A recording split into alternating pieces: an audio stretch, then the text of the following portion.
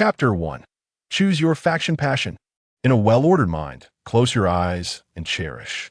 Note: this book amalgamates folklore, storytelling, the romance of the Three Kingdoms, and the records of the Three Kingdoms into an ultimate, unparalleled narrative that spirals into the extraordinary.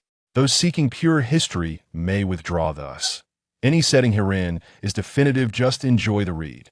In the late Eastern Han Dynasty, the land was divided into three kingdoms, engulfed in unceasing turmoil.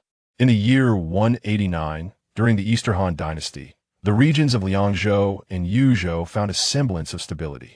This year saw the demise of Emperor Ling, the ascension of the young Emperor Xia, and the regency of the Empress Dowager. This year, He Jin was assassinated, eunuchs were purged, and Dongzhuo entered the capital, instigating chaos. This year, Cao Cao's assassination attempt failed, leading him to issue a decree to rally against Dongzhuo, raising troops in Chunlu. In Yanzhou, Chunlu County, Yansu gazed at the distant military encampment, finally exhaling a sigh of relief. Thank goodness, he had made it just in time. At this moment, within the camp, figures moved about, seemingly preparing for something. They had likely completed their recruitment and were poised to set forth in a day or two. Thank goodness there had been no idleness along the way. With that thought, Yansu stepped forward and addressed the guarding soldier with a bow. "I am Yansu, styled Huang Wang, a gentleman from Shihua in Rennan County. I have come today to pay my respects to Colonel Cao." Upon hearing this, the gatekeeper was momentarily taken aback, lifting his gaze in surprise to scrutinize Yansu. After all, in this era, those who possessed a courtesy name undoubtedly hailed from a respectable background. Regardless of the extent of one's resources, it was evident that this was someone not to be trifled with. "Please, sir, wait a moment while I report your arrival." As he turned, two officers rushed over. They had been patrolling the camp, but had fortuitously overheard Yin Zu's conversation with the soldier. Upon hearing a name, a courtesy title, and a polished manner of speech, they realized this was precisely the kind of learned official their faction was currently in dire need of. Passion. Indeed, as he hurried over, they beheld a figure clad in a deep blue robe adorned with fine patterns. A dark yellow and brown, cloud-patterned sash cinched at his waist, with lustrous black hair and deep crimson eyes, his handsome visage unmistakably marking him as a prodigious talent. Although he bore an air of fatigue, his attire clearly indicated his scholarly nature, especially given the pressing need for literati in their ranks. Moreover, most importantly, the individual before them was undeniably striking. In an age where looks could indeed influence one's fortunes, the likes of Gong Sun Zan, Yuan Shao, Sun Tzu, and Liu Biao serve as prime examples, not to mention the dashing Zhou Yu and Zhuge Liang. Thus, the Han officer eagerly tapped his companion on the shoulder, exclaiming, "Zihi, hurry and inform our elder brother that a great talent has come to visit." At this, Cao Chun, who had been lost in thought, quickly gathered his composure, adjusted his attire, and with a hint of formality, bowed, saying, "I greet you, sir." Without further ado, Cao Chun dashed towards Cao Cao's tent, while the remaining officer promptly followed suit with a bow, introducing himself. "I am Cao Run, styled Zixiao, from Qiao County. Please, allow me to escort you." Yansu nodded slightly and followed Cao away, the heavy shield bearer, towards Cao Cao's tent. At that moment, he finally exhaled a sigh of relief. After over a month of memory recovery, he had arrived at the juncture of choosing his faction for a peaceful retirement, a rather far-fetched notion. A month prior, Yansu had just hit the lottery, envisioning a future of living off the interest. However, fate had other plans, and he found himself transported to this unfamiliar world by a construction vehicle. The four horsemen of the apocalypse were indeed overwhelming. Consequently, he failed the nightly trial and met his demise on the spot. When Yansu opened his eyes once more, he found himself in a dilapidated straw hut. After wandering around and confirming his identity and the nature of his surroundings with the locals, he fell into a state of despondency. Sitting in his home, tracing circles on the ground, he struggled to articulate his current predicament. The good news: he was reborn, and in this life he retained the name Yansu. Unfortunately, he had just been killed by a chicken during a fowl-catching attempt, which awakened his previous memories, allowing him to seamlessly integrate into this new world. Alas, it seemed that the lottery he had won had slipped away nearly 20 years ago. The bad news: This was the late Eastern Han Dynasty, a chaotic era where a person of his humble background could perish at any moment. The good news, he had a cheat. Even if he failed the nightly trial, there were still guaranteed rewards. The bad news, this cheat was a rudimentary version, providing only the names and peak attributes of others, serving merely as an informational database with no possibility of evolution. The good news, besides this rudimentary cheat, he possessed another one. The bad news, this second cheat was even simpler, merely a physical buff known as the power of the Hungry Tiger. It is important to note that during the late Eastern Han period, while the name power of the Hungry Tiger might sound formidable, it was rather underwhelming. In this era, a mere power of the Hungry Tiger was insufficient, especially considering legendary figures like Dian Wei, who chased tigers across ravines, Cao Zhang, who fought them, and Sun Quan, who shot at them. Thus, the power of the Hungry Tiger was at best a means to ensure that this little calamity did not easily meet its end in such tumultuous times. Fortunately, by a stroke of luck, he overheard a wandering ranger mention that Cao Cao's attempt to assassinate Dong Zhuo had failed, and an edict was being issued to recruit soldiers in Chunlu. This statement helped Yin Su ascertain the current timeline and also confirmed that this world diverged somewhat from true historical events. After guarding the memory of his lottery ticket for a day and night, Yin Su rallied his spirits. No one could deter his resolve to retire and enjoy a leisurely life. Thus, he prepared to choose a faction to join, for in the late Han era, aspiring to be merely an ordinary citizen was a fanciful notion one could easily fade into silence. As for his eventual choice of joining Cao Wei, the first reason was the principle of proximity. He had traversed into this world near Runan, making him relatively close to Chunlu compared to others, especially during these tumultuous times filled with scattered yellow turbans. As for the second reason, it was undoubtedly due to his recognition of Cao Cao's potential for development. Without needing to elaborate on Liu Bei, you must first address the trust issues his two brothers harbor towards you, an obstacle even Zhuge Liang could not evade. Afterward, you will need to accompany Liu Bei on his journeys across the land for a time before you can settle into stability. As for Sun Wu, the distance is quite considerable, and while General Sun Jian may be obedient, he is unlikely to abandon his penchant for charging into battle. The commander beats the drums, urging you to retrieve the enemy general's head, while Sun Jian responds with, "I shall go and bring back the enemy general's head." Thus, can he save Sun Jian once, and then 1,000 times? Regarding his eldest son, Sun Su, he has Zhou Yu by his side, a childhood companion and a veritable prime asset. Venturing forth alone would not garner significant attention, and the issues between Sun Su and Sun Jian are quite similar. As for Sun Quan, there is no need to mention, for he would rather fish than become a pawn in the internal balancing act of Sun Quan. In summary, Yin Su hesitated little, gathering his belongings and liquidating his assets, adorning himself in suitable attire before journeying northward to Chunlu. Indeed, this moment presents itself as the most opportune time to join Cao Cao's camp. Cao Cao has recently been forsaken by his first love, Chun Gong, and is currently engulfed in despair, a classic case of having soldiers yet lacking strategy. His arrival signifies a fresh start, a collaboration in entrepreneurial endeavors. Yin Su has secured his stake in the foundation of Cao Wei. Even the revival of the lottery cannot hinder his progress. Chapter 2. The passionate youth Cao Mengda. Not long after his departure, Yin Su spotted a man approaching, approximately 7 feet tall, or about 1.60 meters, with narrow eyes, a long beard, a ruddy complexion, and slightly dark skin. He was a dignified and capable middle-aged gentleman, yet notably, he was barefoot. Upon witnessing this, Yin Su couldn't help but twitch his lips, thinking to himself, "Ah, Cao Laohong, you've employed this tactic on me, haven't you? Is it merely a handful of tricks?" Nonetheless, it was evident that Cao Cao placed considerable importance on Yin Su's arrival. With this thought in mind, Yin Su felt compelled to test his rudimentary version of a youthful enhancement. In his perception, his pupils were indeed red. Name, Cao Cao, courtesy, name Mengda.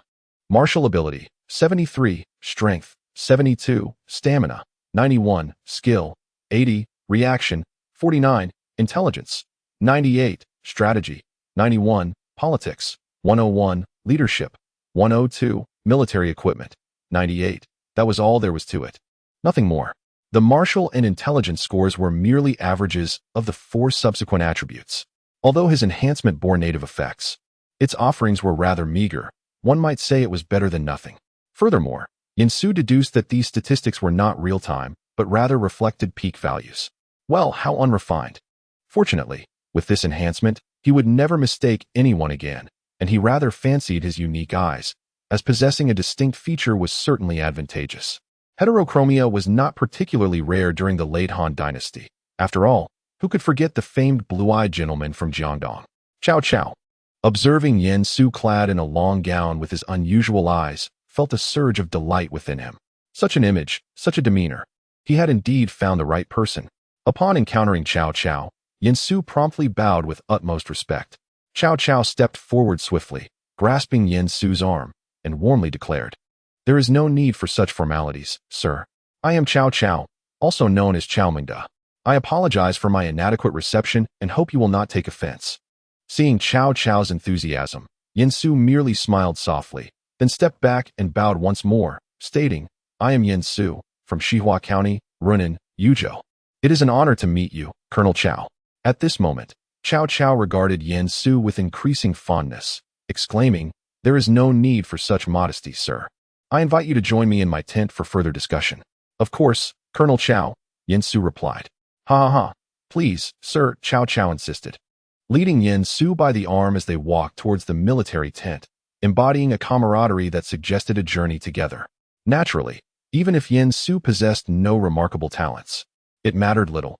Primarily, he was a scholar, and the fact that one had traveled from afar to seek his patronage would undoubtedly enhance Cao Cao's reputation. Conversely, should Yin-Su depart, it would prompt rumors that Cao Mingda was ineffectual, unable to retain those who admired him from afar. Thus, Cao Cao resolved to ensure Yin-Su remained by his side. Upon entering the military tent, Cao Cao warmly invited Yin-Su to sit down, having already arranged for steaming cups of tea. Observing the 2 steaming cups, Yin-Su couldn't help but chuckle inwardly, realizing that Cao Cao's oversight was evident. The tea contradicted his earlier bare feet. However, it is evident that everyone present possesses a keen intellect. All is understood without the need for words, and it suffices that each individual is aware of their own stance. After the 2 took their seats, Cao Cao regarded Yin-Su with an expression of eager anticipation, his face adorned with a smile. Indeed, he appeared quite impressive, with heterochromatic eyes, suggesting exceptional qualities. Furthermore, this individual maintained a demeanor of neither servility nor arrogance, exuding a sense of calm and openness, traits that undoubtedly mark him as a rare talent. In short, at this moment, Cao Cao found Yin-Su exceedingly agreeable. After all, one must consider the caliber of individuals currently at his command, predominantly warriors. He was in dire need of civil officials, and the allure of Yin-Su's reputation was equally compelling. "Esteemed sir, your journey from the southern regions must have been arduous," said Cao Cao. "Thank you for your concern, Colonel Cao. However, it appears that all efforts have been worthwhile," replied Yin-Su. Upon hearing this, Cao Cao's heart swelled with joy. It seemed his recent, smooth overtures had already left a favorable impression on Yin-Su. Excellent. He should remain, and whether he proves to be talented or not can be determined later. For now, it is crucial to elevate his own standing. Besides, having a talented individual travel from afar to seek his allegiance would certainly become a celebrated tale, benefiting his future endeavors in attracting more talent. Thus, Cao Cao seized the moment to press on, saying, "You are of the Yin clan and hail from Runan. Could it be that you are a descendant of Yin Ziyo, one of the 72 sages of Confucius?" Yin-Su nodded silently in response. Yin Ziyo, also known as Yin Yan, was indeed a student of Confucius. However, Yin-Su was not a descendant of Yin Yan. Nevertheless, he harbored no fear.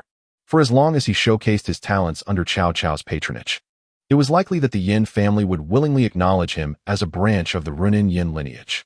It is noteworthy that the current Yin family is merely a minor clan, since the spring and autumn period, apart from the original Yin Yan. No other capable individuals have emerged from their ranks. This situation persisted until the Tang dynasty, when Yin Yin was enshrined among the 10 philosophers in the Confucian temple, enhancing the family's status over successive generations, bestowed titles such as Duke of Wu in the Tang, Duke of Danyang in the Song, Prince of Wu in the Yuan. And during the Ming dynasty, the posthumous title of Sage Yin Ziyo was established. with the Qing dynasty maintaining these honors and designating a hereditary doctor of the five classics to oversee the sacrifices in the 51st year of Kanshi's reign, 1712. Thus, Yin Su felt no pressure in nodding. "Colonel Cao, your erudition is admirable," he remarked. Cao Cao smiled and nodded in acknowledgement, and after a few exchanges, they grew more familiar. Then, unable to contain his curiosity, Cao Cao eagerly inquired, "Might I ask what your future plans entail?" Given Yin Su's reticence upon arrival, the ever-astute Cao Cao decided to take the initiative. Meanwhile, Yin Su, seated across from him and struggling to endure the unpleasant tea, understood that he would finally be liberated from the ordeal of this distasteful brew. He would rather chew on ice than continue sipping this peculiar tea. Rising slowly, he gracefully adjusted his robes and bowed, asking, "What are your ambitions, Colonel Cao?" Cao Cao, having embarked on his entrepreneurial journey, was well acquainted with the interview process. He stood up promptly, his eyes sparkling with vision, to expel the treacherous Dong Zhuo and restore clarity to the Han dynasty. It is evident that Boss Cao remains a capable minister in these tumultuous times. If events were to unfold as expected, he would soon witness the gathering of various lords, preparing himself to emulate Huoguang and revive the Han dynasty in the capacity of a powerful minister. Ultimately, it was the emperor of Han's manipulation with the Edict of the Robes that transformed him into a formidable warlord. From that moment onward, Boss Chao's disillusionment with the Han dynasty solidified, leading him to evolve into a figure with ambitions that spanned the realm. It is worth noting that Cao Cao was once an impassioned youth. Chapter 3. I, though lacking in talent, excel in observing the stars and discerning fortune, as well as recognizing individuals of merit. Yin Su did not express his opinion regarding Cao Cao's aspirations, but continued to bow respectfully, stating, "Though I am unworthy, I wish to lend my humble assistance to your excellency in restoring peace and stability to the realm." Cao Cao was momentarily taken aback, then murmured to himself, "Peace and stability? Ah, how delightful to hear of such aspirations. I shall count on you in the days to come." At this juncture, Cao Cao was increasingly convinced that Yin Su was indeed a person of talent. His eloquence was commendable, suggesting that circumstances were not as dire as anticipated. Of course, this preliminary assessment was merely the first step in the selection process, and the true challenge was yet to come, now falling to Cao Cao's turn. Huang Wang pondered whether their alliance would successfully vanquish the treacherous Dong Zhuo. Cao Cao, now addressing Yin Su by his courtesy name, sought to bridge the distance between them. Yin Su instinctively lifted his tea bowl, only to gently set it back down. "In this upcoming gathering, our forces hold an advantage in numbers and are well supplied. Thus, we shall undoubtedly defeat Dong Zhuo. However, I must candidly state that, aside from your excellency, the majority of lords are unlikely to pursue the destruction of Dong Zhuo to the end." Upon reaching this point, Yin Su fell silent, and Cao Cao, perceptive as ever, grasped the implication behind his words. Noting Cao Cao's momentary despondency, Yin Su reassured him, "Do not fret, your excellency. Restoring peace to the realm is no trivial task. Should you, in the future, possess the strength to sway the lords of the land, what reason would there be to fear a lack of stability?"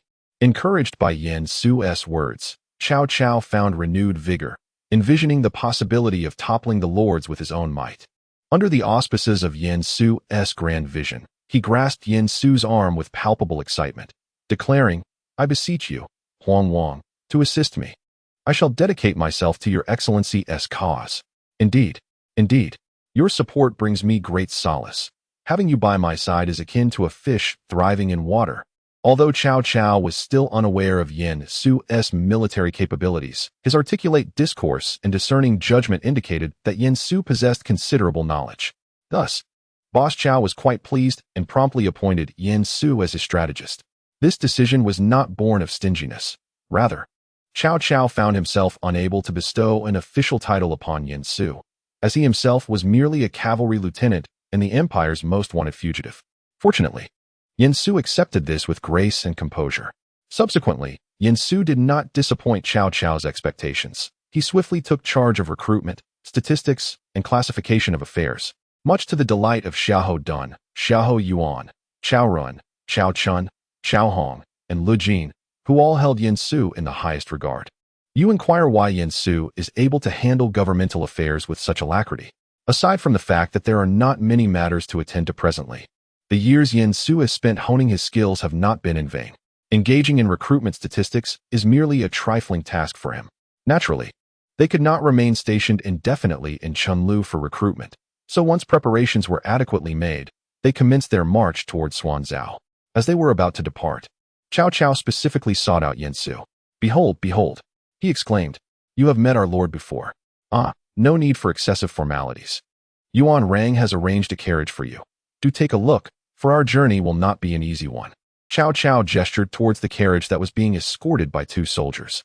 Upon seeing this, Yin Su raised an eyebrow, silently acknowledging Cao Cao's consideration. "However, I would prefer to ride alongside everyone else," he stated. Cao Cao, however, was unwilling to acquiesce to Yin Su's request. "How can that be? We have already arranged it. It would be a waste to leave it unoccupied. Do try it out." With Cao Cao's insistence, Yin Su could no longer decline. "In that case, I extend my gratitude to both you and General Yuan Rang." Seeing that Yin Su had finally acquiesced, Cao Cao was quite pleased and led Yin Su towards the carriage once more. Once aboard, Yin Su suddenly recalled something and hastily inquired of the departing Cao Cao. "My lord, how long until Governor Zhang's forces can rendezvous with us? Are you referring to Mingzhou?" A military report arrived an hour ago, stating that they have crossed Shaohuang and are expected to meet us in Fengqiu. The Zhang Zhaoshou and Mengzhou was spoken of by Yin Su, and Cao Cao referred to Zhang Miao, the governor of Chunlu, who, along with Cao Cao, was recruiting troops in different regions of Chunlu. They were, of course, preparing to convene in Xuanzhou, and Yin Su's keen interest in Zhang Miao's arrival was primarily due to the presence of a remarkable talent among Zhang Miao's forces, one whom he could not easily overlook. In Chunlu, there was Dian Wei. Observing Yin Su deep in thought, Cao Cao could no longer restrain his curiosity. "Yin Su, you have been inquiring about Meng Zhui's forces frequently of late. Is there a matter of significance?" Yin Su was taken aback, after bowing to Cao Cao. He smiled and explained, "I have been remiss in my considerations, my lord. You may not be aware, but my greatest skill lies in the art of astrology and the discernment of talent." "Astrology and discernment of talent?" Yin Su nodded, pointing to his own eyes as he continued, "Since my birth, I have possessed these crimson eyes. In my youth, under the protection of my parents, this was of no consequence. However, after their passing and in my solitary existence, these eyes have inevitably attracted both fortune and misfortune, as you are likely aware, my lord. The nature of such omens depends solely on human speech. Thus, to evade controversy, I chose to leave my homeland to pursue knowledge. For as the adage goes, reading a myriad of books is no match for traveling 1,000 miles. Ultimately, I encountered my master, the esteemed Taoist Yi Wu, on the ancient peaks of the Zhongnan Mountains. Upon observing my crimson eyes, my master proclaimed that they were a gift from heaven, well suited for the practice of discerning talent and the art of astrology." As Yin Su spoke, Cao Cao quickly grasped that his strategist was showcasing his skills. He promptly responded, "So what insights has Huang Wang gleaned this time?" Yin Su nodded and assumed a cryptic expression. "Naturally, I have observed the celestial phenomena recently and discovered that there is a Yazi star descending among Governor Zhang's ranks." Upon hearing this, Cao Cao was filled with questions, unable to restrain his curiosity. "Pardon my ignorance, Huang Wang, but what exactly is this Yazi?" Yin Su paused, suddenly recalling that the legend of the 9 sons of the dragon emerged during the Ming dynasty. It was also during the Ming and Qing eras that dragons became exclusively associated with emperors, while prior to that, emperors merely maintained a close connection with dragons.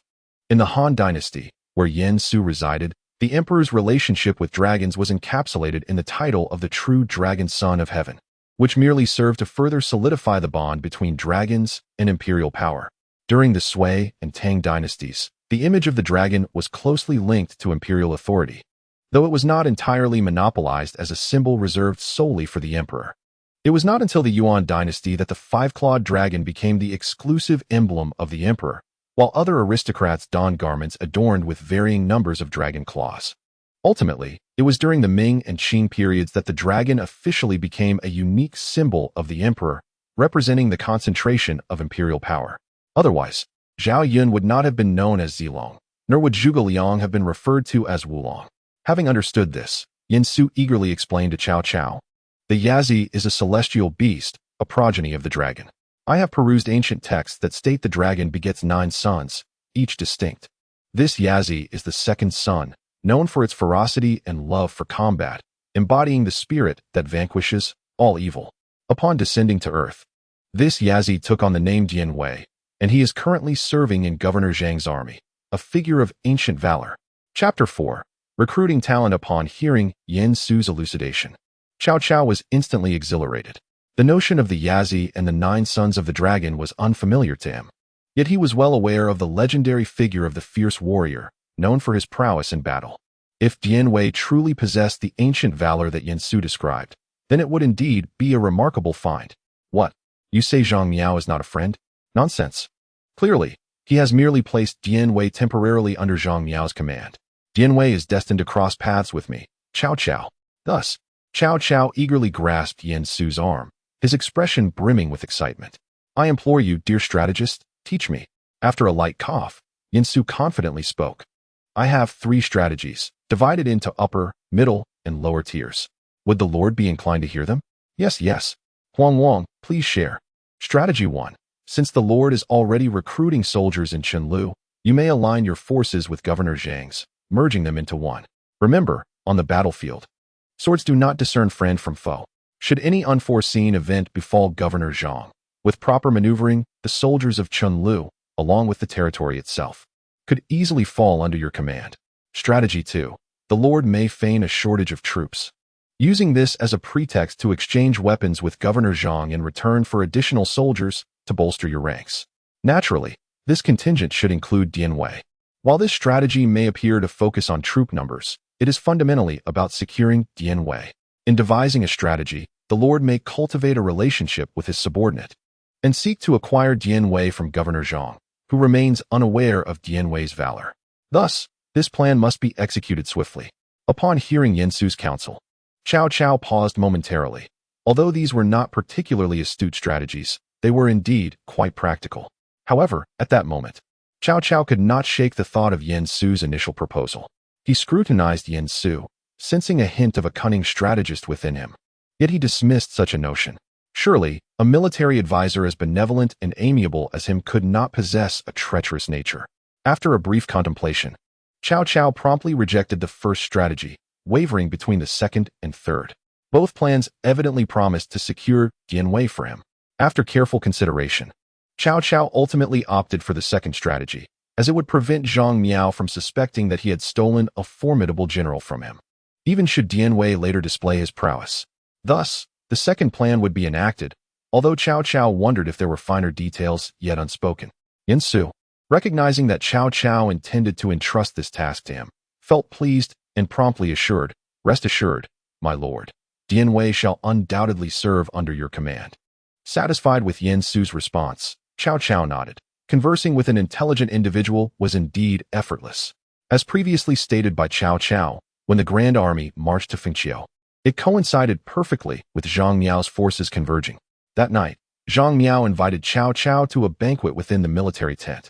With other thoughts lingering in his mind, Cao Cao naturally brought Yen Su along. Ha ha ha, has Meng fared well this time? Zhang Miao inquired, to which Cao Cao replied with a smile, under Meng's was governance. The people's hearts are surely with him. This time, we shall certainly not return empty-handed, and we owe this to Meng's was efforts. Oh, why must we be so formal between us? Come, let us take our seats. As he spoke, Zhang Miao grasped Cao Cao's arm, leading him inside, while Cao Cao deftly sidestepped and introduced Yen Su with a smile. Mengzhua, this is a remarkable talent I have recently acquired.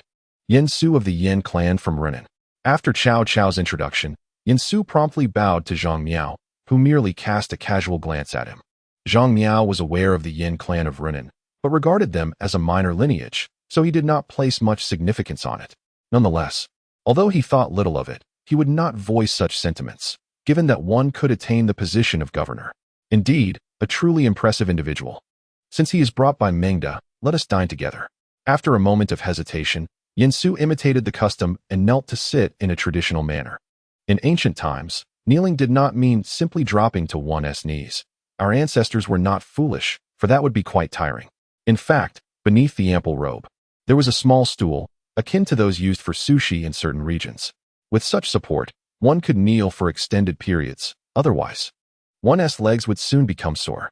After several rounds of drinks, Cao Cao deliberately steered the conversation towards the topic of conscription.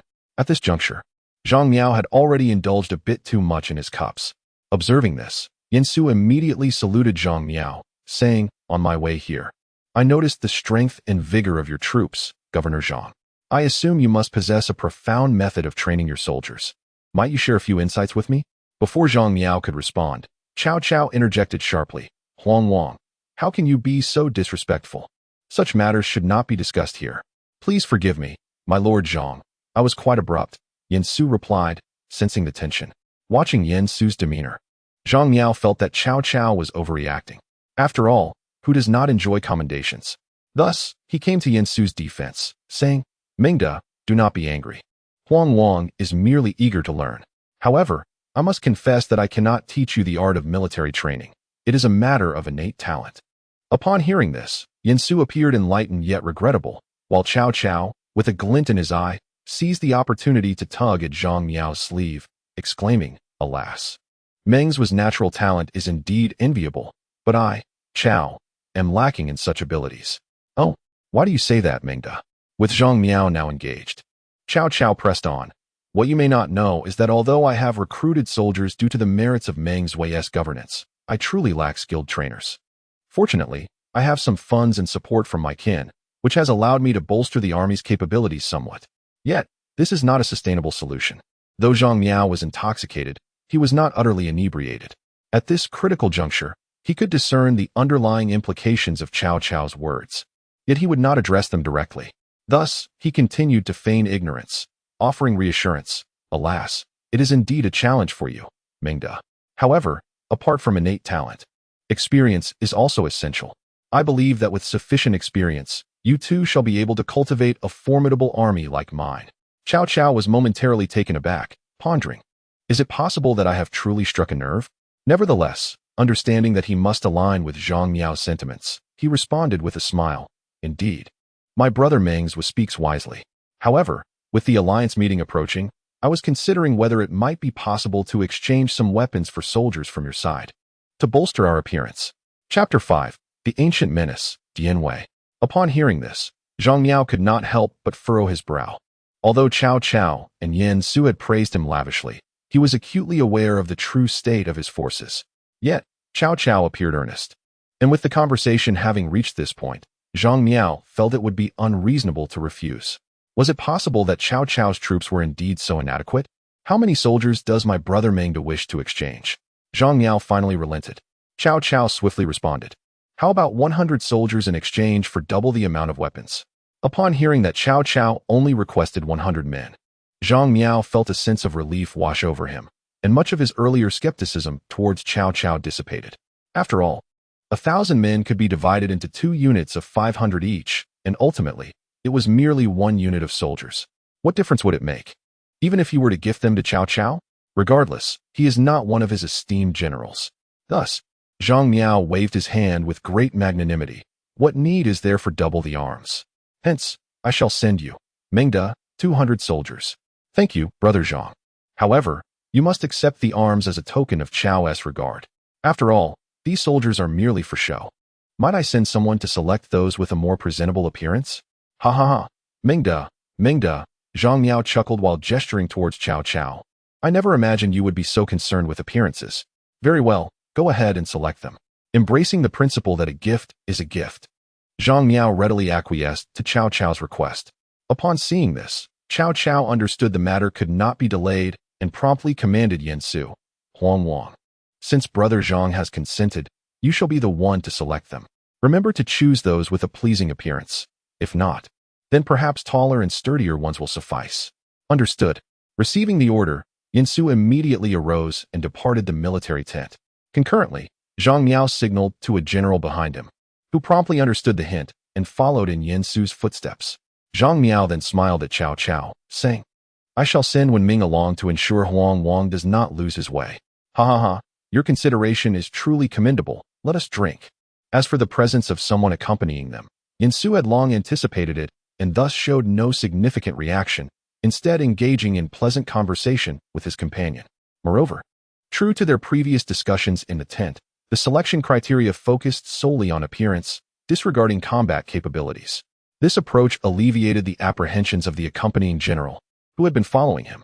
After a considerable time spent selecting, Yinsu suddenly appeared to realize something and inquired, "By the way, Wang brother, how many do we have?" The accompanying general, whose surname was Wang, had already forged a brotherly bond with Yinsu in such a short span. Upon hearing Yinsu's question, he was momentarily taken aback. Truth be told, he had not kept count. Fortunately, a centurion trailing behind them promptly responded, "We have already gathered 153. Nodding at this, Yinsu sighed with a look of difficulty. Alas, in the military, it is indeed challenging to find those with a pleasing appearance. Ha ha ha, Huang Wang. Do not be troubled. Did not Captain Cao mention before we left that taller individuals would also suffice? Is that truly acceptable?" Upon noticing Yin Su's hesitation, the general promptly thumped his chest. "Since our governor has agreed to Captain Chao's request for 200 soldiers, he naturally will not quibble over these details." "Very well. My thanks to you, General Wang." Thus, Yin Su continued his selection, now focusing on taller individuals. However, the pace of selection noticeably slowed. As the two passed by the granary, they were greeted by a sudden commotion ahead. Perceiving this, Yin Su swiftly approached, while the general, upon hearing the disturbance, moved even faster, nearly jogging to catch up. After all, they had just proclaimed their troops' discipline at the banquet, and now an unexpected incident had occurred. Particularly in Huang Wang's presence, how could they afford to overlook this? Upon arriving at the granary, one could see 5 or 6 soldiers encircling a robust man, refusing to allow him passage. It was evident that the situation had devolved into a heated argument, yet no blows had been exchanged. Meanwhile, Yin Su entered the scene and, upon spotting the brawny man, felt a surge of joy. He had finally found him. What was happening? The moment the soldiers recognized the deputy commander, they ceased their quarrel and timidly huddled together. After some exchange, both the deputy commander and Yin Su grasped the situation. It turned out that Dian Wei was simply famished and believed that the troops responsible for the grain supply had shortchanged him. Thus he insisted on confronting them. Such matters ought to be reported up the chain of command. But how could Dian Wei comprehend that? He only knew he was hungry and that he had been promised rations upon enlisting. Furthermore, as this was a storage facility for provisions, he was certain he had come to the right place. After assessing Dian Wei, Yin Su silently mused that perhaps it was not a case of his rations being withheld. However, upon realizing the absurdity of the situation, the deputy commander felt an indignant anger rising within him. If Yin Su had not been present, the matter might have simply been overlooked, but with Yin Su here, it would surely be an embarrassment to their governor. How disgraceful would it be if this incident spread? Before the deputy commander could utter a word, Yin Su preempted him, saying, "Brother Wang, I believe this valiant man would serve admirably to bear the flag for Lord Cao. Shall we not count him among our ranks?" The deputy commander pondered for a moment. He had a prior impression of Dian Wei and had intended to recommend him to the governor due to his imposing stature. Yet, before he could further contemplate, a soldier who had initially obstructed Dian Wei whispered to the deputy commander, "Commander Wang, this man's appetite seems insatiable. Perhaps we should just let him go." After deliberating, Commander Wang decided to personally present this formidable warrior to Yin Su. With Dian Wei located, the subsequent arrangements became considerably easier. Nevertheless, Yin Su exhibited patience as he continued to search through the camp, ensuring he gathered a total of 200 men before he led them back to Chao's camp. Upon returning, Yin Su entrusted the remaining men to Lu Jin for management while he escorted Dian Wei to Cao Cao's command tent. At last, with some leisure, Yin Su took the opportunity to scrutinize Dian Wei. Name, Dian Wei Marshal. 103, Strength. 110, Stamina.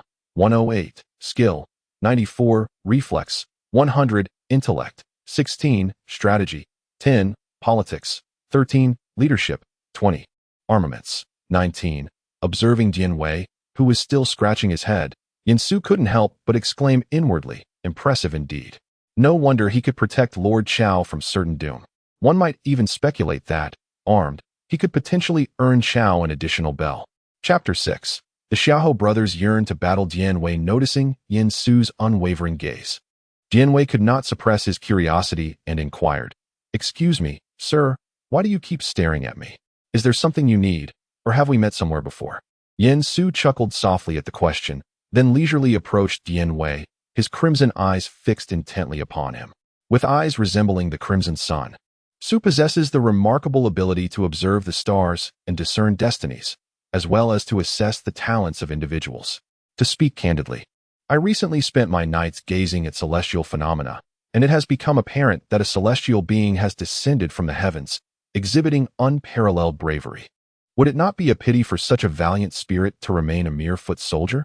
Under Su's scrutinizing gaze, Dian Wei felt a twinge of discomfort. However, he could not help but feel elated at the compliment bestowed upon him. Indeed, I may lack other skills, but I possess considerable strength. Yet I wonder, will this ensure my sustenance? It is no wonder that Dian Wei's thoughts were consumed by the prospect of food, for he is a robust figure with extraordinary arm strength, naturally requiring a greater share of nourishment. Alas, he was not born into a life of luxury. Were it not for his family's hunting skills, he might not have grown to his current stature. Despite this, in the past, times when Dian Wei could fill his belly have been few and far between. And with the current state of turmoil, his situation has only worsened. Upon hearing Dian Wei's words, Su exhibited no signs of offense, but rather clapped a hand on Dian Wei's shoulder, lifting his spirits. Fear not, sustenance shall surely be provided, and in time. As you follow Lord Cao, you may find yourself granted titles and lands, securing the welfare of your descendants. However, Dian Wei's thoughts took an unexpected turn upon hearing Su's words. Scratching his head with an excited expression, he exclaimed, "Does this mean I can marry several wives like those esteemed gentlemen? Ha ha ha. Indeed. Once Lord Cao returns, I shall be the first to seek a marriage proposal for you." Excellent. Strategist, strategist. Just as the two were finishing their conversation, two formidable figures burst into the command tent. Upon noticing Dian Wei beside Su, they momentarily froze, forgetting their original purpose for entering. Strategist, who is this mighty warrior? The newcomers were none other than the brothers Xiahou Dun and Xiahou Yuan, who were immediately captivated by Dian Wei's presence. Yuan rang, "Miao Tsai, this is Dian Wei, the individual I previously spoke of with Lord Cao." "You are Dian Wei?" Truly, as the strategist said, a celestial being has descended. After confirming Dian Wei's identity through Su's words, the Xiahou brothers found themselves even more intrigued. It was well known that during this period, Cao Cao and Su had frequently mentioned Dian Wei as fellow warriors, and with their own prowess ranking among the finest in the camp. The brothers felt a sense of rivalry. Now that they stood before him, even though Dian Wei was indeed imposing in stature, there was an unshakable feeling that something vital was lacking without a confrontation. With that, the brothers turned their eager gazes toward Su. Recognizing their intentions, Su could hardly be oblivious to their thoughts. Name, Xiahou Dun. Courtesy, name Yuan Rang. Strength, 96. Power, 95. Stamina, 92. Skill, 98. Reaction, 100. Intelligence, 78. Strategy, 59. Politics, 70.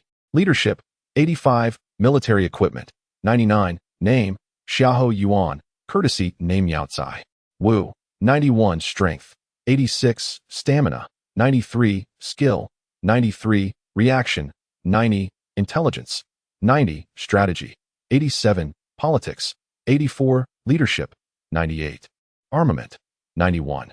It is not that Yin Su looks down upon the Xiahou brothers. Rather, in a mere contest of strength. Even together, they would likely be insufficient to match the might of Dian Wei. Nevertheless, Yin Su resolved to allow them to engage in a duel.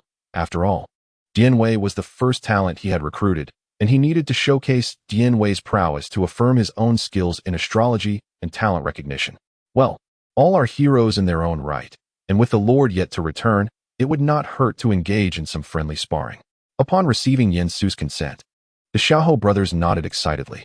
Although their status was unique, Cao Cao had long declared that in his absence, Yin Su's commands were equivalent to his own. Thus, they dared not overstep and challenge Dian Wei unprovoked. However, their enthusiasm was quickly dampened when Yin Su continued. "But, for safety's sake, let it be Dian Wei alone against the two of you in tandem, shall we?" At these words, the faces of the Xiahou brothers fell. Xiahou Dun, in particular, scowled, his tone filled with defiance. "Humph, the strategist truly looks down upon us." Meanwhile, Xiahou Yuan appeared contemplative. After studying Dian Wei for a moment, he pulled his brother back. "Brother, do not be hasty. Since the strategist has arranged it thus, let us test the abilities of this valiant Dian Wei." Encouraged by Xiahou Yuan, Xiahou Dun calmed slightly. Though still feeling discontent, he acquiesced and proceeded to step outside. Yet, they had scarcely walked far when they overheard Dian Wei murmuring to Yin Su behind them. Well, I shall also call you strategist. Naturally, that is acceptable. But, are these two sturdy enough? Chapter 7. The valor of Dian Wei in the training grounds. The sun blazed fiercely. Xiahou Dun, Xiahou Yuan, and Dian Wei stood facing each other, the atmosphere charged with tension. As the contest began, Xiahou Dun bellowed, thrusting his spear towards Dian Wei's throat with ferocious speed. Xiahou Yuan flanked from the side, bringing his broadsword down diagonally towards Dian Wei's waist. Unperturbed, Dian Wei evaded their attacks with agility, swiftly sidestepping their onslaught. Following this, Dian Wei unleashed both his halberds in a sweeping motion, stirring a gust of wind that raised clouds of dust. The Xiahou brothers quickly retreated to defend themselves. Dian Wei pressed the attack, his dual halberds whirling like a tempest, making it difficult for the brothers to find a flaw in his defense. Seizing an opportune moment, Xiahou Dun lunged with his spear once more, aiming directly for Dian Wei's chest, while Xiahou Yuan coordinated an attack from the side. Dian Wei sidestepped the spear, parrying the sword's edge with one halberd and countering with a sweeping strike aimed at Xiahou Dun. Dun barely managed to defend himself, his hands tingling from the impact, nearly losing his grip on the spear. After this exchange, Dian Wei assessed the brothers' capabilities and, with a slight smirk, discarded one of his short halberds. Naturally incensed by this display, the Xiahou brothers intensified their assault, their blades flashing fiercely. Yet, Dian Wei, possessing immense strength, defended himself impeccably. After several rounds, the stamina of Xiahou Dun and Xiahou Yuan waned, their movements becoming increasingly erratic. Dian Wei, seizing the opening, let out a fierce shout and, with a powerful thrust of his remaining short halberd, struck their weapons with precision. The overwhelming force caused the weapons in the hands of Xiahou Dun and Xiahou Yuan to slip away, sending the two staggering backward and tumbling to the ground. Witnessing this, they promptly discarded their weapons and charged forward headlong. This sight compelled Yin Su to cover his eyes, unable to bear the view, exclaiming in dismay, "Why did you two choose such a path? If you must engage in foot combat, why resort to a show of strength?" Indeed, it was no surprise that, shortly thereafter, the two brothers were unceremoniously hurled aside by Dian Wei. The abrupt conclusion left the surrounding soldiers, who had been cheering moments before, in a state of astonishment, including Cao Cao, who had just returned and stood behind Yin Su. "Truly, the strategist has not deceived me," Cao Cao exclaimed. "My lord, haha, you need not be overly modest. This is indeed a significant achievement for you." At that moment, Cao Cao could hardly contain his joy. For Dian Wei's recent performance unequivocally signified the acquisition of two exceptional talents, one of which was Dian Wei himself, and the other, of course, was Yin Su. With Dian Wei's formidable prowess, it was evident that Yin Su's ability to read the stars and discern talent was not in vain. How could this not elate him? Cao Cao harbored long-term ambitions. As long as Yin Su possessed such skills, he could be assured that his ranks would be filled with remarkable individuals in the future. After praising Yin Su, Cao Cao did not forget to honor Dian Wei, immediately appointing him as his personal guard.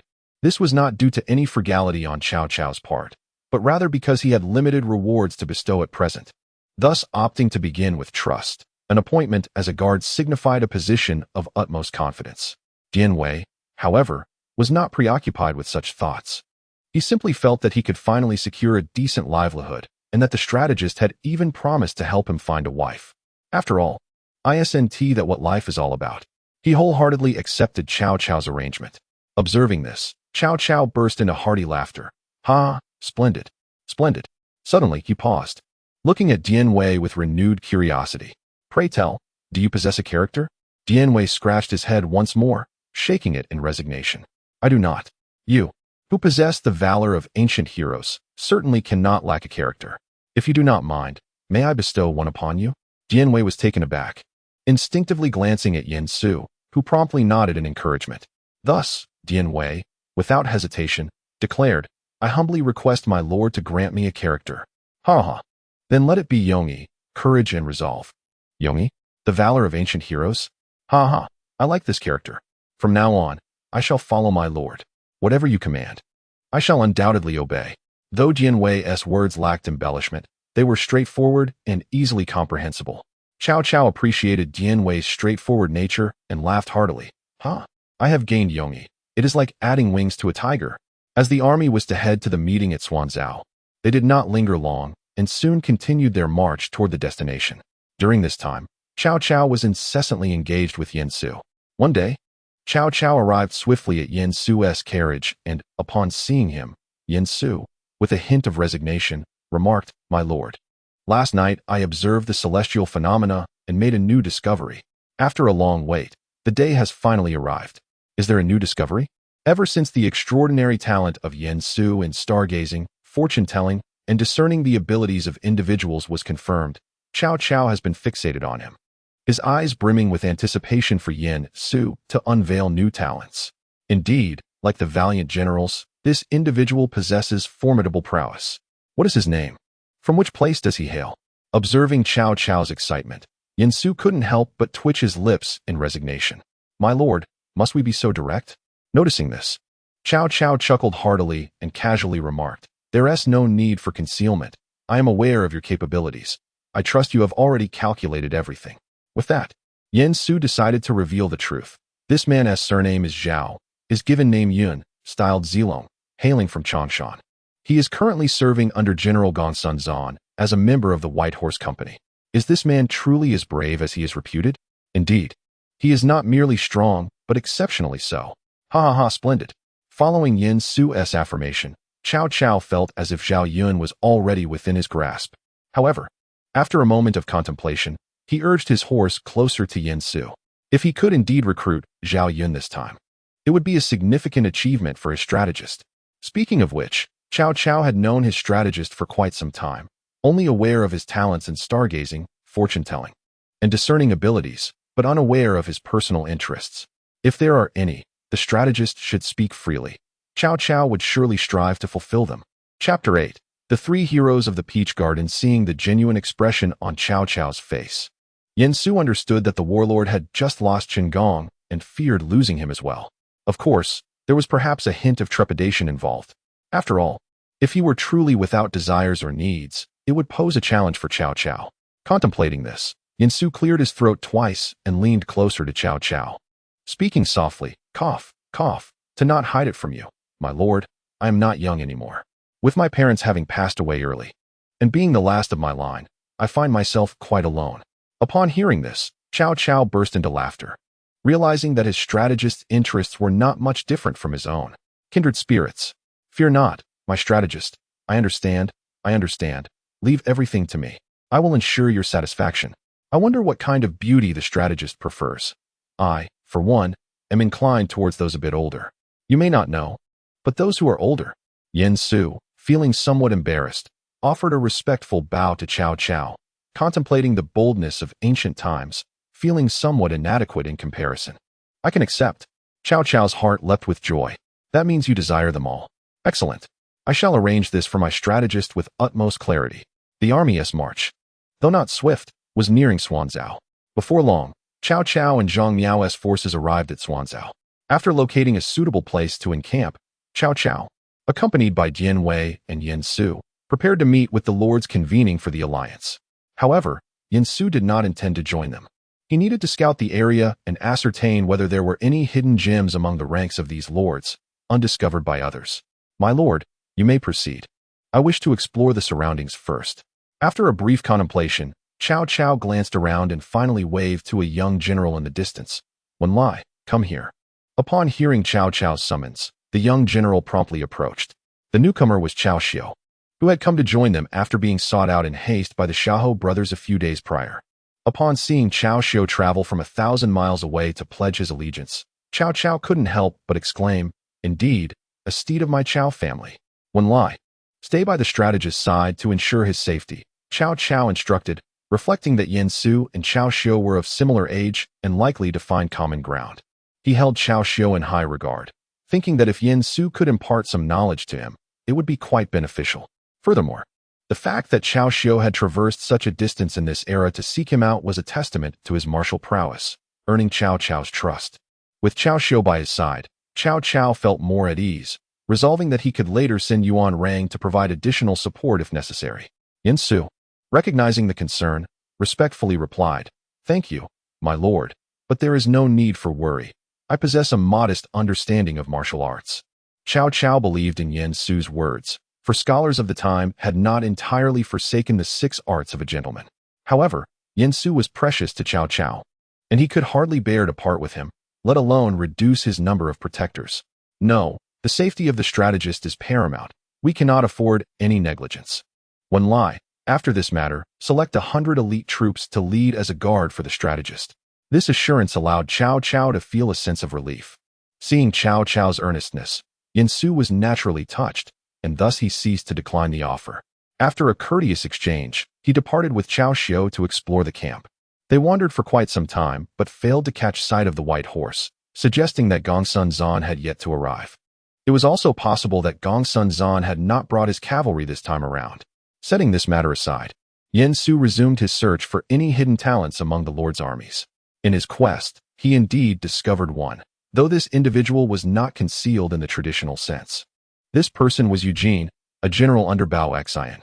At this moment, Eugene had already been recognized by Bao Xian and had become a prominent leader, making it clear that he could not be easily swayed. Nevertheless, this did not hinder Yin Su from engaging in conversation with him. It was always advantageous to establish familiarity. As Yin Su mingled with Eugene, various lords began to arrive in succession for the assembly of the 18 vassals. 1st Legion, General of the Rear, Governor of Nanyang. Yuan Shu, the skeletal king of Eastern Han, adept at wielding a fork, fork it out. Fork it out. 2nd Legion, Governor of Jizhou. Han Fu, I possess the General Pan Feng, capable of slaying Hua Xiong. 3rd Legion, Inspector of Yuzhou. Kong Rong, one of the 7 from Yenzhou. 4th Legion, Inspector of Yenzhou, Lu Dai, one of the 7 from Yenzhou.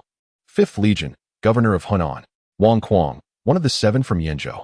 6th Legion, Governor of Chunlu, Zhang Miao, one of the 7 from Yenzhou. Former employer of Dianwei. 7th Legion, Governor of Dongjun, Qiao Mao, one of the 7 from Yenzhou. 8th Legion, Governor of Shanyang. Yuan Yi, follower of Yuan Shao, 9th Legion, Prefect of Jibei, Bao Xian, one of the 7 from Yenzhou. 10th Legion, Prefect of Beihai. Kong Rong, the Pear King. The 11th Town, Governor of Guangling, Zhang Chao, one of the 7 from Yenzhou, brother of Zhang Miao. The 12th Town, Inspector of Shuzhou, Tao Qian, a notable figure. The 13th Town, Governor of Shiliang, Ma Teng, absent due to lack of a portal, merely responding to a nominal call. Engaged in battle in the west against Chang'an. The 14th Town, Governor of Beiping, Gongsun Zan, the king of foreign fishers. Where righteousness leads, life and death follow. Heaven as witness, the white horse's proof. The 15th Town, Governor of Shandong, Zhang Yang, a close friend of El Bu. The 16th Town, Marquis of Wuqing, Governor of Changsha, Sun Jian, the fierce tiger of Jiangdong. The 17th Town, Marquis of Qixiang, Governor of Bohai, Yuan Shao, Yuan the Divine, wielding the sword with prowess. The 18th Town, Cavalry Commander, Cao Cao, the Prime Minister of the Han Dynasty. As the multitude of lords took their seats, the 2 individuals standing behind Cao Cao were naturally Yin Su and Dianwei. While the lords exchanged pleasantries, Yin Su's gaze fell upon the 3 individuals behind Gongsun Zan. Among them stood a man of 7 feet 5 inches, with ears that brushed his shoulders and hands that extended past his knees. His eyes could almost see his ears, his face akin to a polished jade, his lips resembling painted vermilion. He exuded an air of cultured elegance, his demeanor both dignified and approachable. This could only be Liu Bei. To Liu Bei's left stood another, towering at 9 feet, with a beard measuring 2 feet. His face was as dark as a jujube, his lips like painted rouge. With phoenix eyes and crescent-shaped brows, he possessed a commanding presence. Undoubtedly, this was Guan Yu. As for the third figure, standing at 8 feet, with a leopard-like head and round eyes, a tiger-like beard, and a jawline that spoke of ferocity, this could only be Zhang Fei. Name, Liu Bei, courtesy name Xuanda. Martial prowess, 88, strength, 100, stamina, 91, technique, 91, reaction, 70, wisdom, 92, strategy, 89, politics, 96, leadership, 90, military preparation, 95. Regarding Liu Bei's attributes, Yin Su could only remark that he was indeed capable of separating the young Guan and Zhang by sheer force. However, one might ponder if such strength would be better employed with a hammer. Yet, it seems no lord would indulge in such, and his reaction speed was regrettably lacking. Although he bore the title of Sword Saint in apocryphal records, It appeared that his prowess was more theoretical than practical, a potential master of innovative martial arts, but perhaps not adept at wielding them effectively. Thus, it seems a dual-edged sword would suit the noble temperament of the Han Emperor's uncle. The king of arm wrestling. The title of sword saint attributed to Liu Bei originates from records in the Ming dynasty, such as Zhenji and Jiangninjingle Yi, which listed his swordsmanship among the 5 great sword techniques. However, this assertion is separated by a millennium from the Three Kingdoms period, lacking contemporary historical corroboration. Additionally, figures like Ma Ming Wang, a mythological character, are mentioned alongside Liu Bei, further undermining the credibility of the account. Notably, official histories like records of the Three Kingdoms focus solely on Liu Bei's military strategies, omitting any mention of his swordsmanship or the title of sword saint. My assessment was influenced by this alongside the tale of the 3 heroes battling El Bu, thus granting him a martial prowess score in the 80s. Furthermore, Liu Bei's ability to evade and engage in arm wrestling suggests a deduction in his reaction score. Otherwise, he might have single-handedly confronted El Bu. Name: Guan Yu. Courtesy name: Yinchang. Wu. 102. Strength. 108. Endurance. 93. Skill. 106. Reaction. 101. Intellect. 84. Strategy. 80. Politics. 66. Leadership. 97. Military preparedness. 93. Indeed, Guan Yu is truly a formidable warrior, with a strength of 108 and a reaction speed of 101.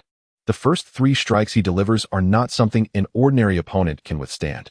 Moreover, his combat style is exceptionally well suited to his capabilities, utilizing a powerful charge to wield his blade. Even if an adversary manages to parry the initial blows, their stamina will be severely depleted. This could be termed as a forced equilibrium. Were their endurance at a superior level, they might have withstood 6 or 7 strikes. One can only say that the martial god retains his dignity. As for the final contender, Zhang Fei, whose name is Zhang Fei, courtesy name Ida. Wu. 102. Strength. 102. Endurance. 104. Skill. 100. Reaction. 102. Intellect. 52. Strategy. 70. Politics. 24. Leadership. 80. Military preparedness. 38. In contrast to Guan Yu's emphasis on explosive power, Zhang Fei displays a more balanced approach. While Yen Su appraises the 3 heroes of the Peach Garden, the feudal lords have also convened to elect the leader for this alliance, and unsurprisingly, Yuan Shao has been chosen. Following the selection of the leader, Yuan Shao gathered everyone to prepare for the Blood Oath Alliance and to deliver a speech, with the lords dutifully following suit. Chapter 9. The great army marches in the assembly grounds. A solemn and dignified atmosphere enveloped the gathering of 17 feudal lords, all bearing grave expressions. Yuan Shao stood upon a high platform, holding a wine goblet, surveying the crowd. The assembly gazed upward, awaiting the moment of the Blood Oath Alliance.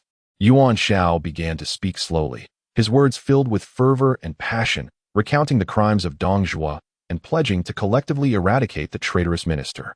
Esteemed heroes, our gathering here today is indeed a fortune for the common people. Reflecting on the Han dynasty, from the time of the founder who vanquished the White Serpent and sparked the rebellion, we have endured over 4 centuries. Despite the fluctuations of fortune, we have ultimately preserved peace in the realm and ensured the well-being of the populace. However, today, the Han dynasty is beset by misfortune, the imperial authority is in disarray, and the foundations of our great house are crumbling. The treacherous minister Dong Zhuo, a mere brutish warrior, has been bestowed with great responsibility by imperial grace. Yet, instead of serving the country, he has exploited the situation to wreak havoc, committing heinous acts. Since his entry into the capital, he has deposed the young emperor and installed a puppet ruler, treating the court with disdain, reducing the emperor to a mere marionette. In the court, he behaves with arrogance, wantonly slaughtering loyal subjects, leaving every official in a state of trepidation. The young emperor, a scion of the previous dynasty, was heartlessly deposed and ultimately met a tragic end, while the dignity of the imperial house has been utterly trampled by this villain. Furthermore, Dong Zhuo's army has ravaged the land, committing unspeakable atrocities. The common folk are displaced. Families are shattered, and cries of despair echo across the land. Fields lie fallow, cities stand desolate, and the splendid landscape has been reduced to chaos by this rogue. Such outrageous deeds incite the wrath of both gods and men, and the heavens will not tolerate this. Though I may be unworthy of my esteemed position. Witnessing Dongzhuo's tyranny and hearing the lamentations of the people, how can I remain indifferent, merely standing by? Thus, I rally all righteous souls to confront this national calamity, pledging to eliminate Dongzhuo and restore the Han dynasty, returning peace to the world. Let us, the allies, unite in purpose, as if we were a single entity, sharing a common enmity against our foes and standing resolutely against the powerful adversary. On the battlefield, those who bravely confront the enemy shall be duly rewarded with titles and honors, bringing glory to their families, whereas those who falter in the face of danger, driven by fear of death, shall face strict military punishment, with no leniency shown. The state has its laws, and the army has its discipline, both of which must be adhered to without transgression. After voicing these sentiments, Yuan Shao drew a dagger, slicing his finger to let his crimson blood drip into a goblet of wine. He then raised the goblet high and proclaimed, "Heaven and earth, bear witness to this heart. Those who betray righteousness and forget kindness shall face divine retribution." Subsequently, the 18 lords took turns to the stage, emulating Yuan Shao by mingling their blood with the wine, and then consuming it in one gulp. In an instant, the atmosphere within the encampment was charged with fervor, as the lords, filled with zeal, envisioned the dawn of victory over Dongzhuo and the restoration of the Han dynasty. Once Yuan Shao had concluded, he led everyone back to the tent. After a celebratory feast, Yuan Shao began to assign tasks. Perhaps in an effort to appease, he appointed Yuan Shu as the overseer of provisions, though the assembly harbored various thoughts about this decision. However, due to the power of the Yuan family and the fact that this was Yuan Shao's prerogative as the alliance leader, no one voiced their opinions. Yuan Shao nodded in satisfaction, yet when it came to selecting a vanguard, a silence fell over the assembly. Yen Su clearly observed Zhang Fei, eager to volunteer, but was restrained by Liu Bei. Noticing the reluctance of the other lords to step forward, Sun Jian could not contain himself and proclaimed, "I, Sun Jian, governor of Changsha, shall lead the vanguard for the allied forces."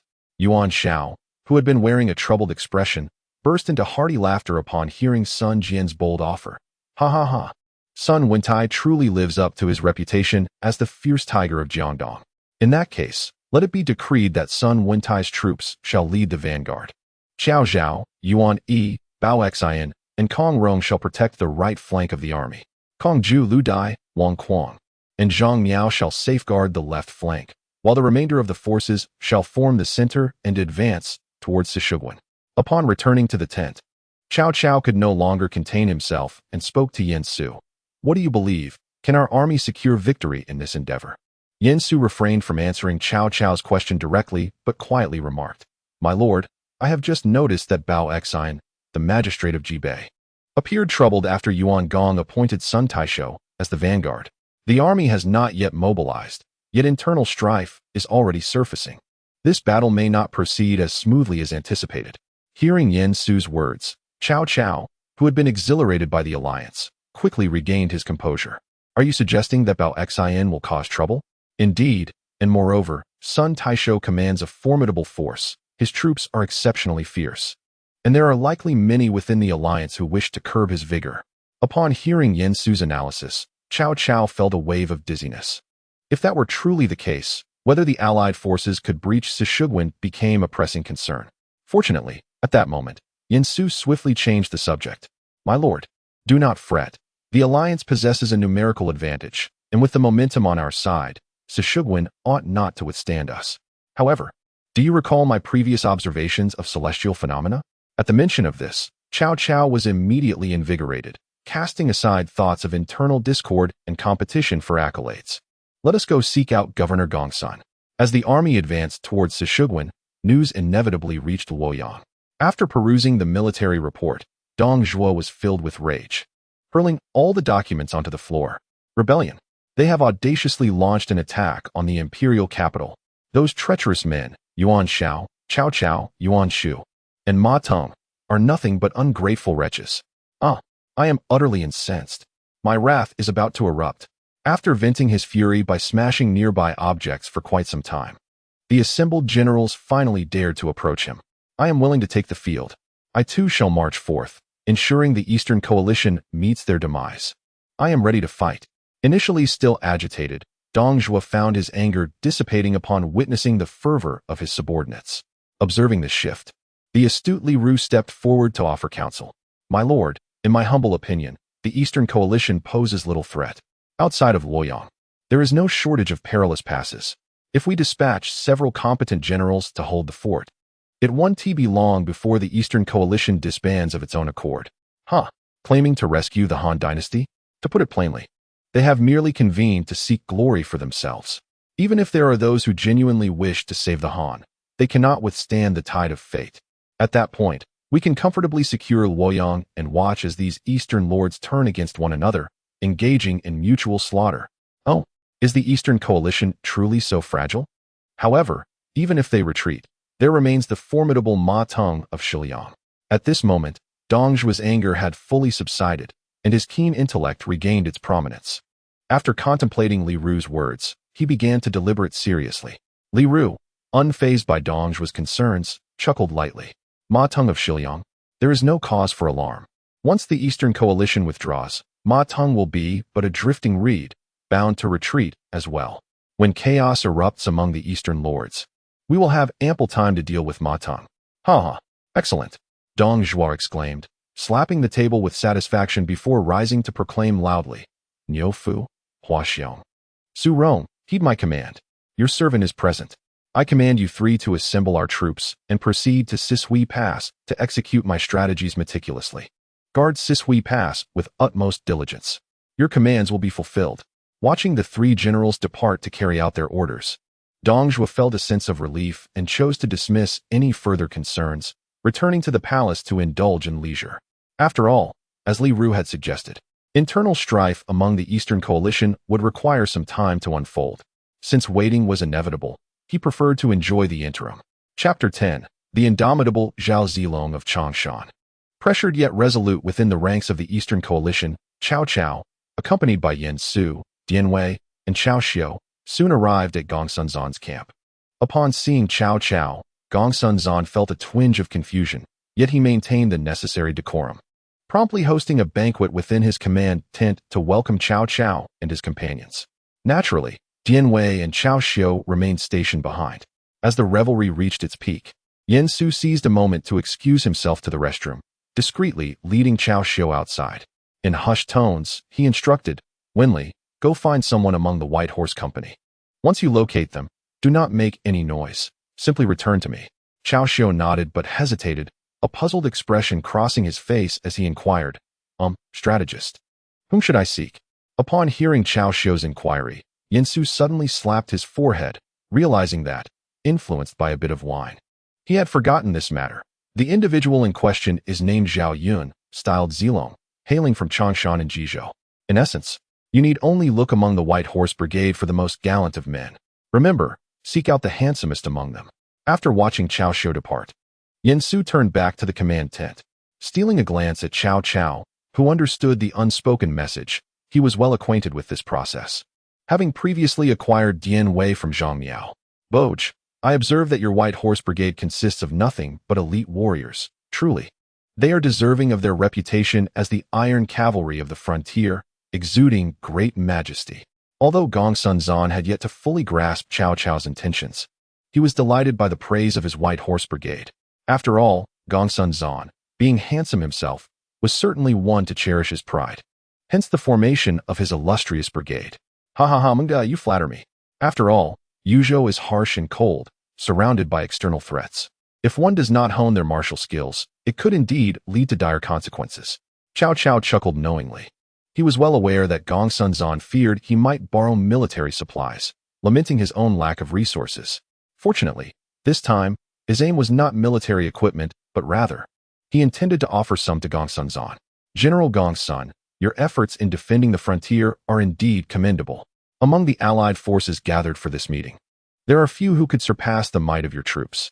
Hence, I have a humble request, though I am uncertain if it is appropriate to speak of it. Speak. Mga, I am listening. Gong Sunzan could not simply dismiss Cao Cao's request, yet he was still unaware of the specifics and was reluctant to agree outright. So he encouraged Cao Cao to elaborate. As the topic finally turned to the matter at hand, Cao Cao wasted no time in articulating his request. Essentially, he said, "Dear brother, your men are remarkably upright. Might I borrow 2 of them for a brief occasion? I assure you, it will not be without recompense." Gongsun Zan was taken aback that Cao Cao had his sights set on his white horse brigade. Instinctively, he glanced behind Cao Cao, and upon seeing Dian Wei, he inwardly mused, "Indeed, Cao Cao's soldiers do not quite match the allure of my white horse brigade." Delighted by Cao Cao's acknowledgement of his aesthetic standards, and feeling a pang of sympathy for the appearance of Dian Wei, he waved his hand grandly, declaring, "Oh, is that all? In that case, I shall gift you 10 riders." Though 10 riders may seem few, they were elite cavalry of the White Horse Brigade, and Gongsun Zan's generosity was considerable. Even Cao Cao was surprised by how readily Gongsun Zan acquiesced. Ultimately, it was Dian Wei who bore the weight of the entire transaction. While it was termed a gift, it felt more akin to a purchase, as Cao Cao had also bestowed numerous military supplies upon Gongsun Zan. Following the completion of their transaction, Cao Cao promptly instructed Yin Su to go forth and select the riders. Similar to what transpired with Zhang Miao, Gongsun Zan dispatched his officers to assist. Fortunately, as soon as Yin Su exited the command tent, he encountered Cao Xiu, who had been waiting outside.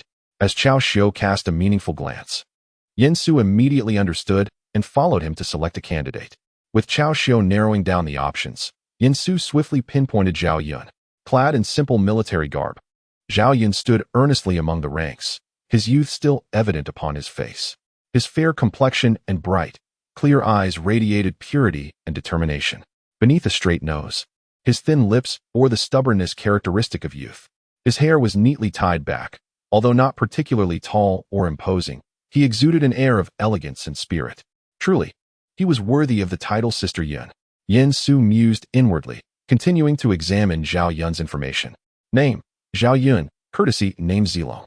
Martial, 105. Strength, 94. Stamina, 106. Skill, 110. Reaction, 110. Intelligence, 84. Strategy, 81. Politics, 77. Command, 90. Logistics, 88. These figures are indeed impressive. Yin Su was certain that this was no mere coincidence. Excellent. The humanoid model number 2 is in place.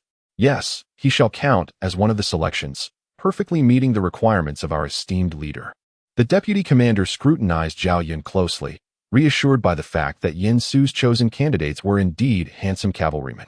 It seemed that Cao Cao had not deceived his lord after all. All right, you there, step forward and follow military advisor Yin to serve under Captain Cao, he commanded. Zhao Yun's greatest asset was his obedience. Thus, upon receiving the order, he hesitated little and promptly followed Yin Su.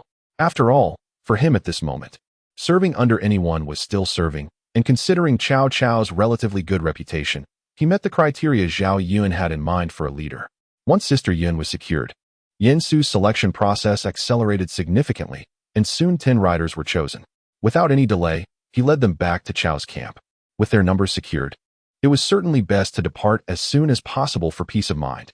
Chapter 11. The coalition's setback upon returning to Cao's camp. Yin Su instructed Cao Xiu to take the remaining 9 elite riders, excluding Zhao Yun, to settle in. These individuals were not without merit. Each was deliberately selected for their high command and logistics skills, laying the foundation for future cavalry formation. Observing the others depart while he remained, Zhao Yun felt a twinge of confusion, but stood quietly nonetheless. Zilong, do you know why I have specifically chosen to keep you here?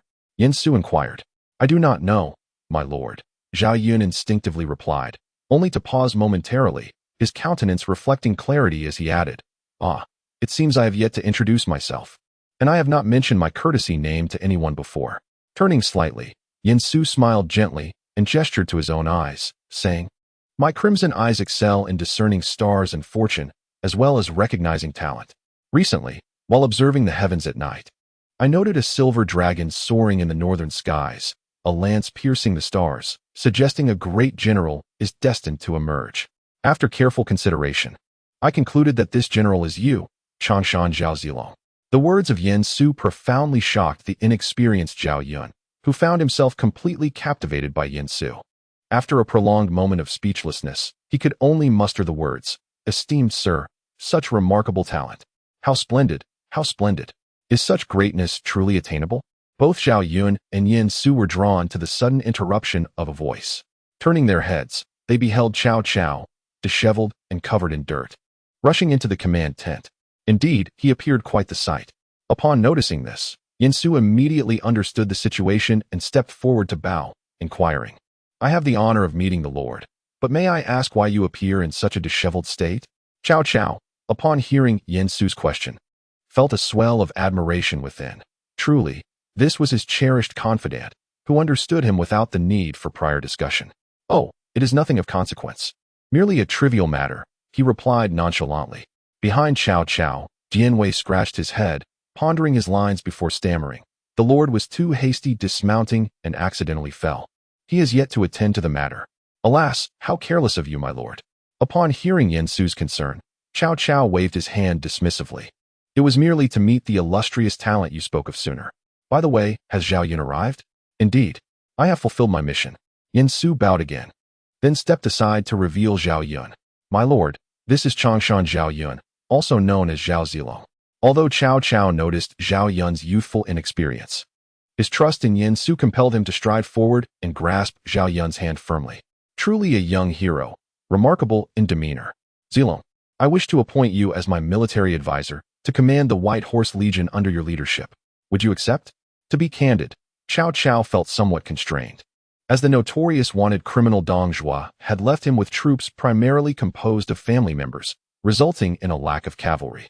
However, he shared Yin Su's ambition. With the addition of the White Horse Legion, he could gradually build his cavalry forces.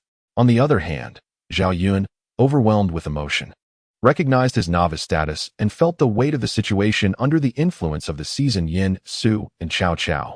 Understanding the rarity of a true talent amidst abundant horses, he promptly bowed and proclaimed, "Zhao Yun pays his respects to the Lord." "Ha ha ha, Zilong, please rise. To have you is like a dragon entering the sea. Congratulations, my lord, on gaining another formidable general." In the ensuing days, Jianwei could no longer contain himself and engaged Zhao Yun in a friendly contest. The outcome was inconclusive. Jianwei excelled in foot combat, while Zhao Yun triumphed in mounted skirmishes.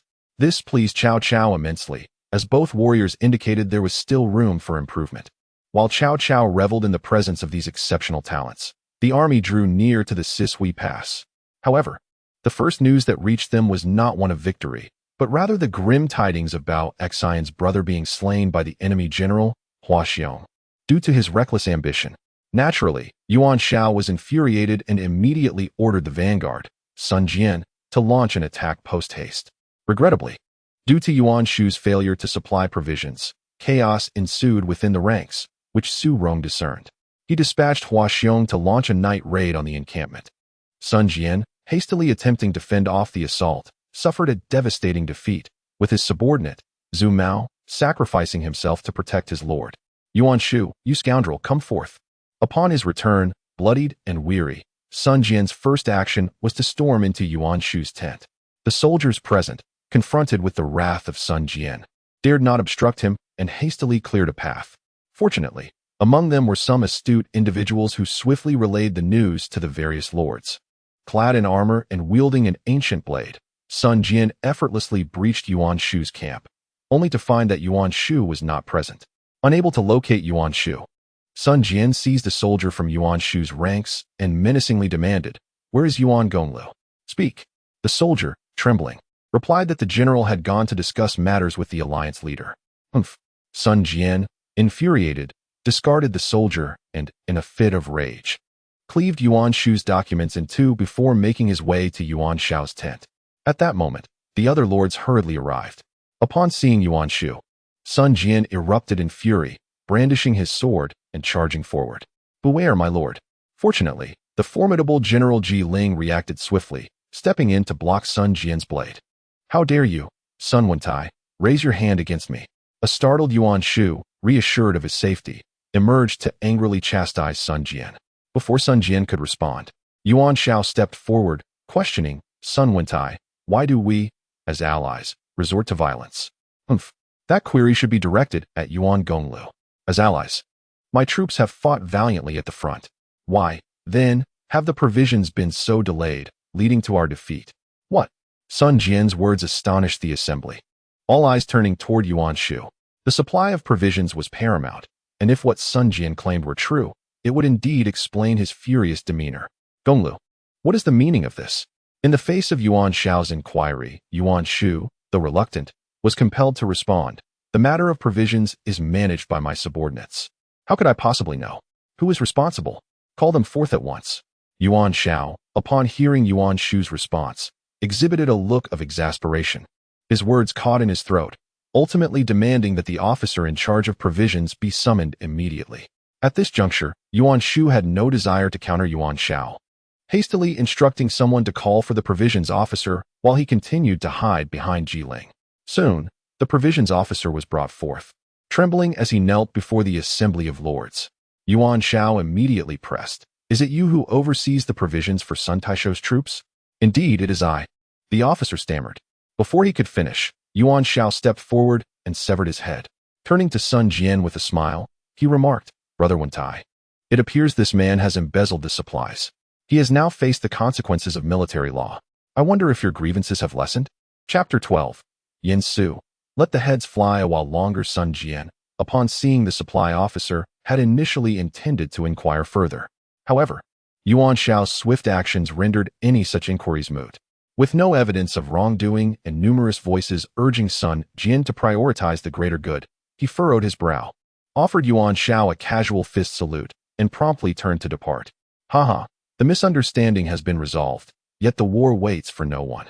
I implore all of you to return to your respective divisions and hasten the army's arrival at Zhishuiguan, Yuan Shao stated.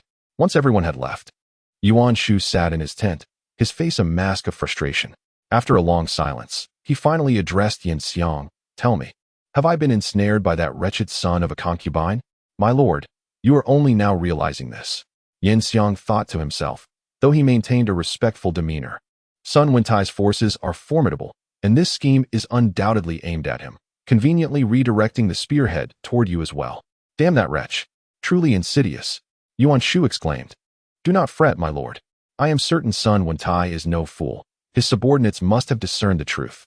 Perhaps you should send someone to communicate openly with him, as this might inadvertently win Sun Wentai's loyalty." Yuan Shu nodded in silence, recognizing the wisdom in having an external advisor. He waved his hand decisively and instructed, "Indeed. That makes sense. You shall handle this matter." "Understood." In Chao's camp, Cao Cao and Yin Su sat facing each other. "Huang Wang, it is indeed as you previously stated. There is mutual suspicion within this coalition," Cao Cao lamented. "Among the 18 warlords, few genuinely care for the Han dynasty." After a prolonged silence, Cao Cao, looking dejected, asked, "In light of this, can we still succeed?" Observing Cao Cao's despondence, Yin Su refrained from undermining his aspirations and gently replied, "My lord, opposing Dong Zhuo is not a fleeting endeavor. We must prepare for the long haul. Our current goal is to seize this opportunity to enhance our strength. Whatever we undertake must begin with bolstering our own power." Cao Cao squinted, contemplating the tea before him for an extended period before finally raising his gaze, determination glimmering in his eyes. "Thank you for your guidance, Huang Wang. Indeed, I require strength." Perhaps spurred by Sun Jian's overwhelming defeat, the coalition's march accelerated considerably, and within days, they reached Zhishuiguan. Following the army's encampment, Yuan Shao eagerly summoned all warlords for a council. Upon entering the tent, silence enveloped the assembly as everyone awaited Yuan Shao's words. However, an exception arose with Liu Bei, Guan Yu, and Zhang Fei standing behind Gong Sunzan. Though their whispers were soft, the overall quiet made their presence conspicuous. Seeing this, Yuan Shao's irritation flared, and he immediately chastised the trio, Gong Sun Taisho. "Who are those standing behind you?" Startled, the three heroes fell silent, while Gong Sunzan quickly rose to respond. "These are my childhood companions, the esteemed Liu Bei of Pingyuan, who has come to join the campaign against the traitor Dong Zhuo." Liu Bei, thus named, bowed respectfully to Yuan Shao, maintaining his composure. Upon hearing this, Yuan Shao merely narrowed his eyes slightly, while Cao Cao solemnly remarked, "Could it be Liu Xuanda, who vanquished the yellow turbans in Yuzhou?" Liu Bei, in this moment, had no words to offer, prompting Gong Sunzan to respond on his behalf. "Indeed it is." With their identities confirmed, Cao Cao, now fully respectful towards Liu Bei and Gong Sunzan, rose and bowed, exclaiming, I have long heard of your esteemed reputation. Gongsun Zan, honored by Cao Cao's regard, took the opportunity to recommend his classmate, for Liu Bei was now his subordinate. To be candid, my lord, Xuanda is a descendant of the Prince of Zhongshan, a great-grandson of Emperor Jing. With this revelation, Yuan Shao could not help but pay a modicum of attention. In other circumstances, the lineage of the Zhongshan prince might not have warranted his notice. Yet in this era of opposing Dong Zhuo, an additional member of the Han royal family could lend further legitimacy to their cause. Although Liu Dai was already among their ranks as a provincial governor, Yuan Shao would not relinquish the opportunity to enhance his own prestige entirely to Liu Dai. The sudden emergence of Liu Bei, undoubtedly, presented itself as his most advantageous pawn. As he is of imperial blood, let him take a seat. As soon as Yuan Shao finished speaking, a soldier promptly brought forth a small chair for Liu Bei, positioning him beside and slightly behind Gongsun Zan. Observing this, Yuan Shao further established his own persona, stating, I do not honor you for your noble title, but for your imperial heritage. Please, take your seat. Thank you for your gracious hospitality, my lord. Liu Bei, feeling no need for pretense, bowed and promptly sat down.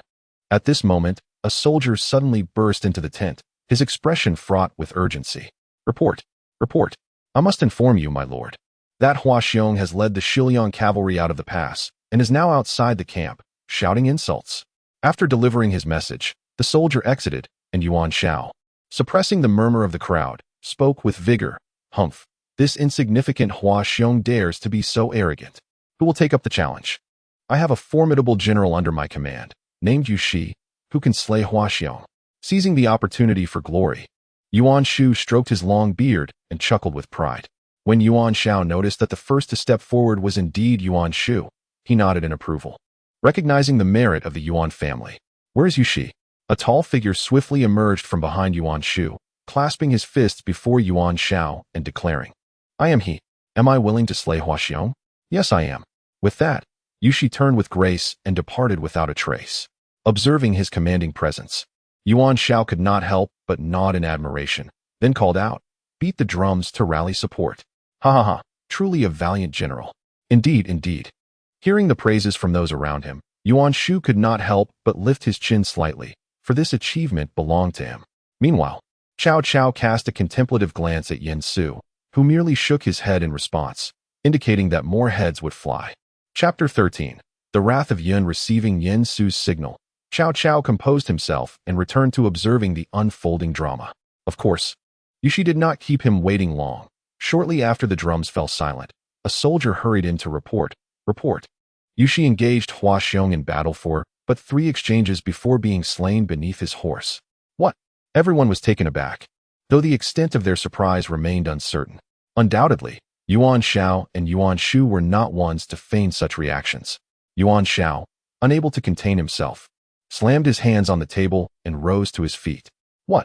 Is there anyone still willing to confront Hua Xiong? Among the trio from the Peach Garden, Guan Yu was about to step forward, only to be restrained by Liu Bei, who shared the same sentiment as Yen Su. This was not the opportune moment. With his elder brother shaking his head, Guan Yu was left to suppress his impatience. Alas, Yen Su observed everything keenly. Slaying Hua Xiong and battling El Bu presented a rare chance for glory in the campaign against the traitor Dong Zhuo, and Yen Su was not about to relinquish it easily to Liu Bei.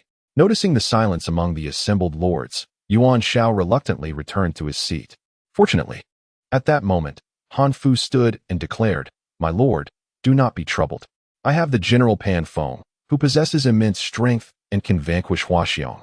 Oh, is General Pan present? Summon him forth immediately. In the next moment, a robust commander emerged from behind Han Fu. I shall obey, he proclaimed. Bring forth my weapon. At his command, 2 soldiers carried a pear blossom mountain axe into the tent. Pan Feng, with a hearty laugh, seized the axe and strode confidently toward the exit. Seeing Pan Feng's demeanor, Yuan Shao nodded approvingly. However, the scene shifted abruptly as Pan Feng was soon found lying slain beside Yu Shi. Report. Pan Feng had also been defeated by Hua Xiong. Upon hearing this, Yuan Shao was instantly jolted, as if he could hear Hua Xiong's mocking laughter echoing in his ears. Alas, were it not for the absence of my generals Yan Liang and Wen Chou, how could Hua Xiong dare to be so ferocious? At that moment, Guan Yu could no longer contain himself and boldly stepped forward, clasping his fists and declaring, "I am willing to slay Huaxiong." Yuan Shao, seeing another volunteer, quickly inquired, "Who are you?" Guan Yu hesitated for a moment, glancing at his elder brother Liu Bei, while Gongsun Zan, the nominal leader of the trio from the Peach Garden, stood up and announced, "This is Guan Yu, known as Guan Yunchang, the sworn brother of Lu Xianda."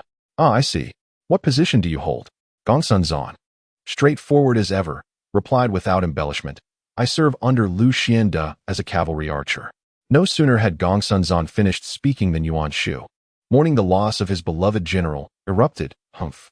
A mere cavalry archer dares to speak so boldly here? Seize him and throw him out." As Yuan Shu's ire was unleashed, Yin Su promptly tugged at Cao Cao's sleeve, prompting Cao Cao to rise hastily and say, "General, please temper your anger. This person surely does not wish to see Huaxiong rampaging. I have a formidable general under my command, Zhao Yun, who can slay Huaxiong." Cao Cao's diversion caused everyone to forget about Guan Yu's earlier proclamation, and Yuan Shao eagerly inquired, "Oh, you have a valiant warrior in your ranks." "Indeed. And I invite all of you to accompany me to witness the battle." "Excellent." At Cao Cao's invitation, the lords moved toward the front lines. At this moment, before the Sisui Pass, dark clouds loomed ominously, casting a heavy shadow over the stronghold. Huaxiong, mounted on his warhorse and clad in iron armor, stood resolute at the forefront, his gleaming broadsword resembling an unyielding iron fortress. Behind him, the disciplined Shiliang cavalry formed an imposing line, their weapons poised, exuding a palpable aura of menace. Before him lay the lifeless bodies of Yushi and Panfeng, with a resounding laugh that echoed like thunder across the desolate battlefield. Huaxiong proclaimed, "Who dares to challenge me?" His voice resonated so powerfully that it seemed to pierce the very air, causing discomfort to those within earshot. This formidable figure was indeed Huaxiong. Yin Su, following closely behind Cao Cao, cast a curious glance at him. Name, Huaxiong. Strength, 91. Power, 99. Stamina, 88. Skill, 96. Reaction, 81. Intelligence, 44. Strategy, 13. Politics, 25. Leadership, 79. Armament, 59. From a purely statistical standpoint, Huaxiong was undeniably a formidable general. However, his sluggish reaction speed proved to be his downfall when he encountered Guan Yu, leading to his infamous demise by a warm cup of wine. Observing the unfolding scene, Cao Cao raised his whip and commanded, "Zilong, engage him at once." At the sound of Cao Cao's voice, Zhao Yun emerged, draped in a resplendent white battle robe, resembling a snow lotus blooming amidst the smoke of war, charging forth on his steed. His mount, the illustrious Zhao Yushe, galloped with fervor, its hooves pounding the earth while issuing proud snorts, as if sensing its master's imminent confrontation with a formidable foe. In his grasp, the long Dan spear shimmered, its tassels dancing in the wind like a blaze of fire. Upon seeing the youthful commander, Huaxiong's eyes glimmered with disdain as he sneered, "A mere child. Dare you come forth to meet your demise?" With that, he spurred his horse forward, brandishing his mighty blade high above, striking down towards Zhao Yun with tremendous force. Yet, Zhao Yun, upon hearing Huaxiong's derisive words, was ignited with fury. Unfazed by the impending assault, he deftly shook the reins, guiding Zhao Yushe to nimbly evade the crushing blow. In that instant, his spear darted forth like a striking serpent, aimed directly at Huaxiong's throat. The spear, swift as lightning, lunged towards Huaxiong's chest. Reacting quickly, Huaxiong raised his blade to block, but the impact reverberated with a thunderous clang, leaving his arm tingling and his grip faltering. Realizing the gravity of the situation, Huaxiong attempted to retreat, but Zhao Yun would not grant him such a reprieve.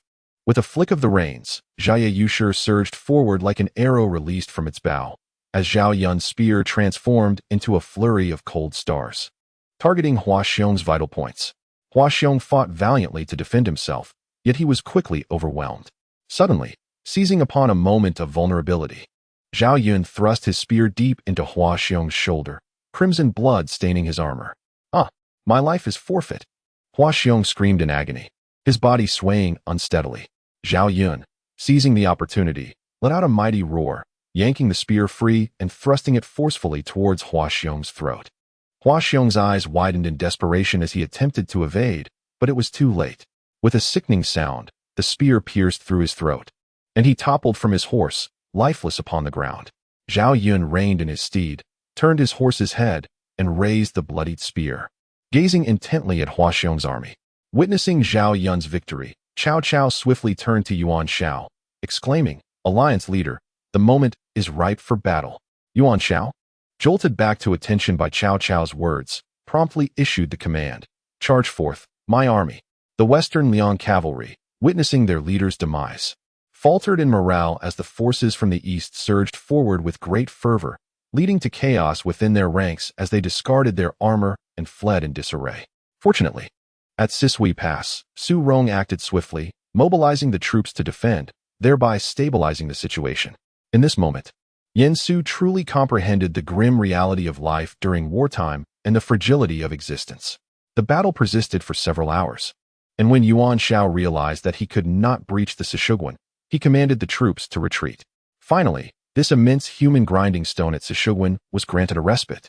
Chapter 14. Among men, Elbu, lying in wait within the city of Luoyang. Upon learning of Hua Xiong's demise, Dong Zhuo naturally erupted in fury. It was only after Dong Zhuo had vented his anger that Li Ru slowly began to speak. With Hua Xiong slain, the coalition forces from the east perceived a glimmer of hope, their momentum growing increasingly formidable. They must not underestimate the enemy again. Observing Dong Zhuo's silence, Li Ru continued, "At this juncture, Your Excellency should depart Luoyang and proceed to the front lines to bolster the morale of the troops, thereby ensuring the stronghold remains intact." "Very well. When you, Feng Xian, Fan Chou, Zhang Ji, you shall accompany me to provide support." "Yes." Once everyone had received their orders, Li Ru proceeded to address Dong Zhuo. Yuan Shao's uncle, Yuan Wei, currently holds the position of Grand Tutor in the court. There are already dissenting voices within the court. Should Your Excellency leave Luoyang, Yuan Wei and Yuan Shao may conspire together, and the repercussions could be dire. Upon hearing Li Ru's admonition, Dong Zhuo furrowed his brow, contemplating the matter intently before muttering to himself, "This matter cannot be taken lightly." After a brief pause, Dong Zhuo steeled himself and issued a fierce command.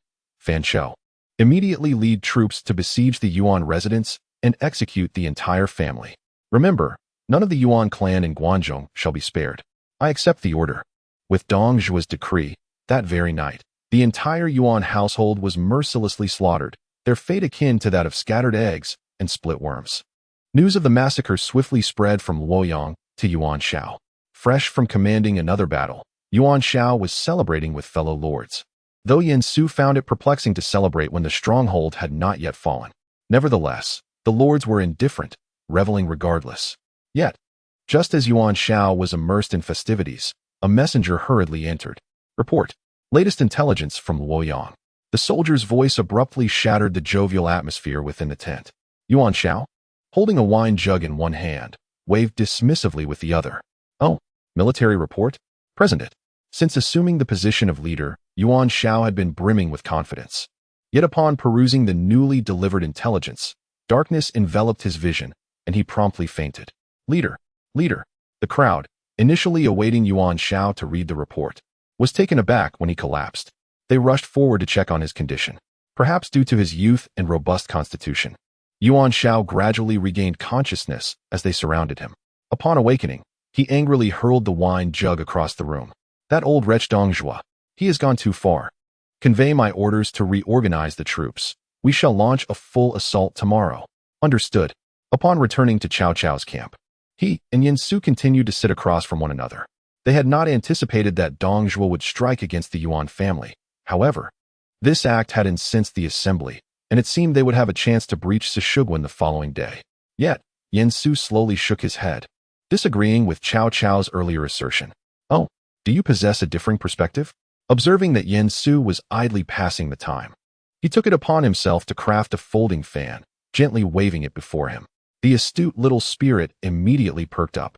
Dong Zhuo's decision to strike against the Yuan family at this moment surely stemmed from his perception that the Yuan clan in Luoyang posed an uncertain threat. Yet, with Dong Zhuo firmly entrenched in Luoyang, what could the two Yuan factions truly accomplish? This only indicated that Dong Zhuo was preparing to depart Luoyang. And to avert potential chaos in his rear, he had commanded the eradication of the Yuan family's influence within the city.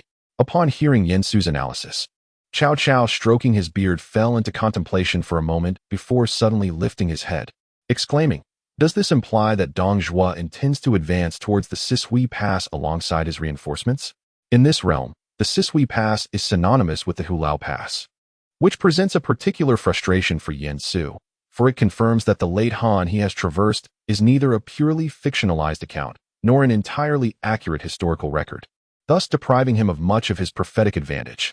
Fortunately, the characters remain largely consistent, as long as he continues to pursue the path of recognizing talent. He shall not stray. Your wisdom is unparalleled, my lord. If this is the case, it shall be even more arduous for the Allied forces to breach the Sisui Pass." Sensing Cao Cao's troubled expression, Yen Su immediately spoke words of comfort. "Do not be disheartened, my lord.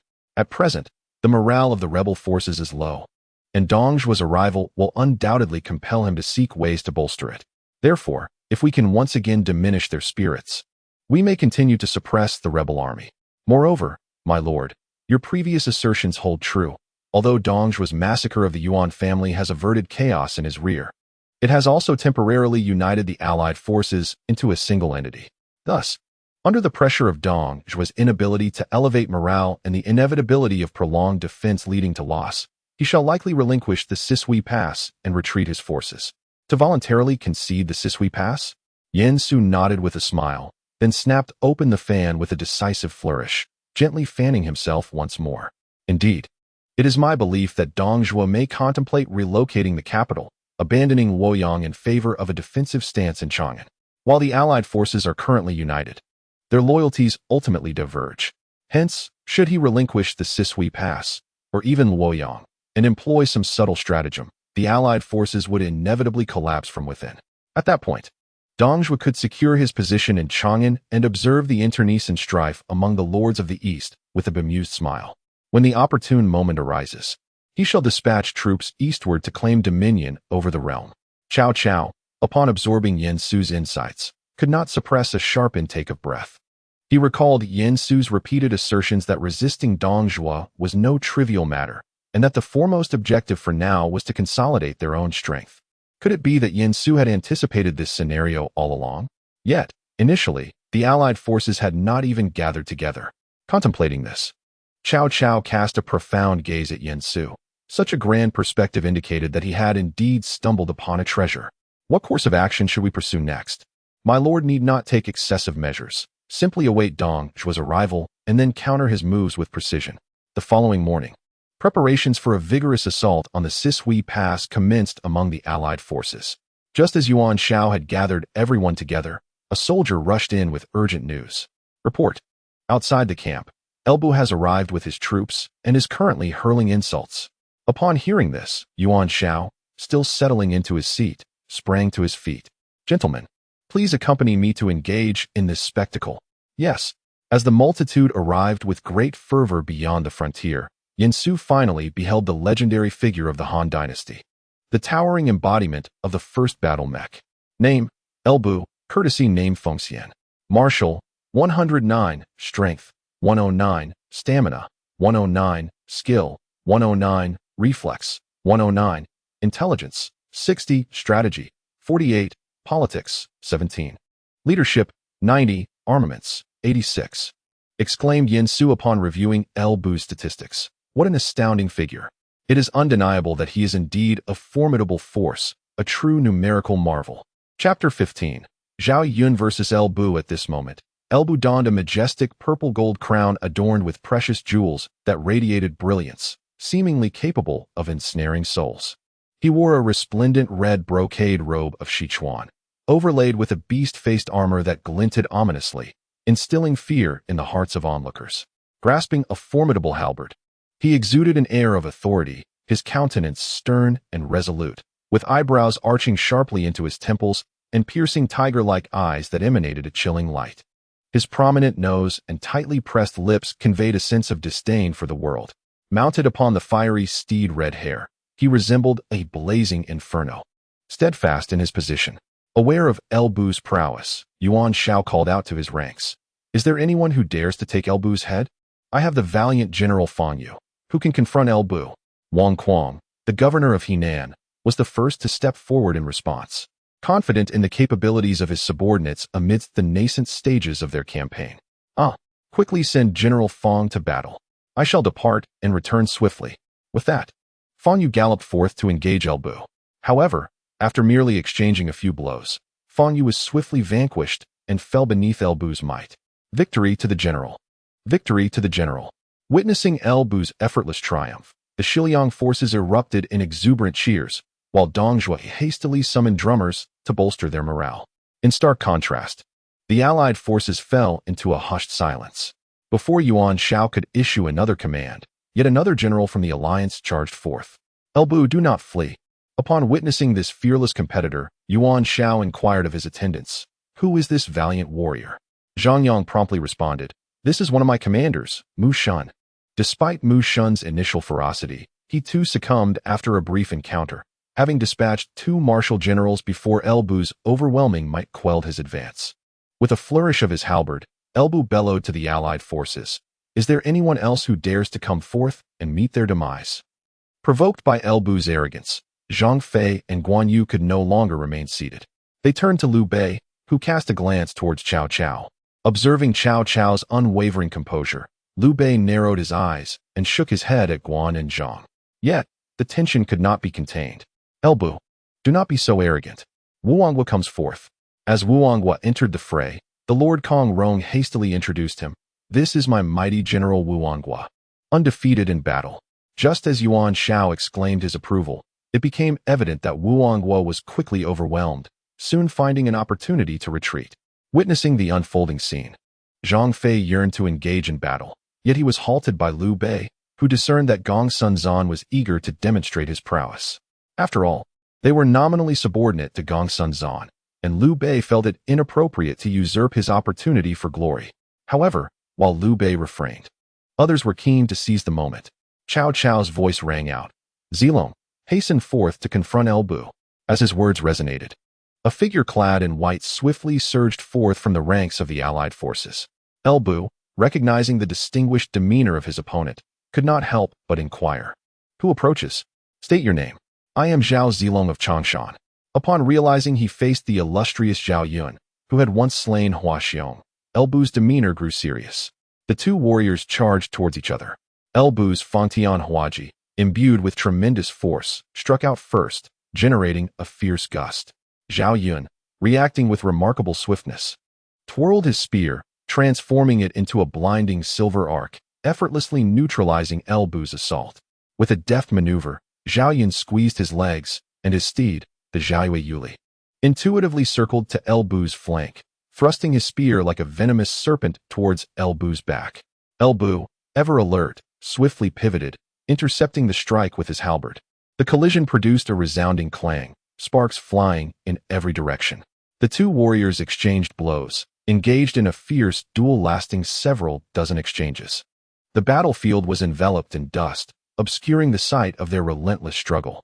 Yet El Bu grew increasingly ferocious, seizing an opportune moment to unleash a powerful strike towards Zhao Yun.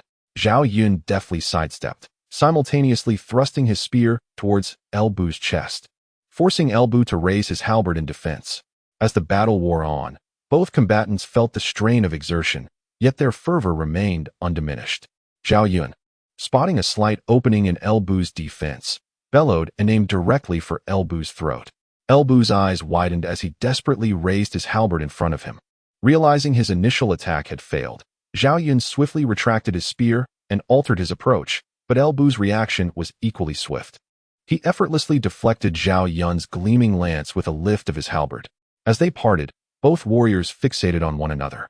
Zhao Yun's grip on his spear trembled slightly, a testament to his youth and the undeniable fact that, at this moment, he found himself at a disadvantage against El Bu.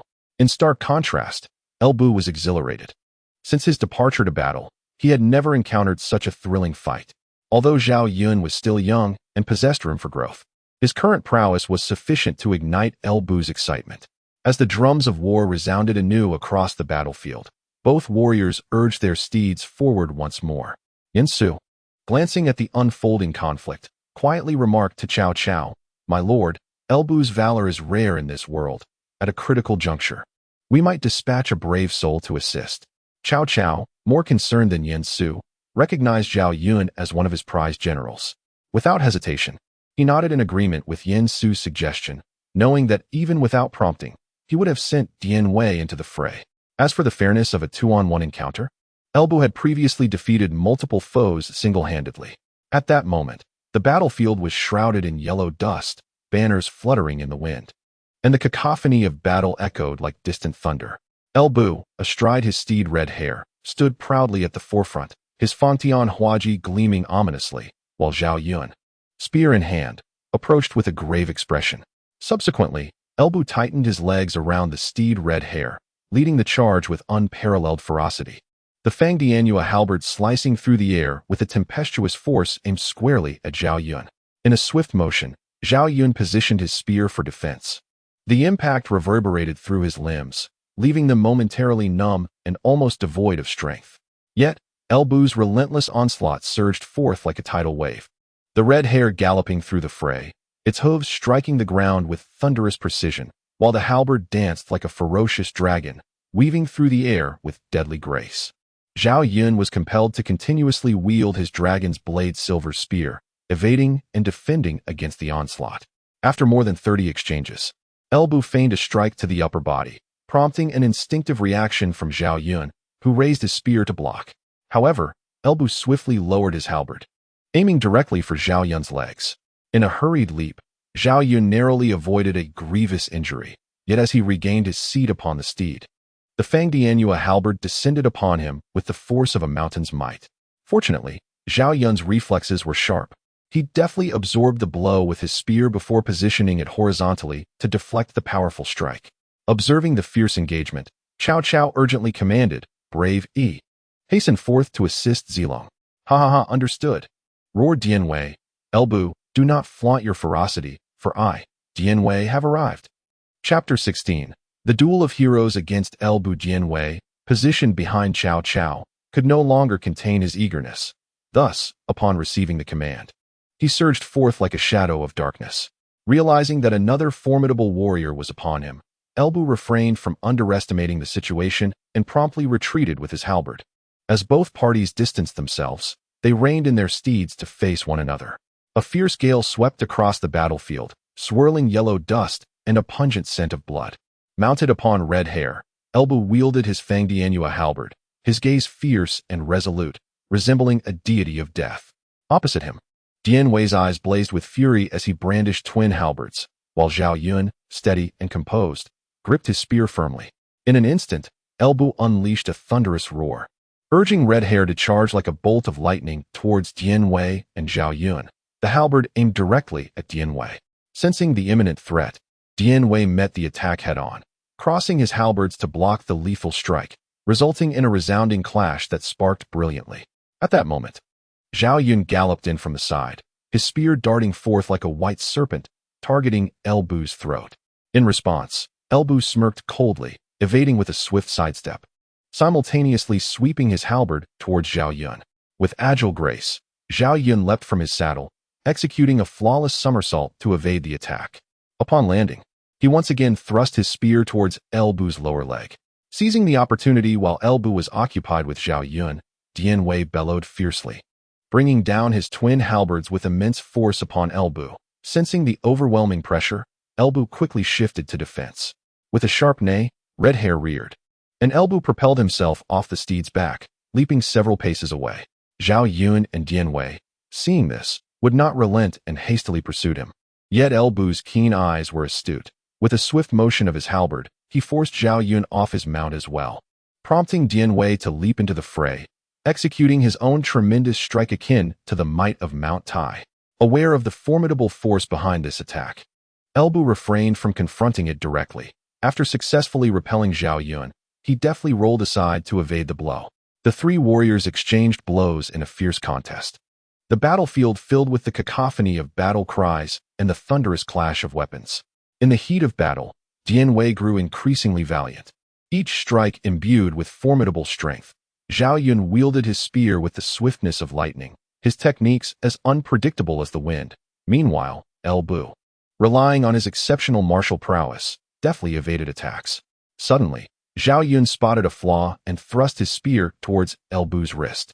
Elbu winced in pain as his halberd wavered slightly. Seizing this opportunity, Dian Wei brought down his dual weapons with the weight of a mountain. Startled, Elbu hastily retreated. Fortunately, his steed, Red Hair, seemed to share a bond with him, swiftly carrying him back to the safety of the formation. Aided by Elbu's remarkable horsemanship. Observing this, Dian Wei and Zhao Yun exchanged knowing smiles. Despite their heavy breaths, they had triumphed over Elbu. Amidst the cheers of the allied forces, Cao Cao finally exhaled in relief. Elbu's valor was indeed a rarity in the realm. And had it not been for the courageous Zhao Yun brought forth by Huang Wang, few in the alliance could have prevailed against him. In response to Cao Cao's musings, Yen Su softly remarked, "Do not fret, my lord. Both Zhao Yun and Huang Yi possess ample room for growth. I firmly believe that after this battle, their strength will ascend to new heights." He continued, however, "If there are still two others within the alliance capable of standing against Elbu." Cao Cao, having thought these three were already remarkable warriors, was taken aback by his strategist's assertion of additional formidable fighters, piquing his interest. Oh, who might Huang Wang be referring to? Could they potentially join our ranks? Yet, Yen Su shook his head in response. "My lord, cast your gaze upon the three men behind Governor Gongsun, Liu Bei, Guan Yu, and Zhang Fei. Both Guan and Zhang possess the valor of 1,000 men, standing shoulder to shoulder with Zhao Yun and Huang Yi. However, these two are deeply committed to their loyalties. And Liu Bei is not a man who would rely on others for his standing. Therefore, if you wish to recruit Guan and Zhang, it may prove to be a formidable challenge." Cao Cao was taken aback. He had not anticipated such strength from these individuals. Although he had yet to witness their prowess firsthand, he harbored no doubts regarding Yen Su's ability to discern talent. Even though two fierce warriors lay before him, yet remained unattainable, the fact that he already had Zhao Yun and Dian Wei brought him considerable solace. While Cao Cao contemplated his resources, the other warlords regarded him with a more serious demeanor. They had thought that having Zhao Yun in Cao Cao's ranks was remarkable enough. But now, with the formidable Dian Wei, they realized they must find a way to diminish Cao Cao's influence. Among them, Gongsun Zan appeared particularly perplexed, as Zhao Yun struck him as eerily familiar. His subordinate, sensing the unease, hastily lowered his head, fearing Gongsun Zan might inquire further. After all, Gongsun Zan had no memory of Zhao Yun, yet the subordinate had a vivid recollection of him. After all, he was the first to be chosen by Yen Su. If their lord were to discover this, he would surely face dire consequences. Thus, silence was imperative, as the various warlords harbored their hidden agendas. Cao Cao once again urged Yuan Shao, "My lord, the enemy's forces have just suffered defeat. Now is the opportune moment to strike." Upon hearing this, Yuan Shao promptly turned and called out, "All troops, advance." Although Yen Su sensed something amiss with Yuan Shao's demeanor, he silently positioned himself to shield Cao Cao as the army commenced their assault. Within the confines of the realm, although Dong Zhuo was quite incensed, he found that Elbu had indeed exhausted his fervor. Thus, after reprimanding Elbu, he chose not to further torment him. "Humph, Wen Yu, now that our stratagem has faltered, what shall we do?" Li Ru's eyes flickered slightly, and he expounded a plan he had long contemplated. "Has your excellency heard of the nursery rhyme that has recently circulated widely in Luoyang?" Though Dong Zhuo was puzzled by this sudden mention, he patiently inquired, "A nursery rhyme? In the west, a Han, in the east, a Han. Only when the deer enters Chang'an can one escape these tribulations." After reciting, Li Ru meticulously elucidated. The Western Han refers to Emperor Gaozu, who established the capital in Chang'an, thus marking the Western Han, which has passed through 12 emperors. Then there is the Eastern Han, which signifies Emperor Guangwu's establishment of the capital in Luoyang, and it too has endured 12 emperors. From this, it is evident that the fortunes of the East are similarly waning. Your Excellency should now heed the will of heaven and relocate the capital back to Chang'an. By doing so, we shall initiate the next cycle of 12 emperors. Furthermore, should we enter Chang'an and relinquish Luoyang, the treacherous coalition from the East will exhaust their breath, and it is likely they will disband without our intervention. Moreover, compared to the Eastern factions, we are far more familiar with the Western Liang region. Hence, Your Excellency need only observe the struggle from a distance and reap the benefits as a bystander. The nursery rhyme was merely a pretext for Li Ru's discourse. The latter part contained his true intent. Regrettably, He had not anticipated that the sovereign before him had already relinquished his grand aspirations for dominion over the realm. Chapter 17. The Advantages and Disadvantages of Hanzhong, Part 1. Upon hearing these words, Dongzhuo's eyes narrowed as he pondered Li Ru's counsel. He found merit in the argument and was disinclined to engage in a protracted struggle with the Eastern coalition that would deplete his own strength. Thus, he commanded that after the allied forces withdrew, Su Rong, Zhang Ji, and Elbu should remain behind to hold the rear, while the others would return to Luoyang and evacuate it entirely.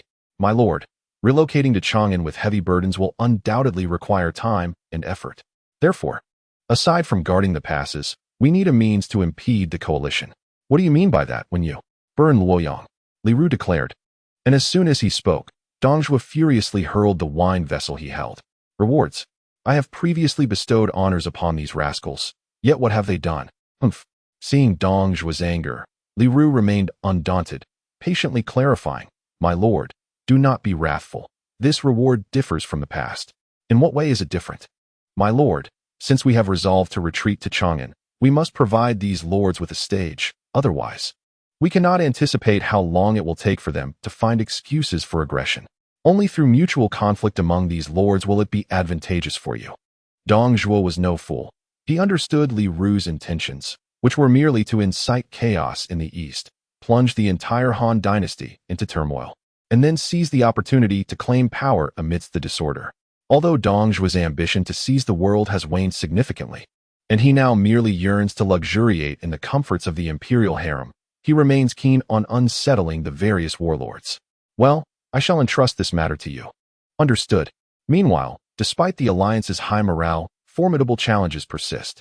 With the Shiliang army suffering minimal losses, the coalition's attempt to capture the stronghold in a single charge proved excessively arduous. After a fierce struggle lasting over 3 hours, Yuan Shao commanded a retreat to seek alternative strategies. Upon returning to the camp, Cao Cao could not restrain himself from inquiring with Yen Su, Huang Wang. Now that Elbu has been defeated and Dongzhuo's aspirations to regain morale have been shattered, when shall we expect that old rogue to withdraw? Yen Su smiled gently and, with a flick of his wrist, opened his folding fan, leisurely fanning himself a few times. My lord, do not be impatient. I suspect that this scoundrel will not maintain his position for long. He is likely already deliberating how to retreat to Luoyang and relocate the capital to Chang'an. However, before they move to Chang'an, they will certainly not allow the various warlords to go unchallenged. What do you imply, Huang Wang? Yen Su closed the fan and lightly tapped it in his palm, distributing fiefs to the warlords. For instance, bestowing your position upon Governor Zhang, granting Governor Zhang's position to Inspector Liu, and then returning Inspector Liu's position back to you. In this manner, as long as anyone among you, Governor Zhang, or Inspector Liu harbors ambition, none will relinquish their posts and will endeavor to usurp one another's positions. Once the first strike is made, chaos will ensue within the coalition, and by then, having already breached Luoyang, the initial goal of gaining reputation will have been achieved, leading to the inevitable disintegration of the coalition, possibly even resulting in mutual strife. After a moment of silence, Cao Cao sighed in resignation. Although Yen Su had laid the groundwork for him several times prior, the thought of the coalition being dismantled by such a blatant scheme left him feeling both helpless and enraged. Then, Huang Wang, what shall we do? We shall confront that scoundrel Dongzhuo head-on. What? Cao Cao was taken aback. He had not anticipated such a drastic shift in Yen Su's stance. They had initially discussed accumulating strength through this campaign against Dongzhuo. How had it suddenly transformed into a direct confrontation? Yet, out of trust in Yen Su, Cao Cao still asked, Does Huang Wang have a strategy? Yen Su nodded slightly and led Cao Cao to a map of the administrative divisions of the Han. My lord, observe, after Dongzhuo vacates Luoyang, he will retreat to Chang'an with the citizens and his army. At that point, the Sisui Pass will fall without a fight, and simultaneously, Dongzhuo's rewards to the warlords will come to fruition. Once the coalition reaches Luoyang, it will be the time for the warlords to disperse. However, I shall not fulfill Dongzhuo's desires. What is your plan, Huang Wang? Yen Su did not rush to respond, but instead unfolded a map of the 13 provinces of the Han. Though this map was rather general and lacked the detail of the previous map of the administrative region, it sufficed for their purposes. By rallying certain warlords under the banner of righteousness and mutual benefit, we shall continue to pursue Dongzhuo and demand positions from him. Demand positions from Dongzhuo. Yan Su nodded and gestured towards the map of the 13 states of Han with his folded fan. If the Lord aspires to become a preeminent vassal and uphold the Han dynasty with his own strength, a prosperous territory is essential. This, indeed, is the location I have chosen for you. Cao Cao followed Yan Su's gaze along the fan and mouthed, Hanzhong? Indeed. Yan Su intended to divert Cao Cao from his predetermined path, avoiding the conflict with the Yellow Turbans and the appointment as the governor of Dongjun by Yuan Shao. After all, such a course would leave him in constant trepidation until peace could be found post the Battle of Guandu. Moreover, given the chaotic nature of this world, Yan Su recognized that his advantages as a seer might not be fully realized. Crucially, Yan Su did not underestimate the intelligence of the strategists under various warlords. Those who achieved lasting renown were certainly not simpletons. Thus, Yan Su's objective was to assemble a cadre of talented individuals for Cao Cao and select a thriving region, allowing the astute to outmaneuver their equally clever counterparts. This way, he could effectively enjoy an early retirement. Among the 13 states of the Han, the territories untouched by warfare were limited to the remote Jiaozhou and the forest-surrounded Hanzhong. Jiaozhou was decidedly off the table, making Hanzhong the most favorable option. Although establishing a foothold in the Central Plains would yield the highest rewards, it also carried the greatest risks. Historically, Cao Cao faced perilous situations in the Central Plains more than once. While he ultimately escaped unscathed, Yan Su was unwilling to gamble on whether his arrival would trigger a butterfly effect. After much contemplation, he resolved to lead Cao Cao to Hanzhong. The enduring hold of Zhang Lu in Hanzhong amid the myriad warlords attests to its merit. Furthermore, the impending conflict suggested that even in this complex world, certain events were destined to unfold. This meant that shortly after their arrival in Hanzhong, chaos would erupt in Guangzhou due to the death of Dong Zhuo and the power struggle between El Bu and Wang Yun, with Li Ju and Guisi instigating turmoil for self-preservation. Thus, if they managed the situation adeptly, they might seize the opportunity to establish themselves in Guangzhou, opening a pathway through the seemingly impenetrable northern Hanzhou. Note, the following text does not count towards the main body. In the second year of the initial peace period, Liu Yan appointed Zhang Lu as the commander of the Justice Division, leading troops alongside another commander, Zhang Xiu, to attack the governor of Hanzhong, Su Gu. After Zhang Xiu killed Su Gu, Zhang Lu, under Liu Yan's directive, severed the Xiegu path and repeatedly murdered imperial envoys. Liu Yan also submitted reports claiming that the grain robbers had cut off the roads, preventing any further passage. Once Zhang Lu occupied Hanzhong, he killed Zhang Xiu and seized his forces. In the first year of the Xingping period, Liu Yan passed away, succeeded by his son Liu Zhang. At that time, Zhang Lu, arrogant in Hanzhong, did not honor Liu Zhang's authority, and local leaders such as Du Hua and Pu Hu, along with Yuan Yu, all sided with Zhang Lu. Enraged, Liu Zhang executed Zhang Lu's mother and family on the grounds of his disobedience. Zhang Lu incited Du Hua and others to rebel. Consequently, Zhang Lu and Liu Zhang became bitter enemies. Liu Zhang dispatched the general of the middle guard, Pang Shi, along with Li Si and others, to attack Zhang Lu, yet suffered repeated defeats at his hands. Most of Zhang Lu's troops were based in Ba territory, with Ba Yi gradually defecting to him, prompting Liu Zhang to appoint Pang Shi as the governor of Ba Commandery to resist Zhang Lu. Zhang Lu seized power and established his dominion in Hanzhong, promoting the teachings of the 5 pecks of rice to enlighten the populace, thereby creating a regime that merged governance with education. Regardless of whether one refers to historical texts, unofficial chronicles, or dramatic retellings, the contemporary Zhang Lu is still perceived as a subordinate to Liu Yan. During Zhang Lu's era, the initial development of the 5 pecks of rice also took place in the region of Ba. Furthermore, I have observed discussions among my peers regarding who shall confront Yuan Shao. However, Yuan Shao's true nemesis throughout his life was never Cao Cao, but rather Gongsun Zan. Yuan Shao unified the north and defeated Gongsun Zan after 9 arduous years, subsequently taking a year to recuperate before engaging at Guandu. During this interval, El Bu betrayed Dong Zhuo and met his demise, while Li Ju and Guisi launched a counteroffensive against El Bu. Additionally, Tao Qian and Liu Yan both succumbed to illness, leading to chaos in Guangzhou, and Yuan Shu declared himself emperor. If even the capable Cao Cao, with the assistance of a protagonist, could not seize such opportunities during this tumultuous period, then perhaps the aspiration for supremacy should be abandoned altogether. Chapter 18. The Advantages and Disadvantages of Hanzhong, Part 2. Naturally, while Hanzhong possesses its merits, it is not devoid of shortcomings. Since the devastating earthquake in Wudu, the disappearance of Tianqi and days has severed the connection between the waters of the Han and the Han River, rendering the Chun-Song Road obsolete. This signifies that Hanzhong's western routes have been obstructed, and the most comfortable passage to the north has vanished. Thus, the ambition to replicate Han Xian's assistance to Liu Bang in a northern expedition has become a mere elegy. Consequently, once one enters Hanzhong, they are likely to be constrained by the basin. Fortunately, as the current situation is still early and the realm has not yet reached a state of trifurcation, Yen Su has ample time to allow Cao Cao to occupy Hanzhong while firmly controlling the external routes. Therefore, during this period, the disadvantages of Hanzhong need not be a concern. Ultimately, if the external situation were to devolve into a struggle for dominion and Cao Cao remained confined within Hanzhong, then he should reconsider any ambitions of conquest. If the Lord seeks to enhance his power, it is evident that, given the current circumstances, Hanzhong indeed represents the most advantageous choice.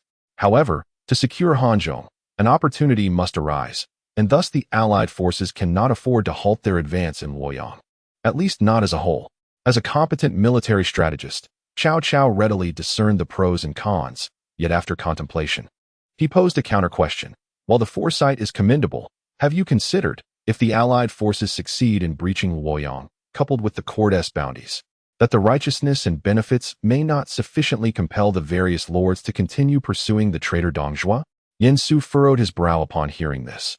He gazed at the map of the 13 provinces of the Han, quietly opening his folding fan, deep in thought. He realized that the concerns raised by Cao Cao had a significant chance of manifesting.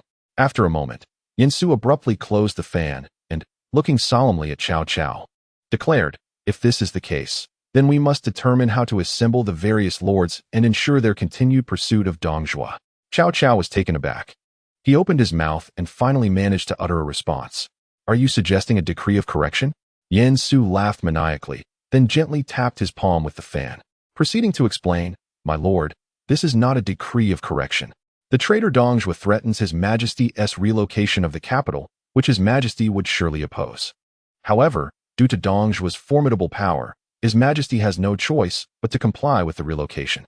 Fortunately, loyal subjects to the Han dynasty continually emerge.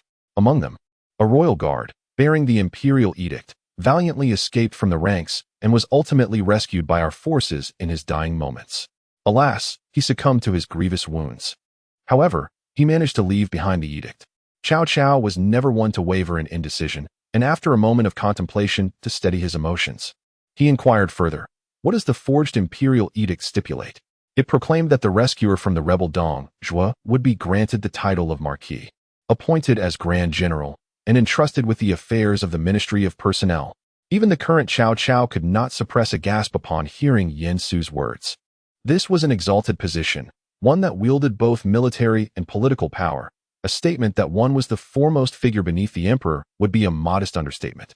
It was a position that rivaled even the emperor himself. Coupled with the title of Marquis, this declaration represented the pinnacle of nobility. Thus, Cao Cao was now entirely convinced. Once this edict was issued, its authenticity would be irrelevant. So long as the emperor was rescued, the edict would indeed be genuine. Yen Su observed Cao Cao's reaction and silently nodded.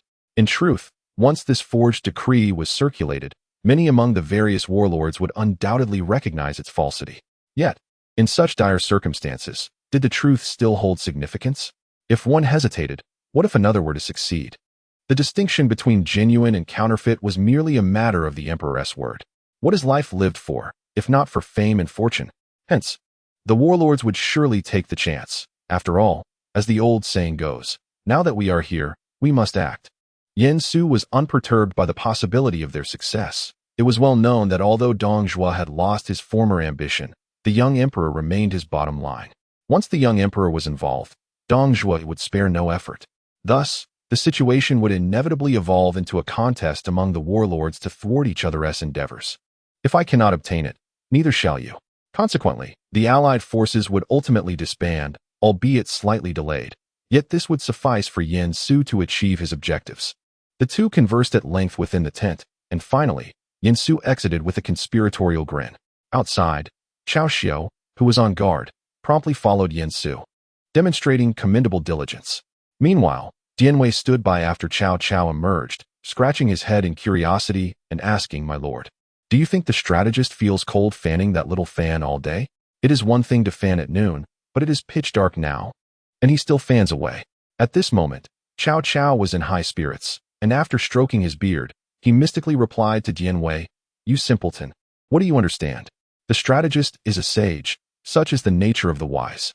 Matters of scholars are not for you to inquire into." Oh. After 7 days of relentless efforts by the Allied forces, the Sisui Pass was finally breached. Upon witnessing this, Yuan Shao rejoiced and immediately hosted a banquet within the gates to celebrate. However, Sun Jian was not in the mood for feasting. He promptly requested to fight. Eager to continue as the vanguard in pursuit of Dong Zhuo, Yuan Shao, seeing his determination, casually waved his hand in agreement. As Sun Jian departed on his mission, Yen Su exchanged a knowing glance with Cao Cao, who understood the cue and swiftly rose to request to join the fray.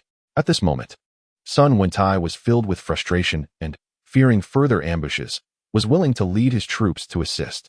Upon hearing this, Yuan Shao contemplated carefully. If Sun Jian were indeed to fall into another trap, it would undoubtedly dampen the morale of the army.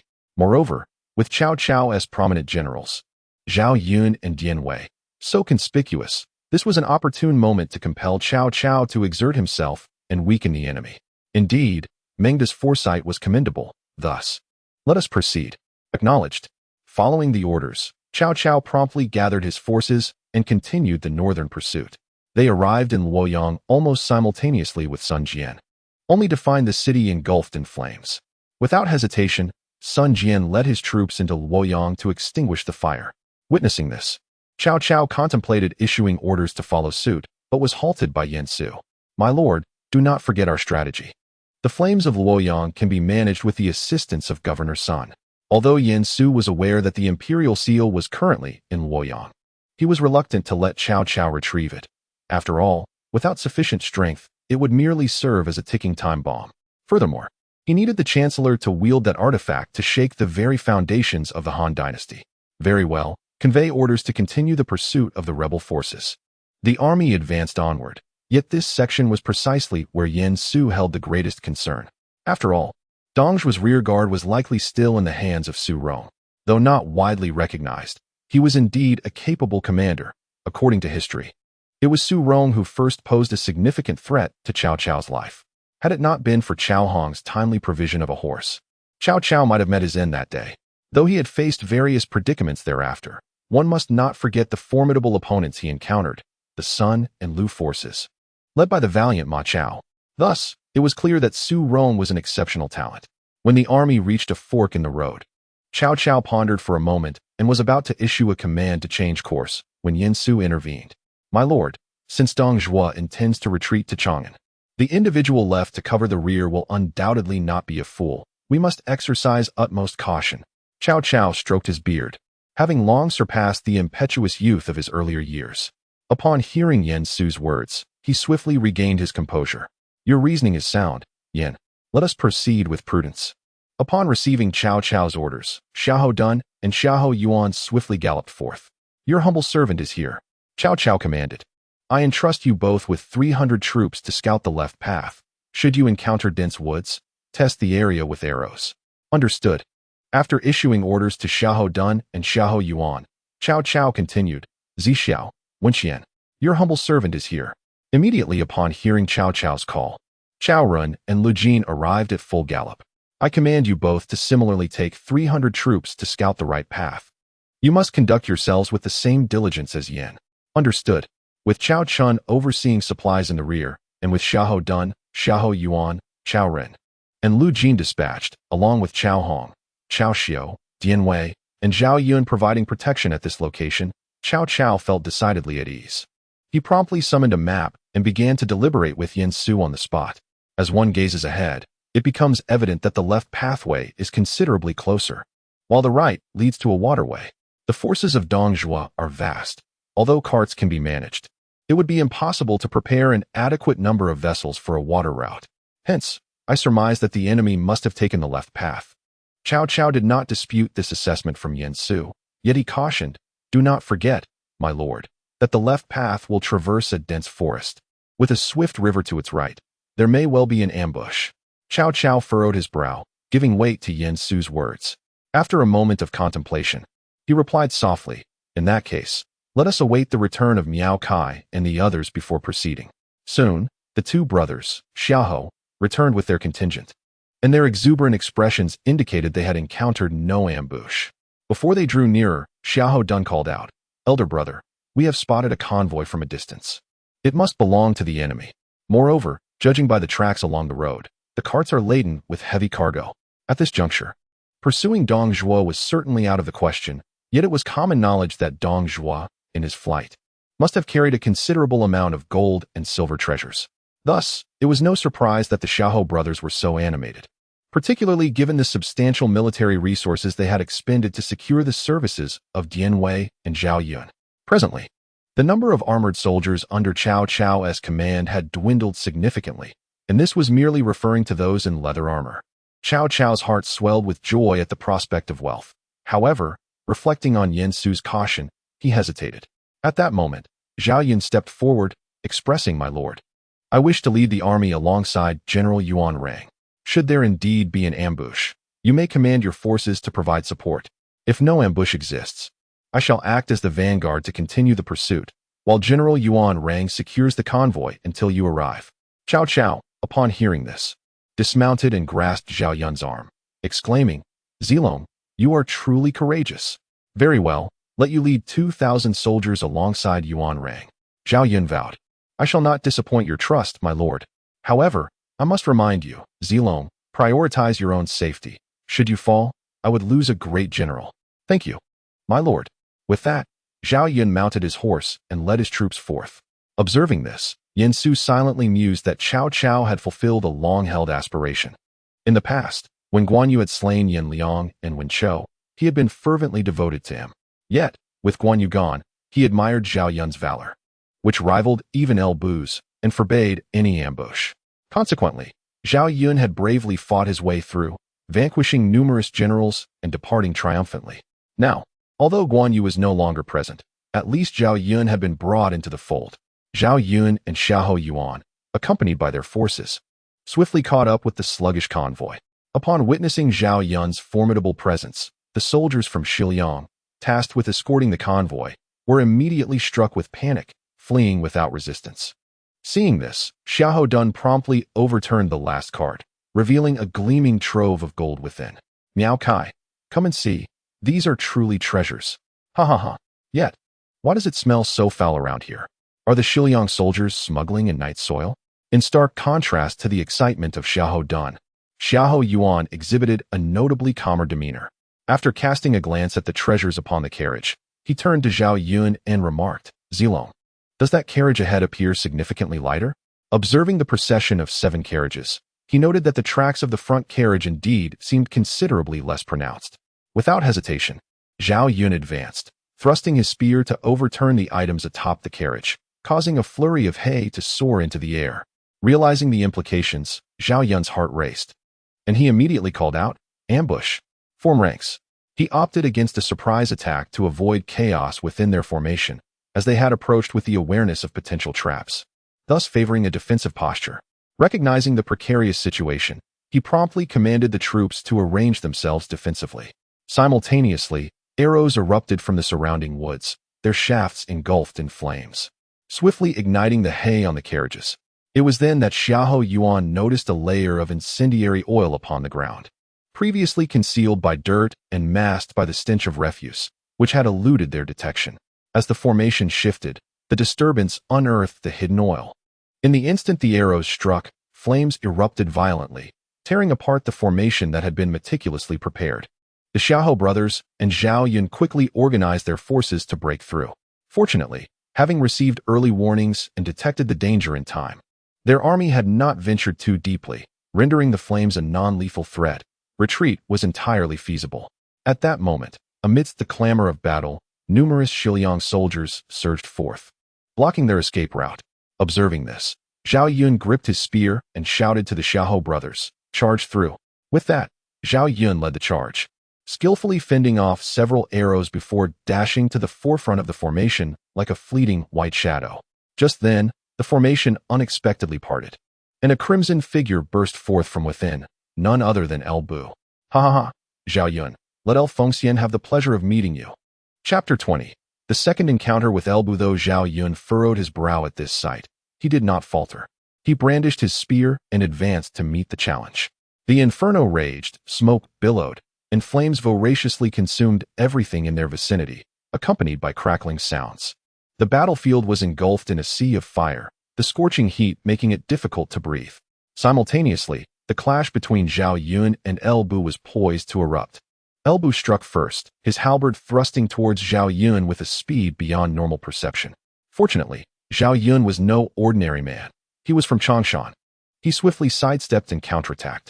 However, El Bu's onslaught was relentless, akin to a tempest, offering no respite, and the speed of his steed, Red Hair, granted him the upper hand. Despite Zhao Yun's valiant defense and exquisite spear technique, he gradually found himself struggling against El Bu's formidable assault. The oppressive heat and thick smoke of the blaze began to take their toll, accelerating Zhao Yun's fatigue, his armor drenched in sweat, and his movements becoming increasingly sluggish. Upon witnessing the scene, El Bu could not help but burst into a raucous laugh. Ha ha ha, you are quite impressive, young man, but alas, you are still too inexperienced.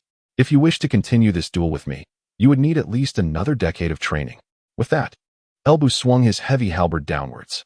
Zhao Yun, quick to react, deftly redirected the force aside, managing to withstand the blow.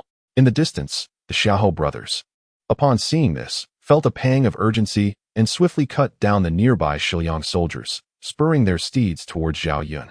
Zilong, my brother and I have come to assist you. However, as they charged forth, they were met with Zhang Ji's spear blocking their path.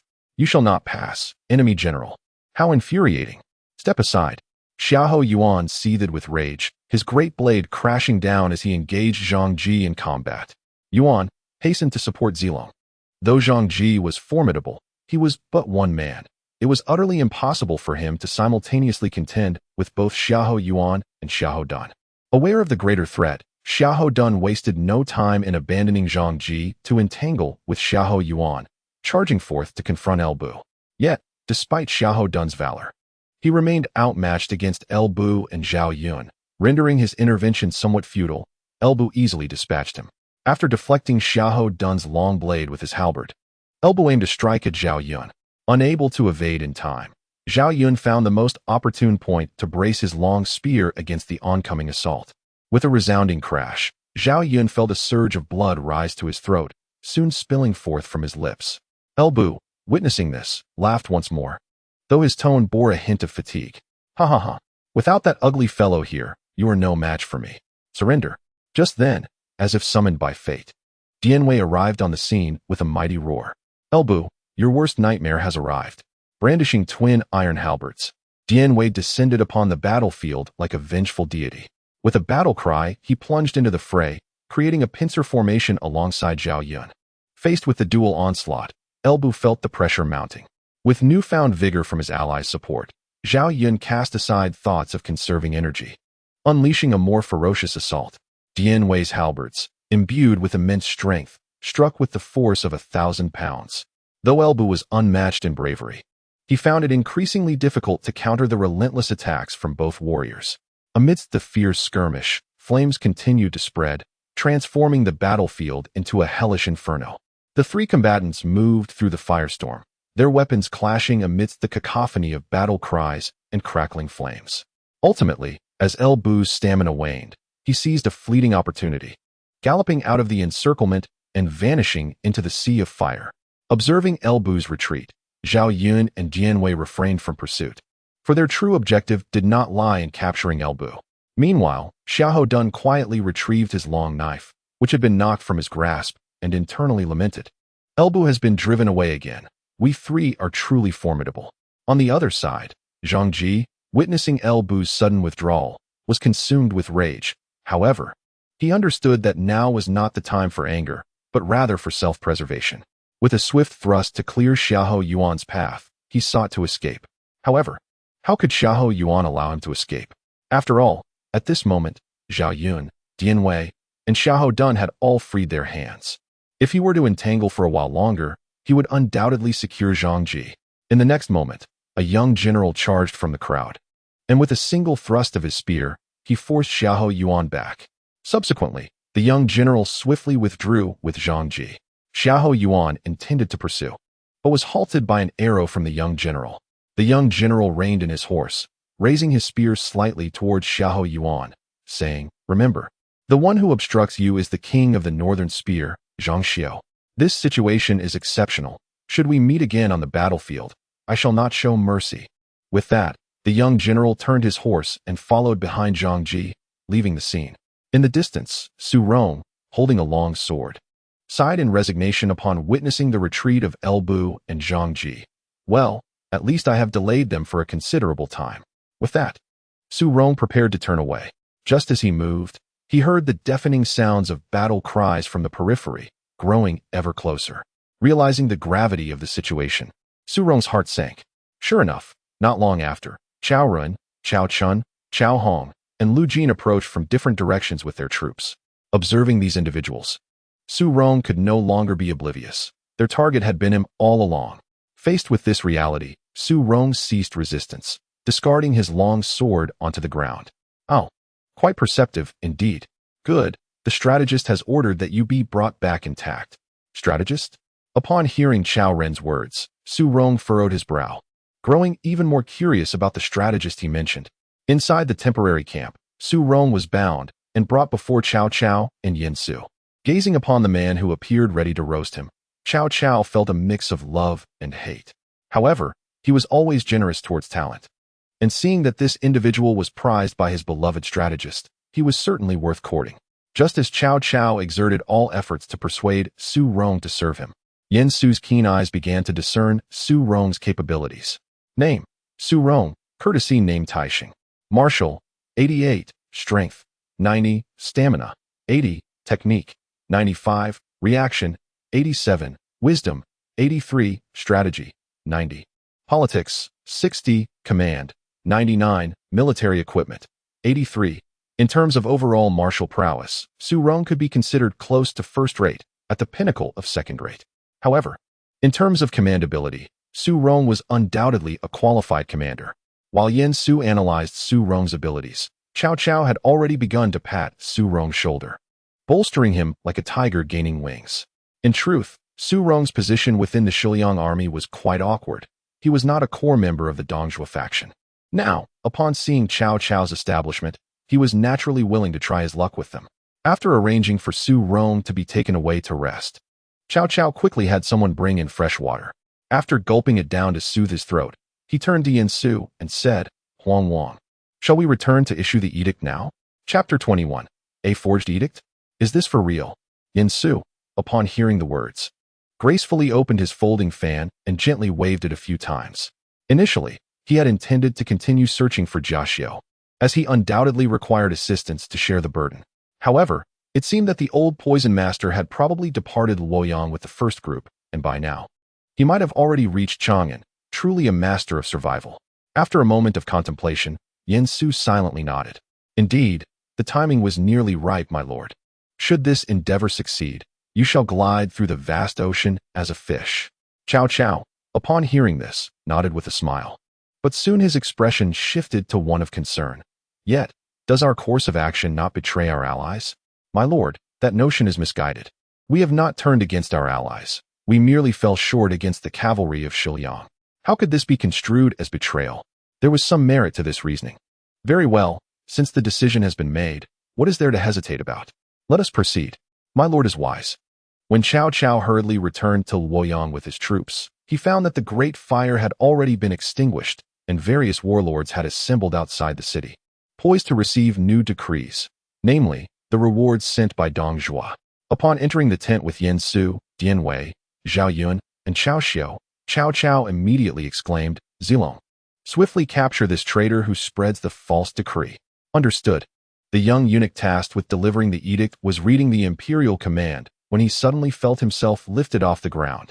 Zhao Yun had seized him by the nape of his neck and tossed him aside like a mere chick. Before he could recover, a gleaming spear was already pressed against his chest. Who are you to treat me so rudely?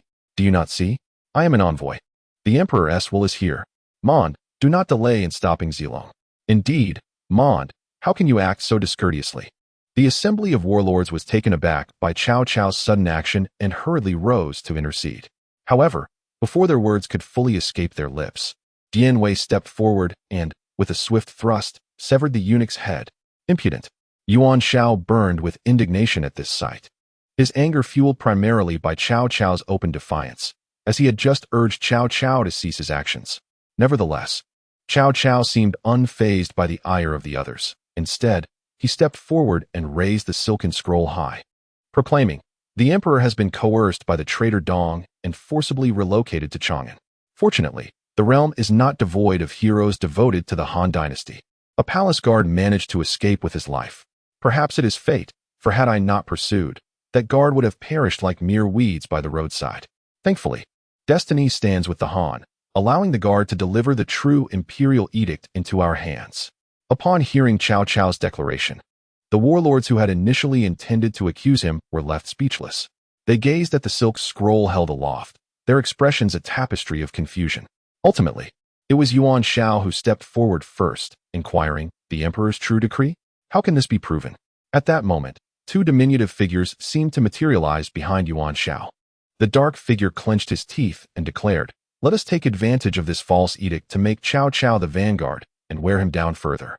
The light figure, filled with righteous indignation, retorted, "How dare Cao Cao forge an imperial decree? He was already on the verge of reward. But soon he will be captured on the charges of fabricating an edict." With a chuckle, he added, "Whether it is true or false, perhaps we should allow Cao to finish his recitation before passing judgment." As Yuan Shao fell silent, Cao Cao unfurled the silken letter and recited languidly, "I, the emperor, have been taken captive by the villain Dong Zhuo, and relocating the capital to Chang'an is a last resort. I know that within the allied forces, there exist loyal ministers who care for the Han dynasty, true talents of the ages. Therefore, I hereby proclaim to the world, if any worthy minister can rescue me from this peril, I shall bestow upon him the title of Marquis, appoint him as Grand General, and entrust him with the affairs of the ministry. All those who join in the campaign against Dong Zhuo shall receive commendations." Upon the conclusion of Cao Cao's proclamation, everyone stood frozen in place. The decree Cao Cao read was far from polished, yet its roughness seemed to lend it an air of authenticity, as it was indeed a secret communication from the emperor. Moreover, it was a matter of appointing a grand general and overseeing the ministry, a true consolidation of military and political power, with the title of Marquis to be passed down through generations. The dark figure, Yuan Shao, exclaimed, "Indeed, this is absolutely genuine." The light figure, Yuan Shao, first slapped himself before his eyes sparkled with excitement. This is no false decree. It could not be more authentic. He was the first to leap forth, angrily pointing towards Chang'an and exclaiming, "The relocation of the capital to Chang'an is indeed the doing of the old villain Dong Zhuo. It pains us loyal ministers, capable figures, and virtuous officials to see His Majesty still in the clutches of that scoundrel." Upon hearing this, although the crowd looked down upon Yuan Shao's self-proclamation as a loyal minister, capable figure, and virtuous official, they found themselves in complete agreement with his sentiment at that moment. Kong Rong stepped forward, grasping Cao Cao's wrist, and softly lamented, "Alas, we owe it all to Mengda. If not for him, we would likely have fallen prey to Dong Zhuo's schemes. How regretful." "Indeed, indeed," the other lords chimed in, expressing their collective outrage towards Dong Zhuo's actions. "But we cannot blame the lords, for it is the cunning of that old villain Dong Zhuo that has led us astray. Thankfully, that hero risked his life to deliver the true imperial edict." "Indeed, indeed." As Yuan Shao sensed the opportune moment had arrived, he dramatically cast aside his cloak, turned elegantly back to his position as the leader of the alliance, and proclaimed, "Gentlemen, today Dong Zhuo acts against heaven, disrupts the court, murders the emperor, poisons the empress, and harms loyal subjects, bringing disgrace upon our nation and suffering to the people. His malevolence is apparent, invoking the wrath of both heaven and man. We have raised the banner of righteousness and gathered here with the resolve to break the pot and sink the boat, embracing the courage to march forward.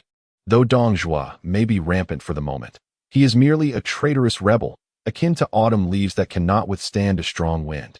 In the past, the tyrant Zhou of Shang ultimately fell to the forces of Wu of Zhou, the tyrant heir of Qin, was also overthrown by the hands of the heroes. Today, Dongzhua's evil surpasses that of Zhou and heir. If we do not eliminate him now, when shall we wait? This campaign to hunt down Dongzhua serves to rid the world of a scourge and restore the Han dynasty. If we can capture or slay this villain, we will secure peace for the ancestral hall and save the common people. On the day of our success, we shall all be esteemed ministers of the Han dynasty, immortalized in history for generations to come. We must not fear Dongzhua's strength. We, the lords, are numerous and well-equipped, united in purpose. The gleam of swords and spears can pierce through their steadfast armor. The roar of battle can intimidate the hearts of marauders. Esteemed colleagues, let us courageously advance together, flattening the den of Dongzhua and taking his head as an offering to the valiant souls who perished, ensuring peace for the common folk. Following Yuan Shao's impassioned speech, the assembled lords rose enthusiastically, clasping their fists in salute, declaring, "We shall faithfully obey the command of our leader." Naturally, they had not disposed of the imperial edict previously sent by Dongzhua, for if they could not catch him, at least there would be a consolation prize. Would there not? With Yuan Shao's command, the army set forth once more, pursuing the direction of Chang'an. Meanwhile, upon returning to Cao Cao's camp, he hastily dismissed the others, leaving only Yen Su. What a magnificent sight! Now that the allied forces have been stirred by our words, what course should we take next? Yen Su smiled gently, fanning himself with a folding fan, and pointed at the Hangu Pass, then traced a route from Huayin to Chang'an. Where do you believe Dongzhua will attempt to ambush the allied forces? After a moment's hesitation, Cao Cao placed his hand on Huayin, then abruptly shook his head, ultimately resting his hand on the city of Bailing, east of Chang'an. With Dongzhua retreating westward and relinquishing Hangu Pass, should the allied forces withdraw now, Huayin would indeed be the most advantageous front line. However, despite its favorable terrain, Huayin lacks fortifications, and given Dongzhua's hasty withdrawal, a solid defense would necessitate reliance on Bailing. Yen Su nodded with a smile, noting that since Tong Pass had yet to be established, if Dongzhua intended to defend, Bailing, constructed along the Weishui and Balishui rivers, would undoubtedly be the most suitable location. Thus, Dongzhua could forge a formidable defensive line extending from Bailing, Dueling, and Lantian, forming a solid barrier east of Chang'an. Your wisdom is unparalleled. Should the allied forces retreat now, Huayin is indeed the most appropriate choice. Yet, the morale of the allied forces is currently high. Merely defending Huayin for an extended period would lead to inevitable loss. Therefore, a defense based on the line of Bailing, Dueling, and Lantian is essential to buy Dongzhua the necessary time for a response. As previously discussed with you, our most suitable route into Hanzhong is via the Han River. Consequently, when our forces reach Zheng County, you must take the initiative to launch an assault on Lantian. Subsequently, we shall leverage the Wuguan path for the transport of provisions, exiting Wuguan and en route, seizing the cities of Danshui, Nanyang, and Wudong to establish a foothold in Hanzhong, while also preparing for our future endeavors beyond Hanzhong. Cao Cao glanced at Yen Su's finger with some trepidation and remarked, "However, Nanyang is under the control of Yuan Shu. It may not be easy for our forces to take Danshui, Nanyang, and Wudong." It is not surprising that Cao Cao harbored such concerns, as both Yuan Shu and Yuan Shao hail from the same clan of the Yuan family in Runan, yet they maintain a competitive relationship. Thus, even cloaked in the guise of the leader's command, it would be difficult for Cao Cao to wrest these cities from Yuan Shu. Nevertheless, these worries are trifles to Yen Su, for the strategists of this era are well versed in the classics. As for Yen Su, his knowledge is far more eclectic. Do not fret, my lord. I possess a strategy that will assist you in securing Danshui, Nanyang, and Wudong. Oh, pray tell, what is it? The only requirement is to sell a piece of information to Yuan Shu. As he spoke, Yen Su handed a piece of embroidered cloth inscribed with characters to Cao Cao. Cao Cao instinctively accepted it, and then unfolded it. Upon discerning the text upon the cloth, he could not suppress a start of surprise. Could the contents of this missive truly be authentic? Yen Su nodded, thereby affirming the information contained within the brocade letter. What was inscribed on it, of course, pertained to Sun Jian's acquisition of the imperial seal. Observing the celestial phenomena, Yen Su perceived that the mandate of the Han dynasty was beginning to waver, and he knew that significant events were afoot. Given that Sun Jian was the first to storm into Luoyang, he dispatched someone to gather intelligence from Sun Jian's camp, the results of which were now before the Lord. Was this indeed substantiated? After Cao Cao finished speaking, Yin Su chuckled softly. My lord, does it truly matter? This response left Cao Cao momentarily taken aback. Indeed, did it matter? Much like the edict he had just presented, many could discern its falsity. Yet did the distinction between genuine and counterfeit hold any significance now? Nevertheless, Cao Cao felt a twinge of concern as he held the brocade letter, his mind racing. Could such a scheme be excessively insidious? And merely over a piece of information, Yuan Shu was willing to relinquish 3 cities? Hearing this, Yin Su sighed in resignation. The current Cao Cao was still somewhat too conscientious. Once he had composed himself, Yin Su sincerely asked Cao Cao, My lord, do you trust me? Of course. Cao Cao replied without a hint of hesitation. Ever since Yin Su had pledged his allegiance, his fortunes had notably improved, first with Jian Wei, then Zhao Yun. And more recently, he had recruited Su Rong. While others were desperately seeking talented individuals, he had already feasted abundantly, which made it impossible for him not to trust his invaluable strategist. If my lord places faith in Su, I assure you, this matter is no mere slander. Sun Jian undoubtedly possesses this treasure. Have you not noticed Yuan Shu's recent dramatic shift in attitude towards Sun Jian? Cao Cao pondered this carefully and suddenly recognized that Yin Su's observations were indeed astute. The recent interactions between the two had resembled a quarrel, devoid of the previous affectionate camaraderie. Are you implying that Yuan Shu suspects Sun Jian may possess the seal?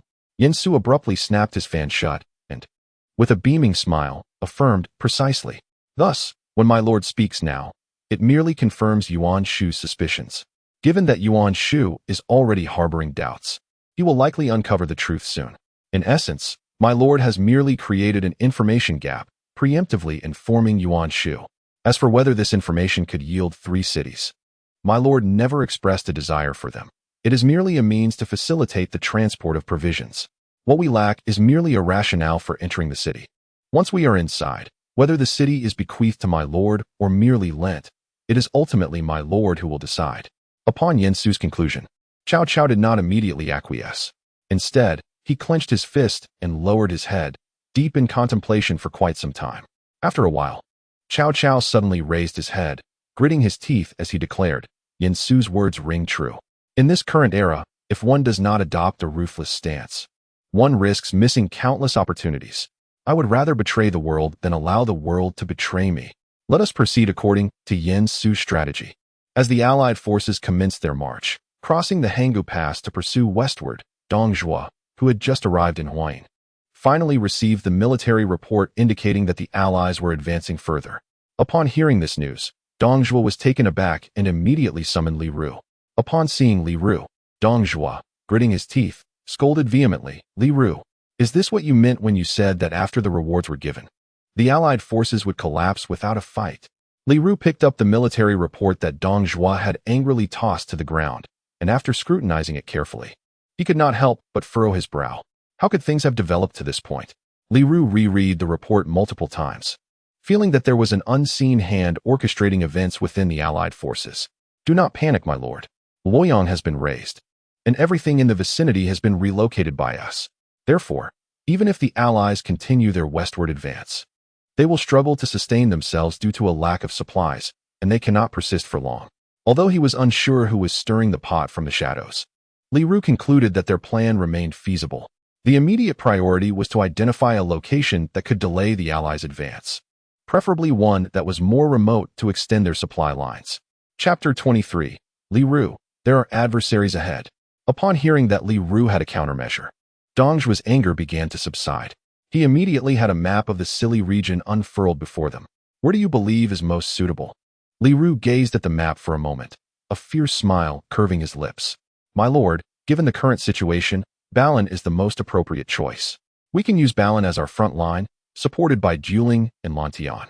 This way, we can protect Chang'an while stretching the Allies' supply lines, discouraging them from engaging in prolonged combat. Excellent. We shall proceed according to your strategy. Just as Dong Zhuo was about to give orders, he heard Li Ru add, My lord, one more thing. From Huayin to Balan, all the cities along this route must be burned to the ground, just like Luoyang. This will maximize the depletion of the Allied forces. Without a moment's hesitation, Dong Zhuo agreed to Li Ru's ruthless proposal. He commanded that after the troops rested, they would continue their march towards Chang'an. As for what would happen to the rear forces after Huayin was torched, that was not a concern for Dong Zhuo. The most critical emperor and his main army were with him. Those left behind were merely the common folk fleeing from Luoyang, along with some officials and their families. Individuals of little consequence to Dong Zhuo, who considered them expendable, perhaps even a burden to the allies. Thus, he resolved to leave them to their fate. However, as Dong Zhuo's orders were disseminated, cries of despair began to rise along the route. The Shiliang army, pressed for time, executed those unwilling to relocate without hesitation. Flames devoured the cities, and many found their lives shattered by Dong Zhuo's decree. After bidding farewell to Dong Zhuo, Li Ru swiftly returned to his temporary quarters. There, a figure awaited him, having been there for some time. Upon entering, Li Ru could not help but inquire, "Wenhe, how could the Allied forces continue their westward advance?" I pondered for a long time, yet remained perplexed, always sensing that the intentions of the Allied forces were not merely to pursue us. What are your thoughts, Wenhe? Indeed, the individual awaiting within Li Ru's abode is none other than the esteemed Jia Su, whom Yin Su has sought. Upon hearing the intelligence detailed by Li Ru, Jia Su fell into profound contemplation. After a considerable time, he bowed and stated, "It is not difficult to discern the identity of the mastermind behind this." "Oh, pray, enlighten us," Wenhe responded. "Wait." Jia Su was reticent, merely offering that single word. Li Ru furrowed his brow and pressed further. "What do you mean?" "We shall simply wait and observe who approaches us first. That person will be the architect of this western advance of the Allied forces." Li Ru, not one to be easily befuddled, grasped much upon hearing Jia Su's words. He sprang to his feet, exclaiming with excitement, "Indeed, if this individual has incited the Allied forces to continue westward, there must be profit to be gained, and in the current circumstances, only our sovereign can fulfill that need." With this realization, Li Ru felt a weight lift from his heart. For as long as the outcome remained within his predictions, he was at ease. While Dong Zhuo prepared for the worst, the Allied forces finally caught up with some of the lagging supply caravans from Luoyang. Among these caravans were numerous families of officials, prompting Yuan Shao, concerned about his reputation, to issue an immediate order to commandeer them all. However, this decision significantly slowed their advance, darkening Han Fu's countenance further. With a grand gesture, Yuan Shao commanded the Allied forces to press onward, while the majority of the provisions were supplied by his Ji province. Furthermore, Yuan Shu was utterly unconcerned, demanding provisions without a second thought, oblivious to how much he had secretly hoarded. The consumption rate of these supplies escalated exponentially. Should their pursuit of Dong Zhuo succeed, all would be well. Yet, what if they failed? Who would be responsible for the families of those officials? Unbeknownst to Han Fu, another individual shared his concerns about the supplies, Yin Su himself. His apprehension stemmed from the fear that the army might not reach Zheng County before the provisions were depleted. He also intended to seize a portion of the supplies for himself upon leaving the Allied forces. Just as Yin Su calculated the remaining provisions, Cao Xiu entered abruptly. "Military advisor, the Lord requests your presence at a banquet." "A banquet?" Yin Su was taken aback, then could not suppress a laugh. "Ah, Chaoren, here I am, pondering provisions, and you host a feast using Han Fu's supplies without a hint of remorse." "Ahem," Wen Lai, leaning closer. "Relay the order to keep the banquet news under wraps. It must not reach the ears of other lords, especially not that of Governor Han. Otherwise, it will be difficult to request additional supplies upon our arrival at Zheng County." Although Cao Xiu was somewhat puzzled, he was accustomed to following the military advisor's directives without question and promptly departed to fulfill the command. After instructing Cao Xiu, Yin Su hurriedly donned his attire and set out to find Cao Cao. Before he could enter the tent, he was greeted by the enchanting sound of a zither emanating from within Cao Cao's command tent. Curious about his brother's unusual enthusiasm today, Yin Su stepped inside, pondering the possible good news. Under normal circumstances, entry into Cao Cao's tent would not be so straightforward. However, who was Yin Su? He was undoubtedly the second in command of the camp. The guards outside would not dare to impede his entrance. Inside the tent, there were not many people present, only Cao Cao and an elderly gentleman. The melodious strains of the zither were coming from behind a screen where the old man sat. Upon noticing this, Yin Su briefly scanned the old man and, upon recognizing him, immediately bowed and introduced himself. "I am Yin Su, a humble disciple of Yin Huang. And I greet you, esteemed Kai." Indeed, the elderly figure was none other than the illustrious scholar Kai Yong. For a moment, Yin Su was perplexed as to why Cai Yong was present, but he quickly understood. After Dong Zhuo seized power, he summoned Cai Yong to serve as a doctoral advisor. Later, as Emperor Xian relocated the capital to Chang'an, Cai Yong was honored with the title of Marquis of Gaoyang. At this point, Cai Yong must have already attained the position of left Zhonglongjiang. It seemed that Dong Zhuo was in disarray due to the continued advance of the allied forces, having commenced the burning of cities without waiting for Cai Yong's retinue to catch up. It was uncertain whether others had been left behind alongside Cai Yong, but it appeared that Yin Su should take some time to explore and see if he could recruit additional talents. Surprised that Yin Su could identify him with just a glance, Cai Yong scrutinized Yin Su more closely. Meanwhile, Cao Cao, filled with pride, stroked his beard, as if Yin Su were his own son. Chapter 24. I have burned out. Teacher, Cao had long remarked that Huang Wang's perceptiveness was beyond that of ordinary individuals. Did you believe it upon this encounter? Cai Yong chuckled and nodded. Ah, now that Huang Wang stands before me, how could I not believe? Ha ha ha, come, Huang Wang. Do not linger any longer. Please take a seat. Cao did not expect to encounter you here, and you often express that your responsibilities are overwhelming, correct? Cao has already arranged with the teacher that he will assist you in the future. Upon hearing this, Yin Su's eyes lit up, and he immediately looked up at Cai Yong. If that were the case, it would be splendid. However, he did not anticipate that this first civil servant was not someone he had recruited for Cao, but rather someone he had discovered himself. Nevertheless, it mattered little. As long as Cai Yong could help alleviate his burdens and bring him closer to retirement, he wholeheartedly approved. Then I shall look forward to your guidance, esteemed Cai. Saying this, Yin Su once again rose to bow and raised a cup in honor of Cai Yong, who smiled and lifted his own goblet. Little did you know, before your arrival, Mengda had been singing your praises. Yin Su glanced at the beaming Cao Cao and humbly deflected the compliments. The purpose of this meal was primarily for Cao Cao to foster familiarity between Yin Su and Cai Yong. Thus, the atmosphere at the banquet was filled with warmth and camaraderie. Yin Su naturally catered to Cao Cao's desires, occasionally showcasing his talents to gain Cai Yong's esteem. After indulging in several rounds of wine, Cai Yong expressed his enthusiastic praise for Yin Su's various innovative insights, almost exclaiming that his fresh mind was truly commendable. After yet another drink, Cai Yong suddenly inquired whether there were any elders at home in the Huang Wang family, and if there were any marriage arrangements. Upon hearing this, Yin Su immediately directed his gaze towards the folding screen behind Cai Yong. He had already surmised that the individual playing the qin was likely Cai Yan. But what did Cai Yong mean by this? According to the timeline, Cai Yan should be nearing her marriage to Wei Zhongdao, or perhaps they had already wed. Unbeknownst to both, after Cai Yong's remark, Cao Cao experienced a sudden reaction. He abruptly set down his wine cup. Inwardly lamenting the unforeseen trouble, his mentor was attempting to encroach on his territory. Cao Cao had already planned to bring his family over once they reached Hanzhong, intending to introduce his eldest daughter to Yin Su. After all, he had come to realize that Yin Su must not be allowed to roam freely. It was imperative for him to remain closely tethered to Cao Cao. Moreover, their relationship as lord and strategist was insufficient. Only by becoming a member of the Cao family could Cao Cao truly feel at ease. Thus, he hastily interjected, Huang Wang hails from the Yin family of Renan. And as for marriage contracts, he has not mentioned any. By the way, my eldest daughter is of a similar age to Huang Wang and is not yet engaged. Once this matter is settled, how about you two meeting? Cao Cao spoke with remarkable speed, placing emphasis on the term marriage contract. He also dared not overstate matters, for he had previously conversed with Yin Su and discovered that they shared a common interest, an appreciation for beauty. This left Yin Su momentarily taken aback. He had merely come for a meal, and suddenly found himself in the midst of a matchmaking scenario.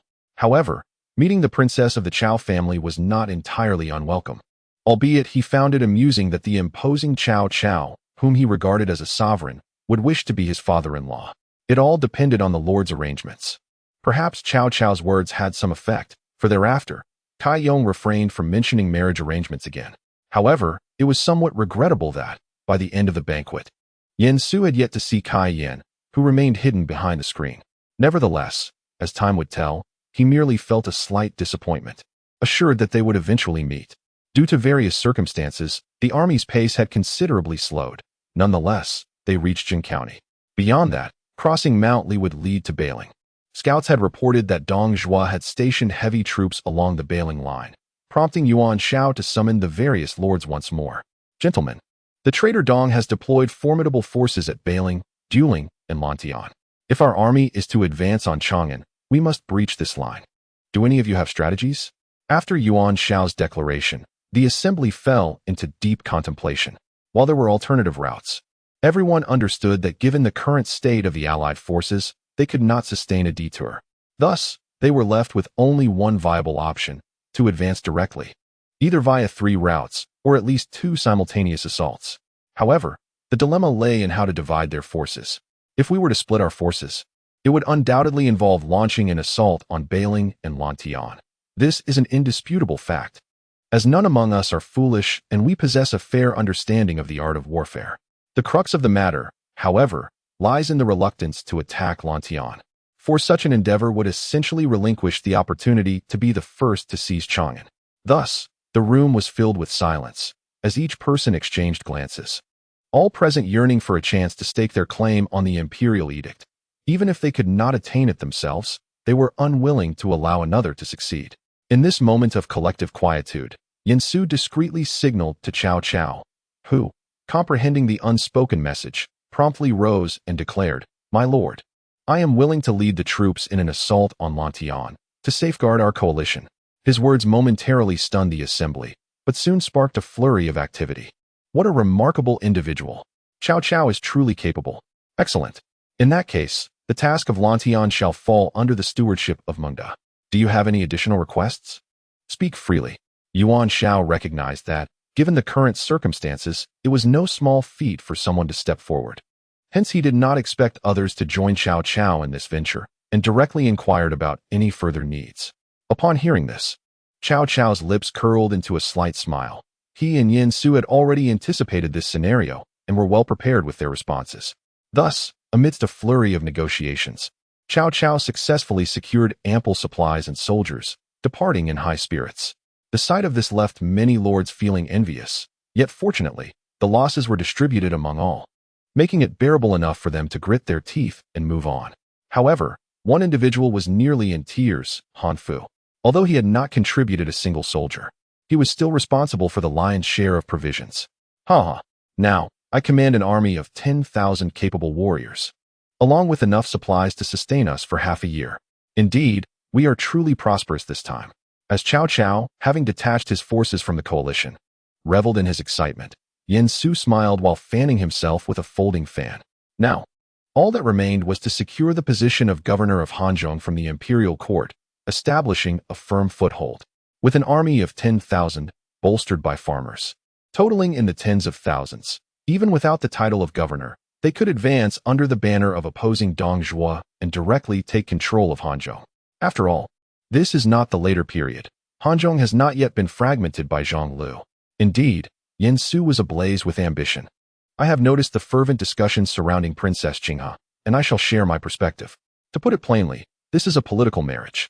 Given the protagonist's talents and charm, he holds a significant position under Cao Cao's banner. I cannot fathom why Cao Qing would persist in plotting against her husband. Moreover, since this is a political alliance, it would be unreasonable for Cao Cao to bypass his eldest unmarried daughter, Cao Qing. Additionally, Princess Qinghe is Cao Cao's most cherished daughter. Sharing the same mother as Chaoang originally, Cao Cao intended to marry her to Ding Yi, but Cao Pai, in an effort to curry favor with the Xiahou family, persuaded Cao Cao to wed her to Xiahou Mao. When Xiao Pai ascended to the throne, she became the crown princess, while Xiahou Lin, stationed at the frontier, took many concubines. Thus, as the crown princess, her relationship with her husband soured. Later, the desire to harm Xiahou Mao arose. As for rebellion or other exploits, no records can be found in any form of storytelling, be it traditional narratives, historical novels, or unofficial chronicles. Furthermore, I find it rather curious that during that era, taking concubines was quite commonplace, merely a trivial matter. Yet, Xiahou Mao is noted in history for having taken many concubines, while no literature documents Princess Qinghe's jealousy. I cannot help but wonder just how many is many. Consequently, there is no cause for concern regarding Cao Qing. There will be no melodramatic plot of a wife plotting against her husband. This is a novel, and her actions are ultimately at my discretion. Chapter 25. Diminished reputation, yet undiminished ambition. After Cao Cao withdrew his forces, he did not head straight for Wuguan, but rather followed the plan to arrive at the gates of Lantian. However, while the army was setting up camp, Yin Su discreetly dispatched Lu Jin, Xiaohou Yuan, Cao Run, and Cao Chun, each leading 1,000 troops towards Wuguan, Danshui, Nanxiang, and Wudong. With the pretext of Yuan Shao's command as the alliance leader, supplemented by Yuan Shu's token, capturing these 4 strategic towns should not prove difficult. As for the encampment outside Lantian, Yin Su ordered the establishment of numerous empty camps, with provisions and torches prepared according to the original numbers. As long as they refrained from attacking Lantian, it was believed that Lantian would not strike first, for at this juncture, the battlefield was primarily a matter of containment. Simultaneously, within the city of Chang'an, a letter from Cao Cao was secretly received. Upon seeing the letter, Dong Zhuo quickly summoned Li Ru. When you. This letter from Cao Cao requests the position of governor of Hanzhong. What is your view? Li Ru swiftly took the letter, examined it, and then approached the map, pondering for a while before bursting into laughter. Haha, I once thought Cao Cao to be a loyal minister, yet it appears he harbors his own ambitions. What do you mean by this when you? As he spoke, Dong Zhuo had already reached for his sword. Li Ru, aware that he needed to explain quickly to avoid provoking Dong Zhuo's wrath, pointed at the map and said, if Cao Cao secures the governorship of Hanzhong, he can retreat through Wuguan and enter Hanzhong via the Han River. Should Cao Cao retreat, the allied forces of the east would have no choice but to withdraw. However, the land of Hanzhong is fertile if it falls into Cao Cao's hands. It will undoubtedly strengthen him further and allow him to remain out of the other lord's sight for a time, thus replenishing his strength. Upon hearing the first half of Li Ru's statement, Dong Zhuo was initially elated and wished to quickly grant Cao Cao the governorship of Hanzhong. However, after hearing the latter part, he hesitated. So, should we grant this governorship or not? Li Ru furrowed his brow and replied through gritted teeth, my lord should bestow it. Since the disappearance of the Tianqi Marsh, only Hanzhong remains without Liang-O to pose a threat within the borders. Thus, should Cao Cao grow in might, Yuan Shu will surely be his primary target. And with Yuan Shu's current power, it would be beneficial to have someone capable of contending with him in the future. Moreover, with figures such as Ma Teng from Liangzhou having rejoined, our lord now possesses both Liangzhou and Guangzhou. Should any upheaval arise in the central plains or the north, he could swiftly annex half of the realm. At that juncture, neither Cao Cao nor Yuan Shu would pose a significant threat. Indeed, Li Ru's strategy is remarkably far-sighted. However, he has overlooked a critical issue. The lord before him has long since lost the resolve to vie for supremacy, and internal discord prevails among them. To wait for such an opportunity appears exceedingly challenging. After Li Ru's analysis, Dong Zhuo silently nodded and, leveraging the young emperor's authority, promptly appointed Cao Cao as the governor of Hanzhong. He then returned to the palace to indulge in his pleasures. Upon returning home, Li Ru recounted the day's events to Jia Su, who wholeheartedly agreed with Li Ru's perspective. Satisfied, Li Ru then took his leave to rest. Yet, after Li Ru departed, Jia Su stood before the window, his eyes narrowing slightly. So it is Cao Cao, the governor of Hanzhong. With this retreat, the coalition forces of the east will surely disperse. It seems that prolonging the war was merely a means to secure Hanzhong. Is he truly willing to resort to any means to achieve his ends? It appears he seeks to forge connections indeed. With that, Jia Su drained his cup of tea and remarked with a smile, perhaps it is best to refrain. Such individuals are far too perilous, and it is wise to keep one's distance. In Jia Su's view, he currently possessed no reputation, merely serving as a retainer under Li Ru, which seemed most prudent. Only in this manner could he navigate the chaos of the times with stability. Unbeknownst to him, however, a certain sharp-eyed youth had already set his sights on him. No matter how discreet Jia Su might be, it was unlikely he could remain so for long. As Dong Zhuo utilized the young emperor's hand to draft an edict, this missive swiftly reached Cao Cao. Upon receiving the decree and the official seal, Cao Cao immediately summoned Yin Su. Behold, behold, the seal of the governor of Hanzhong has arrived. Yet, when Yin Su observed this, he remained remarkably composed, gently fanning himself with a folding fan. My lord, did we not anticipate this matter? Why the haste? Cao Cao was taken aback, incredulous at Yin Su's nonchalance. Oh, so you wish to play the sage? Very well, I shall play along. Ahem, indeed, courage must be tempered with composure. Do not act so frantically henceforth. Those behind Cao Cao, including Dian Wei, were bewildered. Wait, I did not speak. Is your vision impaired, my lord? After a moment of silence, Cao Cao, frustrated, retorted, "Enough. Be silent and guard the door. Do not disturb me while I discuss important matters with my strategist." Once Dian Wei had exited, Cao Cao chuckled. "The decree has arrived. It suggests a withdrawal towards Wuguan, yet retreating without engaging in battle would not sit well with the allied forces. Does my lord imply that we should engage in a skirmish, if only to make a show?" "Yes, this plan seems apt." Cao Cao nodded, then suddenly turned to Yen Su, pondering whether the lad had been contemplating matters.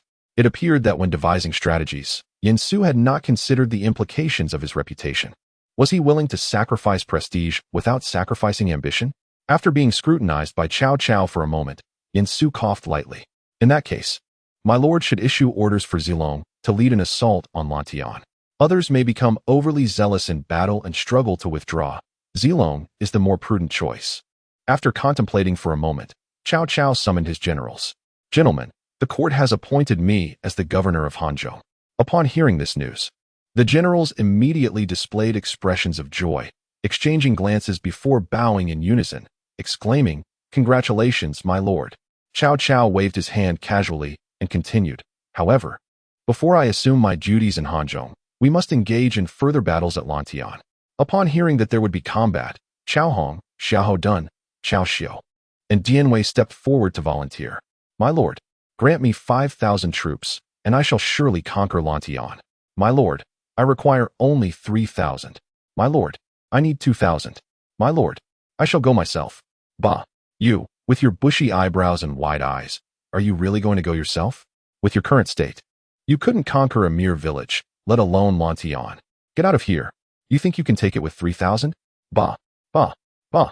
Chapter 26. Save His Majesty. Eliminate the traitor Dong. As the generals engaged in a heated debate over strategy, Zhao Yun quietly stepped aside to avoid getting splashed. Having already earned his reputation by defeating Hua Xiong and battling El Bu, thus, he refrained from vying for recognition this time. However, in Cao Cao's eyes, the situation was quite different. Indeed, it seemed that the keen eye for talent was lacking, leaving behind a group of brash and reckless individuals. "Well, I have conferred with the strategist, and this battle must be a defeat, not a victory. We are to retreat with minimal losses to Wuguan."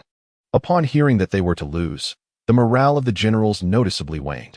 After all, from Cao Cao's words, it was clear that this defeat had to be executed with finesse, yet they were all accustomed to achieving victories.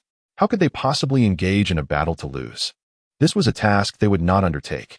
Cao Cao surveyed the crowd and let out a soft hum before issuing his command. "Zhao Yun, heed my orders. This subordinate is here. You are to lead 3,000 troops to attack Lantian. Remember, only defeat is permitted, not victory. And it must appear to be a grand defeat at minimal cost."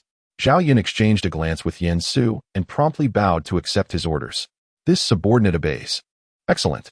The rest of you, lead the main army to support Zilong. Once Zilong retreats, we shall advance towards Wuguan." "Understood." Meanwhile, within Lantian County, Niu Fu was leisurely reclining in the general's residence, indulging in wine. Why was he so relaxed despite the impending threat of the army? It was simple. The decree from Cao Cao had passed through him, and since the position of governor of Hanzhong was sought by Cao Cao himself, it was likely that he would retreat upon receiving the order. Thus, Niu Fu was in a state of great contentment. However, before he could take a second sip, his subordinate rushed in a panic. General, something's wrong." Niu Fu, upon hearing this, became furious and kicked him. "You are the one who is in trouble. Speak. What is it?" The subordinate hastily scrambled to his feet, even neglecting to adjust his crooked helmet, and reported in haste that Zhao Yun, he is attacking the city. "What? Zhao Yun, under Cao Cao, is attacking the city?" Niu Fu finally comprehended the gravity of the situation, rising swiftly with a look of disbelief, questioning. "Are you saying Zhao Yun is coming for me?" Yes. "Hurry, organize the defense. Follow me to the city walls." When Niu Fu hastily arrived atop the ramparts, he discovered that Zhao Yun had indeed brought his troops, yet he had chosen not to attack, as if he were deliberately waiting for Niu Fu's arrival. However, Niu Fu could not afford to ponder this matter further. He bellowed at Zhao Yun, "Zhao Zilong, summon that treacherous villain Cao Cao to face me." Zhao Yun, clad in silver armor and astride a white steed, stood firm at the front lines. Upon hearing Niu Fu's call, he could not suppress a cold laugh within. Truly, It was as the strategist had surmised. Thus, Zhao Yun urged his horse forward and raised his gleaming dragon spear, pointing it at Niu Fu atop the walls. Humph! You, the rebel, dare to face my lord? As for your claims of betrayal, they are utterly unfounded. His Majesty has appointed my lord as the governor of Hanzhong to fight to the death against the traitor Dong Zhuo. Soldiers, Dong Zhuo's tyranny is intolerable. Today we shall breach this city and rescue His Majesty from peril. Before our departure, Lord Cao himself declared that we must save His Majesty. Exterminate the traitor Dong Zhuo. Save His Majesty. Exterminate the traitor. Save His Majesty. Exterminate the traitor. The fervor was palpable at the front, yet Cao Cao in the rear was utterly bewildered. When did I ever utter such words? How could I be unaware of this? However, upon regaining his composure, Cao Cao's gaze swiftly fell upon Yen Su. Ahem, my lord. Since this decree did not originate from me, it must certainly have come from you. For who else but you could command Zilong? Yet, Cao Cao found himself perplexed. Why would Yen Su allow Zilong to speak such clumsy rhetoric, which could not possibly deceive the lords? Hearing this, Yen Su chuckled softly and snapped open his folding fan once more. Your words are indeed correct, my lord. Zilong's statements could not possibly elude the discerning eyes of the lords, nor the wise of the realm. Nevertheless, it is imperative that you do not remain silent. Your recent retreat necessitates a gesture to the world. The title of governor of Hanzhong is essential, and concurrently, we must also uphold the reputation of vanquishing Dong Zhuo. As he spoke, Yen Su grasped his fan tightly and bowed. My lord must understand that the hearts of the people bear weight greater than any talented individual. Remember, the sovereign is the boat, while the people are the water. The water can both support and overturn the boat. The lessons from the way of peace must be heeded. Listening to Yen Su, Cao Cao fell silent, contemplating the adage that the water can both uphold and capsize the vessel. He realized that Yen Su was urging him to govern with benevolence. Yet, this admonition, originally offered to warn rulers, was now directed at him. Nevertheless, Cao Cao refrained from further comment, casting a complex glance at Yen Su before choosing to remain silent, tacitly acquiescing to the matter. In stark contrast to Cao Cao and the others, Niu Fu atop the city was seething with rage. He slammed his fist against the wall and glared fiercely toward the army below. Cursed Cao Cao! How utterly ungrateful! Turning his back after feasting. How shameless! Yet, despite his ire, Niu Fu knew he could not afford to let his guard down in the face of Zhao Yun's formidable forces. Thus, even as fury coursed through him, causing his body to tremble, he forcibly suppressed his anger and commanded his soldiers to prepare wooden logs and stones to defend against Zhao Yun's impending assault. However, it appeared that Niu Fu's apprehensions were rather unwarranted. Although Zhao Yun's forces appeared formidable, the actual siege strategy involved dispatching archers to incessantly rain arrows upon them. After a barrage of arrows, the main army advanced, yet after only a brief skirmish, the enemy retreated, surrounding their city and continuing to harass them with arrows. This engagement lasted quite some time, but the casualties were surprisingly minimal. In the midst of Niu Fu's puzzlement, Zhao Yun's army retreated as if clocking out from work. General, shall we pursue? In Niu Fu's moment of distraction, his deputy approached and casually inquired. Coming to his senses, Niu Fu promptly kicked the deputy down, exclaiming, "Pursue? Absolutely not. This is clearly the enemy's ploy, intended to lure us out of the city. Humph. The enemy has evidently laid the groundwork for this strategy for quite some time, only retreating now as night falls.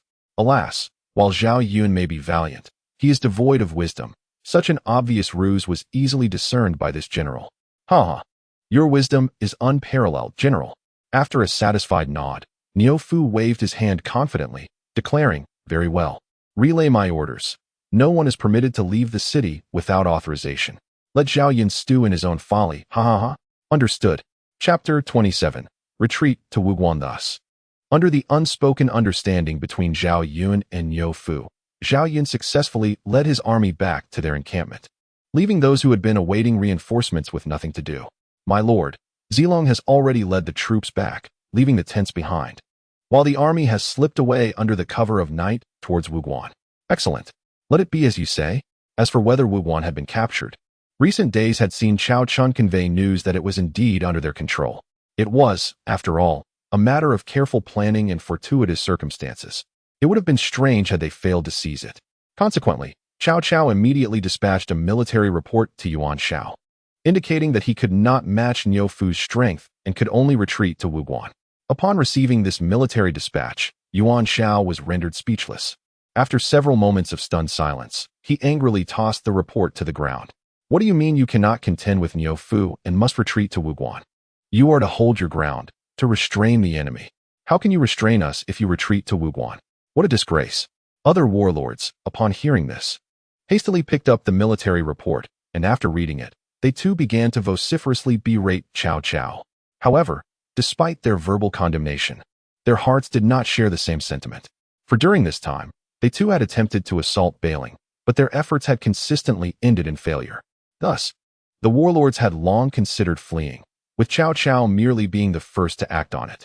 Now that he retreated to Wuguan, it conveniently provided them with a justification for their own withdrawal. What a delightful turn of events. Naturally, before retreating, they would seize the opportunity to settle old scores, avenging grievances where possible. Even if no personal vendettas existed, did they not still have the rewards sent by Dongjua? Though they did not officially accept them, they certainly did not refuse either. In the present day, the prospect of the Grand General concurrently handling the affairs of the Ministry of Personnel is no longer a consideration. Consequently, the minds of the gathered officials have once again turned to the rewards bestowed by Dongjua, as the feudal lords, each with their own ulterior motives, prepared to return and possibly undermine their allies. Cao Cao had already led his forces to Wudong County. Gazing at the rushing waters of the Han River, Cao Cao could not help but express his sentiments softly. I had believed that this assembly of 18 feudal lords would surely lead to a decisive victory against the treacherous Dong. Yet I never anticipated that it would culminate in such a situation. Do not be troubled, my lord, Yin Su replied. Though we have not been able to vanquish Dong, we have nonetheless inflicted significant losses upon him. Furthermore, you now possess a secure refuge, allowing you to recuperate in peace. With your growing reputation, it is possible that notable talents may seek to ally with you. Yin Su's words were not mere flattery. After all, Cao Cao's current standing was far superior to that in the original timeline. In the previous reality, after the dissolution of the allied forces, Cao Cao found himself without a place to turn, forced to endure as a subordinate to Yuan Shao. Today, however, Cao Cao not only commands a prosperous Hanzhong, but has also gained the esteemed Zhao Yun and Su Rong, as well as the early acquisition of Dianwei. In terms of strength, he is now only overshadowed by Yuan Shu and is on par with Tao Qian, whereas even Yuan Shao, who has yet to claim Jizhou, pales in comparison. Of course, Yuan Shao's lineage from the Yuan family remains a significant advantage that Cao Cao cannot rival, making him a potential dark horse in the unfolding events. It remains uncertain whether those who had previously aligned with Cao Cao would continue to do so now that he has been drawn to Hanzhong. Particularly, Yin Su had made up his mind to recruit civil officials upon arriving in Hanzhong. Otherwise, he feared he might exhaust himself. Moreover, he vaguely recalled that Yin Pu, known for his exceptional counsel as Zhang Lu's chief strategist, would be an invaluable asset, even if he were to prove unfit for high office. Yin Su was determined to have him serve in some capacity, as he had long been in need of capable aides. Huang Wang's insights were sound. Yet prior to entering Hanzhong, certain arrangements must be made. The regions of Wuguan, Danshui, Nanxiang, and Wudong, as our future gateways, undoubtedly require vigilant guardianship. I wonder if Huang Wang has any recommendations? Wuguan, being the critical passage for our forces into Guangzhou, must be heavily fortified. However, since Guangzhou is not our immediate target, the focus for now should be on defense, and thus General Zai, Cao Chun, shall continue to serve as the commander of the garrison. As for the three cities of Danshui, Nanxiang, and Wudong, located on the eastern front of Hanzhong, they too necessitate the presence of a formidable leader. I propose General Zixiao, Chao Run, to take the lead, supported by General Wenxian, Lu Jin, to jointly oversee the military affairs of these three cities. After speaking, Yin Su approached the map, and Cao Cao followed closely behind. Moreover, it is imperative that once our lord enters Guangzhou, a great general must be stationed to safeguard the western gateway of Hanzhong at Yangping Pass. I recommend General Miaocai for this task. With these measures, Hanzhong will become an impregnable stronghold. Upon entering Hanzhong, it is certain that a period of defensive posture will be necessary, not only to recuperate, but also to thoroughly establish Hanzhong as our stronghold. In the original timeline, occurrences akin to being ambushed by Elbu are events that Yin Su would never allow to transpire.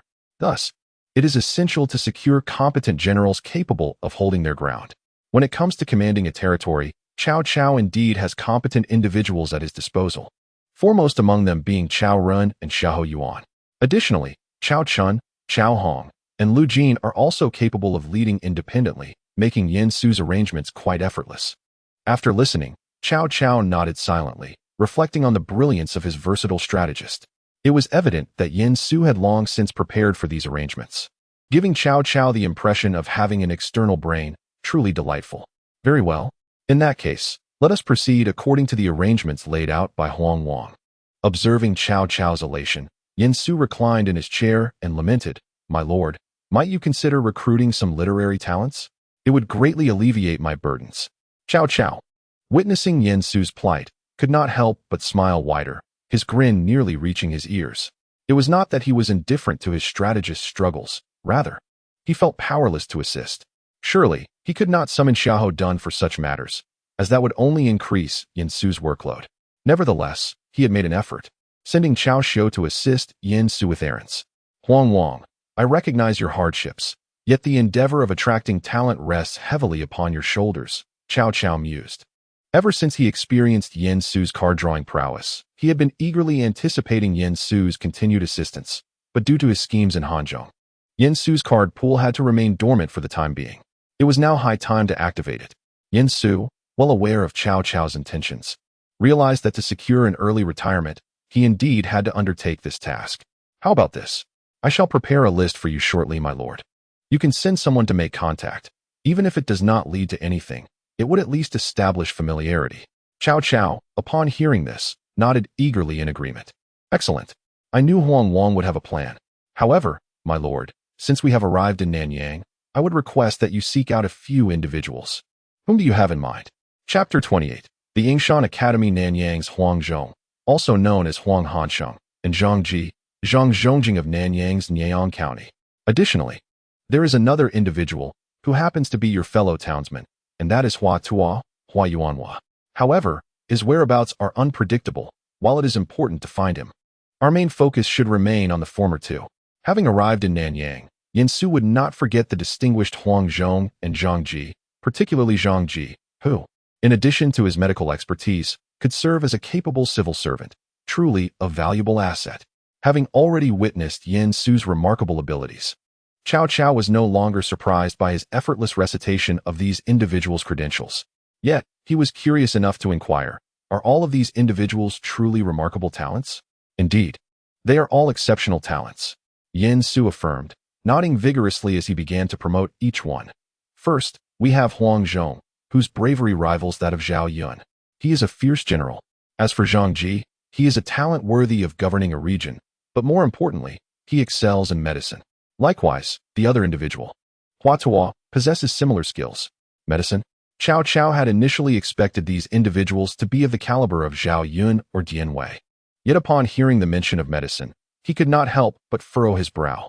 Upon witnessing the situation, Yin Su suddenly comprehended that in this current era, the significance of medical skills has waned considerably. However, he was not inclined to elucidate anything at this moment, as transforming a person's prejudices requires time. Indeed, it is the art of healing, and the medical prowess of these two individuals is pivotal to whether the Lord can successfully recruit Huangzhong. Cao Cao, who had been deep in thought, was momentarily taken aback by Yin Su's statement.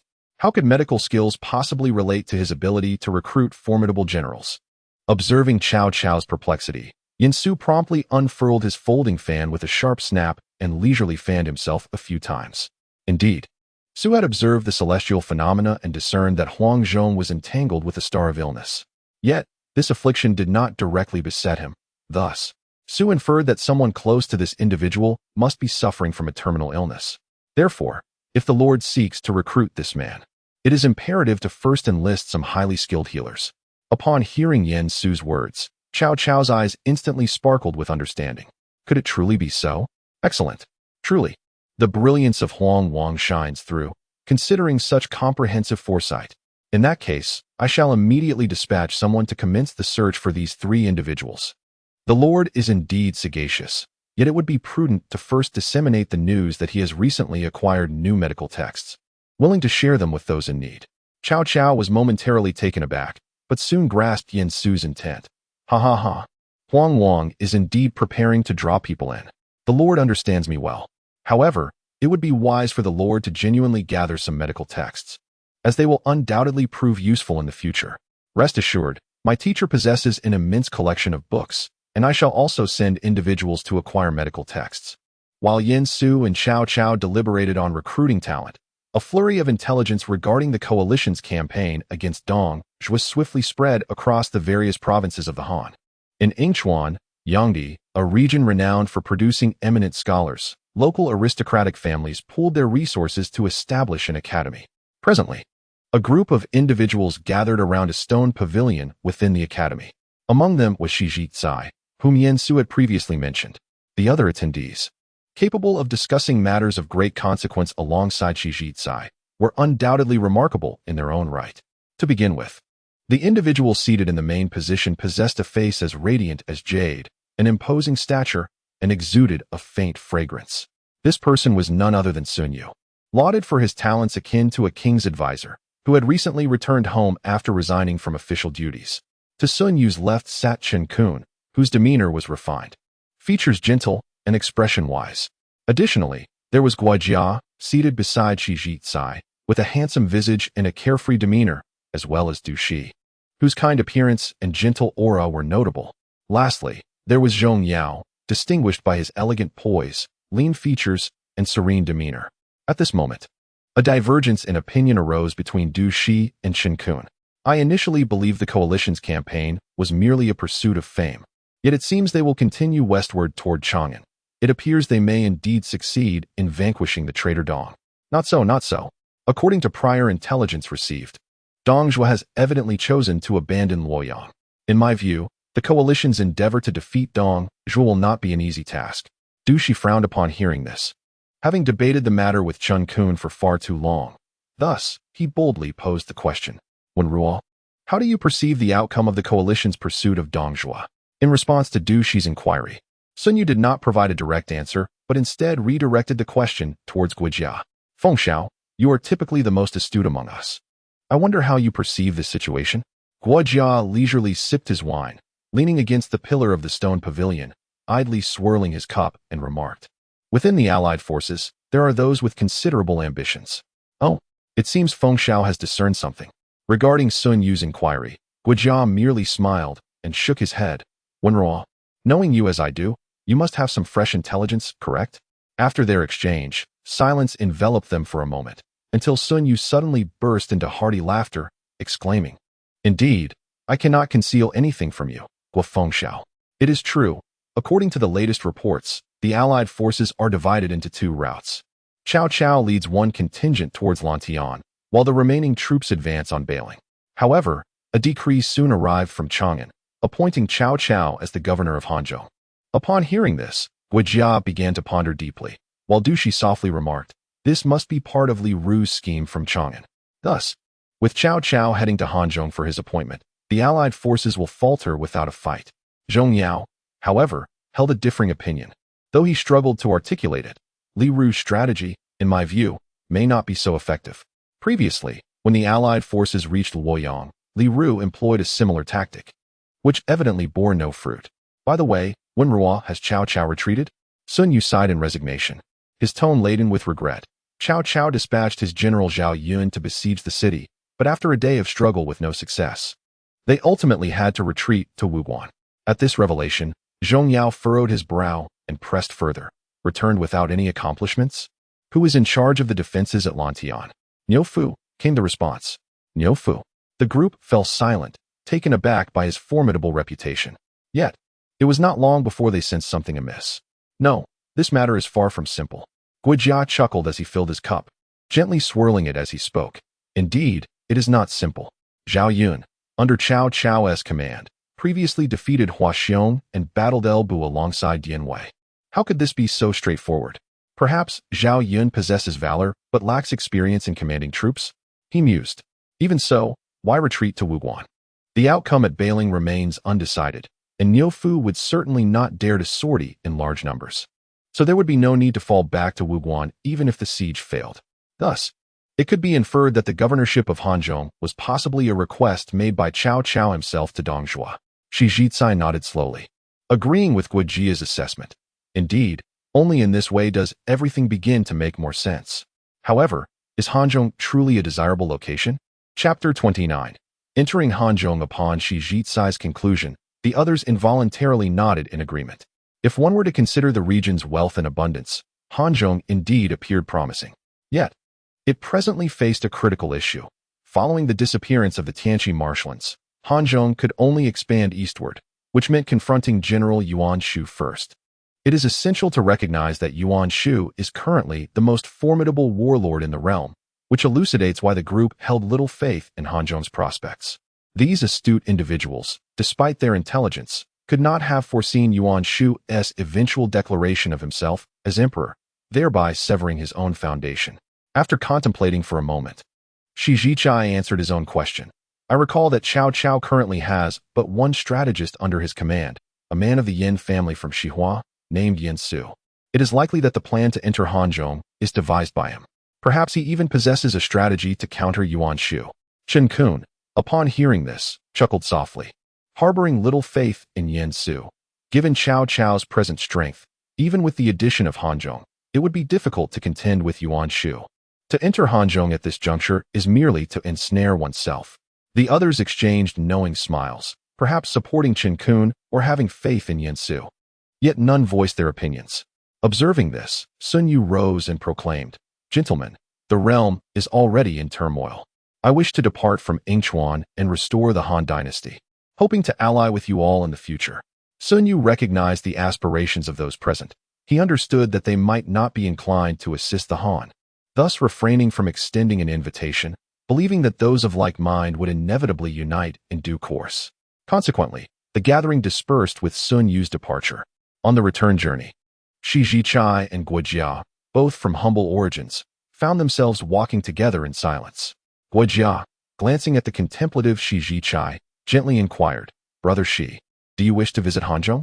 Awakened by Guijia's voice, Shi Jicai was not displeased and replied calmly, Indeed, with only Yin Su remaining under Cao Cao's command. If I were to go, I believe there would be room for my talents. Guijia shook his head, unable to suppress his counsel. Brother Jicai, you are taking a gamble. What if Yin Su lacks a strategy against Yuan Shu and merely seeks to bide his time in Hanzhong? Grateful for Guijia's warning, Shi Jicai felt a sense of helplessness. I appreciate your loyalty, but given the current circumstances, I must take the risk. Guijia sighed in resignation, aware that Cao Cao might be the best option for Shi Jicai. Although they both hailed from humble backgrounds, Guijia's family still held some standing, while Shi Jicai's lineage faced greater hardships. Thus, opportunities with Yuan Shao, Yuan Shu, or others would be scarce. In contrast, Cao Cao provided a viable path, as evidenced by Yin Su's emergence. With only Yin Su in Cao Cao's ranks, it was evident that, from any perspective, Cao Cao was the most suitable lord for Shi Jicai. Since you have made up your mind, I shall refrain from further persuasion. May your wishes be fulfilled. Shi Jicai bowed respectfully to Guijia and then asked, setting that aside, given the current chaos, does Fengxiao not wish to step forth?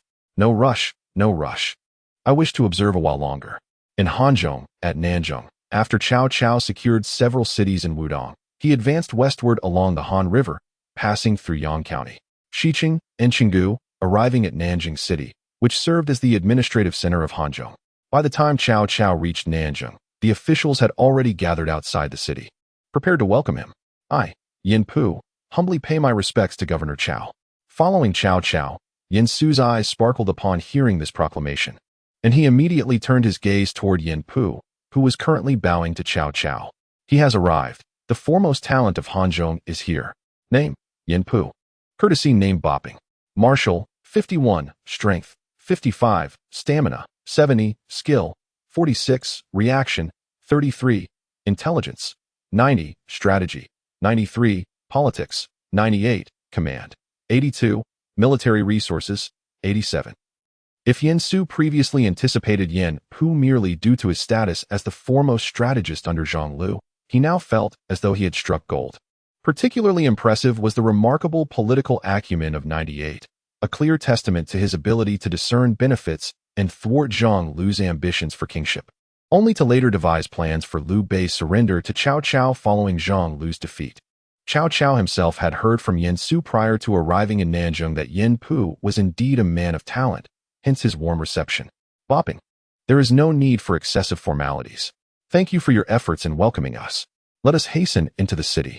Upon witnessing Cao Cao's enthusiasm, Yin Pu's apprehensions diminished considerably. Furthermore, the fact that Cao Cao addressed him by his courtesy name engendered a sense of goodwill, evidently. The new governor had familiarized himself with the local circumstances beforehand. This reassured Yin Pu, especially since Hanzhong had only recently quelled the rebellion of the band Shield Miao after years of turmoil and unrest. And he feared that this new governor might plunge Hanzhong back into chaos. After all, in this era, finding a capable official was indeed a rare endeavor. Upon arriving at the governor's office, Cao Cao intended to invite Yin Pu and others for a meal to foster camaraderie. However, after multiple suggestions from Yin Pu, he ultimately accompanied him to the official residence. As they entered, Cao Cao observed a thick pile of bamboo slips on the main seat. Governor. These documents contain the records of Hanzhong's officials, inventories, and household registrations. Kindly review them, Yin Pu stated. Cao Cao nodded and began to peruse the documents, only to be astonished by the findings. Although he had prepared himself for Hanzhong's prosperity, the extent of its wealth exceeded his expectations. Given Hanzhong's current state, not only could he sustain his 10,000 troops, but he could also support an additional 10,000 without difficulty. It is worth noting that these 10,000 were truly elite troops, not merely conscripts. It appeared that years of stability had indeed allowed Hanzhong to amass considerable resources. Subsequently, Cao Cao waved his hand and appointed Yin Su as the county vice, while Yin Pu retained his position as chief clerk. He then designated Xiahou Yuan as the county's military officer to guard Yangping Pass. Yin Su initially thought matters had reached a conclusion. However, an offhand remark from Yin Pu rekindled his interest. The current commander at Yangping Pass was Zhang Ren, previously lounging leisurely while fanning himself. Yin Su sprang to attention upon hearing this name. Zhang Ren. Startled by the inquiry, Yin Pu quickly regained his composure and responded, "This individual hails from Izhou, Shujun, and his courtesy name is Jungui. Are you, vice, acquainted with him?" Chapter 30. Liu Yin could no longer remain seated after Yin Pu's explanation. Yin Su could essentially conclude that this Zhang Ren was indeed the renowned leader of the 4 generals of Sichuan, the famed gun king Zhang Ren. Although Yin Su was uncertain about the character Zhang Ren used, his place of origin aligned perfectly, suggesting he was not mistaken. However, he remained unaware of whether this Zhang Ren truly shared a brotherly bond with Zhao Yun. If that were the case, it would greatly facilitate matters. Having noticed Yin Su's reluctance to elaborate, Yin Pu refrained from further inquiries and continued introducing the account books to Cao Cao. Once they returned to their resting place, Cao Cao could no longer contain his curiosity and asked Yin Su, "Huang Wang, your reaction upon hearing the name Zhang Ren was quite pronounced. Is this Zhang Ren a person of exceptional talent?" "Do not be hasty, my lord. I have already sent someone to summon Zilong," replied Yin Su. "Zilong? Is this person somehow related to him?" Yin Su silently nodded and softly stated, "At present, it is merely conjecture. Everything must be confirmed through Zilong. If it proves true, it is likely that not only Zhang Ren, but my lord may also gain another formidable general." Cao Cao's heart soared with joy upon hearing this, and he ceased to speak further, patiently awaiting Zhao Yun's arrival alongside Yin Su. Meanwhile, Zhao Yun was not slow in his approach, soon entering with Cao Xiu. "My lord." Military advisor. Zhao Yun greeted them, a puzzled expression crossing his face. He had been occupied selecting a residence for Yin Su, as the military advisor had instructed to find a dwelling near water and mountains for his comfort. According to Yin Su's own words, after fighting for several months, he deserved to indulge himself. Yet, the Lord had previously commanded that the military advisor's lodging be in close proximity to the governor's office for convenient discussions. Therefore, Zhao Yun had to carefully choose the location. While diligently serving 2 demanding superiors, Zhao Yun was unexpectedly approached by Cao Xiu, which led to his bewildered presence in the current setting. "There is no need for formality, Zilong. The purpose of summoning you today is to inquire about your master," Yin Su stated. Though Zhao Yun was somewhat perplexed, he promptly responded, in response to the military advisor, "I am a disciple of the legendary gun god, San Rintong Yuan. Do you know my master?" Yin Su gently cleared his throat before replying, "I am a disciple of Yi Wu Dao Ren." According to my master, the gun god, San Rin Tong Yuan, once took in 2 worldly disciples in his early years. Is this true? Zhao Yun blinked in surprise, still somewhat confused. Indeed, that is the case, but as I joined late, I have not had the pleasure of meeting my 2 senior brothers. Having received Zhao Yun's confirmation, Yen Su dramatically unfurled the folding fan in his hand, delicately waving it before him. This aligns perfectly, my lord. The Zhang Ren I mentioned earlier is indeed Zilong's elder brother. With Zilong in action, Zhang Ren would surely return to his allegiance swiftly. Zhang Ren, elder brother? Zhao Yun was about to inquire further when he noticed Xiahou Dun rushing in a state of alarm. Brother, news has arrived from Shu Jun. They are reallocating many of our officials. Cao Cao was taken aback and immediately turned to Yen Su, who swiftly articulated his judgment. My lord, it is Lu Yan, the governor of Yizhou. Upon hearing this, Cao Cao quickly stepped forward and seized the brocade cloth from Xiahou Dun's hand. After a swift perusal, Cao Cao passed the document to Yen Su, who returned to his seat, deep in thought. Yen Su observed that nearly all the notable officials in Hanzhong had been appointed by Lu Yan to positions in Shujun, while numerous new officials had been dispatched to Hanzhong. My lord, it appears that Lu Yan harbors ambitions of disloyalty and is unwilling to relinquish Hanzhong to you. This reshuffling of officials seems to be a test of your resolve. Should you show no resistance, Lu Yan will likely implement a significant overhaul of Hanzhong's administration, thereby diminishing your authority. Conversely, if you resist, he may swiftly lead his troops to invade. After voicing his concerns, Yen Su calculated the timeline. Indeed, Lu Yan had appointed Zhang Lu as the commander of the E Division this year, sending him along with another general, Zhang Xiu, to assault Hanzhong. Now, with Cao Cao having replaced Su Gu, he had become Lu Yan's new target. Yen Su had anticipated this, but he did not expect Lu Yan to act so quickly. Evidently, Cao Cao's performance in Guangzhong had provoked Lu Yan. However, this could work to their advantage, as Cao Cao could utilize this external pressure to swiftly consolidate his internal forces. After a moment of contemplation, Yen Su spoke. My lord, the immediate priority is to send General Miao Tsai to Yangping Pass to stabilize the situation. Cao Cao nodded thoughtfully, and then turned to Yen Su and Zhao Yun. Huang Wang. Zilong, Zhang Ren is currently the commander at Yangping Pass. I wish for you both to accompany Miao Tsai, ensuring that we retain Zhang Ren while safeguarding Yangping Pass. Understood. I shall obey the command. Yen Su felt a surge of confidence regarding the upcoming battle. Yet he recognized that the critical aspect lay not in combat, but in securing the officials of Hanzhong, particularly Zhang Ren and Yen Pu. The others could be released without much concern. My lord, this battle differs from our earlier campaign against Dongzhua. As long as we hold Yangping Pass and the southern Mitsong Mountain, Lu Yan poses little threat. Therefore, we should adopt a defensive stance while continuing to strengthen our own capabilities. Cao Cao stroked his mustache and inquired, what does Huang Wang propose? There is no need for you to personally oversee Yangping Pass, my lord. It suffices for me to accompany General Miao Tsai. If we can persuade Zhang Ren to remain, Yangping Pass can be entrusted to Miao Tsai for defense. We would then reassign Zhang Ren to guard Shermin in northern Hanzhong, with Zilian, Chaohong, stationed at Huayang Pass. Additionally, we could assign Yuan Rang and Taishang, Su Rong, to establish a military camp at Mitsong Mountain, where they could train the troops while safeguarding the area. Meanwhile, you shall continue to hold fort in Nanjing to preempt any changes among local officials. Once we successfully repel Lu Yan, I am confident that Hanzhong will be entirely under your control. In Yen Su's vision, it would suffice to assign Su Rong to Mitsong Mountain alone. However, considering the logistical prowess of Xiahou Dun, he believed that having both coordinate their efforts would yield better results. After absorbing Yen Su's plan, Cao Cao nodded in agreement. Lu Yan, you may be the governor of Yizhou, but what does that signify? Do you possess Huang Wang? No, you do not. I do, and that is my justification. Observing Cao Cao's inexplicable pride, Yen Su scratched his head and continued, however, my lord, before we proceed, a proclamation must be issued. Chapter 31. Zhao Yun's senior brother. Very well, you shall compose it. Yen Su was momentarily taken aback, thinking, isn't this a task for someone else? Yet before he could decline, Cao Cao helplessly raised his hands and remarked, alas, circumstances compel us. I hope you will exert yourself. For we cannot possibly have Dian Wei undertake this task, as it would likely result in nothing but crude invectives.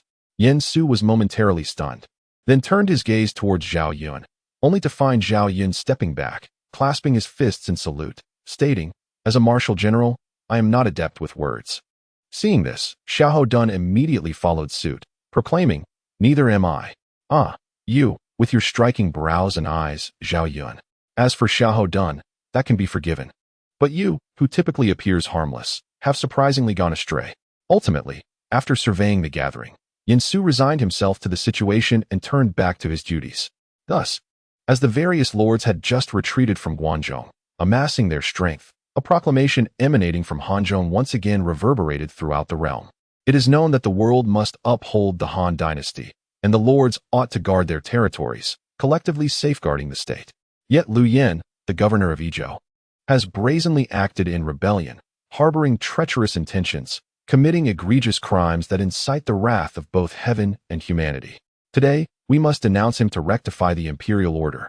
Since the Han lineage has declined, treacherous ministers have emerged, causing turmoil across the realm and suffering among the populace. Cao has received the emperor's decree to raise a righteous army, eradicate the treacherous, and restore peace to the four seas, thereby reviving the Han legacy.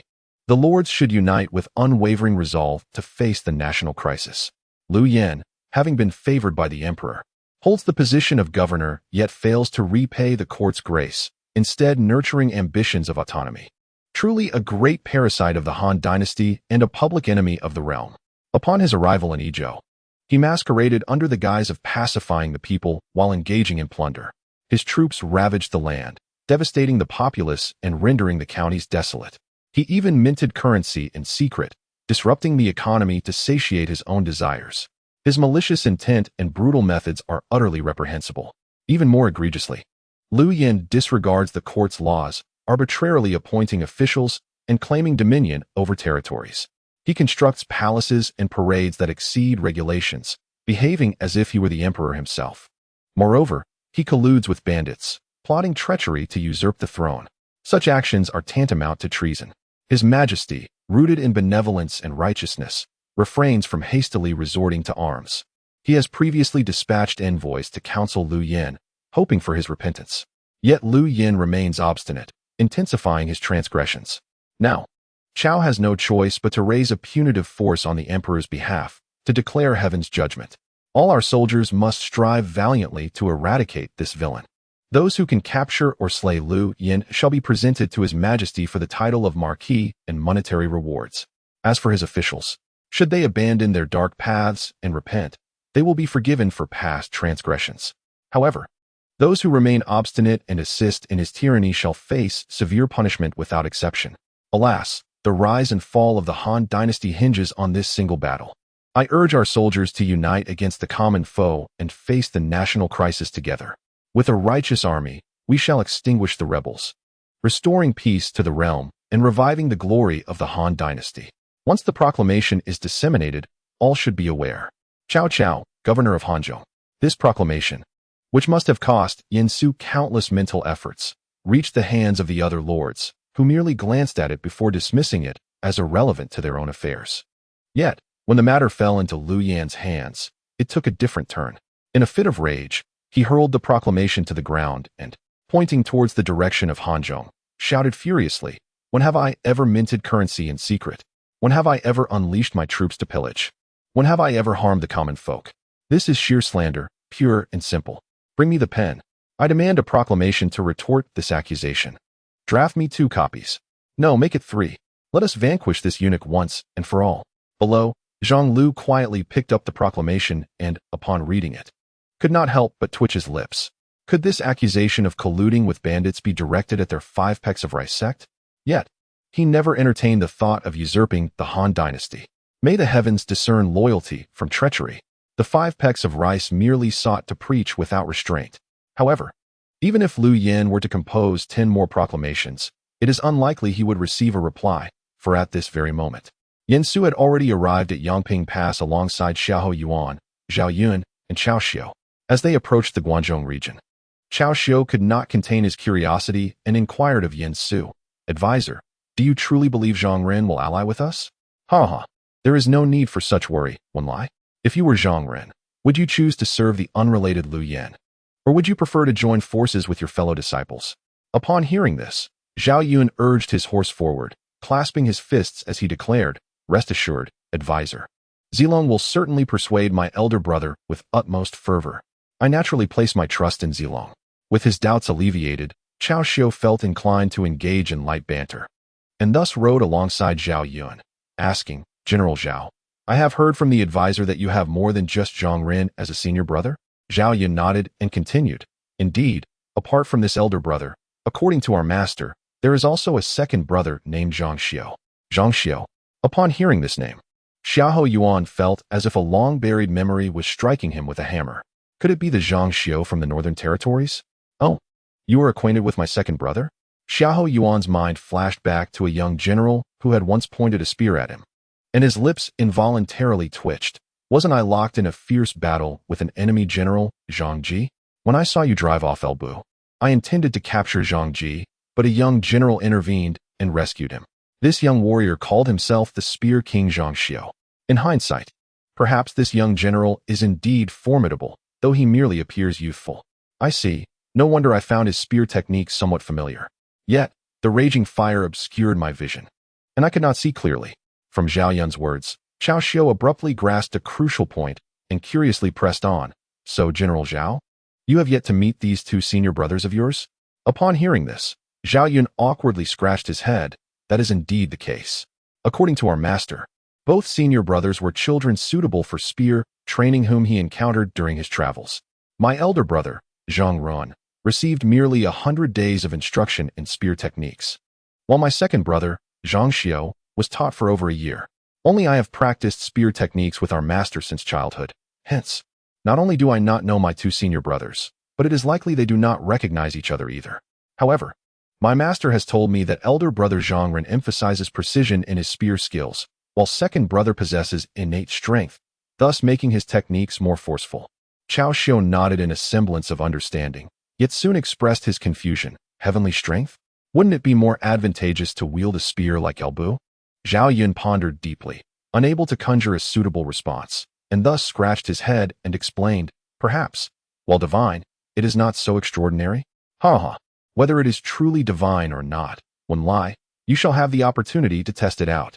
Yen Su chuckled lightly, closing his folding fan and playfully tapping Cao Xiu on the shoulder. Cao Xiu, in turn, muttered, "If we are to test it, then so be it. Don't underestimate others." Strategist.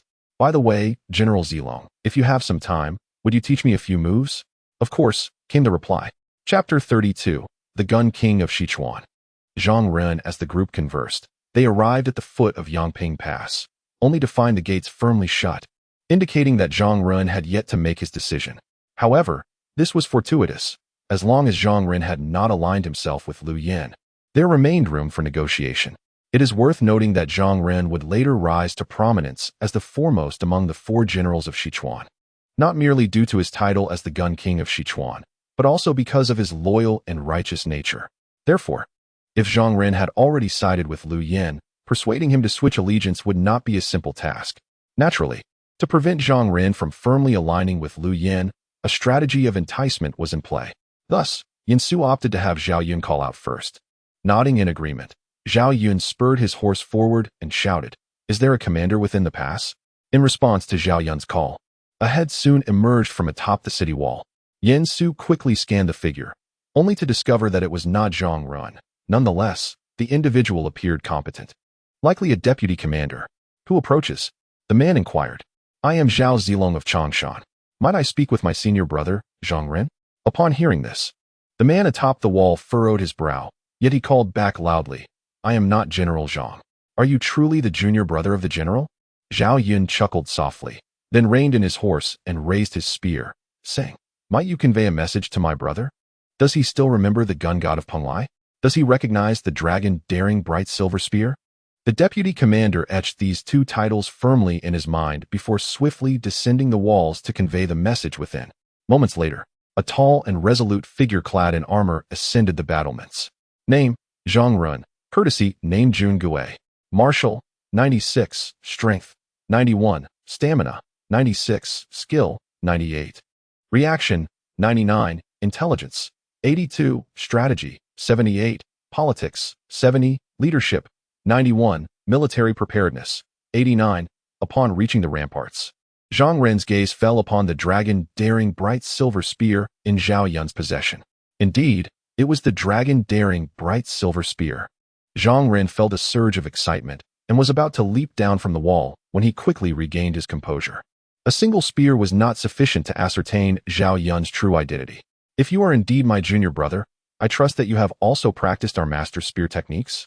Naturally, Zhao Yun affirmed. Very well, then let us see if the illustrious Changshan Zhao Zilong lives up to his reputation. With that, Zhang Ren turned and descended the wall.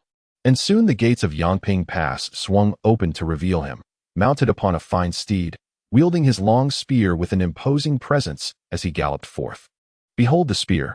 Without the slightest hesitation, Zhang Ren bellowed, clenching his legs around the horse's belly, and the steed surged forward like an arrow released from its bow.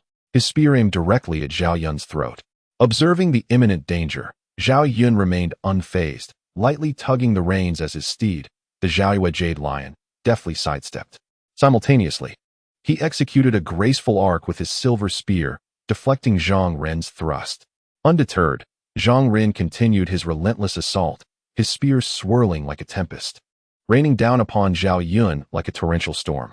Yet, Zhao Yun, akin to a swimming dragon, navigated through the barrage, his spear striking toward Zhang Ren's vital points like a white serpent flicking its tongue, while at other moments, it coiled like a cunning snake, parrying Zhang Ren's attacks. The intensity of their duel escalated, the sound of hooves resonating like a drumbeat, the clash of spears igniting sparks in the air. Seizing an opportune moment, Zhang Ren feigned an opening, then suddenly shifted tactics, launching a fierce thrust at Zhao Yun's lower body. Quick-witted, Zhao Yun pulled the reins, and the Zhaoyue Jade Lion leapt high, evading the strike while simultaneously thrusting downward. Zhang Ren sidestepped, narrowly avoiding the spear's tip as it grazed his shoulder. Recognizing his unfavorable position, Zhang Ren feigned vulnerability, luring Zhao Yun deeper into the fray. However, Zhao Yun saw through the ruse and, taking advantage of Zhang Ren's momentary retreat, urged the Zhaoyue Jade Lion forward, raising his front hooves in a leap. His silver spear darted forth like a white serpent emerging from its den, aiming for Zhang Ren's throat. Startled, Zhang Ren quickly sidestepped, but not before Zhao Yun's spear tip grazed his shoulder, causing him to stagger. Seizing the moment, Zhao Yun pressed his attack, the spear's shadow flickering as Zhang Ren struggled to defend himself. Ultimately, Zhang Ren's strength waned, his movements becoming erratic. With a decisive thrust, Zhao Yun disarmed Zhang Ren, pressing the spear against his throat. With a deep sigh, Zhang Ren relinquished his weapon in surrender. Alas, though we wield the same 100 birds facing the phoenix technique, I am no match for my junior brother. Zhao Yun then turned his steed, raising his spear in salute. Brother, your spear technique is formidable. I am in awe. With this exchange, a bond was forged between them, prompting Zhang Ren to hastily open the city gates to welcome the others. During the banquet, Zhang Ren posed numerous inquiries to Zhao Yun, who, in turn, answered with unfettered candor, rapidly deepening their camaraderie. Sensing the moment was ripe, Zhao Yun respectfully addressed Zhang Ren. Brother, I presume you are already aware of the purpose for my presence here alongside the strategist and General Xiao. Upon hearing this, Zhang Ren remained silent. Pouring himself another cup of wine, Zhao Yun exchanged a knowing glance with Yen Su. Second in command, I have completed my task. It is now your turn. Yen Su responded with a reassuring look, leisurely fanning himself with a folding fan. General Zhang, I trust you are aware of the recent coalition's campaign against Dong? Zhang Ren, having previously withheld his response to Zhao Yun's question, could not ignore Yen Su's inquiry. Thus, he clasped his hands and replied, Indeed, I have heard of it.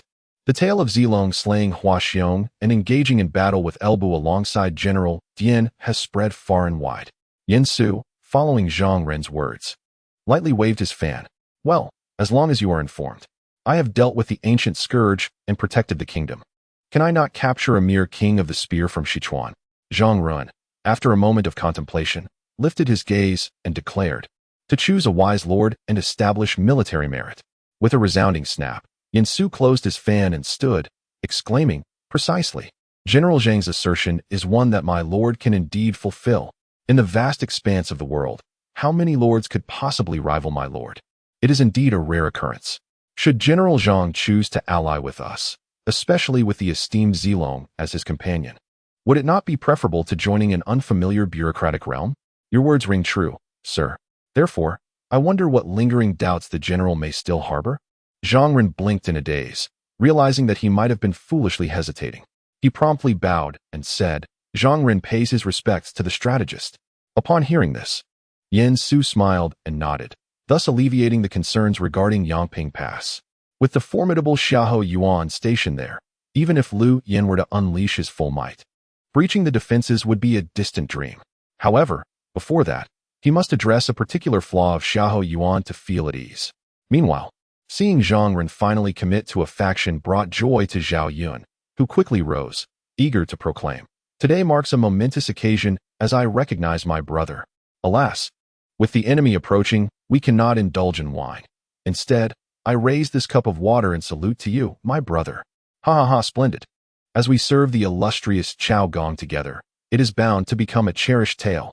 Zhang Ren then turned his gaze towards Xiahou Yuan and Cao Xiu, saying, "General Xiahou, General Cao, I apologize for any previous negligence on my part. Please do not take offense." Cao Xiu, naturally, offered no retort, for his role was merely to follow Yen Su as a protector and subordinate. Xiahou Yuan, too, bore no grudge, exclaiming, "Ah, we warriors are not one for intricacies. Let us share a drink together another day." Ha ha ha, indeed.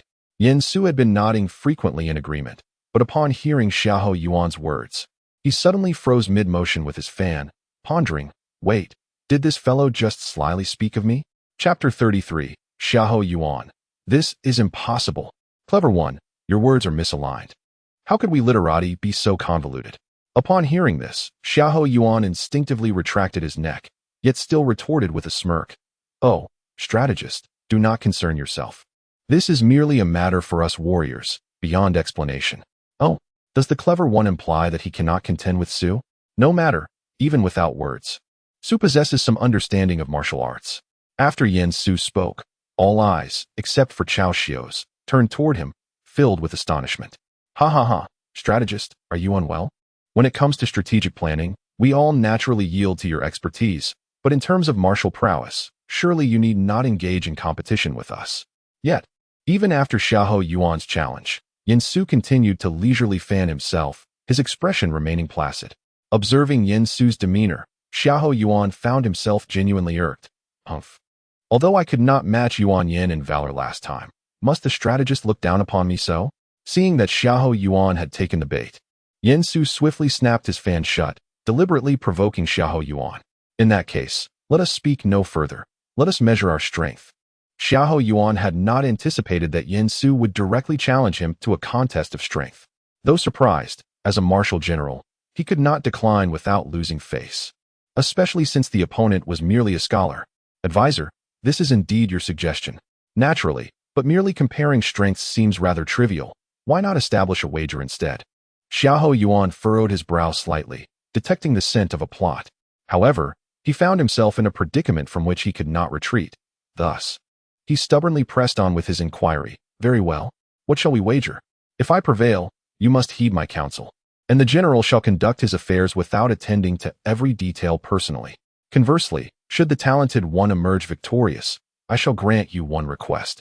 What say you? Upon hearing Yen Su's words, Xiahou Yuan quickly discerned that Yen Su was subtly advising him, though he couldn't help but feel that such a method of counsel was somewhat beneath the dignity of an advisor.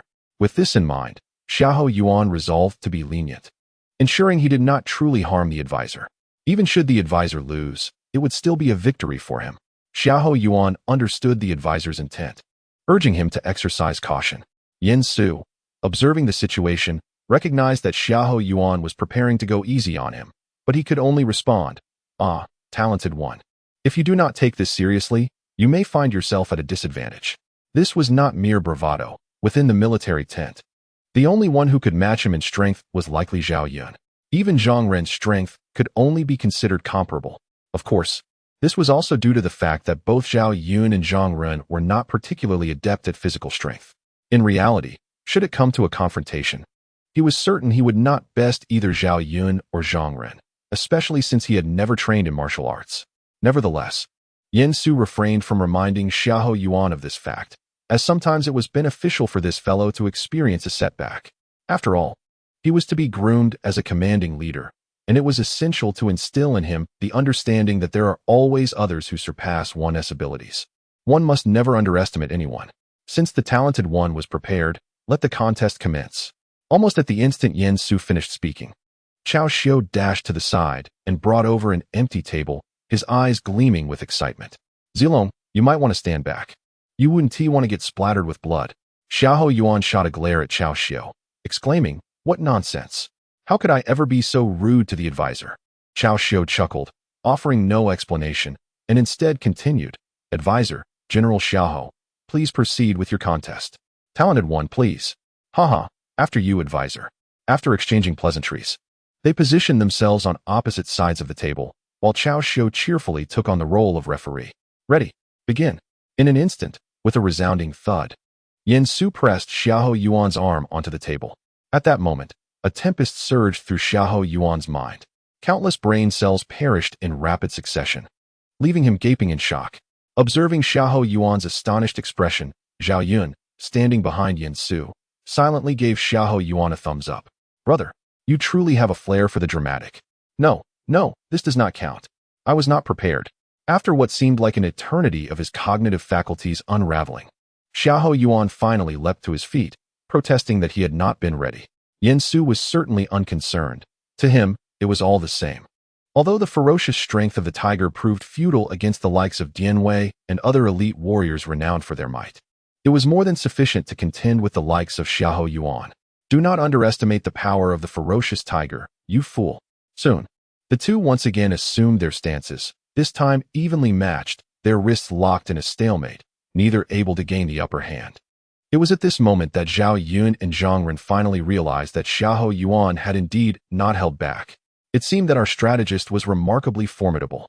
After a brief struggle, Xiahou Yuan began to feel the pressure. He forcefully pushed off with his feet, leaning back to counteract the force. Yet, despite the prolonged contest, Yen Su remained utterly unyielding. It was only after Xiahou Yuan's strength waned that Yen Su seized the moment, and with a resounding thud, he forcefully pressed Xiahou Yuan's hand down onto the table once more. Defeated again, Xiahou Yuan's mouth fell agape, every hair on his body standing in disbelief. Meanwhile, Yen Su, having achieved his victory, leisurely rose and gave Xiahou Yuan a pat on the shoulder. "Remember our wager." With that, Yen Su strode away, leaving no trace behind. Cao Xiu, having spent the longest time by Yen Su's side, was the first to react, quickly pursuing him. Zhao Yun and Zhang Ren exchanged incredulous glances, each reflecting the other's astonishment. Truly, the strategist is a remarkable figure. Chapter 34. Zilong's battle. Not only Cao Cao's side reacted swiftly to the developments at Yangping Pass, but Lu Yan's camp did as well. Just as Yen Su and his companions diligently defended Yangping Pass for 3 days, the troops from Yizhou finally arrived. It is worth noting that while Yen Su and his companions traveled light, the Yizhou army was on the move in full force, making their swift arrival quite impressive. However, Yen Su remained unperturbed by the advancing Yizhou forces, for the lack of a route from Hanzhong posed a natural disadvantage concerning their supply lines. Despite the current connection between Yizhou and Liangzhou via the Shihan River, the underlying issue remained unresolvable.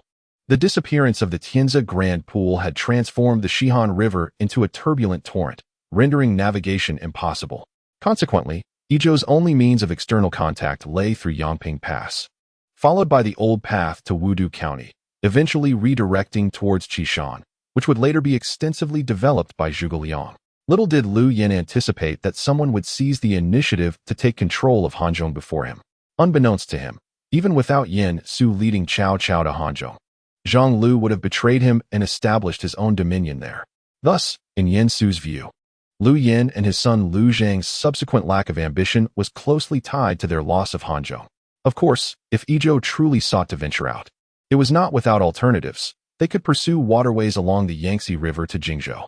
Yet, it was evident that in the conflict between Lu Biao and Cao Cao, Lu Yan favored confronting Cao Cao. With a resounding beat of war drums, the troops of Yizhou gradually unfurled their formation outside Yangping Pass. Soon, several formidable generals emerged, flanked by a throng of soldiers. "Who guards the city?" "Our lord is the governor of Yizhou." "Since you are officials of Yizhou, why do you not come forth to greet us? Are you plotting treason?" The adversary's initial words were laden with accusations of conspiracy. Yin Su, unwilling to let such slander go unchallenged, stepped forward and, resting his hands against the city wall, proclaimed, "Humph. Lu Yen, as a member of the Han imperial family, ought to uphold the state and protect the people.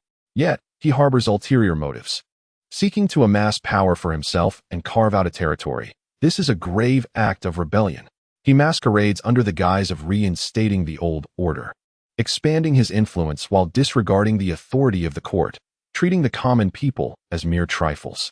Lu Yan's ambitions are as clear as day, and my lord Cao Cao has long perceived his treacherous designs.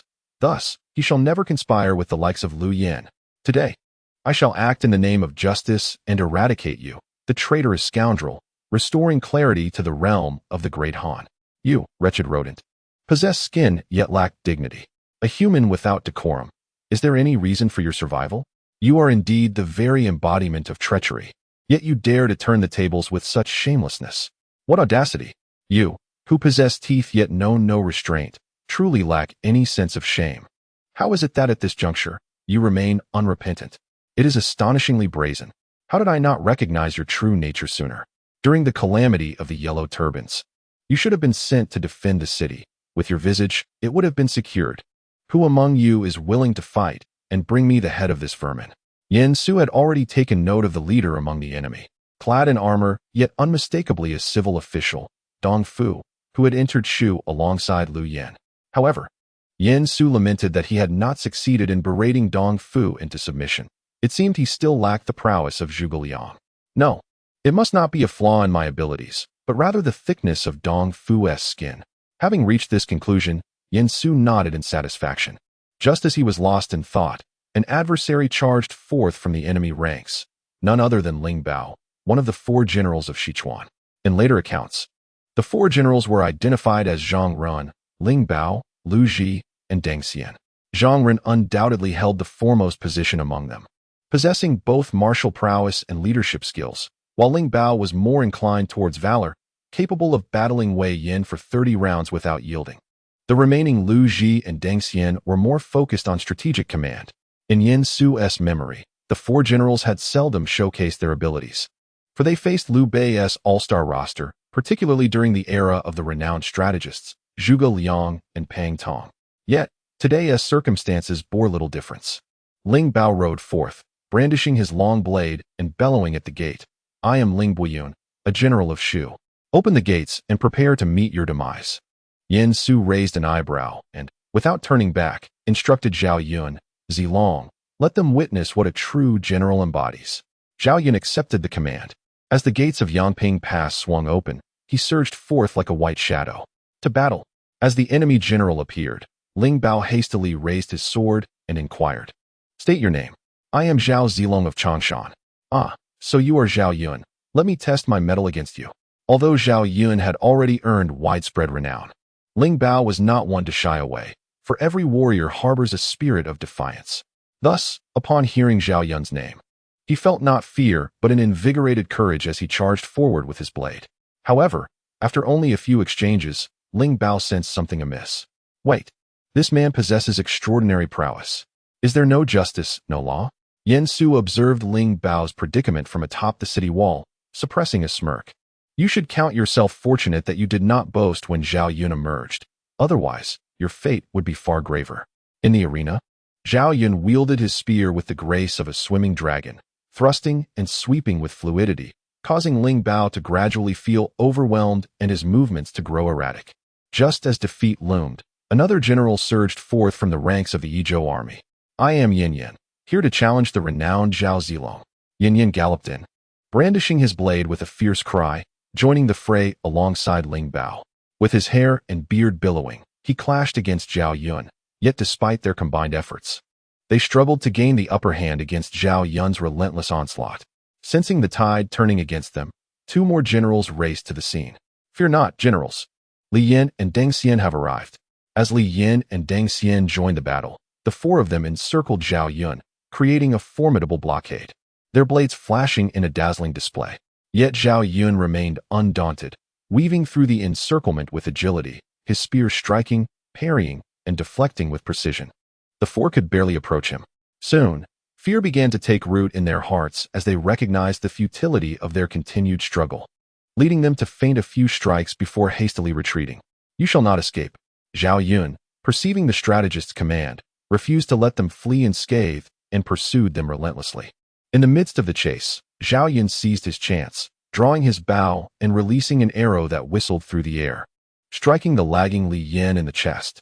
With a cry of anguish, Li Yin fell from his horse, lifeless. The remaining three, aware of Li Yan's fate, dared not linger and rushed back to their own ranks in a panic. Zhao Yun's triumph over 4 opponents, slaying one in the process, inevitably bolstered morale.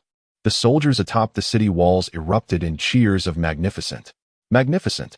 Yin Su, reveling in the moment, laughed heartily, exclaiming, "4 against 1. And 1 still fell. Do they not know how to fight?" Chapter 35. The retreat of the Izhou army. Witnessing such a decisive defeat in the initial skirmish, and seeing the jubilant Yin Su atop the walls alongside the uplifted spirits of the enemy troops, Dong Fu realized that further assaults on the city were futile. He promptly ordered a retreat to strategize for the future. In the city, upon observing the enemy's withdrawal, Xiahou Yuan excitedly approached Yin Su, saying, "Strategist, the enemy's morale is low. Shall we launch a night raid tonight?" Xiahou Yuan's suggestion was indeed commendable. However, Yin Su was not inclined to follow it. Even if they could deliver a sound thrashing to Dong Fu at present, they lacked the stamina for a subsequent assault on Izhou. Thus, the potential gains from this battle were utterly disproportionate to Yin Su, rendering the risk unnecessary.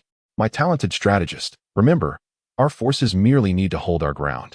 In a matter of months, the enemy shall withdraw," he asserted confidently as he opened his folding fan and gently fanned himself. A gesture he had learned from the cunning Sima. They would merely bide their time, although they had yet to unify the north and possessed only Hanzhong. Luyan's Izhou was in disarray, a region recently pacified from rebellion and yet untouched by Zhuge Liang's governance, still facing threats from the southern tribes, and lacking the wooden oxen and flowing horses for transporting provisions. Moreover, their battleground lay at Yangping Pass, a formidable stronghold. Thus, even with just Hanzhong, Yin Su felt sufficiently empowered to withstand Dong Fu's advances. Xiahou Yuan gazed at the retreating enemy, pondering for a moment before he helplessly struck the city wall. "Alas, I truly wish not to allow them to escape so easily," he lamented. "Fear not, my talented strategist. Once we establish our foothold in Hanzhong, we shall find the time to deal with them." Yin Su reassured him softly, leading Xiahou Yuan to abandon his thoughts of a night raid. The subsequent events unfolded with greater simplicity. The Izhou army attacked while the Hanzhong forces defended. For over a month, the Izhou army failed to breach Yangping Pass, and even the contingent sent to raid the granary was repelled by Su Rong and Xiahou Dun. As the saying goes, one vigorous effort leads to success. Repeated attempts lead to decline. The Izhou army's continued failures had plunged the morale of its troops to a nadir, compounded by the fact that Dong Fu's supply lines seemed even more precarious than Yin Su had anticipated. "Commander Dong, the fastest batch of supplies will not arrive for another 4 days, but our forces cannot endure until then." Yin Yin burst into Dong Fu's tent, determined to secure a decisive military order. For 3 days, they had ceased their siege operations due to untenable supplies. To speak candidly, while attacking a city might deplete numbers and relieve the strain on provisions, it was essential for soldiers to be well fed before any assault. Otherwise, to attack on empty stomachs would merely squander their strength.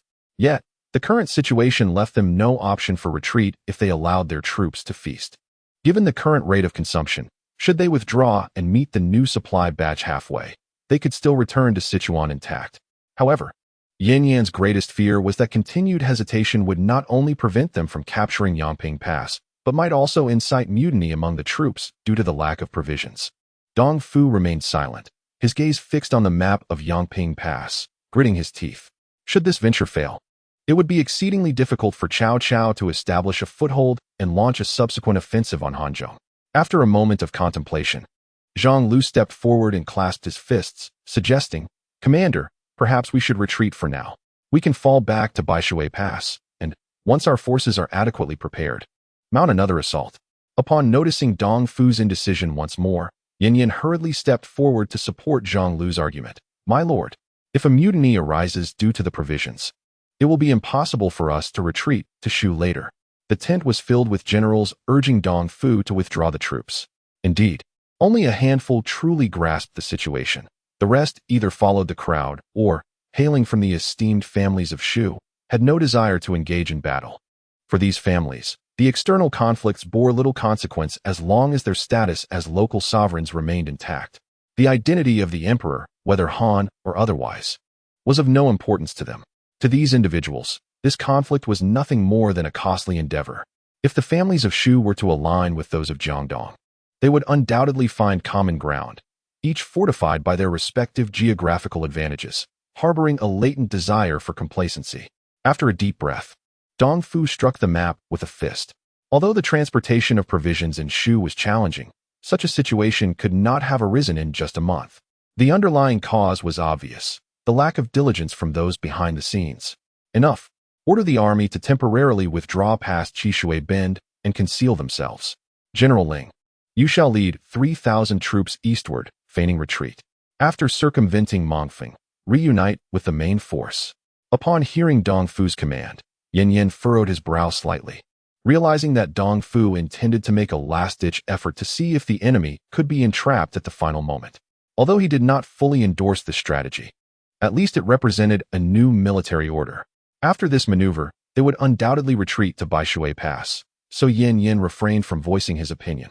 Ling Bao, understanding the unspoken implications in Yin Yin's silence, promptly accepted the order and departed.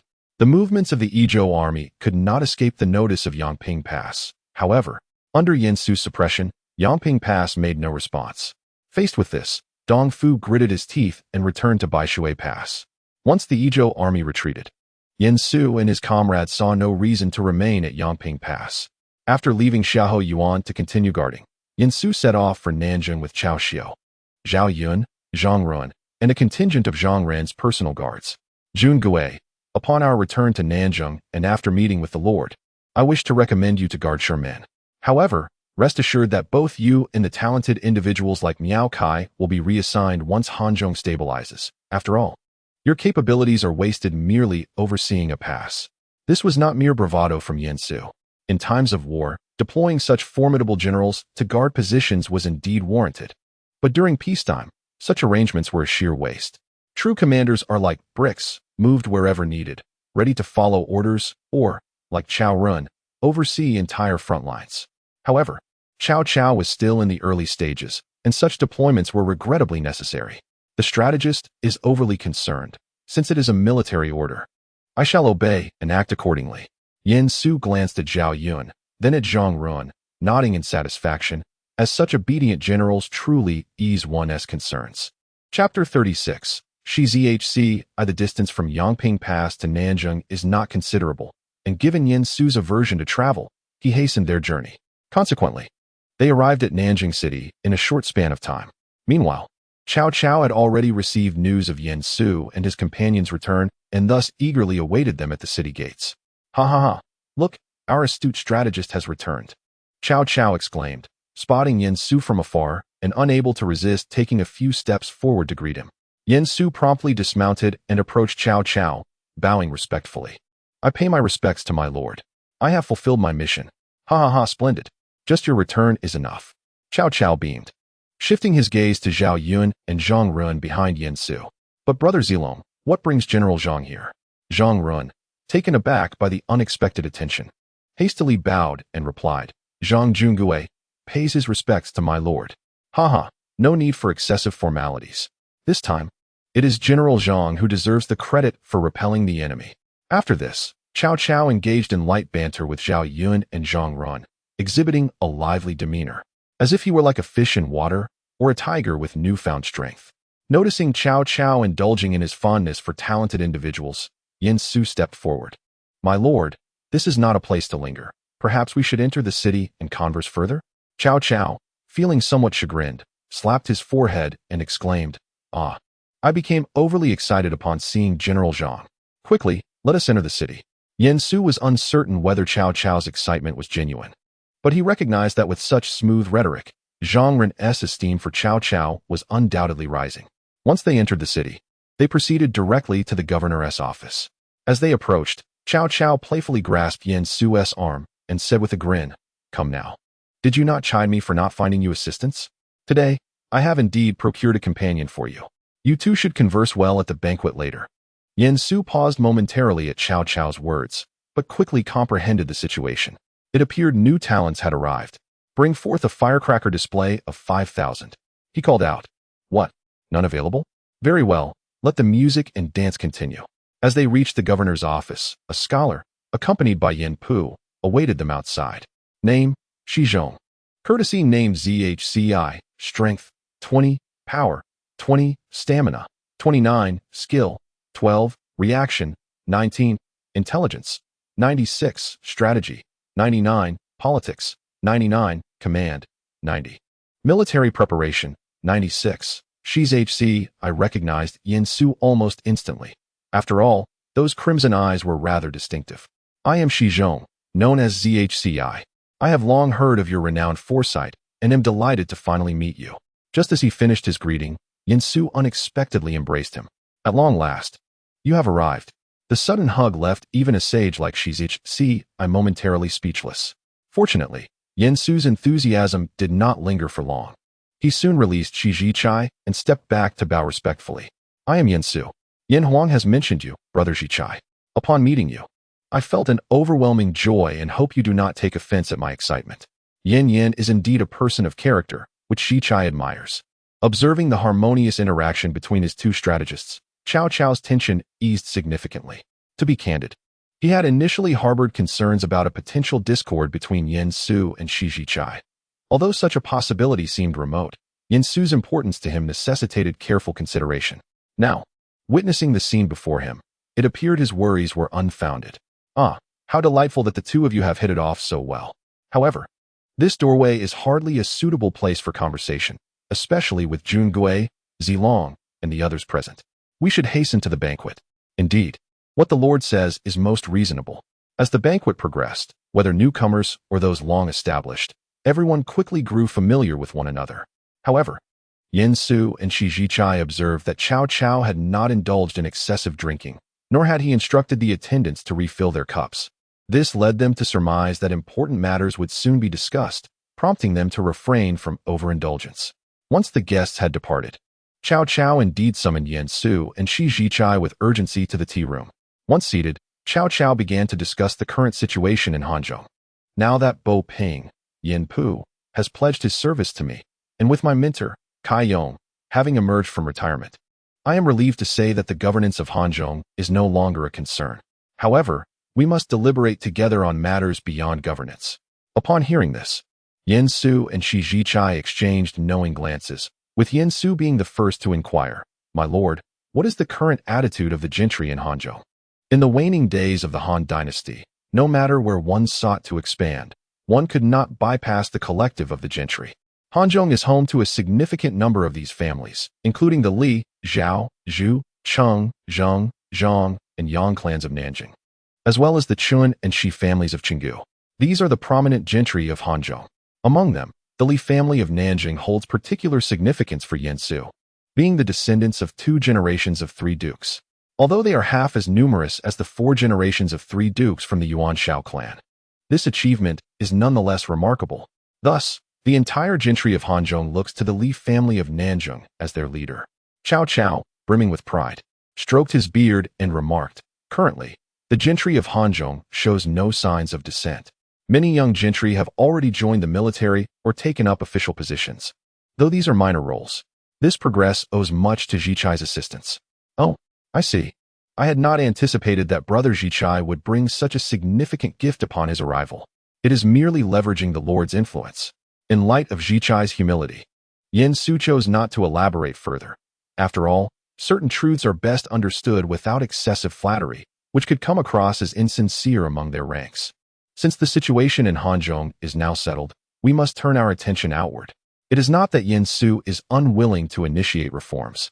He is acutely aware that if such reforms were to be enacted, the potential energy that could be harnessed would undoubtedly be amplified. However, such endeavors cannot be accomplished overnight. At the very least, they must wait until they have established a significant foothold and achieved a semblance of stability before contemplating the matter of reform. After all, time waits for no one. At present, their foremost priority is to meticulously devise their next strategic objectives. After contemplating for a moment, Yen Su pointed his closed folding fan towards the Liangzhou Wudu region. Beside him, Shi Jizai nodded thoughtfully in agreement. Compared to Yuan Shu on the Eastern Front, Liangzhou indeed presents a more suitable opportunity for their current circumstances. First, they shall conquer Liangzhou, and then advance towards Yizhou. By that time, their lord will command both Yizhou and Liangzhou, thus securing a dominant position in the southwest while observing the various lords of the realm with amusement. When the opportunity arises, they may then set their sights on Jingzhou, and upon seizing it, march northward to sweep across the land. Chapter 37. Strategic Formulation Regarding Shi Jizai's proposal. Yen Su did not voice any objections, for absent a divine perspective, the strategy he articulated is indeed the most fitting for Cao Cao at this juncture. After all, both Ma Teng and Lu Yin currently appear to be more amenable to negotiation than either Dong Zhuo or Yuan Shu. However, no matter how astute Shi Jizai may be, he could not foresee that Yuan Shu would, in just a few years, dig his own grave, thereby obliterating the favorable circumstances. Once Shi Jizai concluded his thoughts, Yen Su spoke up. My lord, I concur with Jizai's assertion that we must first secure Liangzhou before turning our attention to the entirety of Yizhou. However, following this, I propose that we extend our military efforts towards Nanyang and Chang'an. Once we have secured Jingzhou, the regions north of the Yangtze River, as well as Guangzhou, we can then swiftly advance northward. Once we unify the northern territories, we shall have the capacity to address the southern rabble. Much like Yen Su, Shi Jizai refrained from elaborating further on Yen Su's perspective, for if they were to indeed gain control over Yizhou and Liangzhou, they would possess the strength to assault Chang'an or Nanyang. However, compared to his own thoughts, Yen Su's proposal strikes him as markedly more audacious. Thus, Shi Jizai merely regarded Yen Su as a proponent of radical ideas, without delving into further contemplation. Cao Cao, listening to the insights of his two strategists, scratched his head in contemplation. Fortunately, both advisors shared a consensus on the preliminary strategic objectives. Consequently, Cao Cao readily acquiesced to their plans. As for future endeavors, the nature of this world is ever-changing. Perhaps by that time, the situation will have undergone new transformations. Thus, after an extensive discussion regarding their forthcoming strategic goals, the three departed. Yet, in parting, Cao Cao grasped Yen Su's arm and remarked, Tomorrow, I hope you will rise early, for I shall be bringing my son to pay a visit. During Yen Su's time at Yangping Pass, Cao Cao had also arranged for his family to join him. He had even summoned the family of Zhao Yun, as well as the kin of Dian Wei and the Xiahou clan. This was a matter Yen Su had specifically reminded Cao Cao to attend to prior to his journey to Yangping Pass. While relations with the various lords remain amicable, it is imperative to gather those who should be brought together. Cao Cao's family naturally included his primary wife, Lady Ding, along with his eldest son, Cao Ong, his second son, Cao Shuo, his eldest daughter, Cao Qing, and his third son, Cao Pai. Indeed, Cao Pai was actually the third child of Cao Cao. After all, Cao Ong, Cao Shuo, and Cao Qing were all born to Lady Lu, who passed away early. Cao Ong, having been raised by Lady Ding from a young age, was 10 years senior to Cao Pai. Thus, it is Cao Shuo who should be regarded as Cao Cao's second son. Unfortunately, according to the original timeline, Cao Shuo had only 5 years of life remaining. It is believed that Cao Shuo perished around the year 196, living merely a year less than his elder brother Cao Ong. As for Cao Cao's desire to pay a visit, Yen Su naturally would not decline. He promptly agreed, but on the carriage ride back, a sudden thought struck him. Since he had not permitted Cao Cao to travel to Yenzhou, it followed that Cao Cao would not march against Xuzhou either. The ramifications of this could be significant. The reason Xuzhou came to mind was not unrelated to the fact that there resided in Langia County a future prime minister of a double surname. Without the calamity of war, it was uncertain whether the Zhuge clan of Langia would still retreat south to escape turmoil. What was most concerning was that the notorious Liu Bei was currently in Qingzhou. The Central Plains would undoubtedly descend into further chaos in Cao Cao's absence, yet no one would be able to seize control. This implied that Liu Bei might very well establish a foothold in Xuzhou in the future. No, it was imperative to venture into the Central Plains, to gather talent from that region, and to find a place for Liu Bei where he could not escape. As he resolved this in his heart, his residence finally came into view. The abode Zhao Yun had secured for him was indeed commendable. Conveniently located near the Cao residence, while fulfilling his desire to be near mountains and rivers. Furthermore, With Cao Xiu and Zhao Yun residing nearby, the safety of Yin Su's dwelling was significantly enhanced. Zhao Yun had also thoughtfully arranged for several attendants to maintain the estate while attending to Yin Su's needs. Indeed, entrusting matters to Zilong proved to be a wise choice, although the atmosphere within the residence felt somewhat subdued. Just as Yin Su was surveying his domain like a lion, Cao Cao entered the backyard, cheerfully holding a box of freshly purchased osmanthus cakes. His demeanor resembled that of an ordinary gentleman, devoid of the earlier imposing presence he exhibited while discussing the state of affairs with Yin Su and Shichai. Madam, come quickly and see. I have brought pastries. By the way, have you and Qinger encountered Huang Wang today? Cao Cao's jovial visit was, of course, motivated by the impending union between Cao Qing and Yin Su. He had promised on numerous occasions to find a suitable wife for Yin Su, and naturally, his first thought was of his own daughter. From a political standpoint, Yin Su had been instrumental in Cao Cao's current achievements, making a marital alliance with him a most favorable prospect. From a personal perspective, Yin Su's profound knowledge, commendable demeanor, and ability to recognize talent rendered him an ideal match. Lady Ding, with a slight smile, helped Cao Cao to his seat and gently remarked, "Qinger has left but a single message." Upon hearing this, Cao Cao's interest was piqued, and he promptly inquired, "What message?" Lady Ding cast him a playful glance and, in a teasing tone, replied, "It is entirely up to you, my dear husband, to decide." Haha, I comprehend now. I understand. Cao Cao is indeed an experienced man. What does it mean to rely solely on one's father? It merely indicates an inclination. Chapter 38. Yin Sudong's excursion in the serene courtyard of the Cao residence. The night air is cool as water, with the silver moon casting its luminous glow. A young maiden leans gracefully against the edge of a couch. Her hair, adorned in delicate coiffures, sways gently, with a few strands of azure silk cascading down her fair neck, her skin resembling fine jade, appearing even more radiant under the moonlight. Her brows arch like distant mountains, and her eyes, filled with emotion, seem to conceal a pool of autumn waters, shimmering with tenderness. Dressed in a moon-white silk garment, with sleeves embroidered with pale pink peach blossoms, her attire quivers slightly in the gentle breeze from the window, almost echoing her innermost thoughts. Resting her chin on her hand, she gazes at the bright moon outside, her lips, reminiscent of cherries, slightly pursed, and her delicate nose flaring gently, as if savoring the faintest hint of floral fragrance. As a gentle breeze stirs, the curtains flutter, yet she remains oblivious, her heart drifting far away. Her emotions, akin to the swaying branches of flowers outside, become disordered.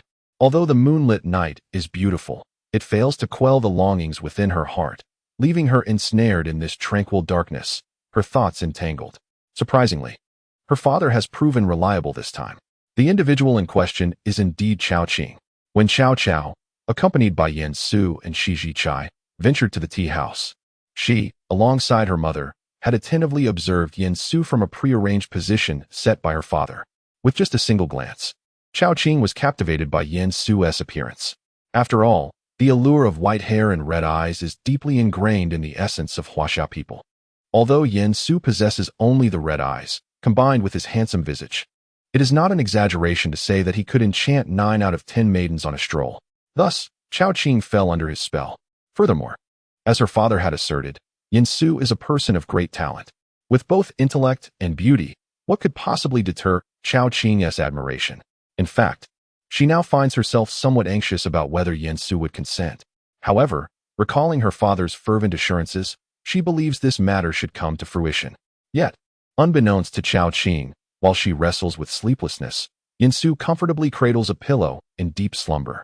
Consequently, when Cao Cao arrives the next day with Cao Ong and Cao Shuo, Yin Su has only recently awakened.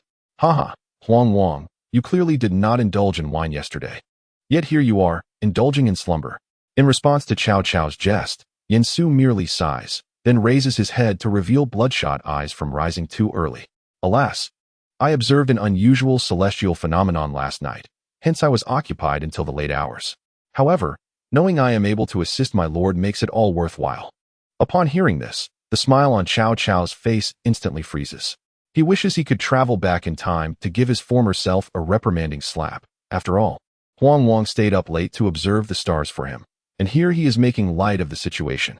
Are you even human, Cao Mingda? Cough at him. Zixiu, Ziqian, do come forth to meet Mr. Yan.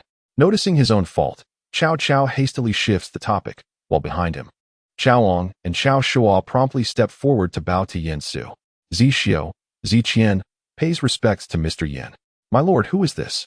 Upon hearing this, Cao Cao chuckled heartily and quickly clarified, my son, Chaoong, is my eldest, while Cao Shuo is my second.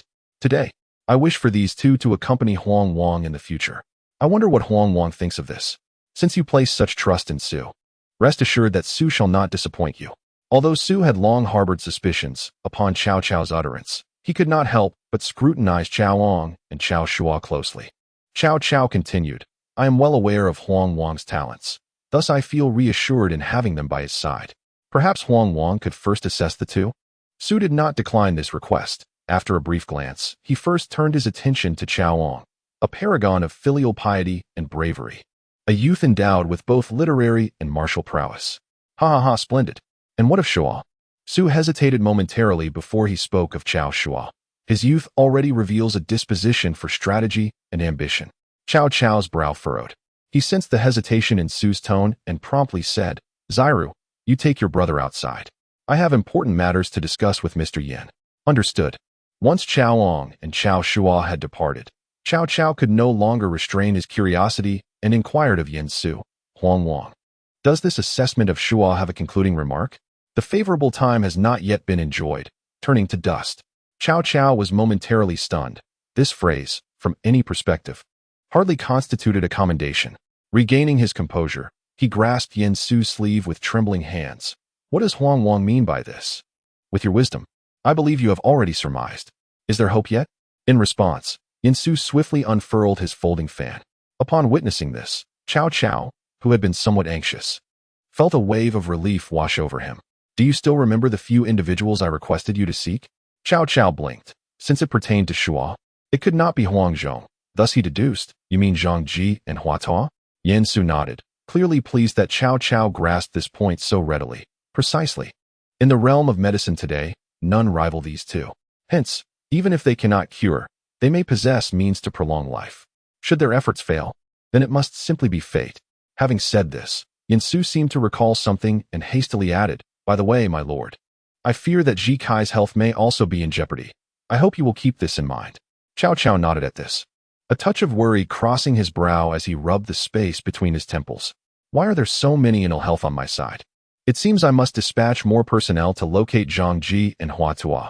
Naturally, this matter would not be resolved overnight, so Cao Cao quickly set it aside, burying it deep within his thoughts.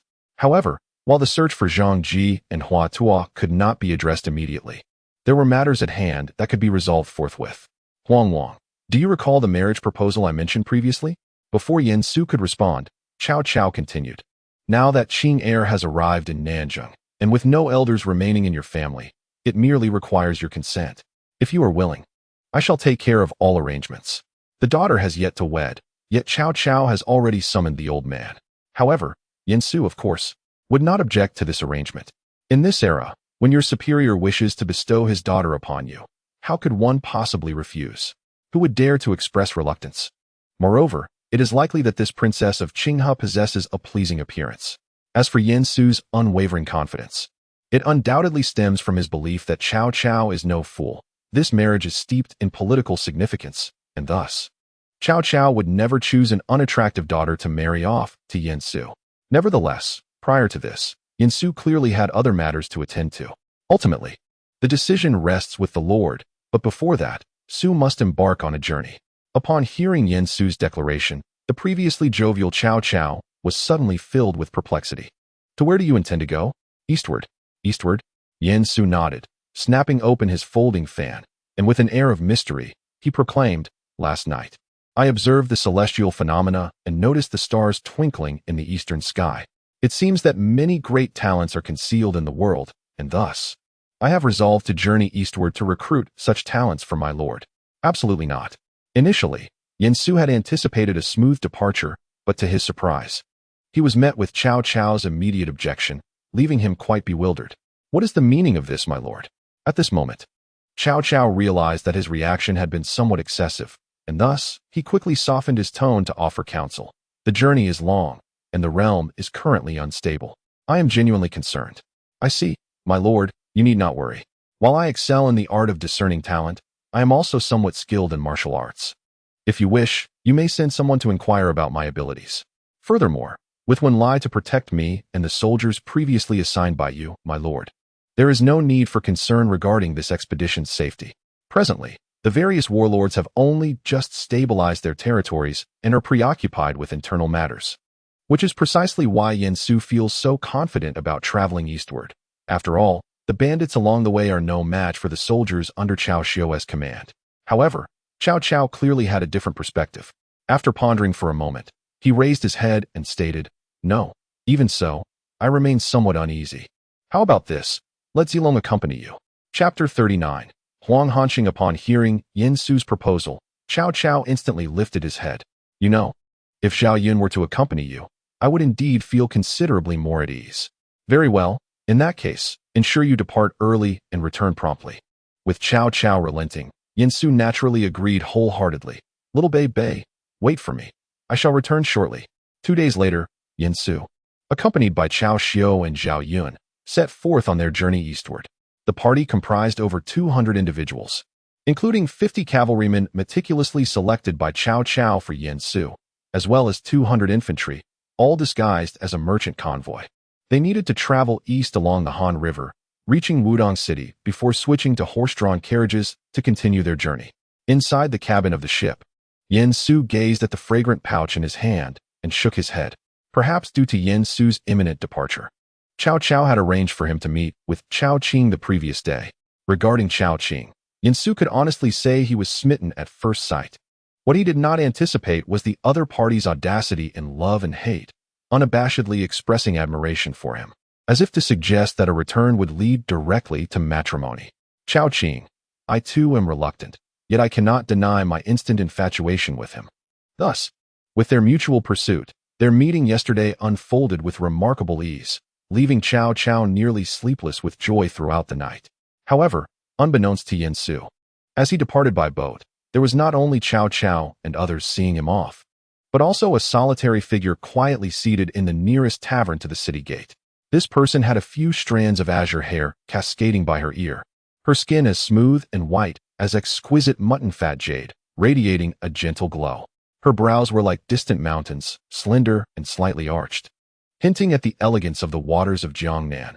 Her eyes resembled autumn waves, vibrant and clear, sparkling with cleverness. Dressed in a light blue gown, she resembled a delicate orchid, quietly blooming in the breeze. She sat there by the tavern window, seemingly indifferent to the commotion outside, her gaze piercing through the mist. Fixated on the distant city gate, her eyes seemed capable of seeing through the city walls, following the silhouette about to embark on a journey, each step echoing in her heart. Countless words swirled within her, yet only silence remained on her lips. She bit her lower lip, her hands gripping a handkerchief, knuckles turning pale. "Miss, what are you gazing at?" The sudden call from her made startled Kai Yen, causing her heart to race, and she immediately looked down at the teacup before her. "Nothing, I was merely contemplating the music score." Upon noticing the maid's reluctance to pursue the topic further, Kai Yen exhaled a sigh of relief. Deep down, she understood that she was bound by a marriage contract, and although her actions had not yet crossed any boundaries, they were indeed inappropriate. In hindsight, she lamented that she should not have accompanied her father that day. Had she never encountered him, how much simpler life would have been. "Miss, what did you say?" "It's nothing. Let us return home." With that, Kai Yen rose and made her way downstairs, the maid promptly following suit. "Miss, are you feeling unwell? Should I speak to my father?" "Mind your own business." "I apologized, Mississippi." What Kai Yen failed to notice was that as she departed the tavern heading toward the Kai residence, Cao Cao and Kai Yong were returning from outside the city. Kai Yong, being intimately acquainted with his daughter, immediately recognized the figure that had just turned the corner. A father knows his daughter best. How could Kai Yong be unaware of Kai Yan's presence there? Yet, when he recalled the marriage contract he had established with the Wei family, he could only shake his head in regret. It is the father's fault. The journey along the river was rather tedious, but fortunately for Yen Su, such monotony did not last long, as they soon arrived at Wudong City along the Han River. At the city gate, Chao Ren, having received news in advance, was already waiting there. "Ha! It has been a long time since we last met." Upon seeing Yen Su, Cao Ren immediately greeted him with a cheerful smile. Yin Su, in turn, smiled back. General Zixiao, how have you fared in this place? Cao Ren stands apart from others, unlike Cao Hong, who guards Wu Pass, or Xiao Yuan. Stationed at Yangping Pass, or Zhang Run, who defends Sherman. It is certain that once the resources of the Cao family are ample, these individuals will be reassigned back to Nanjing. However, Cao Ren and Lu Jin will certainly remain in their posts. The eastern front at Wudong is of utmost significance to Hanzhong, as it lacks perilous passes that a single man can defend against countless foes. Thus, a great general must be stationed there for Cao Cao to feel truly secure. There is nothing to be uneasy about when Huang Wang returns. Please convey a message to my elder brother, assuring him that with Cao Zixiao in control of the eastern front of Hanzhong, all is well. Ha. General Zixiao's capabilities are undoubtedly trusted by Su. After exchanging pleasantries, Cao Ren suddenly appeared to recall something, slapping his forehead and murmuring, I nearly forgot. Since the strategist is here, why send a message to Nanjing? Strategist, please follow me. Observing the fervent Cao Ren, Yin Su was left puzzled. What is it, Zixiao? Ha. Do not get overly excited when I reveal it, strategist. Rest assured, I promise I won't be overly excited. With a sly smile, Cao Ren mysteriously continued. Do you remember the person we sought in Nanyang? Yin Su paused momentarily in his leisurely fanning, his eyes sparkling with anticipation. Did you find him? Indeed. How many? 2. As soon as Cao Ren finished speaking, Yin Su tugged at his clothing, urging him toward the city. What are we waiting for? Let us go. I want to see the new recruits. Yin Su followed Cao Ren to the yamen, where they were greeted by the sight of a robust, middle-aged man practicing his swordplay in the courtyard, while another individual was engrossed in studying bamboo slips. Name, Huang Zhong. Courtesy name Hanzhong. Martial, 105, Strength, 108, Stamina, 110, Skill, 99, Agility, 103, Wisdom, 76, Strategy, 70, Politics, 61, Leadership, 85, Military Preparation, 88, Name, Zhangji, Courtesy name Zhongjing. Martial, 69, Strength, 54, Stamina, 88, Skill, 45, Agility, 89, Wisdom, 72, Strategy, 70, Politics, 88, Leadership, 61, Military Preparation, 69. Indeed, it is Huang Hanzhong. Regarding Huang Zhong's physical prowess, Yin Su could only express admiration. As for Zhang Ji, despite his average physical attributes, his true strength lies in his medical expertise, which, however, is not showcased in this diminished version of his character. As Yin Su discovered Huang Zhong and Zhang Ji, they too noticed him, setting aside their tasks to approach. Seeing this, Cao Ren quickly stepped forward to introduce them. Hanzhong, Zhongjing, this is the strategist under our lord, Yin Huang Wang. Chapter 40. The Northern Campaign. Yin Su, known as Huang Wang, has met General Huang and Divine Physician Zhang. Huang Zhong immediately waved his hands, once again bowing respectfully to Yin Su. Your reputation for discerning talent is renowned across the land. I am but a humble commoner, unworthy of the title of general. Meanwhile, Zhang Ji also repeatedly gestured, indicating he was not a divine physician. The two gentlemen are far too modest. Hanzhong's valor stands among the foremost in the world, and the medical expertise of Zhongjing can only be rivaled by none other than Hua Tuo, thus rightfully deserving the titles of general and divine physician. At this moment, Cao Ren clasped his hands and said, Esteemed guests, this is no place for lengthy discussions. Please, accompany me inside for a more private conversation. As they spoke, the four of them proceeded into the house, and once seated, Yin Su cut straight to the chase. Since you both have come this far, I shall not beat around the bush any longer. Our Lord is eager to find talented individuals. Would you be willing to lend your assistance? Zhang Ji furrowed his brow and hesitated, replying, My aspirations do not lie within the court, but in the field of medicine. The primary reason Zhang Ji was here was the allure of the medical texts released by Cao Cao. If he truly wished to pursue an official position, his family's influence would have secured him a post long ago. There would be no need for this journey. Of course, should a choice be required. Selling oneself into an official role for the privilege of studying medical texts is not entirely unfeasible. Nevertheless, Zhang Ji felt compelled to strive for what he could. Yet, before he could speak again, Yin Su interjected, Fear not, Brother Zhang. I have conferred with our Lord about establishing a medical facility in Nanjing, and I would like you to oversee it. In addition to studying the medical texts, you shall pass on your remarkable skills. As a divine physician, Yen Su certainly would not burden Zhang Ji with political affairs. Moreover, having disciples is not without its merits. The students trained under Zhang Ji could be dispatched to the military, significantly reducing casualties. Upon hearing he could study medical texts without the burden of work, Zhang Ji eagerly nodded. It is settled. A gentleman's word is as unyielding as the strength of 4 horses. It is settled. As for the remaining Hanzhong, he had initially been brought in due to Zhang Ji's ability to stabilize his son's condition. With Zhang Ji now on board, he had no reservations and readily declared himself in agreement. Cao Ren observed his strategist successfully recruiting 2 exceptional talents and couldn't help but nod with satisfaction. As for what he was pleased about, well, he had initially led the strategist to find the elder brother. Thus it was only fitting that he claimed a share of the credit. After resting for a day at Wudong, Zhang Ji, along with Hanzhong's family, set off for Nanjing. Hanzhong, on the other hand, immediately took up his post, joining Yen Su's ranks, and, like Zhao Yun, temporarily assumed the role of a bodyguard. Inside the carriage, Yen Su lifted the curtain to glance at Zhao Yun and Hanzhong riding ahead, along with Cao Xiu leading the following troops, and he felt an immense sense of reassurance. With Zhao Yun and the middle-aged Hanzhong at his side, even if Elbu were to appear, he would remain unfazed. Thus, he felt even more secure in his plans to recruit talent from Qingzhou. You have Zhang. Apologies. But I have Zhao and Huang. Meanwhile, far away on the plains, Liu Bei suddenly sneezed. Curious, he wondered if his recent laxity in martial training had caused him to catch a chill. That shouldn't be the case. Just as Liu Bei pondered this, Zhang Fei rushed in, and upon entering the room, he exclaimed loudly, Elder brother, Gongsun Zan has just sent a message to Governor Tian, urging us to attack Yuan Shao. While Cao Cao stabilized Hanzhong and forced Liu Yin to retreat, the other warlords were not idle. Yuan Shao successfully seized Jizhou from Han Fu. But this led to significant conflict with Gongsun Zan. After a fierce battle, compounded by the disturbances caused by the yellow turbans in Qingzhou, a temporary truce was only achieved when Gongsun Zan successfully captured Bohai. Additionally, when Yuan Shao dispatched Zhou Ong to attack Yangqing and Yuzhou during the retreat of the 18 warlords, he irreparably severed ties with Yuan Shu over the struggle for Yuzhou.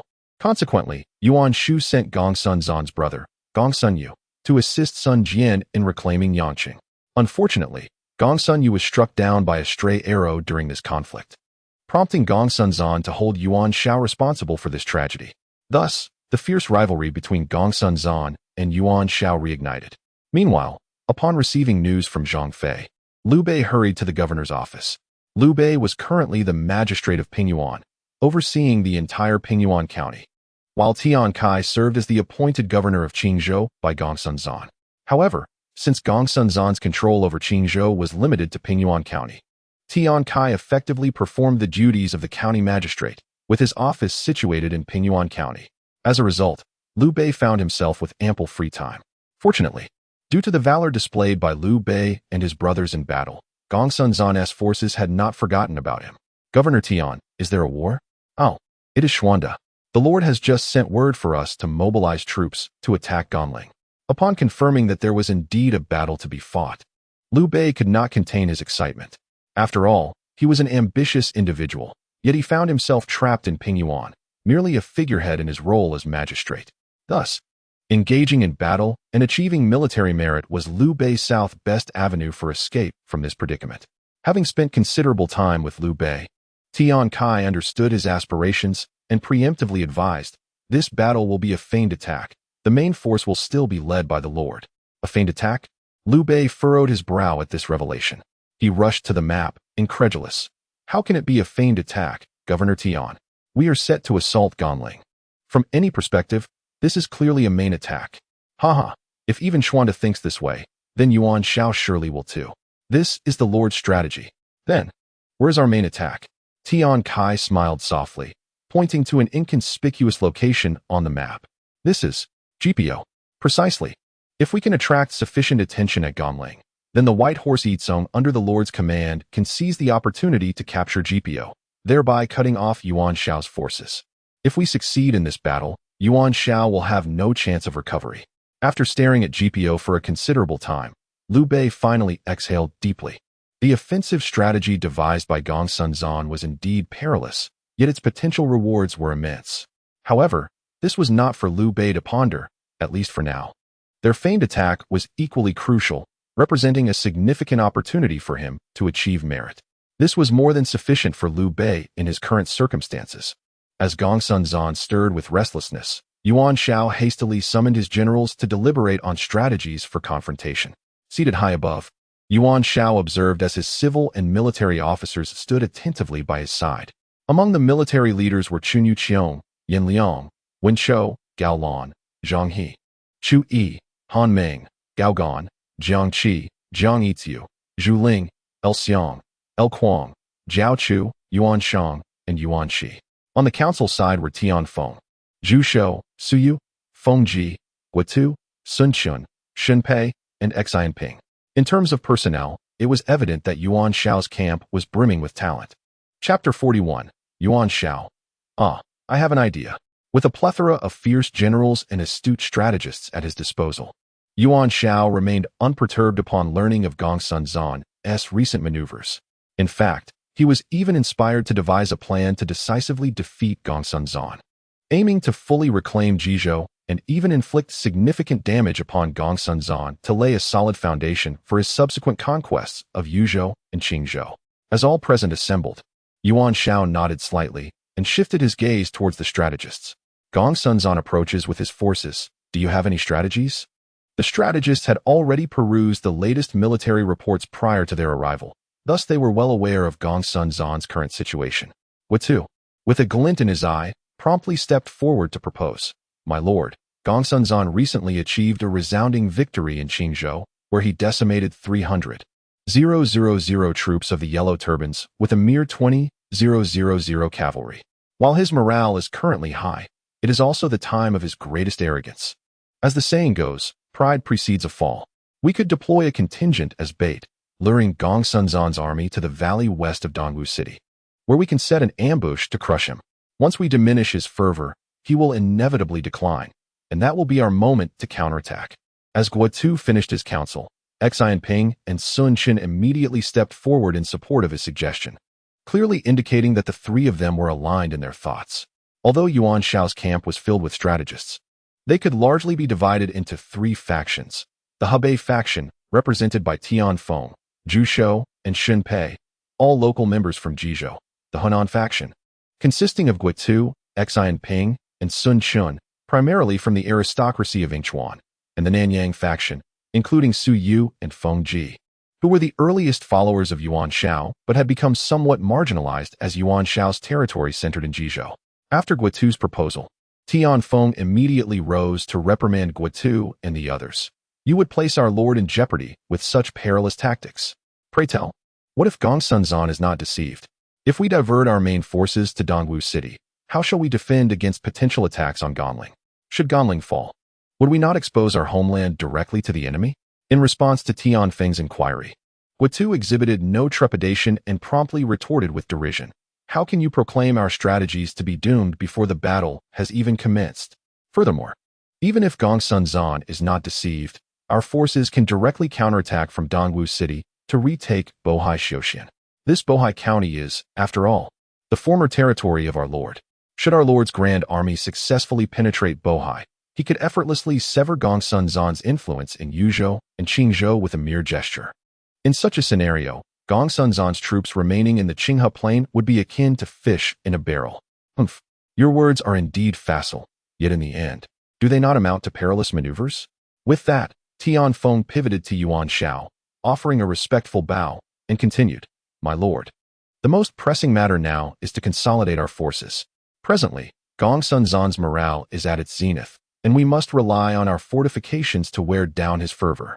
Moreover, having just engaged in a significant battle in Qingzhou, Gongsun Zan's resources are certainly depleted. If we prolong this conflict, he will undoubtedly falter before us, and that shall be our moment to strike back. However, before he could finish, Xian Ping interjected, vehemently opposing. Such a stance is but a manifestation of cowardice. Does Gongsun Zan not suffer losses while we do? The provisions in Jizhou are not as plentiful as you might think. Have you considered that our own morale will wane if we persist in this retreating posture? Upon hearing this, Tian Feng's anger flared, and he pointed an accusatory finger at Xine Ping, exclaiming, "Humph, Ping Zhong, your words are indeed sharp. Even if our resources are dwindling, they are assuredly less so than Gongsun Zan's. Moreover, how can steadfastness transform into cowardice in your rhetoric? My lord, as long as we continuously inspire our soldiers during this period of defense, our prolonged endurance will ultimately stoke their fervor and elevate our morale. When that time arrives, with our spirits high and the enemies low, how could victory elude us? My lord, Guitu and Tian Feng, recognizing the eloquence of their opponents, instinctively bowed to Yuan Shao, imploring him to render a decision. Yet this left Yuan Shao in a quandary as he sat upon the dais, furrowing his brow and massaging his temples. The abundance of strategists often complicates matters. As he pondered, he directed his gaze towards Su Yu and the others, who were presently bowed in contemplation, seemingly reluctant to proffer any counsel. This realization only added to Yuan Shao's vexation. In truth, he perceived merit in both Guitu's and Tian Feng's strategies, yet this very merit rendered his predicament all the more challenging. Suddenly, an epiphany struck Yuan Shao. "Oh, I have a notion. Why not amalgamate the two strategies?" Thus, he cleared his throat a few times and approached the map with a measured demeanor. "In that case, let the forces of Qinghe converge at Ganling City, where they shall steadfastly defend against Gongsun Zan's grand army." At this pronouncement, Tian Feng lifted his head, realizing that his lord seemed to grasp the superiority of his strategy. However, in the next moment, he found himself rendered speechless, for Yuan Shao continued, "Then, we shall dispatch a contingent of troops to lure the enemy deeper, setting a trap for them. My lord, this is unwise." As a collective of strategists knelt before Yuan Shao almost simultaneously, he could not help but furrow his brow upon witnessing their reaction. "What is the matter? I have already divided the spoils evenly, yet you remain dissatisfied?" Thus, Yuan Shao coldly declared, "My decision is resolute. This battle shall be arranged thus." Observing Yuan Shao's unwavering resolve, the 8 strategists exchanged glances and ultimately united in their counsel. They flocked to the map, deliberating earnestly. Tian Feng was the first to address Yuan Shao, stating, "My lord, the movements of the enemy at Ganling are quite conspicuous. Moreover, our scouts have yet to detect the presence of Gongsun Zan's cavalry. Thus, I conclude that the forces at Ganling are merely a feint." Upon hearing Tian Feng's assessment, the others began discussing amongst their respective groups. Soon, Su Yu stepped forward, saying, "My lord, if the forces at Ganling are indeed a diversion, the enemy likely intends to encircle our army and dismantle us one by one." At this juncture, Guitu hastily interjected, "My lord, the enemy's intent appears to be a direct assault on our corps. Therefore, it suffices for only half of the Qinghe army to engage at Ganling, while the remainder should regroup along the borders of Qinghe and Wei, standing by for further orders." Just as Guitu finished, Zhu Shou promptly added, "My lord, it seems the enemy's target is Zhulu County, which serves as our backbone. Should Zhulu fall, our army would lose its capacity to counterattack." Tian Feng's eyes brightened at this revelation, and he eagerly proclaimed, "My lord, I am aware of Gongsun Zan's cavalry's current advance. They are heading towards Jiejiao. The enemy intends to assault Jiejiao." Hearing this, Shen Pei quickly responded, "In that case, our previous tactic of luring the enemy remains viable. Indeed, my lord, we should first dispatch a unit of elite crossbowmen to thwart the enemy cavalry at Jiejiao, and then our main forces will press forward." Finally, Tian Feng stepped forth to conclude their strategy, and throughout the proceedings, the 8 strategists collaborated with remarkable harmony. Chapter 42. Chu Yi, Bai Mu Hum. I shall ensure he comes back empty-handed. After listening to their comprehensive strategy, Yuan Shao nodded in satisfaction. Indeed, it was he who orchestrated this unity among the previously discordant strategists. Excellent. In future instances, he could replicate this approach, taking half for himself once more. Listening to the complete strategic deployment brought immense joy to Yuan Shao's heart. Unbeknownst to him, their current alliance stemmed from his precarious situation and his seemingly irrational decisions. Yet, once he triumphed over Gongsun Zan and the winds of fortune shifted in his favor, these strategists would likely fracture once more. With growing discord, achieving such unity again would prove increasingly difficult. With the strategic arrangements concluded, it was time to position his troops. After a moment of contemplation, Yuan Shao commanded, "Feng Ji, Guitu, Han Meng, Gao Gan, El Xiang, El Kuang, heed my orders. Your servant is here." They replied in unison. You six are to proceed immediately to Ganling to oversee the defenses. Your servant obeys. Nodding in acknowledgement, Yuan Shao continued. I wish to send one individual to engage in a fierce battle at Jiejiao, to wear down Gongsun Zan's cavalry. Is there anyone willing to take on this task? As soon as Yuan Shao's words fell, Chu Yi stepped forward with great strides. This humble general is willing to lead the 800 elite troops into a fierce battle at the Boundary Bridge. The White Horse. Huh. I shall ensure they return empty-handed. Ha ha ha. Excellent. In that case, you shall command the 800 elite at the Boundary Bridge to thwart Gongsun Zan's cavalry. I shall obey the command. Yuan Shao nodded. Now that a leader had been chosen, the remaining arrangements would be considerably simpler. Yan Liang, Wen Shou, Gao Lan, Zhang He, Yuan Shang, Yuan Shi, Tian Feng, Zhu Shou, and Su Yu stepped forward to receive their orders. I command you 9 to accompany me in the expedition to the Boundary Bridge. Once Chu Yi has diminished the enemy's morale, we shall deploy troops to engage Gongsun Zan's main forces in battle. Understood.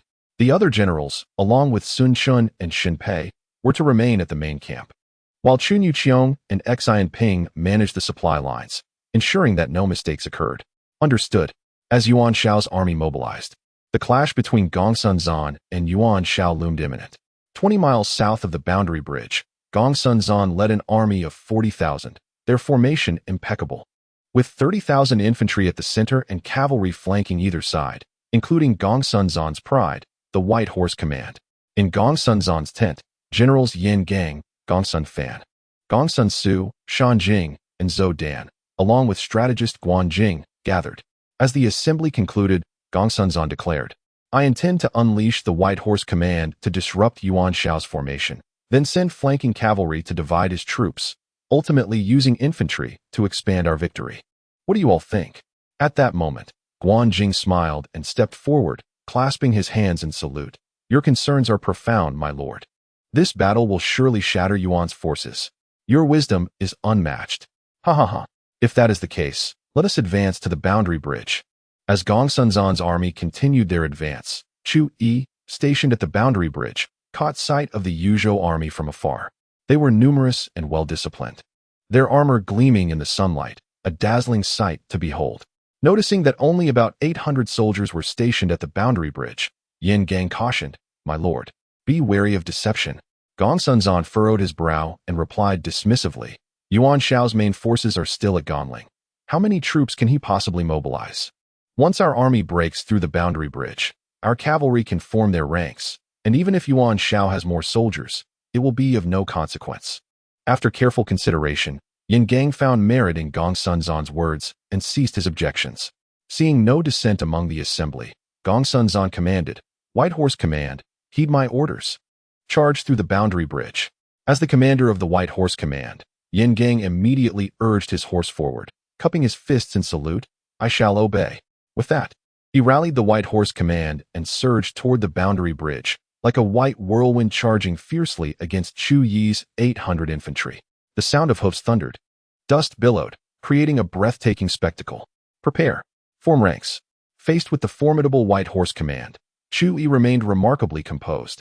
He had long been prepared for this, even feeling a thrill at the audacity of allowing them to charge directly into battle. As the cavalry of Gongsun Zan's White Horse Legion approached, he issued a command, prompting 800 infantry to swiftly crouch down, tightly aligning their shields to form an impenetrable defense. Concurrently, the crossbowmen concealed among the infantry commenced their assault, unleashing a torrential volley of bolts that rained down upon their foes. Despite the valor of Gongsun Zan's cavalry, they were overwhelmed by the relentless hail of crossbow bolts, leading many to fall from their mounts. The cavalry's formation was thrown into disarray, with steeds bolting in panic, resulting in numerous riders being trampled by their own horses. All soldiers, obey my command. Slay them, cried Chu Yi, seizing the opportunity to order a counterattack. The 800 infantry surged forward like a sharpened blade, penetrating deep into the ranks of Gongsun Zan's cavalry. Wielding their weapons with fervor, they fought valiantly. In the ensuing chaos, Gongsun Zan's cavalry struggled to mount an effective resistance and began to retreat in disarray. With the charge thwarted, Yin Gang, the commander of the White Horse Legion, swiftly organized a withdrawal, leading the regrouped cavalry directly towards Chu Yi. The bloodied Chu, with a fierce grin, bellowed, "Huh? You come well. Witness as I cleave you from your steed." Undeterred, Chu charged forward with his blade raised, his technique fierce and relentless, causing blood to spill in every direction.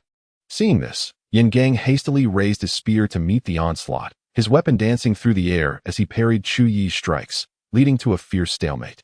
Though Chu Yi was formidable, Yin Gang's defense was steadfast, rendering it difficult for Chu Yi to find an opening. After an exhausting exchange, both warriors were panting heavily. Chu Yi then spotted a slight flaw in Yin Gang's defense and shouted with fervor, swinging his blade with all his might. Yin Gang sidestepped just in time. Yet the edge of Chu Yi's weapon grazed his shoulder. In pain, Yin Gang stumbled slightly, and Chu Yi seized this rare opportunity. Channeling all his strength into a decisive strike, Yin Gang, exerting every ounce of his energy, raised his spear to block the blow, but could not withstand the full force of Chu Yi's attack. With a resounding crack, the spear shattered. Recognizing the moment as one of opportunity, Chu Yi, despite his exhaustion, delivered a final, powerful slash, the blade slicing across Yin Gang's neck. Yin Gang's eyes widened in anguish as he succumbed slowly to the ground. Chapter 43. What a formidable figure this man is. With the arduous defeat of Yin Gang, the morale of Chu Yi's forces surged, while the White Horse Legion, now leaderless, fell into utter disarray, tipping the scales of victory. Gongsun Zan, witnessing the catastrophic downfall of his cavalry, was profoundly astonished. He hastily recalibrated his strategy, instructing his infantry to mount a defense. Meanwhile, Yuan Shao, observing Chu Yi's triumph from the rear, was elated and commanded his center forces to advance into the fray. The two armies clashed fiercely at the boundary bridge, erupting into a chaotic melee filled with battle cries and the clash of weapons echoing across the battlefield. Amidst the turmoil, Yuan Shao's forces gradually gained the upper hand. Gongsun Zan's troops began to falter, their spirits dampened. Fortunately, Gongsun Zan, possessing considerable martial prowess, managed to weave through the chaos. With the protection of his fellow commanders, ultimately breaking through the encirclement before Yuan Shao's generals could close in, returning to the opposite side of the bridge. Yuan Shao, seizing the moment, pressed his troops forward across the bridge, resulting in countless fatalities among the troops of Yuzhou as they fell into the waters below. Ha ha ha. Gongsun Zan, return and wash your neck, for I shall come to claim your head, Yuan Shao shouted after the retreating figure of Gongsun Zan. He understood that with this victory, Gongsun Zan would no longer possess the strength to contest for Jizhou. Thus, Yuan Shao was overwhelmed with excitement, trembling with anticipation. My lord, it is imperative to hastily lead the troops to support Ganling, repelling Gongsun Zan's other army, swiftly subduing both Bohai and Hejian, and launching an offensive on Pingyuan, completely securing the Yellow River's banks. Tianfeng's voice roused Yuan Shao from his jubilant reverie. Indeed, summon the orders as per the strategist's instructions. Understood. At the same time, as the chaos unfolded at the bridge, Yin Su's caravan leisurely arrived at Jiaoxian. Report. Strategist, we have located Xujiao Fort, which is currently besieged by bandits. I have told you countless times, refer to me as Young Master or Young Master Xiao. Cao Xiu scratched his head with a smile, acknowledging the correction. After rectifying Cao Xiu's address, Yin Su continued to fan himself, saying, since we have encountered bandits, let us quell them swiftly. Yes, military young master. Strategist. I too wish to accompany you. Just as Cao Xiu cheerfully accepted the military order, he was intercepted by Hanzhong, who had been preparing to report back to Yin Su. With keen hearing, Hanzhong had naturally caught wind of Cao Xiu and Yin Su's conversation, and he hurriedly stepped forward to seek battle. Upon seeing Hanzhong stepping up, Cao Xiu anxiously glanced at Yin Su, for he was acutely aware of Hanzhong's prowess. With the bandits being so few, if Hanzhong truly went, what would be left for him? Young master, you must not be unfaithful to your word. We had agreed it would be I who would go. Since following Yin Su, Cao Xiu had become a bodyguard, and he had not had the chance to engage in battle for quite some time. Though this would only be against bandits, it would still satisfy his thirst for action. Would it not? Hanzhong, undeterred, retorted, this is not a military camp. How could the young master be unfaithful? Besides, these bandits are too disorganized. You are still young. One lie, and may not be able to handle them. Let me take the lead. Cao Xiu felt stifled, and Hanzhong too felt frustrated. Since joining the caravan led by Yin Su, he had initially been proud of his martial skills, believing he would achieve great things.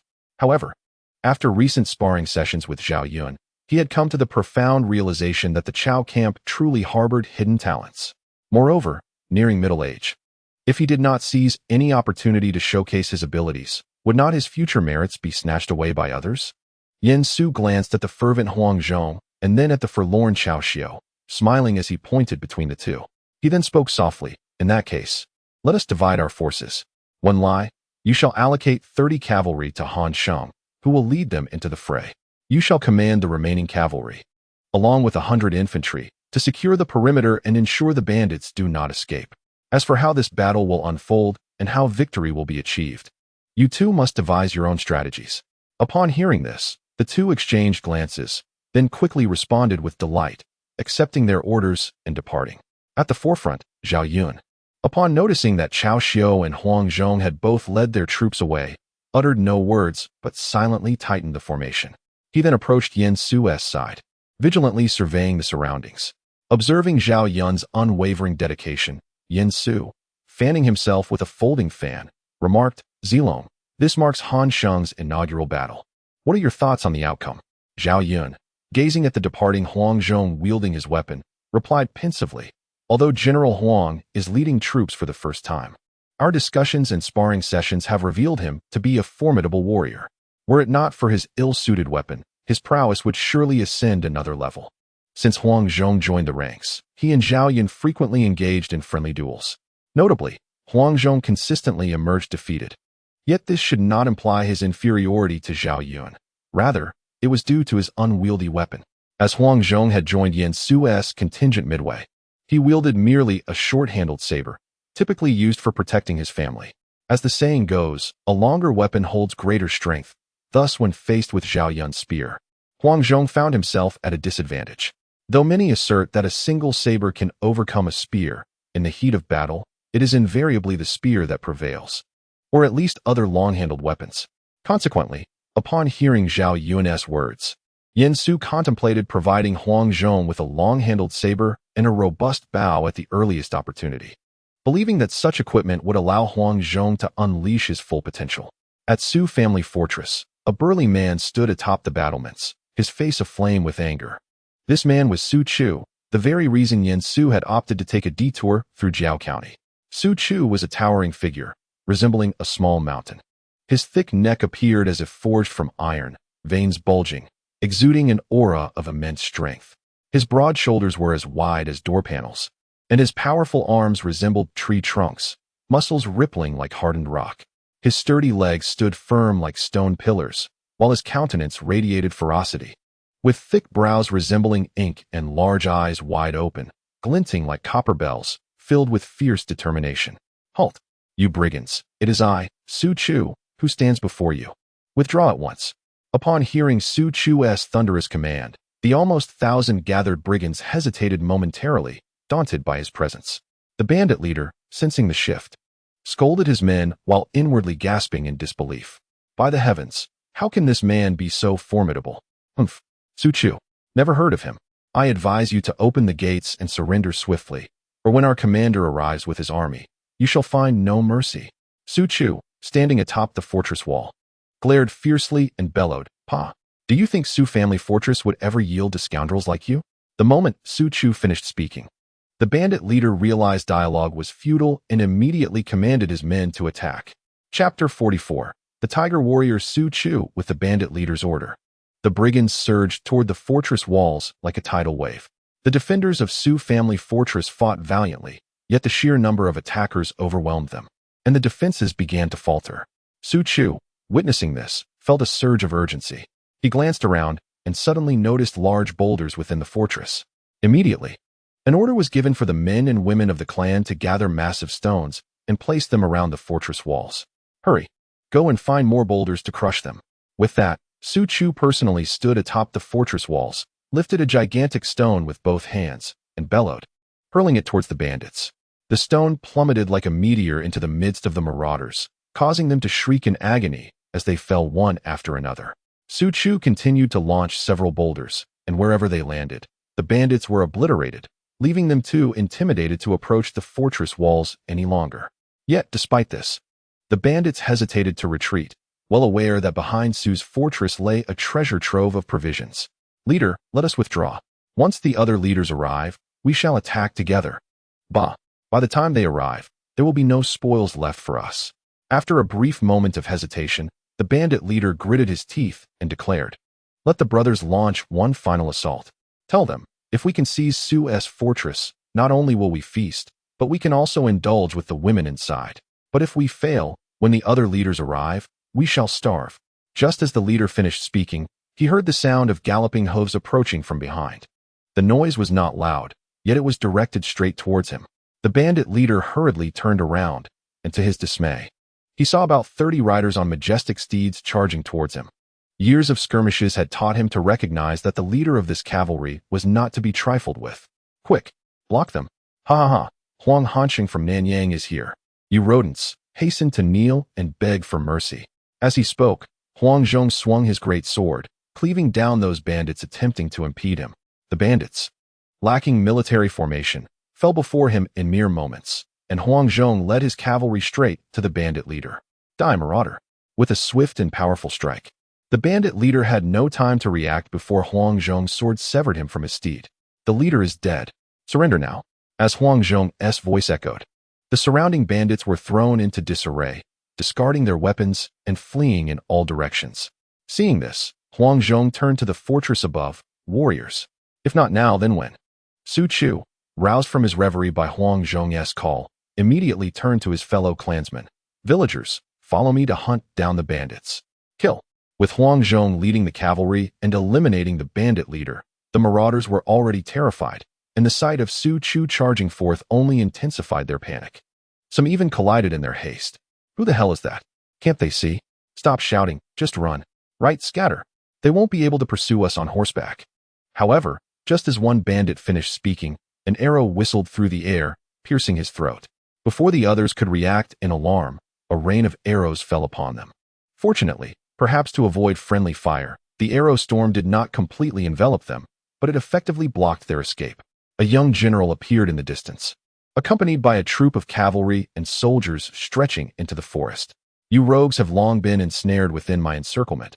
Why do you not swiftly surrender? Those who yield shall not face death. As Cao Cao's voice resonated, a chorus of soldier shouts erupted, accompanied by a thunderous cacophony, reminiscent of a grand army traversing the mountains and forests. Witnessing such a display, the once hopeful bandits were stripped of any lingering thoughts of resistance and quickly crouched down, surrendering with their hands on their heads. Once all the bandits were subdued, Su Chu, filled with enthusiasm, approached Huang Zhong. Esteemed general, thank you for your assistance. No need for thanks. If you must express gratitude, direct it towards the young master. Young master? Su Chu followed Huang Zhong's gaze and beheld a small contingent leisurely approaching. Seizing the moment, Su Chu hastened to Zhao Yun, clasping his fists in salute. I extend my gratitude to this young master for his timely intervention. Ha ha ha, it appears this valiant warrior has mistaken his man. The young master is still within the carriage. As Zhao Yun spoke, Yin Su had already poked his head out from the carriage, catching sight of the future tiger general. Name, Su Chu, style Zhongkong. Martial, 100, strength, 105, stamina, 103, skill, 91, reflex, 100, intelligence, 51, strategy, 34, politics, 20, leadership, 79, military affairs, 71. As expected, he is rather imposing, yet undeniably a brute.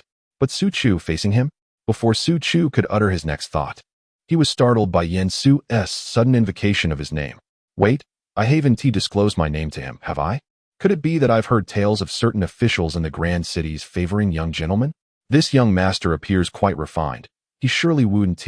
Fortunately, Cao Cao, who had just arrived, interrupted Su Chu's errant musings. Ah, Su Chu is it? Quite the robust figure. Do not be astonished. The gentleman before you is the renowned Jade-faced moon fan, known as the red-eyed divine seer. It is no wonder he can discern your lineage. Realizing his misunderstanding, Su Chu scratched his head and chuckled sheepishly, quickly stepping aside to clear the path. Ah, it is indeed the jade-faced divine seer. I have been remiss. Please, let us retreat to Wu Fortress for some rest. Yin Su nodded and then turned to Huang Zhong and Cao Cao, given the considerable number of bandits. For you two to devise a strategy with 0 casualties in such a brief time is truly commendable. Ha ha ha ha. The strategist overestimates us. It was thanks to Wenli's design that we shattered the bandits' morale. Indeed, and it was also fortunate that General Huang swiftly dispatched their leader. Yin Su observed the two men, who, despite their earlier rivalry, now engaged in mutual humility after the battle, and he couldn't help but chuckle. Then said to Zhao Yun, "Come, Zilong, let us proceed within, allowing these two to continue their modest exchanges here." Zhao Yun glanced at Huang Zhong and Cao Xiu, a gentle smile gracing his lips. "As you say, strategist." Though the Su family in Jiao County may not be considered a prominent clan, they were certainly respectable, and thus Su Chu's hospitality towards Yin Su and his companions was exceedingly generous. Elder brother, it was this young brother who rendered assistance, ensuring none of those bandits escaped. Chapter 45. The Thoughts of Su Ding. Under the auspices of Su Chu, Yin Su was introduced to Su Ding, the elder brother who had long served as the stabilizing force within the clan. A cursory glance from Yin Su confirmed that Su Ding was indeed a person of considerable merit. While he may not be a first-rate commander, he certainly sufficed as a capable second-rate defender. It was only natural, after all, for one who had attained the rank of General of Valor and governed the elite who bend troops. Yin Su and his companion, Yin Huang, had previously encountered Su and regarded the prospect of providing support as a mere trifling matter. Ha ha, while this might be a trivial task for you, Brother Yin, it is of immense assistance to our Su family, and thus we must express our gratitude. Come, Brother Yin, allow me to toast to you, Su Ding insisted. This gathering was exclusively comprised of martial generals, and thus, the Su brothers quickly formed a bond with the likes of Su Chu. Huang Zhong and Su Chu engaged in friendly contests of strength, with the inevitable outcome revealing Su Chu's lesser prowess. Eventually, the Su brothers joined forces to compete against Huang Zhong, for Su Chu, though still youthful, was no match for the seasoned warrior. Amidst the lively atmosphere, Zhao Yun, who had refrained from drinking, quietly approached Yin Su. "Might the strategist be inclined to recruit the Su brothers for our lord?" Zhao Yun inquired, pondering the potential of these two individuals. "They are undoubtedly talented, and I hold great respect for your wisdom, esteemed strategist. However, how do you plan to persuade them?" Having observed the Su family's stature and the significance of Su Ding and Su Chu within it, Zhao Yun recognized that convincing such esteemed heads of the family to join their cause would not be an easy feat. Ha ha ha. "Just watch my strategy unfold," replied Yin Su with conviction. After a moment's contemplation, Zhao Yun decided to leave such cerebral matters to the strategist and resumed his role as an executor. As the banquet concluded and guests returned to their quarters, only Yin Su remained, as Su Ding had requested his presence. "Brother Yin, I apologize for keeping you from your rest, but according to my foolish brother, it seems that the bandits may have reinforcements." With a swift motion, Yin Su unfurled his fan, his expression calm. "Finally, it has come to this moment. According to the bandits' own boastful claims, there are indeed numerous marauders converging upon Su family fortress. However, given that this information originates from the mouths of brigands, how credible do you find it?" Su Ding posed, seeking clarity. Rather than responding directly, Yin Su countered, setting aside the duration of time. "Is it not true that this year, Su family fortress has faced more than just the bandits who attacked by day?" Though Su Ding was not exceptionally astute, he was certainly sharper than his younger brother and discerned the implications in Yin Su's words. Sensing Su Ding's silence, Yin Su continued, "I have dispatched Wenli to gather intelligence. The brigands, lacking military acumen, are unlikely to conceal their movements. Therefore, if they do indeed possess reinforcements, Wenli will surely uncover the truth." Upon hearing this, Su Ding felt a wave of reassurance wash over him and promptly expressed his gratitude. "In that case, I am most thankful to you, Brother Yin." "Not at all." However, Yin Su gestured for him to speak freely. "Alas, the county of Qiao is situated in the heart of Central Plains, and presently it is plagued by incessant turmoil. Even if we manage to successfully repel the marauders this time, disturbances are inevitable in the future. Thus, in Su's view, if Brother Su truly wishes to spare his kin from the ravages of war, it would be wiser to relocate to a more secure haven. Of course, this is merely Su's humble opinion, for it is no simple matter to abandon one's ancestral land. Nevertheless, Brother Su can rest assured that I shall certainly extend my assistance against these marauders. As the hour grows late, I shall take my leave to rest." Suddenly roused from his reverie, Su Ding quickly clasped his fists in gratitude. Thank you, Brother Yin, for your assistance. Someone, please escort Brother Yin to his place of rest. Once Yin Su departed, Su Ding paced back and forth in the hall for quite some time, ultimately deciding to step outside and summon a night patrol. Bring the clan elders and Zhong Kong to the ancestral hall for a discussion. Understood. Due to the previous threats posed by the marauders, the anxious assembly had refrained from indulging in too much wine that night, and thus when Su Ding sent for them, they had yet to retire for slumber. They quickly gathered at the ancestral hall. Eldest brother, why have you summoned us at this late hour? The other clan elders turned their gazes towards Su Ding. Seeing all eyes upon him, Su Ding sighed softly, then spoke with palpable concern. I called everyone here primarily regarding the issue of the marauders. Upon hearing this, Su Chu confidently patted his chest, exuding assurance. Rest easy, elder brother. With me here, I shall ensure that not a single hair of the Su family fortress is harmed by these brigands. But what if the number of marauders is as it was today? Had it not been for the assistance of young Master Yin and his companions today, the situation would hardly have been so straightforward. Su Chu scoffed, muttering under his breath. Even without Yin Su, I could still drive them away. Su Ding looked at his younger brother, unable to suppress a wry smile. I mean no offense. But what if their numbers exceed that of today? What if they come in the hundreds of thousands? I could handle that too, Su Chu retorted. But Su Ding quickly interjected. And what if there are over 100,000? Remember, when the yellow turbans caused chaos, their ranks swelled to several 100,000. Su Chu smacked his lips, about to respond, but Su Ding shot him a glare, silencing him. Are you even my brother? Do you dare to undermine my authority further? After a moment of contemplation, the clan elders discerned Su Ding's intent. After exchanging glances, one elder, as a representative, spoke up. So, Br Gu, do you have a plan? Seeing the conversation finally return to its rightful course, Su Ding eagerly nodded. Indeed, in the current state of affairs, it is impossible for the Su family to maintain the status quo. The only path to secure our family's stability is to align ourselves with a regional lord. Jiao County lies within Yuzhou, and as much of Yuzhou is currently under the control of Yuan Shu, aligning ourselves with him would be the most expedient option, allowing the Su family to avoid relocation. However, Su Ding did not intend to pursue this course, as Yuan Shu's forces have already solidified, and the Su family lacks significant prestige among the noble clans. Thus, even if they were to join Yuan Shu, they would likely remain overlooked. In Su Ding's contemplation, he intended to select a formidable lord from Yinzhou to ally with, for he believed that with his younger brother's valor, the Su family could undoubtedly secure a certain standing amid the current turmoil in Yinzhou. However, he never anticipated that the lords of Yinzhou would prove to be so evenly matched.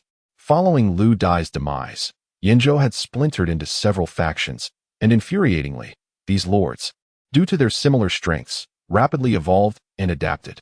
Consequently, Su Ding found it nearly impossible to discern who among them could emerge as a true leader. Yet, the words of Yin Su today served as a revelation. Since it was difficult to identify a sovereign in Yinzhou, why not direct his gaze towards other regions? Expanding his vision, potential allies like Lu Biao, Yuan Shao, and Tao Qian, not to mention Cao Cao from Hanzhong, instantly came to mind. After careful contemplation, Su Ding ultimately chose Cao Cao. Yin Su had aptly remarked that if one desired stability for their kin, a secure location must be selected. Thus, Suzhou could be dismissed, as Yuan Shao was too distant, and the rivalry between Lu Biao and Yuan Shu rendered any prospect of support from Lu Biao bleak. After all, Yuan Shu was exceedingly powerful at present. Therefore, whether considering familiarity or the aspect of stability, Cao Cao emerged as the optimal choice. Moreover, by aligning with Cao Cao, they would benefit from the nominal ties with Yin Su, which would likely be valued. Chapter 46. The Bandits Ahem. I wish to lead our kin to pledge allegiance to Cao Cao and Hanzhong. What do you, my esteemed uncles, think? Hanzhong? They had little opinion on whom to serve. So upon Su Ding's announcement, the elders' first reaction was indeed about Hanzhong. Bogu, our ancestral land. Uncle Huang, if we lose our people, what use is this land? Moreover, we shall not be gone forever. Once the realm finds peace, we shall return. The elders fell silent at this, until an elder finally spoke up. Why not divide our kin into several groups to pledge fealty to various lords? This way, we can ensure the continuation of the Su family line. Elder, does our Su family possess the capacity to split our allegiance? At this, all the elders fell silent, contemplating whether they truly had the standing to divide their loyalty. Did they truly consider themselves on par with those great clans? Very well, since you are to be the head of this family, the decision is yours. Seeing the elders relent, Su Ding finally smiled with relief. Rest assured, my esteemed uncles, everything shall wait until we have dealt with these bandits. I have heard that Yin Su is the foremost strategist of Chao's camp. If we cannot resolve this bandit issue, then we shall have to reconsider our options. Upon hearing this, the assembled individuals exchanged glances and nodded in agreement. Meanwhile, Yin Su was seated in the small courtyard alongside Zhao Yun. Shortly, Hanzhong rushed in, breathless. Strategist, strategist. The elders of the Su family and the brothers have gone to the ancestral hall. It appears they are deliberating on a significant matter. Zhao Yun furrowed his brow slightly and murmured, could they be discussing the bandits? But why were we not summoned? Could it be that they intend to confront the bandits alone? Upon hearing this, Hanzhong scratched his head, unable to provide a definitive answer to Zhao Yun's inquiry. After all, it was a family shrine, and he could not simply eavesdrop. Thus, both of them turned their attention to Yin Su. With a swift motion, Yin Su opened his folding fan with a sharp snap, leisurely fanning himself. The Su family has chosen a master. Choose a master? Yin Su nodded, then rose and turned his back on Zhao Yun and Hanzhong. It seemed that the Su family was contemplating an allegiance to a lord. Yet all of this depended on whether they could withstand the impending calamity of the bandits. Zhao Yun and Hanzhong exchanged glances at Yin Su, who stood in the moonlight with his back to them, and both clasped their fists in salute. We shall do our utmost. Military advisor. Military advisor. We have news. Just as Yin Su was playing the part of a master, Zhao Yun and Hanzhong were resolutely affirming their commitment when Cao Cao rushed in hastily. However, upon witnessing the scene in the courtyard, he was momentarily taken aback. What is happening here? Should I also perform a grand salute? But why are they bowing? Yet, if I do not, will I seem out of place? Never mind. After all, it is a salute to the military advisor, so it is not a loss. Just as Cao Cao was about to bow, Yin Su suddenly turned around and inquired, have we gathered intelligence on the bandits? Oh, yes, indeed, we have news. This band of bandits has gathered in Lai Township, seemingly intending to cross the river at dawn. How many are there? According to the scouts, approximately 30,000. After hearing Cao Cao's report, Yin Su silently closed his eyes. 30,000, a considerable number for them. Yet, these were bandits, and among them were undoubtedly their families. Thus, the true threat they posed was likely around 10,000. With this thought, Yin Su approached the stone table, where a map had already been laid out by Zhao Yun. 30,000 men. We must inform the Su brothers that we may need to spend the night outside. A troop of 30,000 would incur significant resources. So as dawn broke, the bandits commenced their crossing of the river, continuing their advance towards Su family fort. Soon, they found themselves in a dense forest, and the sight of the lush greenery made several of them swallow hard. Quickly, send word to everyone to eat something first. At the command of a few bandit leaders, a throng of bandits surged into the forest.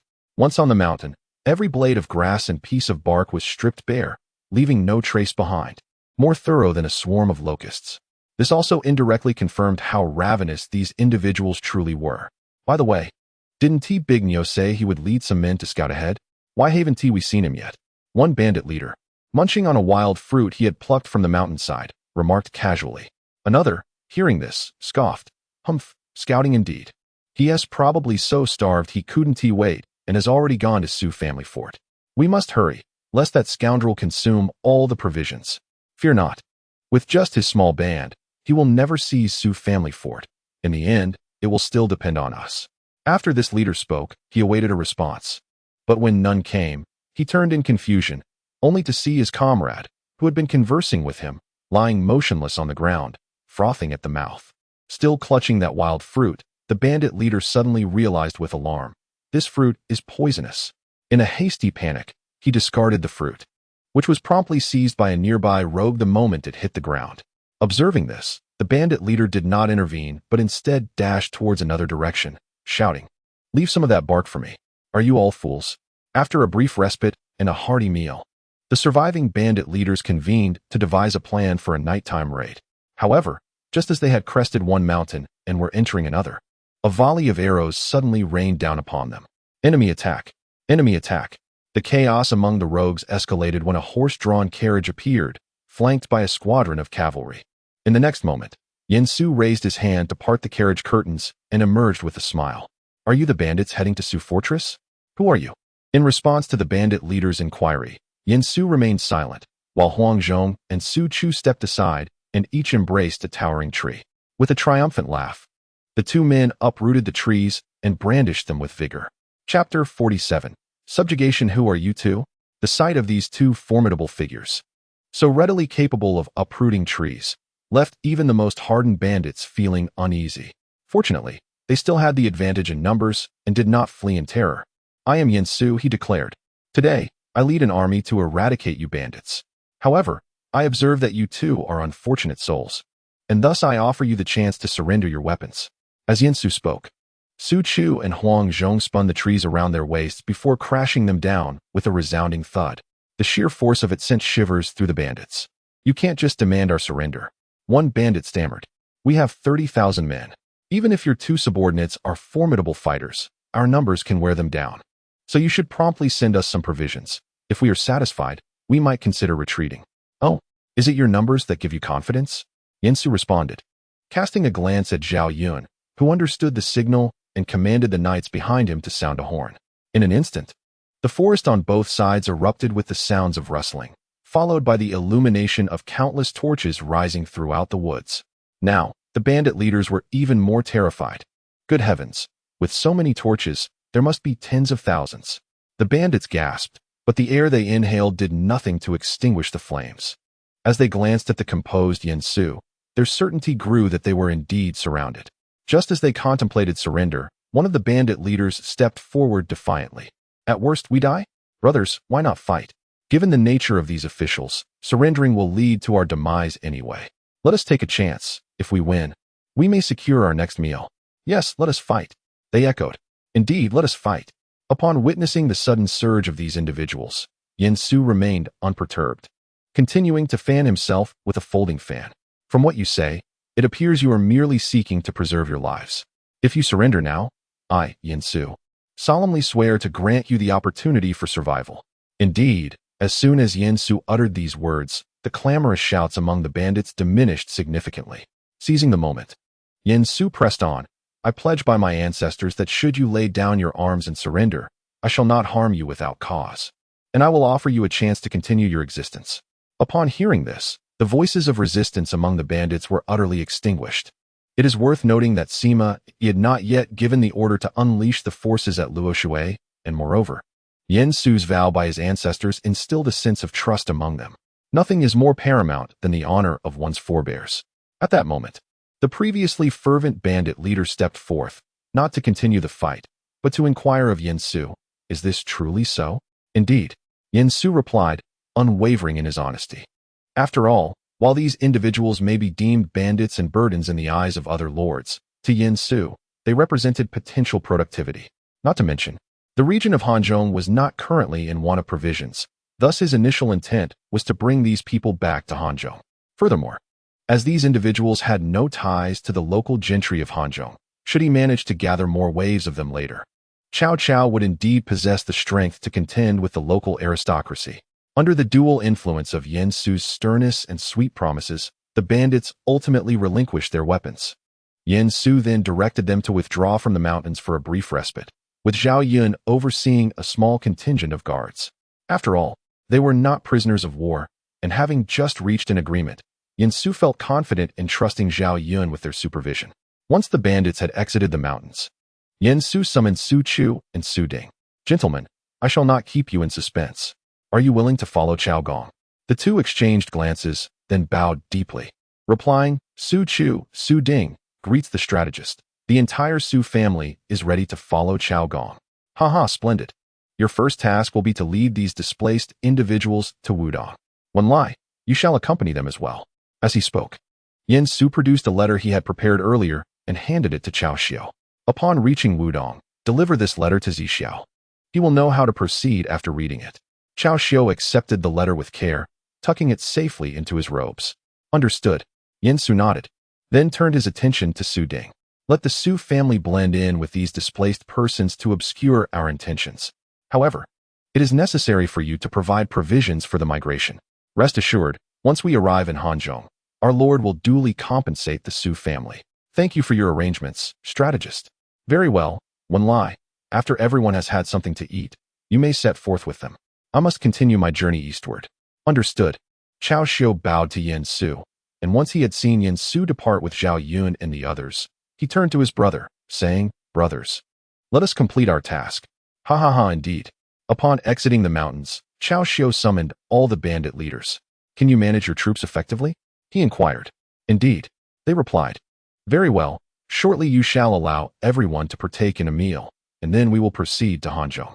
Inform your subordinates that they are now citizens, not thieves, and they must ration their provisions. Should they consume all before reaching Hanzhong, they will have to endure hunger.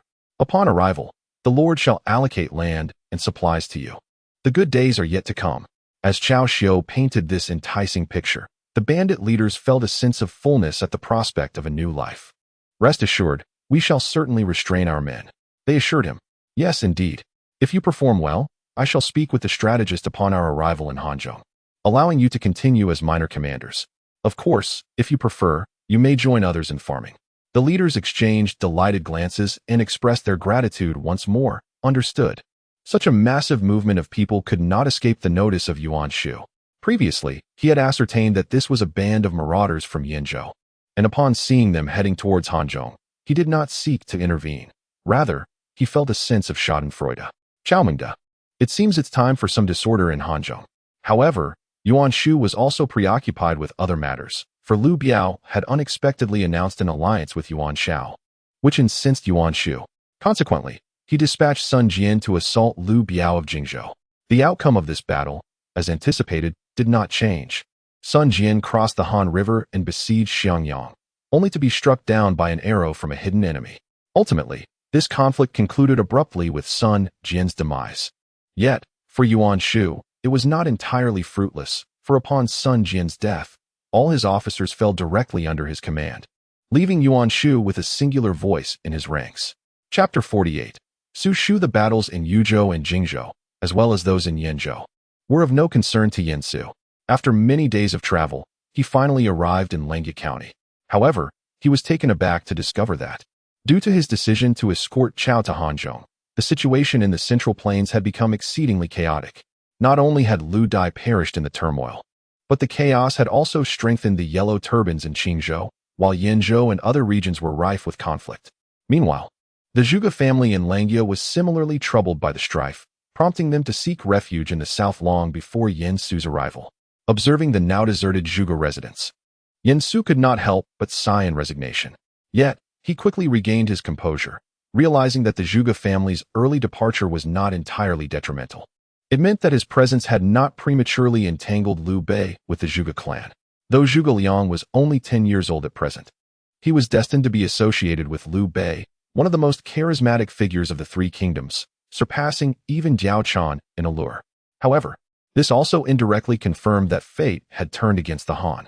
Indeed, even without him, Liu Bei would have acquired the Five Tigers and the talented individuals of the era.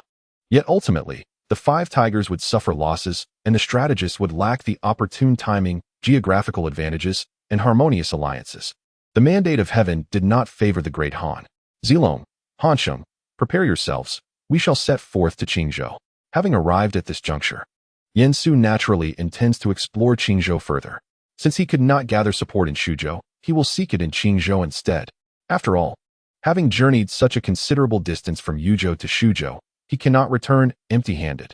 Moreover, there is an additional motive for Yen Su's expedition to Qingzhou. He aims to recruit Liu Bei's elusive strategist. He has already inquired about the situation. Following Gong Sunzan's significant defeat in Jizhou, Yuan Shao promptly mobilized his forces to reclaim the lost territories of Jizhou. However, during the pursuit, an error occurred. When Yuan Shao's army was besieging the strategic stronghold of Guan in Yuzhou and found themselves unable to breach its defenses, they were compelled to retreat. Seizing the moment, Gong Sunzan regrouped his forces and launched a counterattack, decisively defeating Yuan Shao at the junction of the Juma River, reclaiming territories including Bohai. Nonetheless, in the Battle of GPO, Gong Sunzan's elite cavalry suffered catastrophic losses, nearly annihilating his forces, rendering the current counteroffensive little more than a fleeting flicker of hope. Additionally, Intelligence suggests that the yellow turbans in Qingzhou seem to be preparing for significant action. Contemplating this, Yin Su instinctively tugged at the carriage curtain. It appears that the yellow turbans are gearing up to confront Kong Rong, a conflict that would span several years, ultimately leading to Kong Rong seeking assistance from the renowned Tai Shirtzi, who, upon emerging from the shadows, would then implore Liu Bei for support. It was during Liu Bei's endeavor to rescue Kong Rong that Yuan Shao successfully launched a counteroffensive against Gongsun Zan, resulting in a complete reversal of their long-standing rivalry. It was at this moment that Liu Bei extricated himself from Gongsun Zan's grasp to pursue his own path. As the carriage moved onward, Yin Su closed his eyes, meticulously pondering the potential gains from this imminent conflict. Tai Shirtzi is undoubtedly a figure worth recruiting. He was the foremost general of Eastern Wu in its early days, excelling in valor, strategy, and leadership. Although the legends depict his demise at the hands of Zhang Liao, the truth is that Tai Shirtzi met his end early, and it is said that these two never even crossed paths. Of course, Yin Su remains uncertain of what this world's Tai Shirtzi will be like. Thus, he eagerly anticipates their eventual meeting. At this juncture, some may wonder why Tai Shirtzi did not become one of the 12 tigers of Jiangdong. Yin Su can only liken this to the question of why Cao Run was not included among the 5 great generals. Regarding the current turmoil in Qingzhou, one might question the dangers that await Yin Su. However, with the formidable protection of the towering Gao De and the stalwart Huang Zhong at his sides, he fears not even the mightiest of foes. Yet, not long into their journey, they encountered a youth clad in the attire of a wandering hero, galloping towards them, seemingly also headed for the Zhuge estate. His name, Su Shu, styled Yuanji. Martial prowess, 79, strength, 79, stamina, 87, skill, 70, reaction, 80, intelligence, 96, strategy, 98, politics, 91, leadership, 96, military preparedness, 99, goodness. What an impressive figure. Indeed, the one approaching them is none other than Su Shu, the very strategist who first bestowed upon Liu Bei the benefits of sage counsel. As Su Shu prepared to ride past him, Yin Su abruptly turned and called out to him, "Esteemed young hero, are you here in search of the Zhuge family?" As Su Shu was called to a halt, his heart tightened momentarily. It was important to note that he had recently escaped after committing a grave act 2 years prior. However, the current state of chaos rendered that incident less significant. Yet, the abruptness of someone addressing him still caused a pang of anxiety. Is this young master also in search of the Zhuge family? Yin Su smiled and leapt down from the carriage. Indeed, I came to visit the Zhuge clan, only to find that they have already fled to avoid calamity. Thus, my journey here has been in vain. I noticed that you two seem to be seeking the Zhuge family, which prompted me to speak.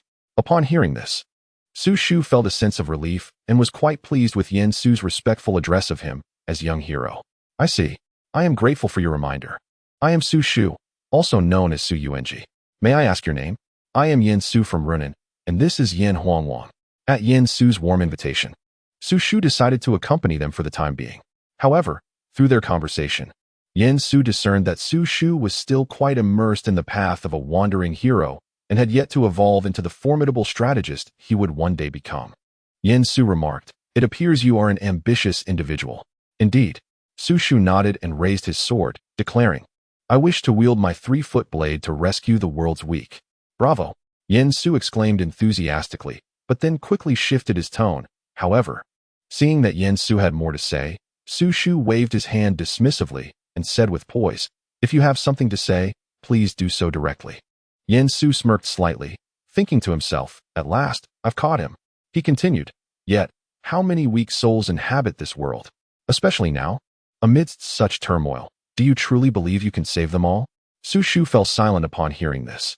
Observing his reaction, Yin Su continued, "In my view, a hero can save one individual, while a strategist can save the lives of countless people." Chapter 49. Laying plans with Su Shu. After Yin Su finished speaking, Su Shu abruptly raised his head, stunned by his words. He leaned against his thoughts, pondering deeply, though Yin Su, being quite close, could hear him muttering the same phrase repeatedly. Before long, the group successfully exited Yangdu City. Noticing Su Shu still lost in thought, Yin Su called out to him, "Yuanji? Yuanji? Oh, brother Yin." Upon awakening from his reverie, Su Shu realized he had momentarily zoned out, feeling slightly embarrassed as he scratched his head. "I apologize. I was deep in thought. Ha ha ha, no matter. We have now left Yangdu. I wish to proceed to Qingzhou. Where do you intend to go, Yuanji? Su Shu furrowed his brow in contemplation before replying. I seek to go to Nanyang for further study. I owe much to Huang Wang for his guidance. Not at all. Not at all. Seeing Su Shu's earnest demeanor, Yen Su waved his hand dismissively. If you have time in the future, you may visit me in Nanjing, Hanzhong. Or once you find a suitable place to stay, send word to me. Certainly. Su Shu promptly bowed in response, but soon a thought struck him. And he inquired with curiosity, Brother Yen, you must reside in Hanzhong. Why then do you wish to go to Qingzhou? Oh, if it is inconvenient. Let it be as though my foolish brother never inquired. Yen Su, upon hearing this, raised an eyebrow and with a resounding snap, unfurled his folding fan, eagerly awaiting your question. If you do not ask, how can I feign my prowess? Alas, I have heard that the yellow turbans in Qingzhou have been proliferating, and I cannot bear to see the people of Qingzhou suffer such calamity. Therefore, I intend to journey to Qingzhou to assist the local officials and soldiers in quelling the Yellow Turban Rebellion, to restore the bright expanse of heaven for the people of Qingzhou. Yen Su held the fan to his chest, slightly lifting his gaze to the sky, presenting Su Shu with a grand profile. Indeed, after listening to Yen Su's words, Su Shu became instantly animated. So it is, Brother Yen, your noble intentions are truly commendable. I am willing to lend you my strength. With tears welling in his eyes, Yen Su quickly turned around and patted Su Shu on the shoulder, saying, You must not. What do you mean, brother? Do you think I would be burdened by you? Observing Su Shu's fervent expression, Yen Su silently mused that youth is indeed blissful. It is so easy to persuade the young. Should Su Shu succeed in his studies, these words would no longer sway him. Fortuitously, Su Shu is still young. Alas, it is not so. Has Yuanji forgotten what I just mentioned? Faced with Yen Su's inquiry, Su Shu stood dumbfounded. Once more recalling Yen Su's words, a hero can save one person, while a strategist can save the world. After a deep breath, Su Shu slowly lifted his head. His eyes filled with determination. I understand now. Thank you, brother, for your earnest concern. Hearing Su Shu say this, Yen Su nodded with satisfaction. That is more like it. Rest assured, dear Shu, I would never forsake you. However, I now need you to go to Nanyang and gather a group of strategists for me. When the time comes, we shall capture the entire Nanyang Water Mirror Vocational Technical College in one fell swoop. Since that is the case, I shall take my leave. For the people of Qingzhou are still engulfed in hardship. Your noble cause, brother. I shall bid you farewell. Thus, the two parted ways with reluctance, heading in opposite directions. Behind the carriage, Hanzhong leaned closer to Zhao Yun, puzzled. Zilong, our strategist has only known this young brother Su Shu for about an hour, correct? Zhao Yun blinked twice, earnestly calculating the time. Indeed, not to mention an hour, it has barely exceeded half an hour. Upon receiving Zhao Yun's confirmation, Hanzhong turned to observe Su Shu's departing figure with confusion. How could they seem like brothers parting? Does affection develop so swiftly? To Hanzhong's inquiry, Zhao Yun merely scratched his head and replied uncertainly. Perhaps it is because they are both passionate individuals? Moreover, the strategist must have his reasons for acting this way. Perhaps this Su Shu is indeed a person of great talent. Zhao Yun blinked again, his face reflecting the belief that the strategist's actions surely stem from thoughtful consideration. After pondering for a moment, Hanzhong nodded silently, feeling that Zhao Yun's perspective was quite reasonable. Indeed, the strategist is truly profound and unfathomable. Thus, Yen Su, under the protection of Zhao Yun and Hanzhong, soon arrived at Donglaihuan County. At this moment, Yen Su stood upon a hillside, flanked by Hanzhong and Zhao Yun, who stood with arms crossed. Before long, a soldier hastened over, delivering a piece of intelligence to Yen Su. After perusing its contents, he gazed thoughtfully at the nearby village. Tai Shirtzi was currently within the village, while a band of marauders loitered not far off. However, it appeared that their route did not intersect with the village. This, however, was unacceptable. Hanzhong, having spotted a group of marauders that might threaten the village, you are to lead a contingent to drive them towards our position, ensuring that they are diverted here rather than to the village. Zilong, you shall prepare an ambush, ready to ensnare these marauders entirely. Exchanging glances, Zhao Yun and Hanzhong promptly clasped their fists in acknowledgement. Yes. Once the two departed, Yen Su snapped open the folding fan in his hand. These were marauders, not soldiers. Since they had come this way, they would undoubtedly not spare the village. Yan Su's intention was to rescue the village from impending calamity, regardless of the origins of such peril. Observing Hanzhong leading his troops away, Yan Su continued to ponder the forthcoming strategy in his mind. Once disaster struck, he would send Zhao Yun to aid in the rescue.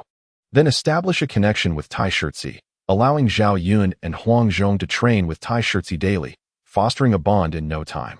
Additionally, Tai Shirzi's loyalty and righteousness, coupled with his mother's indebtedness to Kong Rong, could be leveraged to seek assistance from Liu Bei, uniting forces to vanquish the Yellow Turbans of Qingzhou, ultimately securing Tai Shirzi and the Yellow Turbans for himself, while persuading Liu Bei to secure a position and refrain from wandering aimlessly. Pleased with his contemplations, Yan Su nodded slightly, feeling reassured that he had not overlooked any details before seeking respite beneath a grand tree. Hanzhong's pace was swift, and soon many marauders were seen advancing toward their location, just as Yan Su had anticipated. The marauders exhibited no discipline, with several breaking ranks and racing toward the village. Realizing this, Yan Su quickly summoned Zhao Yun. Zilong, marauders are heading for the village. The lives of the common folk are paramount. Do not concern yourselves with the remaining marauders. Prioritize the defense of the village. Zhao Yun, moved by his strategist's benevolence, reflected on the opportunity to decisively defeat the marauders that was being forsaken for the sake of the villagers. This subordinate shall obey. Chapter 50. Tai Shirzi of Donglai. Before long, villagers became aware of nearly 100 marauders charging toward the village. A middle-aged man dressed as a villager rushed into a household. Trouble. Marauders are approaching the village. In a small courtyard, Tai Shirzi, wielding a large axe to chop wood, immediately dropped his tool upon hearing the man's words, seizing a spear that lay nearby as he made his way outside. Li Shu, bring me my dual short halberds. I shall first assess the situation at the village entrance. Understood. Tai Shirzi's father was a scholar, and given Tai Shirzi's prior official standing combined with his own martial prowess, he had essentially become the leader of the village. Soon, Tai Shirzi arrived at the village entrance, wielding his long spear. At that moment, a multitude of villagers had gathered, each armed and casting wary glances towards the approaching bandits. You have come, called out his elder brother. As Tai Shirzi appeared, the once fearful villagers found their courage, their trembling hands now steadied around their weapons. After exchanging a nod of acknowledgement, Tai Shirzi planted his spear firmly into the ground and bellowed toward the bandits. I, Tai Shirzi, am here. If you fail to recognize the situation and do not retreat, I shall not hold back. Hearing his powerful shout, the bandits hesitated momentarily. Brother, this fellow seems formidable, remarked one of the bandits, who was addressed as brother. After spitting out a mouthful of filth, he raised his sword and shouted to the others, what is there to fear? He is but one man, and those behind him are mere peasants who will surely flee at the first sign of blood. Let us charge together. We can surely overpower him. Indeed, brother is right. Ha ha ha. Onward, brothers. As the fierce bandits charged forward, Tai Shirzi furrowed his brow. Just as he prepared to draw his bow and shoot the nearest foe, an arrow flew ahead, striking down the fastest bandit. The setting sun cast its fading light over the dusty wilderness, where a commander in white, armed with a long spear and astride a neighing white steed, surged forth, leading a small cavalry squad like an arrow aimed at the bandits. Upon seeing the cavalry charging, the bandits first panicked, then remembered to resist. Zhao Yun's commanding voice boomed, cease your arrogance, bandits.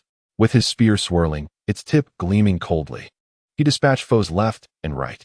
The cavalry followed closely behind, their battle cries shaking the very earth. Their glimmering swords met the bandits in fierce combat. Zhao Yun, agile and swift, wove through the enemy ranks as if in a realm unchallenged, his spear thrusts and sweeping strikes akin to flashes of white lightning. The cavalry, coordinated in their movements, fanned out around Zhao Yun, encircling and dividing the disorganized bandits. The bandits, already a rabble, soon fell into disarray under the cavalry's fierce onslaught. Fleeing in all directions, Zhao Yun relentlessly pursued, his spear targeting the fleeing bandits, claiming their lives one after another. In a short time, the bandits suffered heavy casualties, and the remnants, abandoning their armor, fled in disarray. Zhao Yun reined in his steed, halting the offensive, and returned with his cavalry in formation. However, despite the bold assistance of such a valiant cavalry, Tai Shirzi did not relax. Rather, he remained more vigilant, for in this tumultuous era, They needed to guard against more than just bandits. Even the officers posed a potential threat. Soon, though, Tai Shirci breathed a sigh of relief as Zhao Yun rode up to him, bowing in greeting. Zhao Yun of Changshan pays his respects to all the villagers. Zhao Yun's sudden display of courtesy left the villagers momentarily at a loss, prompting them to hastily return the gesture. Upon hearing Zhao Yun's self-introduction, Tai Shirci found himself momentarily stunned. Could it truly be Changshan Zhao Yun, the same valiant warrior who had fought alongside Dian Wei against Elbu? Shouldn't he be accompanying Cao Cao and Hanzhong? What, then, was he doing here? Although Tai Shirci had been seeking refuge in Liaodong, he had remained informed about the Central Plains due to the presence of many ambitious individuals in the region. Thus, upon hearing Zhao Yun's name, his surprise was entirely justified. As the saying goes, one should not strike a smiling face. Zhao Yun had greeted him first, so despite his numerous doubts, Tai Shirci chose to suppress them for the moment. He returned the greeting, saying, "I am Tai Shirci of Donglai, Tai Shirci Zi, and I extend my gratitude to you, General, for your timely assistance." "There is no need for thanks," Zhao Yun replied. "The fault lies with us. Our strategist intended to drive the bandits towards the eastern hills for a decisive strike, but unfortunately, some bandits escaped and approached from this direction." "A strategist?" Before Tai Shirci could respond, the sound of rolling wheels caught their attention. A carriage, escorted by a troop of soldiers, approached steadily. Zhao Yun, noticing Tai Shirci's lingering confusion, smiled and explained, "Our strategist has arrived. It would be best for him to clarify matters for you." Prior to arriving in Qingzhou, Yansu had mentioned to Zhao Yun and Huang Zhong that there was a star of war in Qingzhou named Tai Shirci. While Zhao Yun and Huang Zhong might have forgotten other details, this particular name remained vividly etched in their minds. "May I inquire if I am in the presence of the esteemed Tai Shirci of Donglai?" A clear, resonant voice broke the air, and Yin Su emerged from the carriage, gracefully making his way to Tai Shirci. Name, Tai Shirci. Courtesy name Z. Martial prowess. 99, strength. 97, stamina. 99, skill. 100, reflexes. 100, intellect. 84, strategy. 80, politics. 75, leadership. 91, military preparedness. 90, Tai Shirci looked up to see the newcomer clad in a moon-white robe adorned with delicate patterns. A dark brown cloud-patterned sash tied around his waist. His lustrous black hair framed a handsome face, but what captivated Tai Shirci most were the enchanting yet wise crimson eyes. Such distinctive features allowed Tai Shirci to instantly recognize him. "Tai Shirci Z pays his respects to Master Yin," he said. "I hold great admiration for your renowned wisdom." "There is no need for excessive formality," Yin Su replied. "The appearance of the bandits here is a result of my strategic oversight. I inadvertently allowed them to escape in this direction. I hope the locals will not hold it against me." "Not at all." The crowd gasped in alarm at Yin Su's bow, hastily insisting he should not be so humble. Tai Shirci quickly stepped forward, saying, "Master Yin, please do not bear such weight of guilt. Your arrival in Qingzhou to expel the bandits is a blessing for our people. How could we possibly blame you?" With that, Tai Shirci stepped aside, gesturing for Yin Su to enter. "This place is not suitable for lengthy discussions. I invite you to follow me into the village." "Then, as the host wishes, I shall comply," Yin Su replied. Chapter 51. I, Yin Su, shall surely rid myself of the turtle fist. That night, Yin Su and his companions took refuge in the village of Tai Shirci, with Yin Su and Zhao Yun residing directly in Tai Shirci's home. It was only upon the return of Huang Zhong that Tai Shirci realized there were indeed formidable talents among them. Later that night, Tai Shirci's mother gently grasped her son's hand and whispered, "Is the gentleman you brought back today a high-ranking official?" She understood her child's capabilities and had long wished for Tai Shirci to venture forth to achieve great deeds, thus honoring her late husband in the afterlife. However, Tai Shirci, citing his mother's declining health as the reason, was resolute in staying by her side. The arrival of Yin Su, however, sparked a glimmer of hope in her heart. In response to his mother, Tai Shirci explained that Yin Su was the strategist under Cao Cao, the current governor of Hanzhong, and that Zhao Zilong and Huang Hansheng were both valiant commanders under Chao's banner, even surpassing her son in martial prowess. "Is that so? They have come here for the Yellow Turban rebels in Qingzhou?" Upon hearing this, Tai Shirci nodded in deep respect, affirming, "Indeed. They initially intended to visit the Zhuge clan in Langia, but upon hearing of the chaos caused by the bandits in Qingzhou, they made a special trip to offer assistance. The old lady began to formulate her thoughts, reflecting, in that case, the governor of Hanzhong must be a man of virtue. Isn't this the wise ruler you have sought, my son? Why not seize this opportunity to accompany the gentleman Yin to Hanzhong? Mother, I understand the noble intentions of Yin Su, and can ascertain that the governor of Hanzhong is indeed a hero. However, considering your health, how could I possibly leave you behind? Upon hearing these words, the old lady's initially gentle expression turned serious. My son, do you not recall my teachings? Do you not remember your father's last wishes? Although I am merely an ordinary woman, I comprehend that Hanzhong is surely far from here. Nevertheless, Yin Su has made the arduous journey to Qingzhou to help us common folk who suffer from the turmoil of the yellow turbans. How can we fail to show our gratitude? But, mother, Tai Shirtzi attempted to interject, only to be silenced by his mother's raised hand. Listen, my son, remember this. Regardless of Yin Su's true intentions for coming here, it is indeed true that he is preparing to eradicate the yellow turban bandits, and we, the common people, have genuinely benefited from his efforts. Therefore, we must acknowledge this kindness. Hearing his mother's words, Tai Shirtzi lowered his head in contemplation. After a moment, he lifted his gaze to his mother and softly declared, Thank you for your guidance, mother. I understand. Once the turmoil in Qingzhou has subsided, I shall accompany Yin Su to Hanzhong. Finally receiving her child's promise, the old lady smiled with relief and gently patted Tai Shirtzi's hand. In another room, Huang Zhong was leaning against the wall, eavesdropping, while Yin Su stood behind him, curiously inquiring, Hanqing, have you overheard anything? Behind them, Zhao Yun covered his face with his hand. Master, is it not inappropriate for us to eavesdrop on the conversation between Zi and his mother? Upon hearing Zhao Yun's words, Yin Su swiftly unfurled his folding fan, adeptly concealing half of his face. Ahem, Zi is indeed a rare and formidable general. My eagerness for talent has piqued my curiosity. At that moment, Huang Zhong finally withdrew his ear from the wall and respectfully addressed Yin Su. Congratulations, strategist, on securing another great general for our lord. I just heard that as long as we quell the yellow turbans in Qingzhou, Zi is willing to return to Hanzhong with you. With this news, Yin Su raised an eyebrow and, smiling, closed his fan. That is splendid. By the way, Zilong, prepare the troops for tomorrow. We shall seek out Kong Rong, the prefect of Beihai. Understood. After sending Zhao Yun and Huang Zhong back to rest, Yin Su exhaled a deep sigh of relief. With this, Tai Shirtzi was also within reach, and thus, a third of our purpose in coming to Qingzhou is already fulfilled. Reflecting on this, Yin Su retrieved a piece of brocade from his bundle and laid it flat on the table. Alas, it seems I must find time to improve the quality of paper and other materials upon my return. Aside from earning money, I must also ensure I have enough for personal use.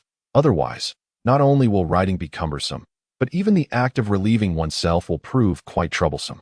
Having silently noted these thoughts, Yin Su resumed his writing, intending to send it back to Hanzhong the following day.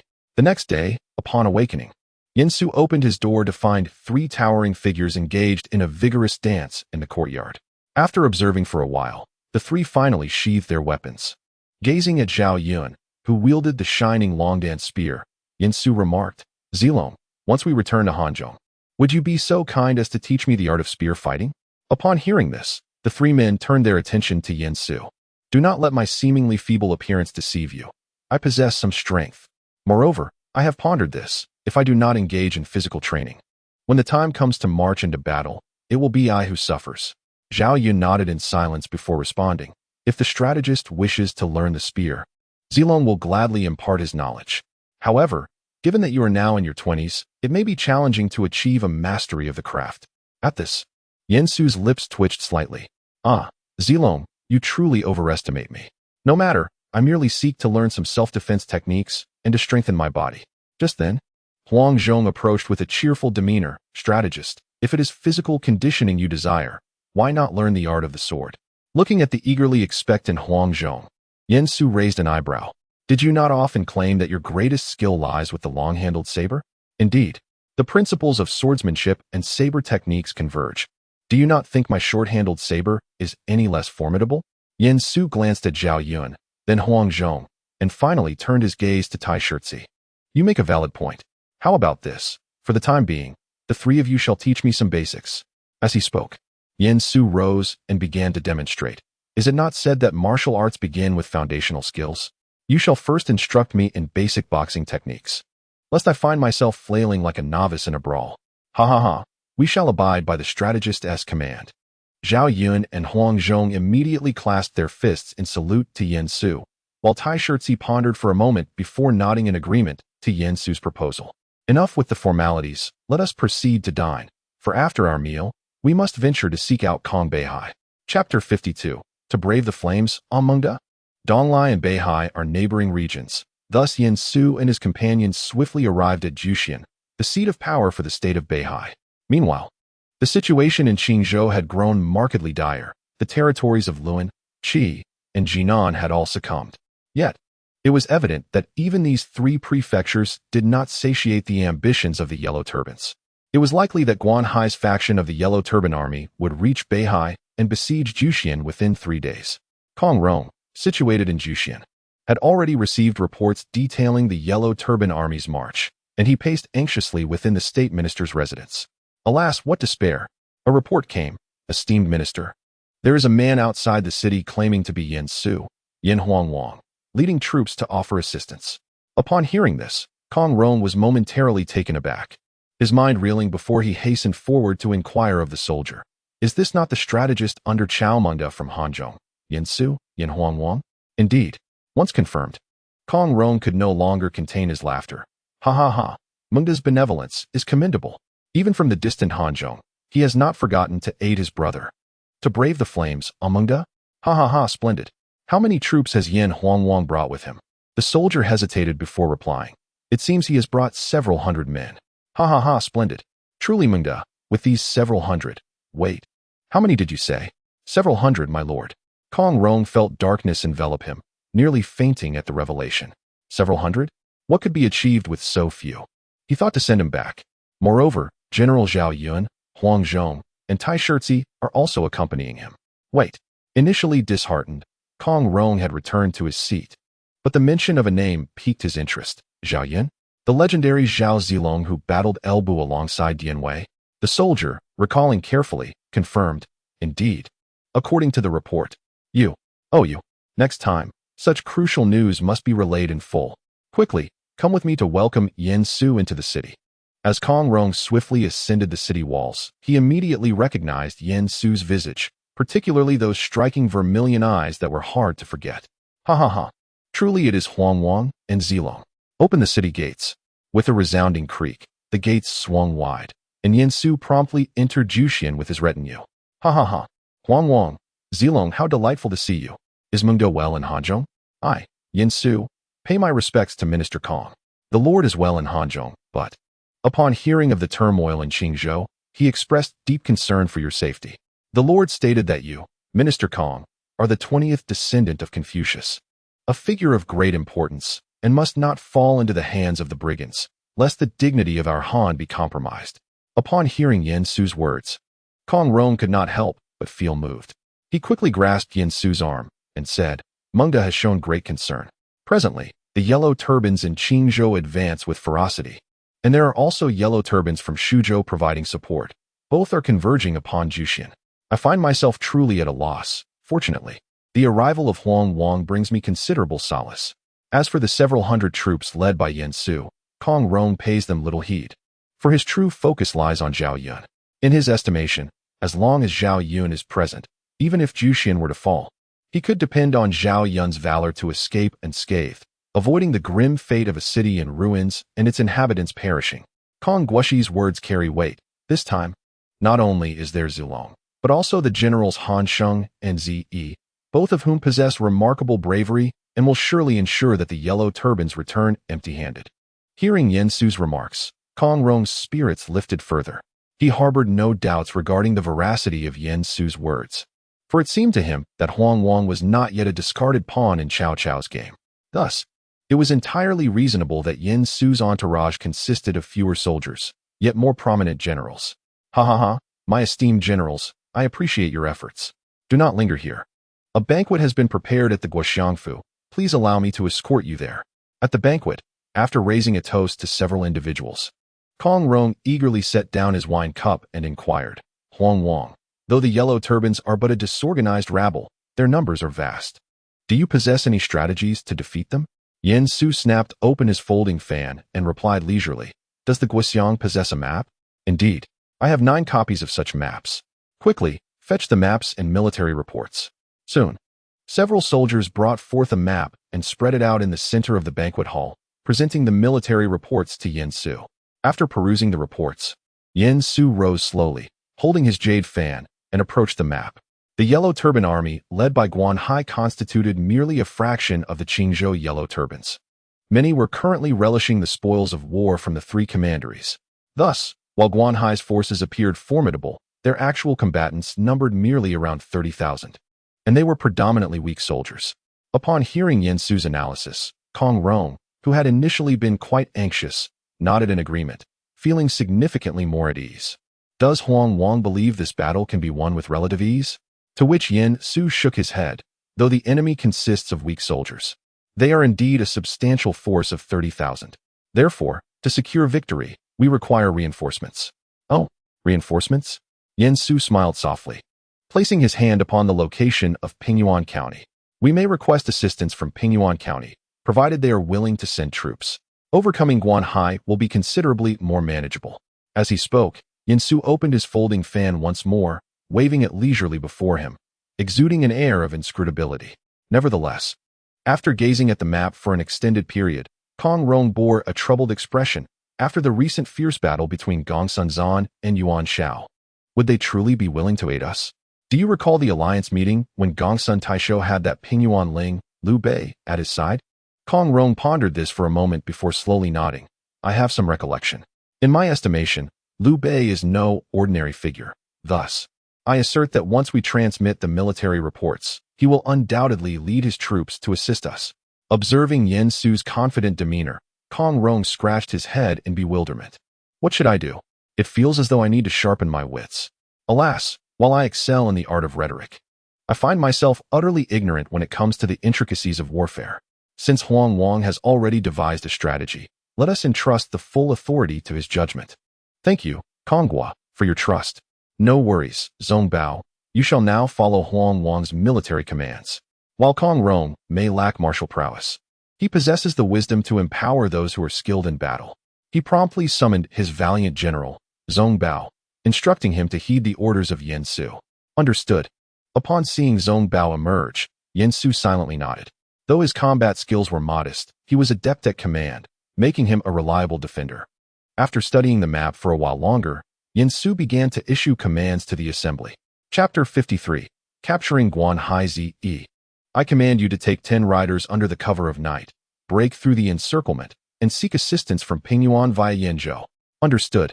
Upon hearing this, Tai Shirtzi immediately stood up, saluting Yen Su and accepting the order. With a smile, Yen Su approached Tai Shirtzi, continuing to advise. Remember to have Liu Bei's troops also head towards Yenzhou, entering Qi from Taishan County, and await the opportune moment to strike. Tai Shirtzi diligently committed Yen Su's words to memory before bowing once more.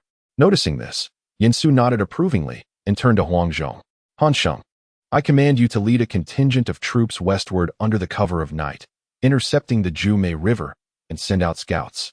When the enemy falters, we shall flood their forces. Understood. But remember, do not act until the enemy has crossed the river. Patience is crucial. Your orders shall be executed. After Hanzhong accepted his command, Yen Su then addressed General Zhong Bao. General, as we are external forces, the full coordination of the army tomorrow will require your leadership. Understood. Having imparted all necessary instructions, Yen Su then placed a reassuring hand on Zhao Yun's shoulder. Zilong, the success of this battle hinges upon you. Tomorrow, I shall provoke Guan Hai into a duel. Remember, you must capture him alive to break the morale of the Yellow Turban Army. I shall not fail the strategist's command. Observing Yen Su's effortless orchestration of the plans, Kong Rong approached with a joyful demeanor, raising his wine cup. With Huang Wang's strategy, we shall surely achieve a great victory over the Yellow Turbans. Ha! You flatter me, Guxiang. But before that, there is another matter requiring your assistance. Oh, another order from Rong's army? Fear not, Huang Wang, speak freely.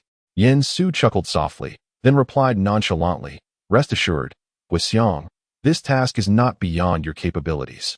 Please select some clever individuals from your ranks, disguise them as civilians, and have them infiltrate the Yellow Turban forces.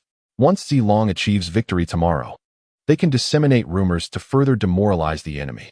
After pondering for a moment, Kong Rong's eyes brightened, and he swiftly rose. I shall seek them out at once. With all arrangements in place, Yin Su snapped his folding fan shut, now anticipating Guan Hai's arrival. However, 5 days later, the Yellow Turban bandits slowly approached. The sluggish pace of Guan Hai's forces was unexpected for Yin Su and his companions. They had anticipated their arrival within 3 days. Yet Guan Hai took a full 5 days to reach Ju County. Standing atop the city wall, Yin Su squinted down at Guan Hai leading the way below. Name: Guan Hai. Martial skill: 93, strength, 100, stamina, 89, technique, 83, reaction, 100, intelligence, 38, strategy, 20, politics, 17, command, 58, armament, 57. I have a minor character reminiscent of Guan Yu, indeed. He is truly worthy of being compared to the legendary warrior who fought dozens of rounds with Guan Yu. His stamina is commendable, yet it is regrettable that his technique falls significantly short. Do not be deceived by the seemingly negligible impact of technique on combat prowess. If one's martial skills surpass yours, it necessitates expending double or even triple the effort to counteract their strikes. Thus, a deficiency in technique results in exponentially greater stamina consumption when facing a more skilled opponent.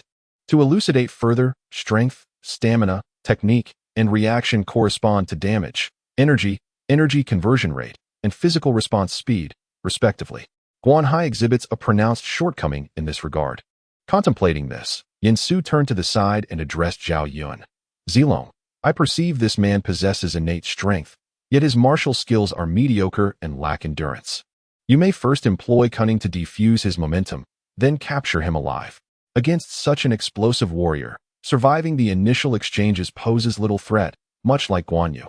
However, unlike Guan Yu, who could entangle his adversary with his exceptional skills after weathering the early onslaught, Guan Hai evidently lacks such an opportunity.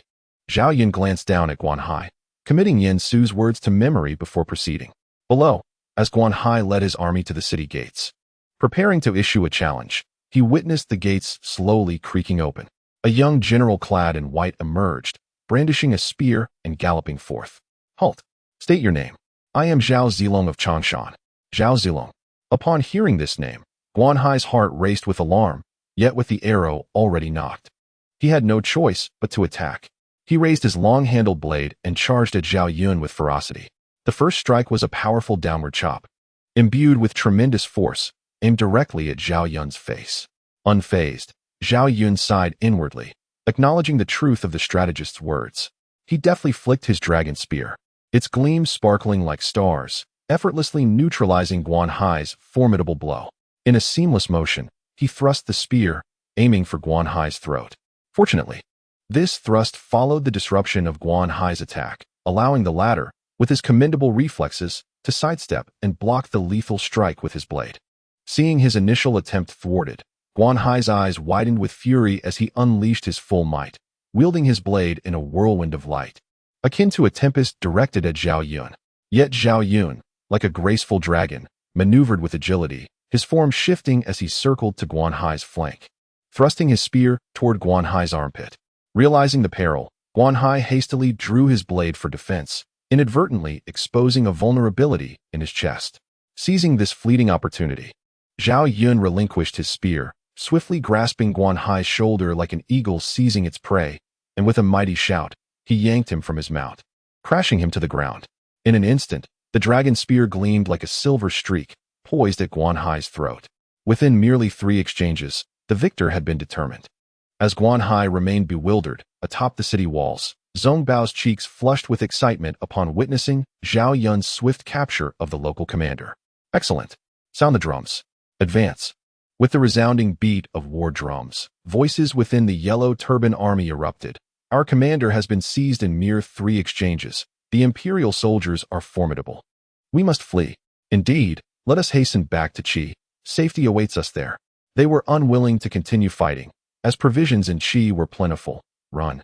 The Yellow Turban soldiers, already trembling at the sight of their commander's swift defeat, were further disheartened by the shouts and the sight of fierce soldiers charging from the city. They lost all will to resist and turned to flee. Most chose to escape towards Qi, while a small fraction scattered chaotically like headless flies. After being pursued by the troops of Beihai for half a day, they finally reached the waters of the Jimei River. Such a mass crossing was indeed a grand spectacle. However, just as they had traversed halfway, a deafening roar echoed from the horizon. The yellow turbans turned to see an overwhelming tide rushing towards them. Oh no, run! The flood is coming. Chapter 54. Farewell to the three heroes of Peach Blossom Garden. Fire and water show no mercy. How could these yellow turban bandits outrun such a deluge? Thus, the yellow turban army was soon overwhelmed by the flood, but their nightmare was far from over. Once the waters receded, the pursuing Beihai army caught up, and ahead, Liu Bei's reinforcements surrounded them. With no chance of resistance left, the yellow turbans had no choice but to surrender. Having been washed away by the flood, the remnants of the army could only find temporary refuge in the mountains, where they watched Liu, Guan, and Zhang approach by boat. Kong Rong and Yen Su rushed to greet them with smiles. Kong Rong, filled with excitement, grasped Liu Bei's hand and expressed his gratitude. I am deeply thankful for your assistance. County Magistrate Liu. Ha ha ha. It's nothing, truly. I feel rather ashamed for not being of much help this time, Liu Bei replied, glancing at Yen Su beside Kong Rong. But is this Mr. Yen? Upon hearing this, Kong Rong quickly introduced, allow me to present to you, Xuanda. This is the strategist Yen Su, serving under Governor Cao. He has come in place of Governor Cao to lend us aid.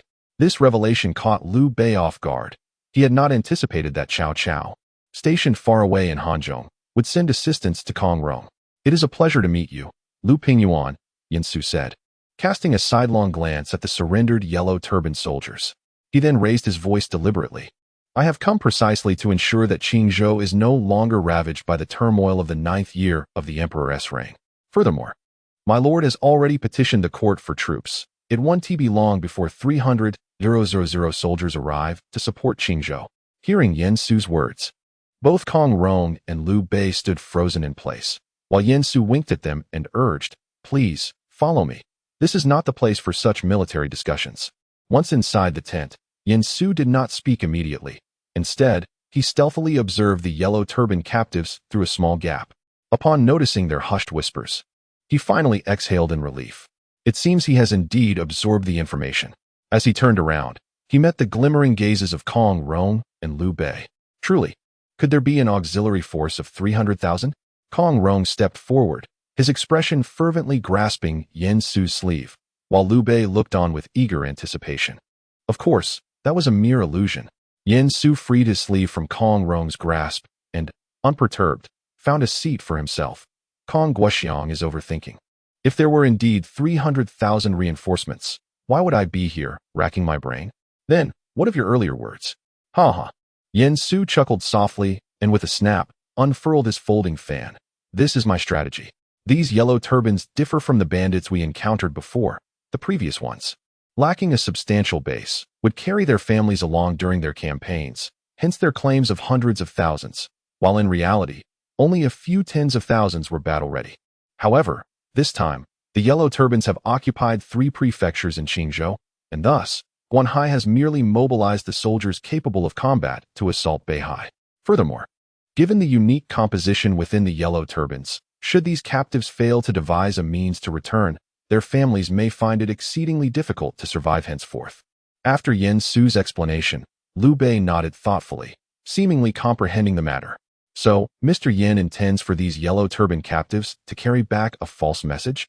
Suddenly struck by a thought, Liu Bei raised his head sharply. Is Mr. Yen preparing to counterattack the yellow turbans?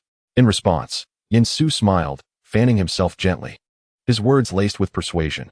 I have already penned a letter to the Lord. Once the yellow turbans in Qingzhou are subdued, I shall recommend Liu County Magistrate as the governor of Taiyuan and Kong Guoxiang as the governor of Qingzhou. However, these Qingzhou yellow turbans must be brought to Hanzhong. Upon hearing this, both Liu Bei and Kong Rong's eyes brightened. The position of governor of Qingzhou goes without saying, but a governor of Taiyuan is quite an enticing prospect for Liu Bei at present.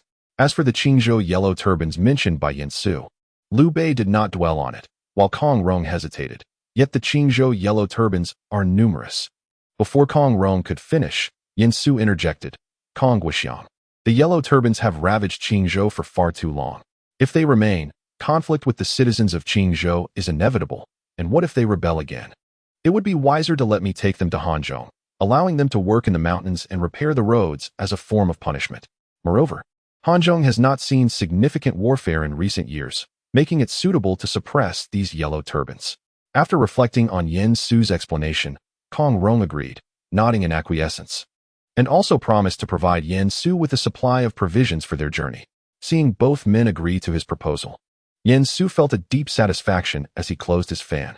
Thus, the objectives of this trip to Qingzhou were accomplished. As for granting Kong Rong the title of governor of Qingzhou, for Yen Su, the significance of the populace of the Qingzhou yellow turbans far outweighed the territory itself, especially in these tumultuous times, where possessing land without the capability to defend it would prove futile. As for Liu Bei's appointment as the governor of Taiyuan, while it may appear of utmost significance from Liu Bei's current perspective to Yen Su, this position seems akin to a direct severing of Liu Bei's legs. It is not merely the fact that upon taking charge of Taiyuan, Liu Bei would find it exceedingly difficult to venture elsewhere. The region of Bingzhou is far from stable at present. Upon Liu Bei's arrival in Taiyuan, he would be confronted first and foremost by the foreign tribes that are inciting turmoil in Bingzhou. Once he establishes a foothold there, the next adversaries awaiting him would be Yuan Shao of Jizhou and Gongsun Zan of Yuzhou.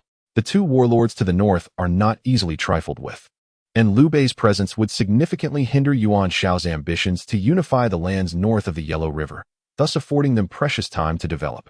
Consequently, the Taiyuan governor that Yen Su has presented is indeed a worthy offering, allowing Liu Bei, Gongsun Zan, and Yuan Shao to engage in a trifling skirmish north of the Yellow River, reminiscent of the tumultuous Three Kingdoms era. Perhaps sensing this reality, Liu Bei, who was about to exit the tent, suddenly turned back and tentatively addressed Yen Su. I am grateful for Governor Chao's appeal to His Majesty. However, I wonder if it is possible to transfer the Taiyuan governor's position to one in Qingzhou or Shuzhou. How splendid it is that he can even request a change of location. To be candid with you, County Magistrate Liu, I harbor a personal interest in seeing you in Bingzhou, for if we consider the current state of the realm, the common folk suffer gravely in both Qingzhou and Bingzhou. While Qingzhou is plagued by the Yellow Turban Rebellion, Bingzhou bears the brunt of foreign calamities. Although Yuzhou has Gongsun Zan's protection, what of Bingzhou? Alas, it is indeed a wretched plight. As he spoke, Yen Su pounded his chest in anguish, prompting Liu Bei to feel somewhat embarrassed to continue his discourse.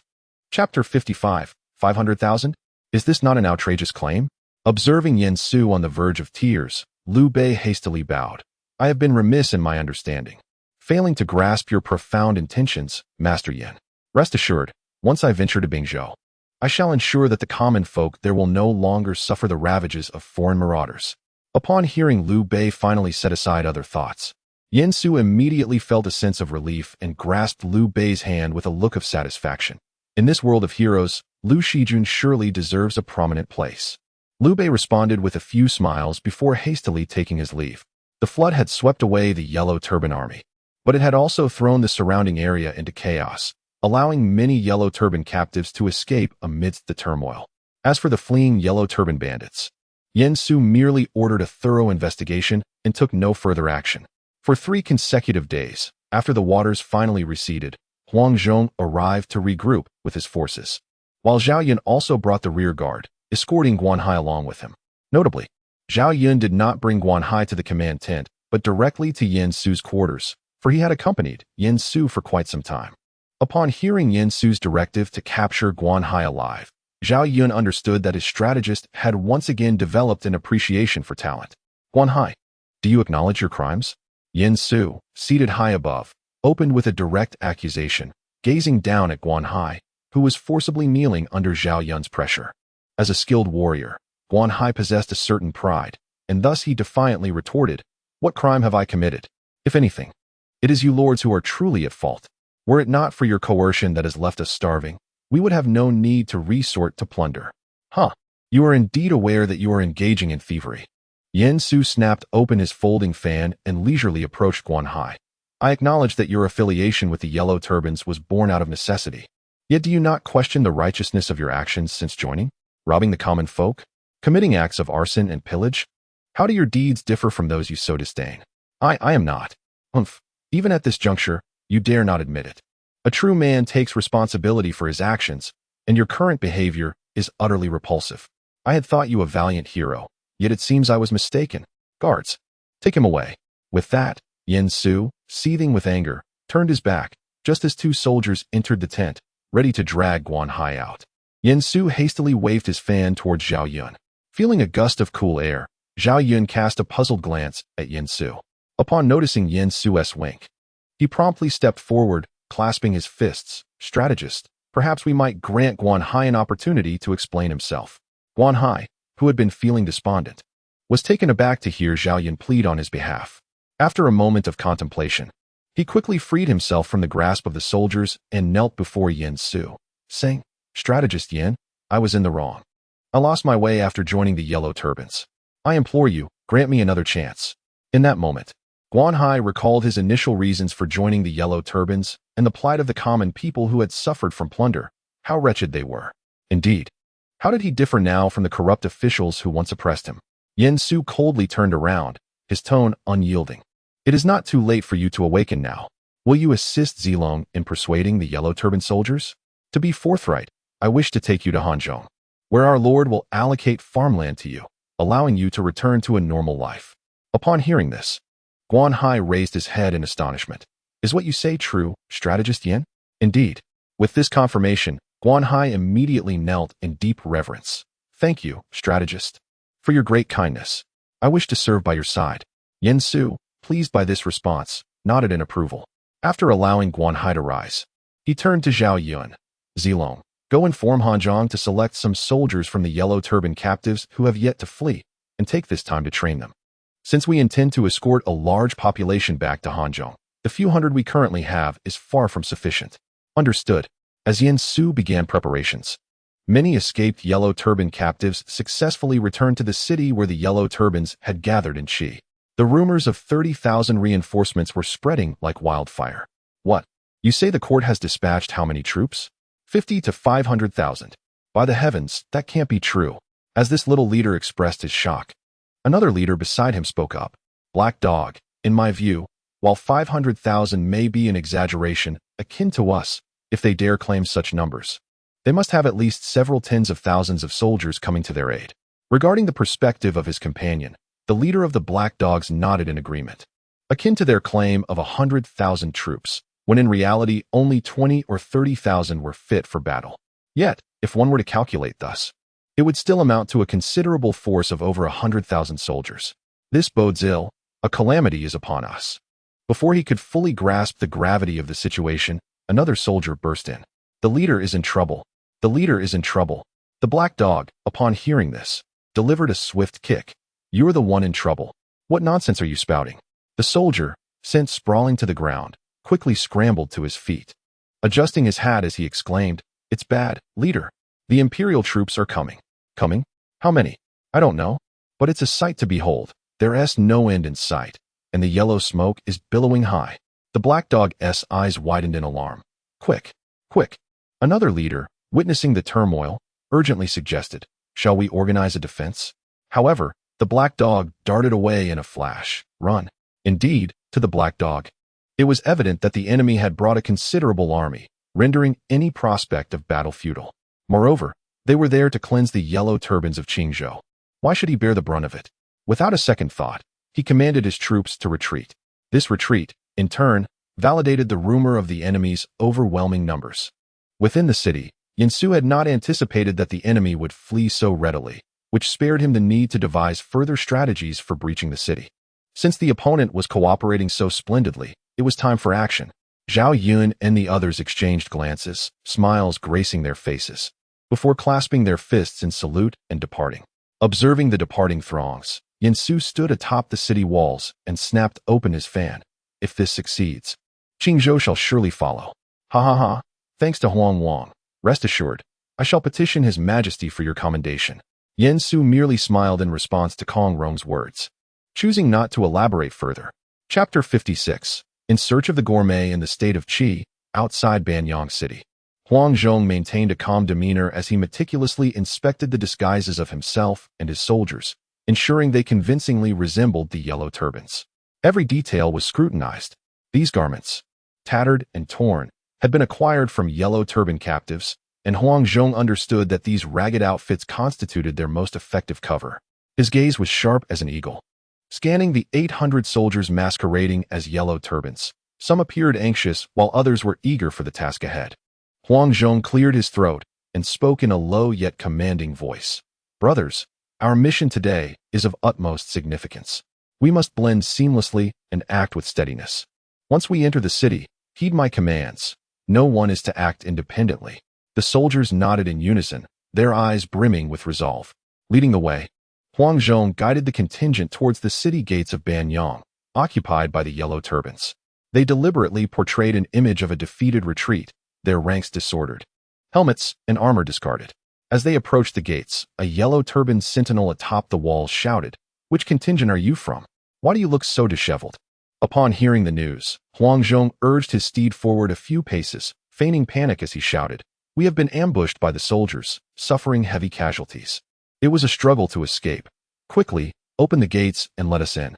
The sentinels eyed them with suspicion, yet, given the recent reports of many defeated yellow turbans fleeing and the rumors of soldiers dispatched to Qingzhou to quell the bandits, they eventually lowered the drawbridge and opened the city gates after a considerable pause.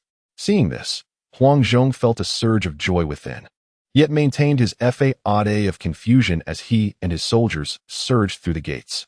Once inside, he signaled to a trusted aide, who swiftly raised a pre-prepared torch high. This was the signal for the troops outside. Simultaneously, Hanzhong bellowed, "Attack!"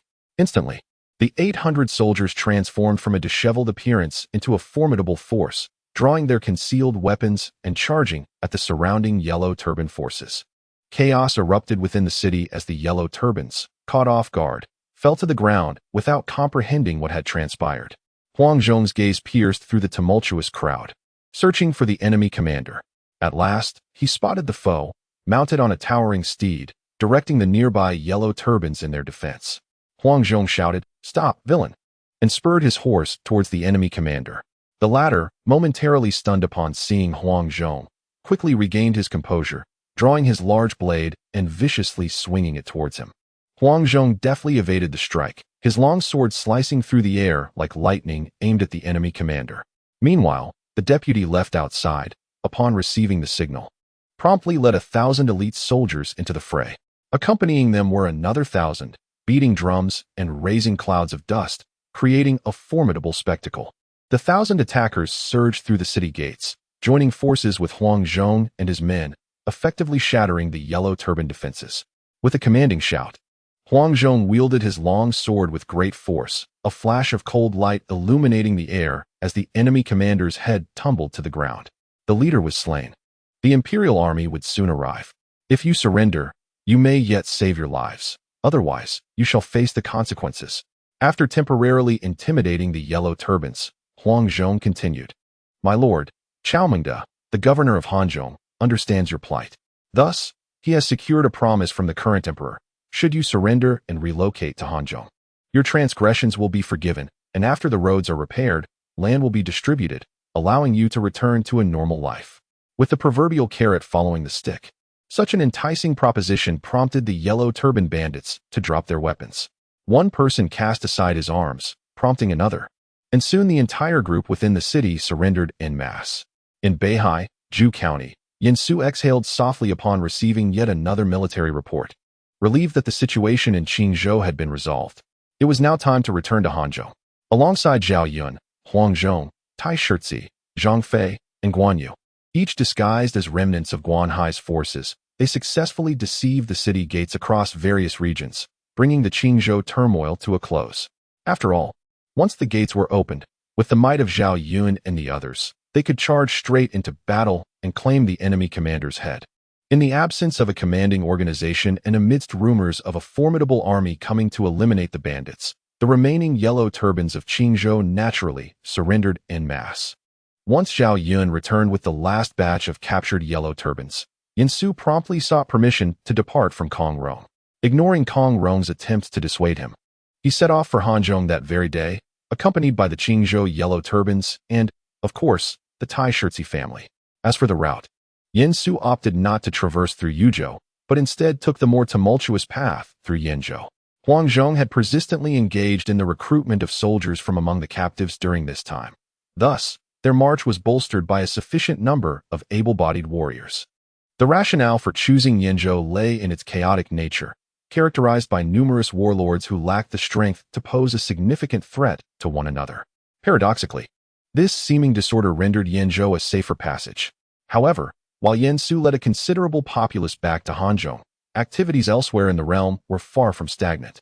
In Hebei, Yuan Shao once again triumphed over the beleaguered Gongsun Zan at Longcui, effectively stripping Gongsun Zan of any claim to dominance in Jizhou and forcing him to retreat to Yuzhou. This turn of events conveniently provided Liu Bei with a valid reason to distance himself from Gongsun Zan, allowing him to await his official appointment as the governor of Taiyuan in peace. Simultaneously, as the weather grew increasingly frigid, various warlords collectively opted for a cessation of hostilities to recuperate. In Yanzhou, specifically in Dongjun, Yansu chose to expedite his return to Hanzhong by utilizing the waterways to Chunlu for provisions before continuing his journey. Yanzhou was undeniably in a state of disarray. Although Yansu's presence had deterred a second wave of yellow turbans from attacking Yanzhou, Lu Dai nonetheless perished amidst the turmoil, perhaps even earlier than expected. Officially, his death was attributed to the chaos of war, but the true circumstances remained shrouded in mystery. Based on the current situation in Yanzhou, Lu Dai's demise warranted profound contemplation. Lu Dai's passing further exacerbated the proliferation of warlords in Yanzhou, among whom the most formidable were Baoxin, the prefect of Jibei, and Zhang Miao, the governor of Qinlu. Presently, the territories of Jibei and Taishan had fallen under Baoxin's control, while Zhang Miao occupied both Qinlu and Jin. The areas in between, Shanyang, Rincheng, Dongping, and Dongjun, were held by the remaining warlords. This was not due to any lack of ambition on the part of Zhang Miao and Baoxin, but rather a tacit agreement to maintain buffer zones between themselves. Nevertheless, even these two were reluctant to provoke Yansu. Setting aside their amicable ties with Cao Cao, the primary concern was Yansu's overwhelming numbers. They had no assurance of subduing him, and even if they managed to detain his followers, it would undoubtedly result in significant losses for themselves. Faced with the predatory gazes of their counterparts, the warlords of Yanzhou collectively harbored the same thought: to expedite Yansu's departure. Unfortunately, this remained merely an aspiration. Upon reaching Dongjun, Yansu did not hasten to cross the river. Instead, he rode with Zhao Yun and Guan Hai towards Dongyi City. This detour through Dongjun was not solely to utilize the Jishui River to Qinlu, but also to seek out the renowned culinary expert of Wei, Cheng Yu, also known as Cheng Zhongda. Regarding one of the notorious figures from the late Han Dynasty, Yansu could not possibly forget him. Chapter 57, Cheng Yu. Concurrently, Yansu had firmly resolved in his heart that if Cheng Yu did not accompany him this time, he would eliminate him without hesitation. For individuals like Cheng Yu must not be left as adversaries. Otherwise, one would surely face dire consequences. Within a tavern in the city, Yansu sat at a table, delicately placing a piece of meat into his mouth, subsequently unable to suppress a click of his teeth in discontent. Behind him, Zhao Yun noticed and promptly approached. "My lord, is something amiss?" "No matter. Has Guan Hai returned?" Before Zhao Yun could respond, Guan Hai rushed in. "My lord, I have found it. I have found him." Upon seeing this, Yansu quickly handed him a cup of water. After Guan Hai gulped it down, he continued, "I have located Cheng Zhongda. He is currently residing within the city." "Excellent. Lead the way swiftly." With the whereabouts of Cheng Yu now known, Yansu lost all desire to linger in the tavern consuming tasteless fare and hurriedly set off with Zhao Yun and Guan Hai towards Cheng Yu's residence. Knock, knock, knock. After 3 measured knocks, an elderly steward opened the door. Upon noticing the distinguished appearance of the trio, he did not pose any trouble but instead bowed politely. "Might I inquire as to the purpose of your visit?" "From Runan, I am Yin Huangwang, here to pay my respects to Master Cheng. These two are my esteemed companions, Zhao Yun and Guan Hai. I kindly request you inform the elder." Having lived for many years, the steward could discern those who were easily provoked from those who were not. After a brief moment of hesitation, he bowed again. "Please, gentlemen, wait a moment. I shall inquire of my master. Thank you for your trouble." At that moment, Cheng Yu was in the hall receiving guests. "Bo Ning, your previous tenure as an envoy was commendable. Why have you suddenly resigned and returned home?" The speaker stood at a height of over 8 feet. his stature tall and imposing. With a splendid beard, he appeared remarkably gallant and dignified. Although a scholar, he possessed the physique and demeanor of a warrior. Opposite Cheng Yu sat a man with a square face, thick brows resembling ink blades slanting into his temples, and a pair of piercing, profound eyes that seemed capable of discerning the innermost secrets of the heart. His high, straight nose exuded righteousness, while his thin lips, when pressed together, conveyed unwavering determination. A neatly groomed beard beneath his jaw added an air of authority and composure. Tall and straight, clad in a long robe, he emanated an aura of unyielding dignity. From Cheng Yu's discourse, it was evident that this man was Fan Chao, also known as Fan Bo Ning. Alas, my brother, you understand me. Upon seeing those individuals, I cannot help but feel compelled. Let us not dwell on this. Today, as I pass through this place on my return home, I have come to intrude upon you. Dear brother, I hope you do not take offense. Do not speak of such things again. Moreover, if you have no pressing matters, why not stay here a while longer? It would allow me to extend the courtesies of a host. Ha ha ha, then I shall impose upon you. Just as their voices faded, the steward knocked and entered. Master, 3 young gentlemen have arrived outside, claiming to be Yin Huangwang from Runan, along with Zhao Yun and Guan Hai. Upon hearing the steward's words, Cheng Yu could not help but slightly raise his eyebrows. Although he was currently idling at home, he remained quite attentive to the affairs of the world. While he was unfamiliar with the moniker of Guan Hai, the names Yin Huangwang and Zhao Yun had recently become frequent in his ears. Cheng Yu exchanged a glance with Man Chong and promptly instructed the steward, "Please invite the 3 esteemed guests in at once." Understood. After the steward departed, Cheng Yu turned to Man Chong and remarked with a smile, Benning, this elegant figure, the Jade-faced talent, accompanied by the silver spear Zhao Zilong, surely comes with intentions beyond a mere visit. And what do you think, brother? Let us observe for the time being." For some reason, upon hearing Yen Su's name, Cheng Yu felt a chill creeping down his neck, as if an impending calamity awaited him should he fail to make the right choice today. Impossible. I have no grievances with Yen Su. How could such a thing occur? He was merely scaring himself. Shaking his head to dispel the unrealistic thoughts from his mind, Cheng Yu turned toward the door, for at that moment, Yen Su and his companions were approaching, guided by the steward. Upon catching sight of Yen Su, both Cheng Yu and Man Chong swiftly rose to pay their respects, and Yen Su reciprocated the gesture. "I am Yen Su from Runan, and these are my companions, Yin Huangwang. It is a pleasure to meet you both." Noticing another individual present besides Cheng Yu, Yen Su swiftly cast a glance at Man Chong with a subtle yet keen eye. Recognizing him, a sense of joy welled up within Yen Su. What a fortunate turn of events, a 2-for-1 opportunity. Yet, the foremost concern for Yen Su remained Cheng Yu. Name: Cheng Yu. Courtesy name: Zhongda Marshall. 88, strength; 80, stamina; 90, skill; 92, reflex; 90, intelligence; 98, strategy; 100, politics; 95, leadership; 95, military preparedness; 102. Indeed. The gourmand of Chao Wei, with a military preparedness of 102. Impressive. Haha, I have long heard of your esteemed reputation, yet, with guests present, I humbly ask for your understanding for not having come out to welcome you properly. Not at all, not at all.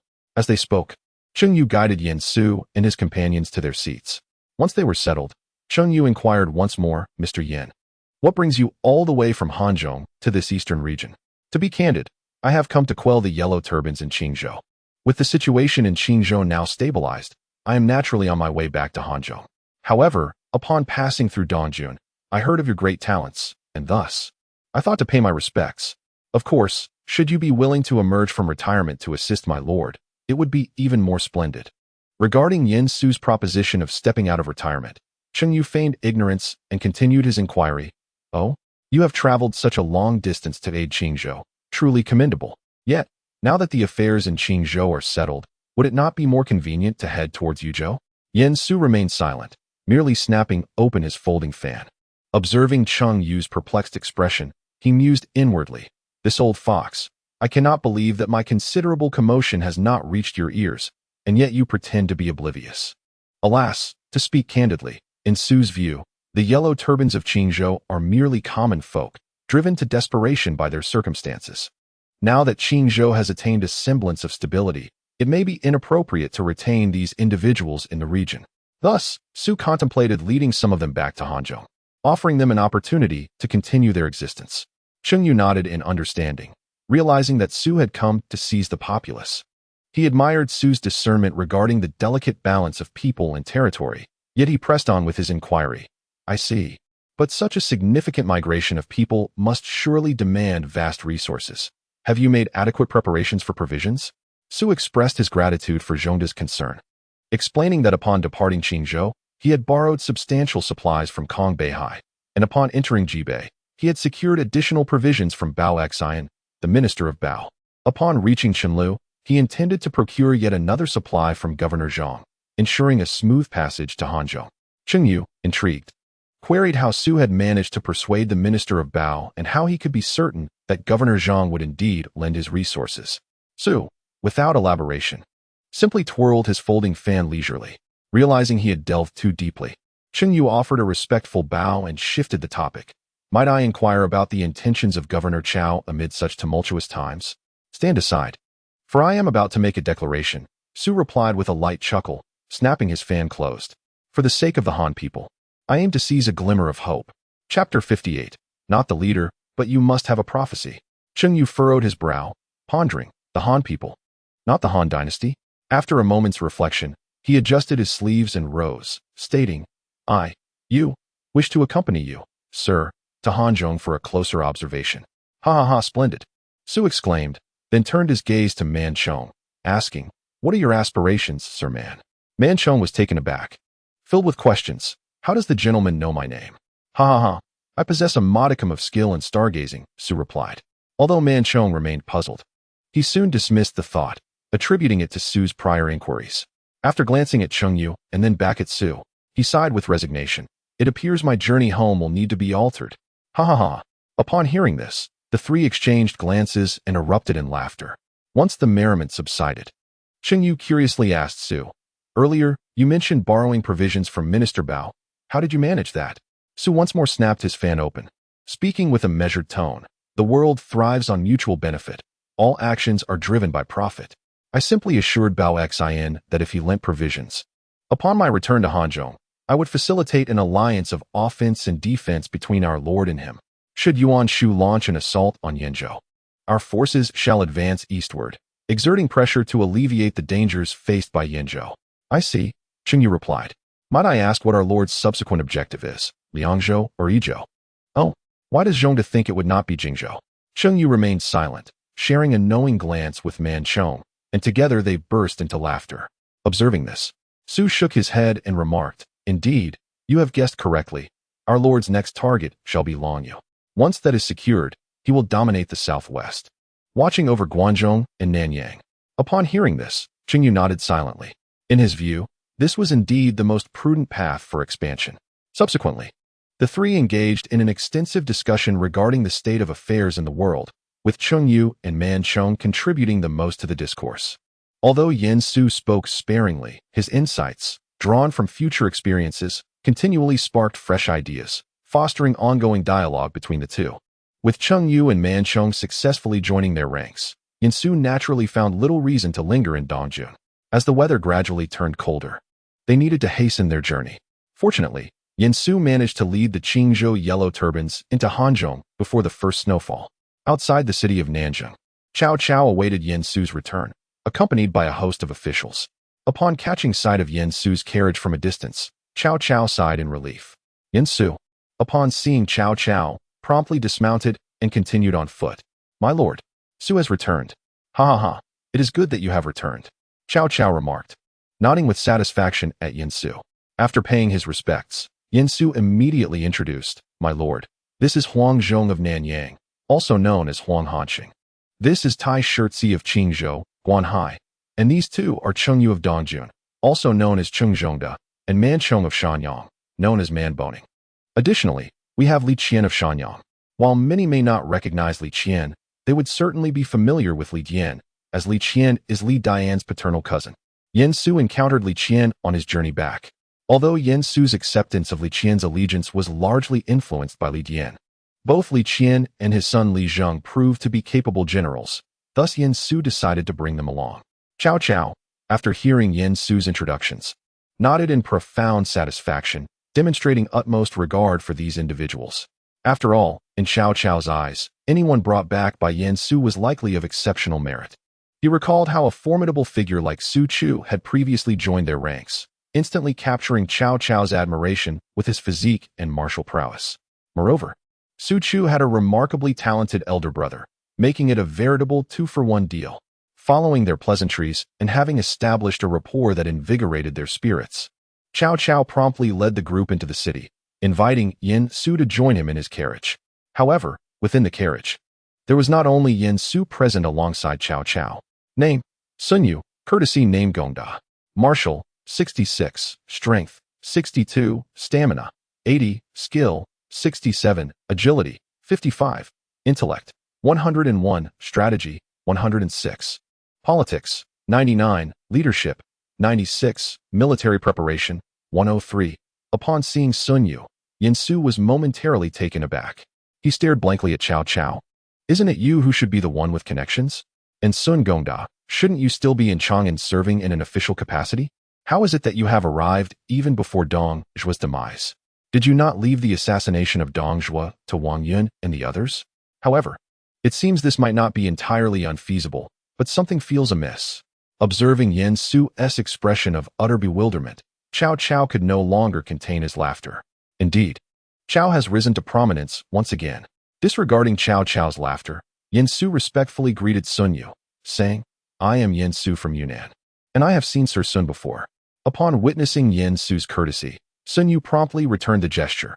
"The name of the Jade Fan Immortal has long reached my ears. It is indeed surprising to see such a youthful figure today. You are truly a remarkable young talent. As for my title of Sir, there is no need for such formalities. Since the moment I fled Chang'an and crossed Wuguan, my position as Huangmin Shilang has come to an end. I am now merely a strategist under the command of our lord." After realizing the two were acquainted, Cao Cao took the initiative to step forward. "Huang Wang, it is noteworthy that Gongda has escaped from Chang'an to seek refuge with me. I wonder what your thoughts are on Gongda." Cao Cao was already aware of Sun Yu's capabilities, and he sought Yen Su's evaluation to solidify Sun Yu's standing within his ranks. After all, who among Cao Cao's followers was not aware of Yen Su's reputation as a talented individual? Thus, if Yen Su endorsed Sun Yu, the others would undoubtedly follow suit. Consequently, both Cao Cao and Sun Yu turned their curious gazes toward Yen Su, eager to discover how Sun Yu was perceived through the eyes of this esteemed talent. Chapter 59. The governor of Yizhou as a cherished confidant of Cao Cao, Yen Su understood his lord's intentions at that moment. After contemplating for a brief moment, he spoke softly. "Sir Sun, you are virtuous in establishing moral principles, discerning in selecting the worthy, devoid of flattery, and adept in strategizing according to circumstances." Upon receiving this commendation, Sun Yu's eyes brightened as he quickly returned the courtesy, while Cao Cao burst into hearty laughter, patting Yen Su on the arm. "Huang Wang, upon our return to the office, I have someone else to introduce to you. Unfortunately, Feng Zhao's health is quite poor, otherwise he would have joined us on this occasion." Upon hearing the familiar name Feng Zhao, Yen Su was momentarily taken aback and exclaimed, "Guijia has also arrived?" This revelation stunned both Cao Cao and Sun Yu. But Cao Cao quickly regained his composure, joyfully patting Sun Yu's shoulder with pride. "Gongda, do you now realize that my assessment of Huang Wang as a stargazing strategist is not unfounded?" Sun Yu nodded in agreement and rose to salute Yen Su. "Indeed, Huang Wang's abilities are truly admirable." "Ha ha ha, I am undeserving of such praise," Yen Su replied modestly. Upon arriving at the office, Yen Su noticed 3 individuals awaiting them outside. Among them were Shi Zhichai and Yin Pu. While the third figure required no introduction, Yen Su instantly recognized him.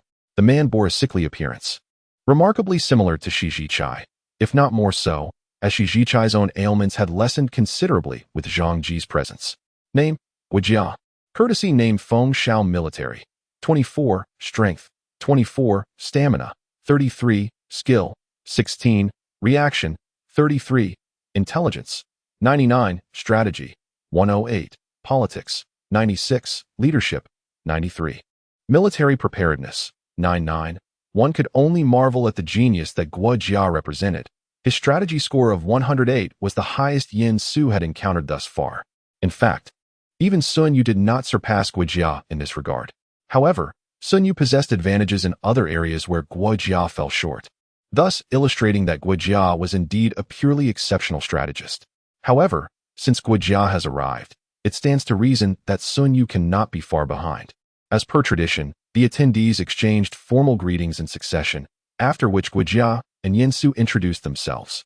Once they concluded, Cao Cao, unable to contain his impatience, exclaimed, "Enough! This place is cold and not conducive for prolonged discussions.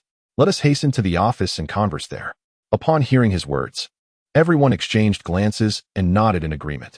Thus, they swiftly followed Cao Cao into the office and took their seats. Cao Cao occupied the main seat, with Yin Su seated first on his left and Kai Yong first on his right, while the remaining attendees settled in sequentially. Dian Wei and Su Chu stood behind Cao Cao, serving as his guards. Once seated, Yin Su could not resist casting a glance at the assembly. Kai Yong, Sun Yu, Guo Jia, Shi Jizai, Yin Pu, Cheng Yu, and Man Chong were present. Finally, Yin Su had endured to be among these esteemed colleagues, and he felt emboldened to indulge in leisure. After secretly reveling in his thoughts for a moment, Yin Su cleared his throat softly and addressed Cao Cao earnestly. "My lord, regarding the correspondence I dispatched earlier, have you received it?" Upon hearing Yin Su inquire about serious matters, Cao Cao promptly redirected his gaze. "Indeed, rest assured. All has been taken care of. I have officially assumed the governorship of Liangzhou and have sent a letter of appointment to Chang'an. Thus far, no news has arrived from Chang'an, which seems to validate your previous assertions. Of course, while I have not received updates on my governorship of Liangzhou, news has emerged regarding the suppression of the yellow turbans in Qingzhou. The appointments of Kong Rong and Liu Bei have been sanctioned by His Majesty, and they should be en route to Qingzhou by now." At this point, Cao Cao smiled warmly at Yin Su. "But how could I allow only Liu Bei and Kong Rong, these outsiders, to claim the credit for the achievements in Qingzhou? I have also secured an appointment for you as the inspector of Yizhou. Here is the official seal and letter of appointment." As he spoke, a guard approached Yin Su, bearing the official seal and the letter of appointment. Noticing Yin Su's astonishment at the seal, Shi Jizai chuckled and said, "Yin Su, accept it. Regardless of the enormity of your contributions, consider it a means to facilitate our military endeavors in Yizhou in the future." As Yin Su raised his head, he met Shi Jizai's beaming gaze and instantly understood that this must be the result of discussions between Shi Jizai and Cao Cao. In other words, from a single yellow turban incident in Qingzhou, they had produced a governor, a provincial commander, and an inspector. Logically, such accolades should not hold such weight. Yet Chang'an had acknowledged them, likely to assert its influence and exacerbate the tensions between Cao Cao and Liu Yin. However, this was of little concern to Yin Su, given that their relationship with Liu Yin was already one of irreconcilable enmity. Thus, he expressed his gratitude to the Lord. Although Yin Su held the title of Inspector of Yizhou, with Cao Cao now overseeing Liangzhou, a new governor for Hanzhong had been appointed, and the other regions of Yizhou lay outside their sphere of influence. Consequently, Yin Su's position was essentially a nominal one. Regarding this, Yin Su felt quite satisfied. After all, having assembled such a formidable group, it would be unreasonable to expect him to continue laboring. Would he not be undermining his own efforts in recruiting such individuals? Therefore, the position of Inspector of Yizhou was indeed perfectly suited to Yin Su's aspirations. As for the common folk of Qingzhou brought by Yin Su, Cao Cao did not treat them poorly. He assigned them the task of repairing the Wuguan Road and allocated some lands to them, consolidating their families into a new settlement, permitting them to cultivate the land independently, with no taxes imposed on their harvests for 3 years. Furthermore, upon Yin Su's suggestion, the produce from these lands would belong to the government, with the peasants retaining only the right to farm. Cao Cao entrusted all subsequent matters to Yin Pu, confident in his ability to manage the affairs efficiently. In summary, with the addition of these Qingzhou citizens, Cao Cao felt emboldened when addressing the gentry of Hanzhong. After this event, the matters concerning Qingzhou were effectively concluded. Shifting the discourse from Qingzhou, the attention of the assembly turned once more to Liangzhou. "I have dispatched my talented generals, Xiahou Yuan, Chao Chun, Chao Hong, and Zhang Run, to advance westward. They have already occupied the counties of Juxian and Hechi in Wudu before Ma Teng and his allies could react. By next year, we shall launch our forces into Longyu." Yin Su nodded silently, recognizing that with the deployment of Chao Chun, Chao Hong, and Zhang Run, stability had been restored within the military. allowing for the selection of numerous second-tier leaders to fill their roles. Currently, the only impediments to Cao Cao and Liangzhou were Ma Teng and Han Sui. At this moment, Ma Teng was amassing troops in Longxi and Jincheng counties, occasionally sending forces to the Sanfu region merely to test the waters. Meanwhile, Han Sui was stationed in Wuwei and Jincheng counties. Indeed, his relationship with Ma Teng remained amicable, preventing any significant turmoil in Liangzhou. However, barring unforeseen circumstances, by the third year of Chu Ping, which is next year, both Ma Teng and Han Sui would likely return to serve the court. Ma Teng would be appointed as the general of the westward campaign, stationed at Mai, while Han Sui would be named the general of the town of the west, sent back to Jincheng. Nevertheless, as long as Yin Su was present, neither would achieve any official title. In his plans, he aimed to seize Wudu and Hanyang counties when the time was ripe next year, and take advantage of the political upheaval in Guangzhou to launch an assault on Chang'an, securing Hangu Pass and compelling the Han Emperor to retreat to Luoyang, where he would obediently assume the role of the Son of Heaven. Chapter 60. What to do when you want to be a teacher but cannot teach. Urgently seeking answers. Thus, after a group discussion regarding the military objectives for the coming year, Cao Cao began to allocate official titles. Now, as the nominal governor of Liangzhou, he naturally possessed the authority to confer titles. Our esteemed Cao has risen as well. Of course, given the current situation, with only Hanzhong at their disposal, most titles were largely honorary. Sun Yu was appointed as the assistant to the governor of Liangzhou, Shi Zhicai as the director of Liangzhou administration, Cheng Yu as the commandant, and Man Chong as the supervisor. Yin Pu was designated as the governor of Hanzhong, Kai Yong as the scholar in charge, and Guo Jia assumed the role of military strategist. As the assembly dispersed, Yin Su re-entered Cao Cao's carriage, returning home.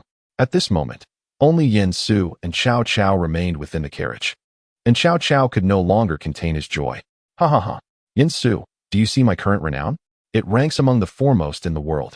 Observing Cao Cao's demeanor, Yin Su discerned that Cao Cao was still immersed in the delight of having Sun Yu and Guo Jia voluntarily pledge their allegiance to him. The Lord's current prestige undoubtedly ranks among the highest, yet he must remember the origins of this reputation. His benevolent governance should not waver in the slightest. Benevolence is the persona that Yin Su has crafted for Cao Cao, a blend of formidable strength, virtuous deeds, and resolute measures. In this era, such a Cao Cao is undoubtedly a potent force, akin to a deep-sea bomb. It is only through this that a continuous influx of talents will gravitate toward him. After all, one cannot expect to seek out every individual personally. If that were the case, apart from his kin, everyone in Cao Cao's camp would be those he recruited, leading one to question who truly holds the authority. Though Cao Cao currently treats him well, Yin Su remains acutely aware of Cao Cao's suspicious nature. Hence, he must proceed with caution. This is not an act of petty treachery, but rather a prudent approach, as it is wise to remain vigilant regarding certain matters. Moreover, the talents he has brought to Cao Cao have already placed them significantly ahead in the struggle for supremacy during the late Han dynasty, boasting commanders, strategists, and officials with both populace and resources. The next step is to establish Cao Cao's persona further, enabling him to attract more talents. A lord must cultivate his own domain, without relying solely on external forces. After a moment of silent contemplation regarding Yin Su's words, Cao Cao expressed his agreement. You are correct, Huang Wang. I have become somewhat complacent. The Lord need not engage in excessive self-reflection, as long as he maintains his benevolent heart. The arrival of talents like Gongda and Fengxiao is merely the beginning. By the way, my lord, regarding my journey to Qingzhou to assist in dealing with the yellow turbans, you may also craft some plans in this regard. At this, Cao Cao paused momentarily, then suddenly lifted his head. Indeed, this is a splendid strategy. Ha! By the way, Huang Wang, how about we set your marriage to Qing'er for the spring of next year? It is entirely up to you, my lord. Cao Cao, thoroughly pleased with Yin Su's response, clapped him on the shoulder and continued. Since you have returned, I shall arrange for Zixio and Ziyuan to visit your residence in 3 days to learn from you. Clearly, Cao Cao was quite insistent on having Yin Su teach his 2 sons. In recent days, I have also entrusted my esteemed teacher with the temporary instruction of Zixio and Ziyuan. However, there is a distinction. Zixio has embraced all the knowledge imparted by the teacher, whereas Ziyuan shows a greater interest in military matters. Unfortunately, I have had Yongyi evaluate Ziyuan's talents, and while he is not entirely lacking, he does not possess exceptional aptitude. Yen Su silently nodded, committing to memory the circumstances of his future brothers-in-law. It was evident that in Cao Cao's plans, Cao was being groomed as a successor, and Cao himself was quite ambitious, which allowed Cao Cao to adopt a more lenient stance regarding Cao Shuo. With an interest in military affairs, yet lacking stellar talent, it seems that he should be nurtured towards becoming a commanding officer. If he recalls correctly, Cao Cao also has a son named Hanzhong, a veritable warrior, alongside the literary prodigy Cao Ji and the politically astute Cao Pai. It must be said, Cao Cao truly excels in fathering sons. Regarding Cao Pai, Yen Su expressed that there would be no surprises. He would certainly not allow Cao to meet his demise in one city again. This is because Madame Ding would no longer quarrel with Cao Cao over matters concerning Cao, which implies that Lady Bian, Cao Pai's mother, has no opportunity to ascend in status. Consequently, Cao Cao's legitimate heirs are limited to Cao and Cao Shuo. Thus, from any perspective, as long as Cao remains alive, there will be no unexpected developments regarding Cao Cao's succession. However, upon reflecting on this, Yen Su suddenly realized that Cao Cao had not brought his father to Hanzhong. Upon further contemplation, it made sense. Cao Cao was born of a concubine and is a son of lesser status, not one of Cao Song's favored offspring. Otherwise, Cao Cao would not have experienced such impoverishment in his early days, especially considering that his father was quite wealthy. Shaking off these scattered thoughts, Yen Su looked up and inquired, "I understand now. May I ask if you have had Dr. Zhang examine Zichai and the others?" At this, Cao Cao could not help but chuckle once more. Haha, indeed. Moreover, Zhongjing truly lives up to his reputation as a divine physician. He quickly identified the root causes of their ailments, and their conditions have stabilized significantly. With this reassurance, Yen Su felt at ease. Upon returning to his residence, he stood at the door, lost in thought for a moment before making his way to the study. No, the students will arrive in 3 days. What shall I teach them? If I lead Cao astray, it would be a grave offense. As the heavy snow silently accumulated, so too did Yen Su's thoughts layer upon one another, while time hurriedly passed in this process. Student Cao Shuo, has come to pay his respects to the teacher. On the 3rd day, as dawn barely broke, Cao and Cao Shuo arrived at Yen Su's residence, each carrying 10 strips of dried meat. As Yen Su had previously instructed, the steward directly led them to the backyard. Now that Yen Su held the position of governor, his residence naturally could not resemble the earlier desolate state. Thus, he had asked Cao Xiu to source some servants for him. Additionally, Yen Su personally selected one among them to serve as the steward, naming him Yen Yi. Upon reaching the backyard with Yen Yi, Cao and Cao Shuo found not Yen Su, but rather Guan Hai, who had long been waiting there. After arriving in Hanzhong with Yen Su, Guan Hai did not directly seek an official position from Cao Cao. Rather, he expressed his desire to stay by Yen Su's side as a guard.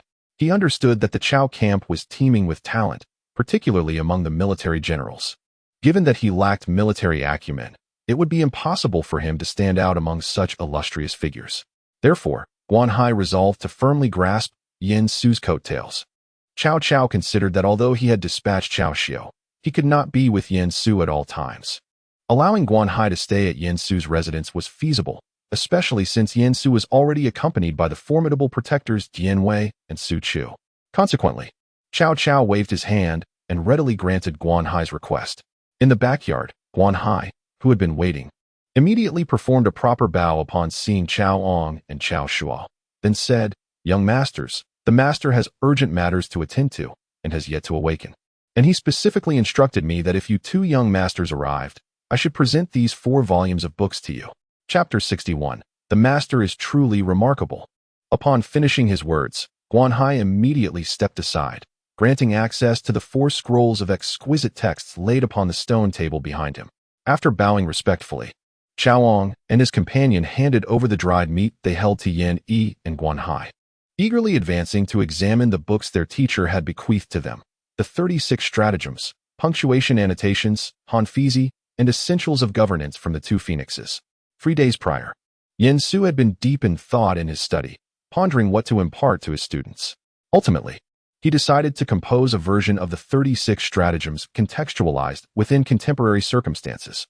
Realizing that Cao and the others might not comprehend the meanings behind his punctuation annotations, he diligently crafted a companion scroll. However, after completing these works, Yin Su suddenly recognized that teaching solely military strategy without addressing politics was inadequate. Yet, his knowledge of the political landscape of this era was scant, filled only with notions of revolution. Thus, he sought out Kai Yong and procured a copy of Han Fizi. Yet, he found himself perplexed by the peculiar look the elder cast upon him, as if filled with regret. Nonetheless, dismissing his confusion, Yin Su returned to his residence, contently cradling Han Fizi. Yet, he still felt something was amiss. Consequently, he also transcribed Essentials of Governance from the Two Phoenixes, a compilation of insights from Li Shimin and his ministers, adapting and revising it to suit the current context. Remarkably, he discovered that his memory was astoundingly sharp, revealing an untapped potential within him. As the sun rose and the world awoke, Yin Su, having indulged in a comfortable slumber until the hour of sea, finally made his way to the courtyard where Cao Ong and his companions resided. There, he found Cao Ong deeply engrossed in the study of Essentials of Governance from the Two Phoenixes, while Cao Shua was intensely focused on the 36 stratagems, as if it were a treasure of unparalleled worth. Clearing his throat, Yin Su successfully drew the brothers' attention. They looked up, and upon recognizing their teacher, promptly rose to pay their respects. Disciple greets the esteemed master. Yin Su waved his hand, signaling that formalities were unnecessary, and then cast his gaze over the 4 volumes of texts. You may take these books back, each copying a portion. Once you have finished your transcriptions, return the originals to my study. I have little else to teach you. These 4 scrolls will be your guide in future studies. Should you encounter any confusion, feel free to consult me. Thank you, master. Observing his obedient disciples, Yin Su felt a sense of gratitude for having such students. Now, let us put the books away. I must step out for a moment. Having formally accepted the 2 young men as his disciples, Yin Su remained mindful of his own aspirations. He had not forgotten his ultimate desire, to lead a life of ease. Now entrenched within Cao Cao's camp and having established a foundation of power, he merely needed to continue supporting Cao Cao's steady rise towards unifying the realm. However, to truly lounge in tranquility, he also required financial resources. Fortunately, in recent days, Yin Su discovered that his memories were becoming increasingly vivid, and he successfully organized a few essential guides for traversing and achieving wealth. When it comes to the quickest means of generating income, sugar and salt undoubtedly top the list. However, at present, Yin Su finds himself unable to produce either. Regarding sugar, the optimal sources for its production are, of course, sugarcane and beets. The latter is out of the question as it is currently wandering in Arab lands. As for sugarcane, while it is indeed present in the Han territory and suitable for cultivation in Hanzhong, regrettably, the region has yet to introduce sugarcane cultivation.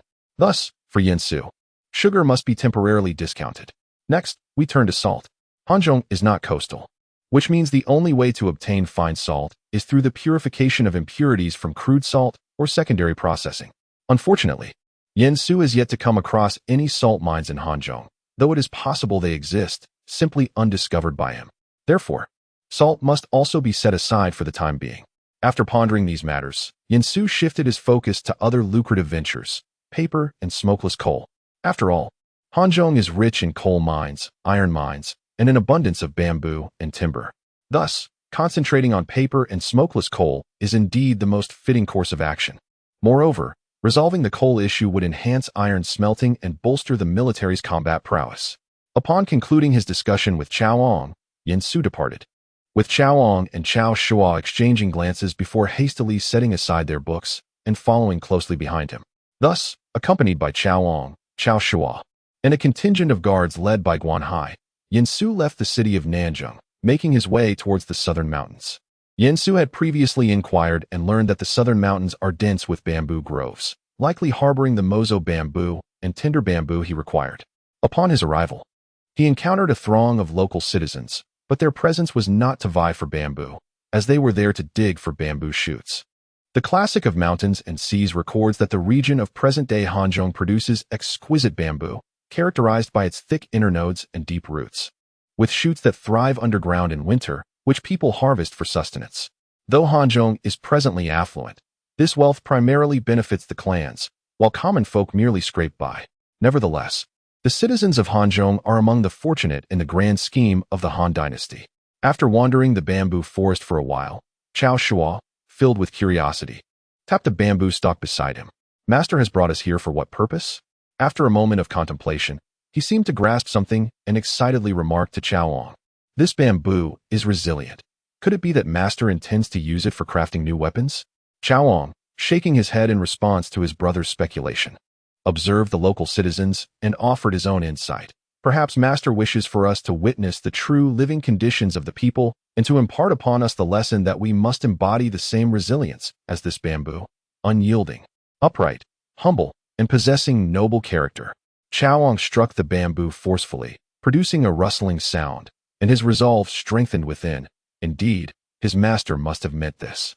Truly, his master was remarkable, and he felt himself lacking in comparison.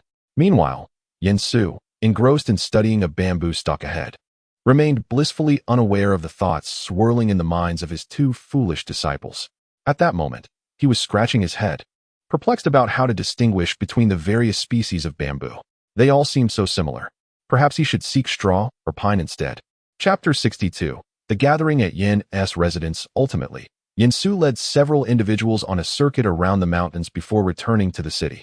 Meanwhile, Cao and his companion, feeling enlightened, bid farewell to Yin Su and returned to the Cao residence with the 4 volumes of books in hand. Upon entering the main hall, they found Cao Cao and Lady Ding waiting for them. "Greetings, father and mother," the children said. Cao Cao nodded slightly, curiosity evident in his demeanor as he inquired, "What did you learn during your visit to your master?" Exchanging glances, the two presented the 4 volumes bestowed upon them by Yin Su. Noticing the titles, Cao Cao raised an eyebrow. He recognized Han Fizi as a seminal work of legalist thought from the Warring States period, penned by Han Fei. However, the other 3 volumes were unfamiliar to him, likely authored by Yin Su himself. Unable to contain his curiosity, Cao Cao eagerly opened one of the books. Before long, he became deeply engrossed in the 36 stratagems written by Yin Su. Cao and Cao Shua exchanged smiles, pride swelling within them as they thought, "Look, this is the work of our master." Lady Ding observed the scene, glancing between Cao Cao and the 2 boys, and let out a resigned smile. Fortunately, Cao Cao soon returned to the moment. His first command upon regaining focus was, quickly summon Feng Xiao and the others for a discussion. Yet, in the next breath, he retracted his order. No, this book was penned by Huang Wang. Such a hasty action would be rather reckless. Never mind, you two may go and rest. Cao, upon hearing this, respectfully acknowledged his father, yet after the formality, he candidly remarked, "Father, this book is a gift from our master for my brother and me. Would you care to take a look?" Cao Cao's face flushed slightly at the mention, and he coughed awkwardly. "Ahem, naturally, I am aware. Thus, you two may take Han Fizi and the essentials of Erfing to study, but I would like to borrow the remaining 2 volumes for my own perusal." After contemplating, Cao felt it prudent not to delay matters, and given his father's request, he consented with a nod. Conversely, Cao Shua sulked slightly, muttering under his breath, "I wanted to read the 36 stratagems. I should have waited to finish copying it before giving it to father." "What was that, Shore?" Cao Cao inquired. "Cough, nothing. I'm just a bit tired. I shall go rest now." As the 2 children departed, Lady Ding could only shake her head and gently chide Cao Cao. "You too. At your age, how can you still be quarreling with children over books, especially those given to them by Huang Wang? Ah, my lady, you may be unaware that this esteemed tome, the 36 stratagems, is indeed a remarkable treatise on military strategy, and even I have gleaned profound insights from its pages. Furthermore, this text, punctuation annotations, with its mere assortment of symbols, breathes life into the content of the book. Should our esteemed mentor learn of this, he would most certainly be exhilarated and eager to form a bond. Who would have thought that Huang Wang possessed such a treasure?" Upon hearing this, Lady Ding cast a disdainful glance at Cao Cao, exclaiming, "Nonsense. Lord Boji is not a man of such recklessness."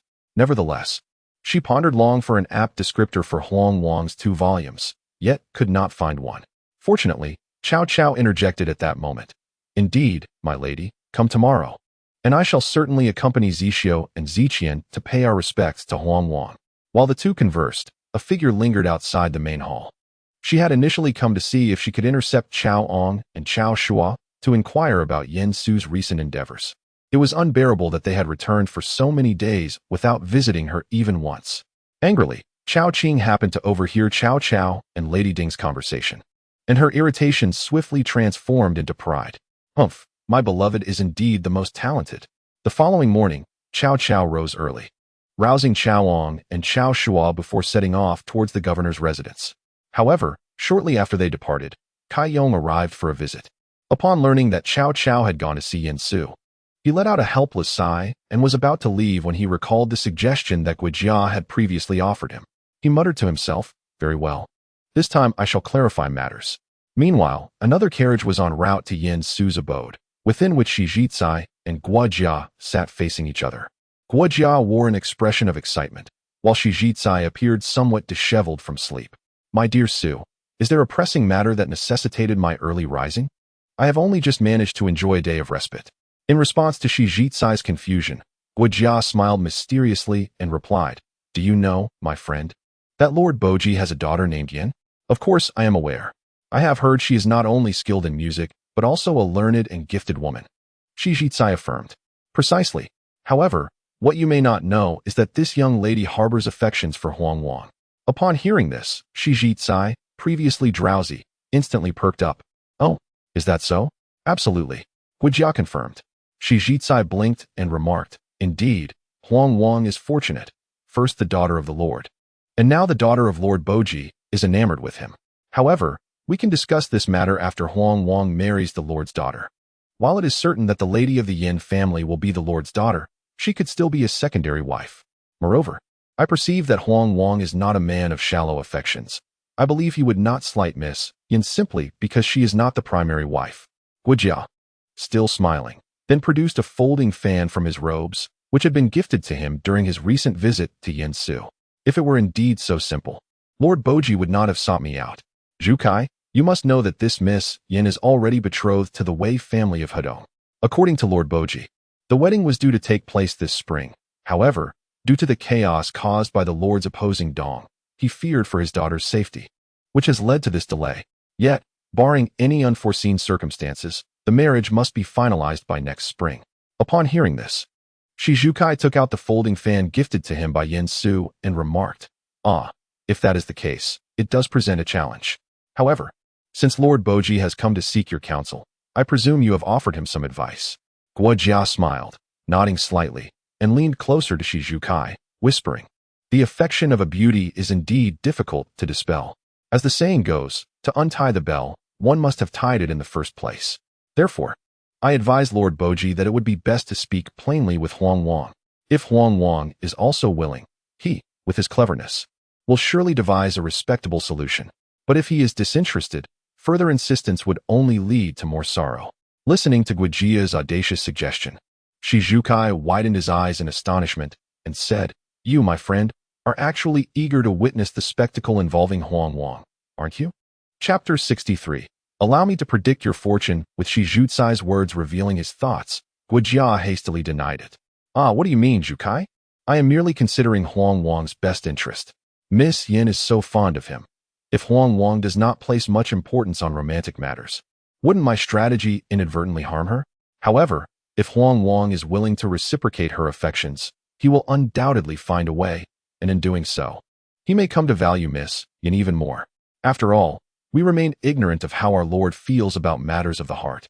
Shi Zhukai observed Guijia's articulate reasoning with a sense of resignation and shook his head. "Very well, I cannot argue against you. But if this results in a rift between Huang Wang and Lord Boji, you must find a solution." "Oh, that will not happen," Guijia reassured him. As the two traveled in their carriage, Cao Cao had already arrived at the governor's residence with Cao Ong and Cao Shua. Upon seeing Cao Cao approach, Yin, though momentarily taken aback, displayed no outward signs of surprise. Instead, he signaled to a servant to summon Yin Su. "I pay my respects to the governor of Liangzhou and to the two young masters." "My lord" was only. Before Yin could finish, Cao Cao interrupted, raising his hand. "I am aware that Huang Wang was likely observing celestial phenomena yesterday. No matter, I will wait for him in the main hall." With Cao Cao having said this, Yin naturally refrained from disputing it. Bowing his head in acquiescence, he promptly guided Cao Cao and the others to the main hall. Shortly thereafter, Yin Su hurriedly arrived. "My lord has come, yet did not send word in advance for me to greet you." Observing the flustered Yin Su, Cao Cao's eyes sparkled with amusement. After gesturing for Yin Su to take a seat, he spoke gently. "Now that there are no outsiders, Huang Wang need not address me as my lord. You may refer to me as father-in-law in advance if you wish. Father-in-law, I humbly pay my respects. Cao Cao laughed heartily. Excellent, he exclaimed, before producing the book The 36 Stratagems from his robe. I have come for this. This text is straightforward, yet conceals profound strategies for warfare. It is truly remarkable. You flatter me, father-in-law. In response to Cao Cao's commendation, Yin Su readily accepted it, for he had already transcribed the works. What was there to deny?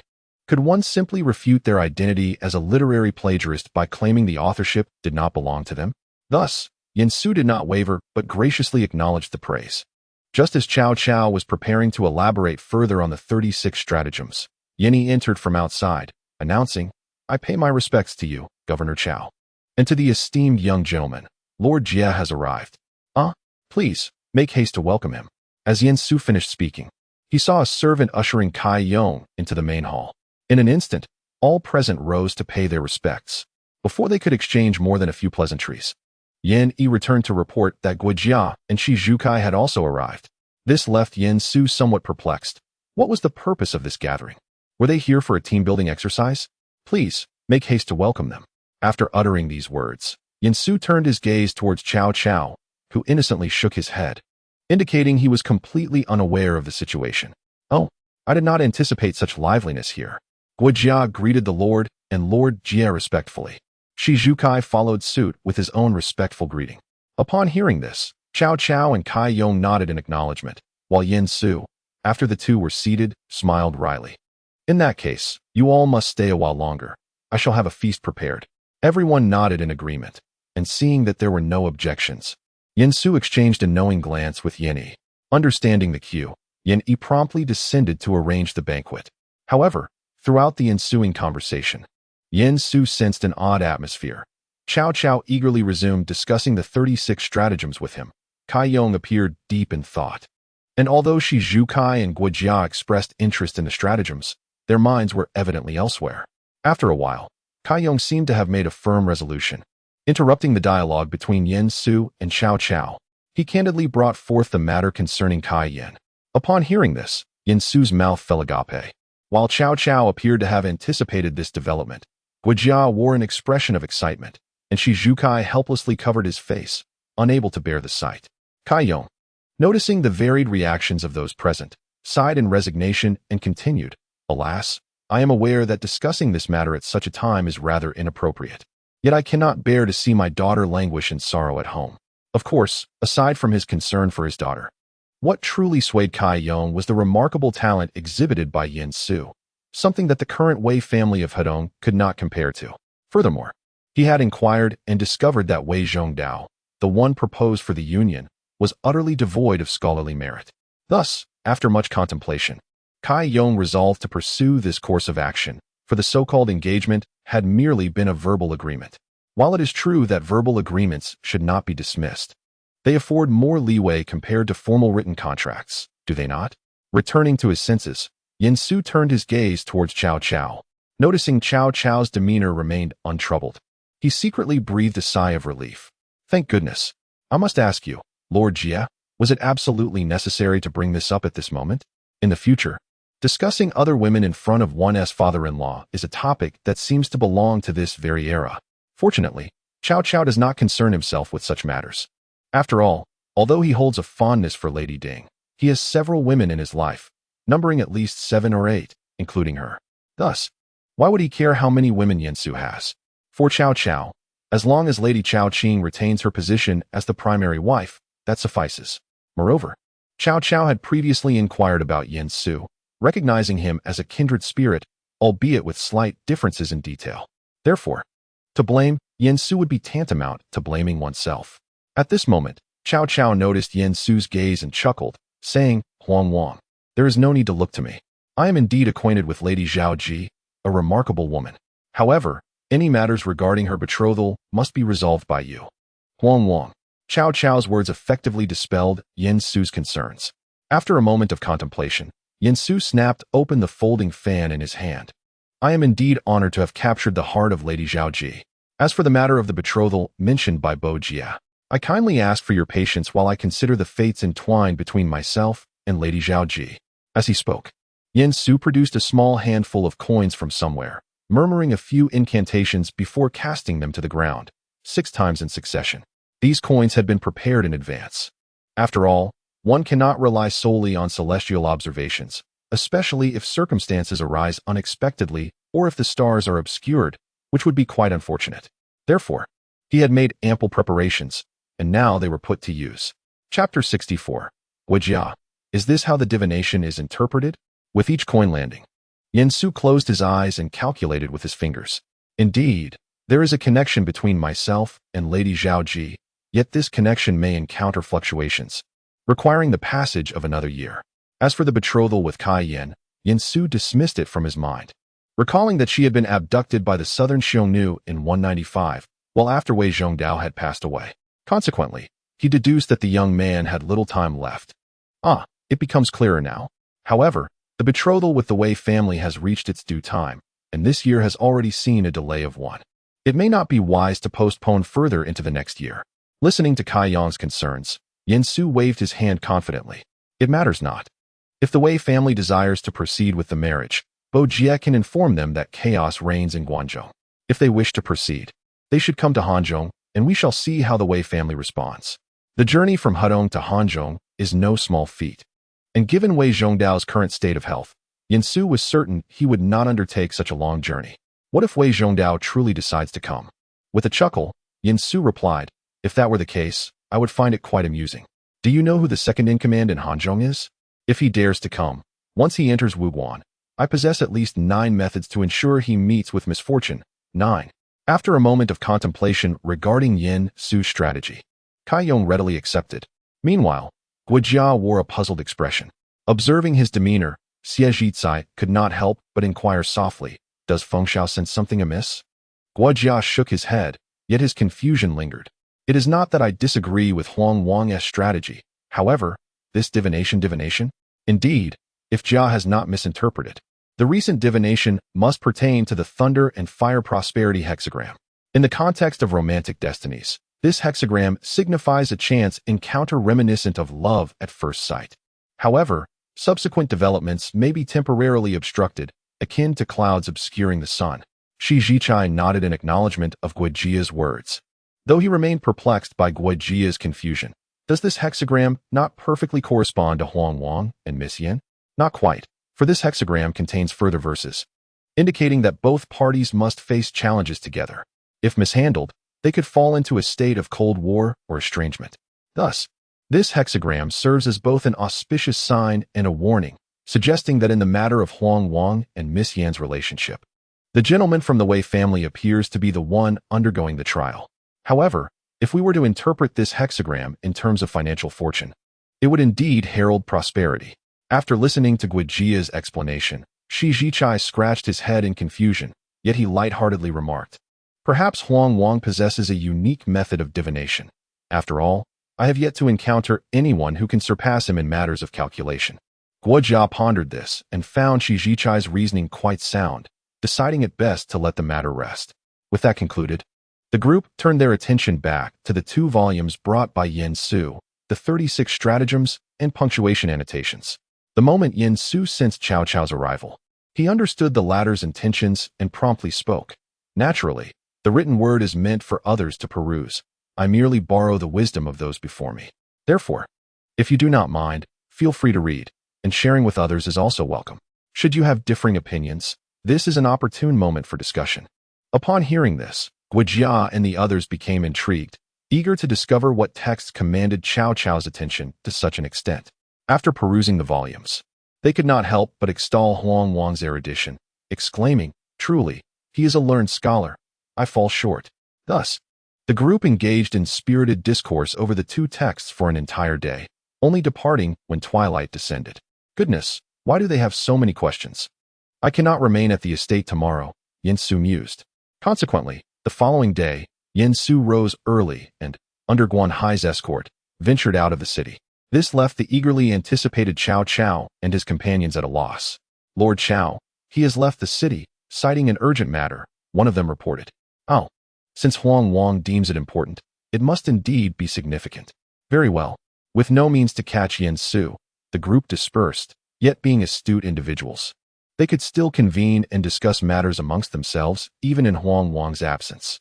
Meanwhile, the 36 stratagems and punctuation annotations swiftly circulated among the literati in Chao's camp.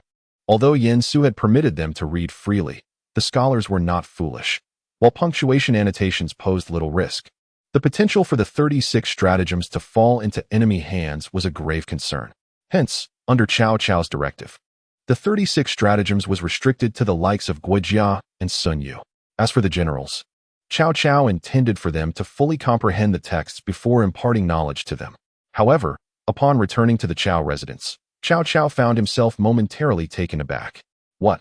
You say Huang Wang came early to take Qing'er away? Lady Ding, noticing Cao Cao's exaggerated surprise, shot him a disapproving glance. Why are you making such a fuss? Allow them to venture out and cultivate their feelings. Isn't that ideal? But Cao Cao was at a loss for words against Lady Ding's firm stance and ultimately had to resign himself to this reality. Outside Nanjing City, near the banks of the Han River, Yen Su was currently enjoying a leisurely outing with Cao Qing. Yen Su's initiative to seek her company early in the morning brought immense satisfaction to Cao Qing. She may not have fully comprehended Yen Su's intentions, but simply being invited out filled her with joy. At that moment, Yen Su was standing beside two laborers, observing as they chopped tree bark into small pieces, which they then immersed in a mixture of wood ash and water, fervently boiling it. What is Huang Wang doing? Yen Su turned to see Cao Qing's eyes, brimming with curiosity. Naturally, he brushed the wood shavings from her hair and explained, "We are making paper." Cao Qing, momentarily distracted by Yen Su's gentle gesture, eventually regained her composure and asked, "Paper? Is it the newly improved Kaiho paper?" Since Kai Luan enhanced the paper-making process, the techniques for producing paper had continually evolved. Without delving too deeply into history, there was currently an individual named Zuobo who was further refining Kai Luan's paper. This person was also a monumental figure in the ongoing advancement of papermaking, succeeding Kai Luan. When Yen Su had previously journeyed to Donglai, he had considered locating Zuobo, but regrettably, he had been unable to find him. However, time was of the essence now. Yen Su believed that once his paper was complete, Zuobo would surely seek him out. The paper Yen Su intended to create was not the Zuobo paper, which, despite its large yield and writing qualities, lacked resistance to insects and decay. Therefore, Yen Su aimed to develop jute paper, which, while not as white as Zuobo paper, was easier to preserve and more cost-effective, facilitating broader dissemination. Chapter 65. Yen Su's workshop. As for future endeavors, Yen Su planned to focus on producing jute paper first, postponing the creation of whiter and more durable paper until later. The method for producing jute paper was straightforward, requiring only the application of berberine juice. For the more precious paper, he would rely on Zuobo to teach him the techniques for making Xian paper once he arrived. Seeing the eager curiosity in Cao Qing's eyes, Yen Su smiled softly and said, "Indeed, I have named it jute paper." Upon hearing this, Cao Qing couldn't help but cover her mouth and chuckle. "You haven't even made the paper yet, and you've already decided on a name?" "Of course. When the paper is ready, Qing'er must come to witness it." Observing Yen Su's unwavering confidence, Cao Qing found herself inexplicably convinced of his impending success. "All right, I will definitely be there." A month later, within the Cao residence, Cao Cao set down a bamboo scroll and, rubbing his temples, remarked, "I have finally finished reading this. Someone, take these away." As Cao Cao spoke, Lady Ding fortuitously entered the room. Upon observing Cao Cao's demeanor, she instinctively moved closer and began to knead his shoulders, saying, "You now have a plethora of talented individuals under your command, with skilled officials like Xie Zicai and Bo Ping managing state affairs. Why, then, do you burden yourself so?" Lady Ding expressed her confusion regarding Cao Cao's current state. Previously, when there were fewer hands, it was understandable to toil, but now, with capable officials such as Xie Zicai, Yin Pu, Manshong, and Kai Yong attending to civil matters, and military strategists like Yen Su, Guojia, and Shun Yu available, alongside Sun Yu overseeing logistical support, Cao Cao could surely afford to ease his load. After all, had she not noticed Yen Su and Guojia leisurely strolling about the city each day? Cao Cao appreciated his wife's concern and grasped her hand, urging her to sit before he replied thoughtfully, "You speak wisely, my dear. Yet some matters ultimately require my decisive input, particularly as our finances are rather constrained at the moment. While Hanzhong is indeed prosperous, ever since Yen Su returned with such a multitude of people, we can only say that we are barely managing to keep reserves. It cannot be said that Yin Su acted unwisely in bringing back these individuals. On the contrary, their presence will undoubtedly enhance Hanzhong's grain production significantly by next year. After all, the taxes they contribute do not pass through the hands of the aristocracy. Thus, if we can endure this year, conditions should improve. But this year is proving to be quite arduous. In addition to grain, we must reserve seeds for the coming spring plowing. This balancing act only intensifies our pressures. And with military endeavors on the horizon, the costs are substantial. Moreover, I plan to establish cavalry once we secure Longyu, which is another considerable financial undertaking. Consequently, both Sun Yu and I have been increasingly burdened by these concerns. Cao Cao rubbed his temples, temporarily setting aside these troubling thoughts. By the way, where are Zixiu and Ziqian? Have they gone to the Huangwang residence? They have ventured outside the city with Qing'er, Lady Ding replied. Outside the city again? At her words, Cao Cao furrowed his brow, perplexed by his 3 older children who seemed to be making daily excursions beyond the city walls. Noticing Cao Cao's confusion, Lady Ding elaborated. It seems Huangwang is establishing a workshop outside. A workshop? What has prompted Huangwang to engage in such pursuits? What is he producing? Lady Ding pondered for a moment before responding uncertainly.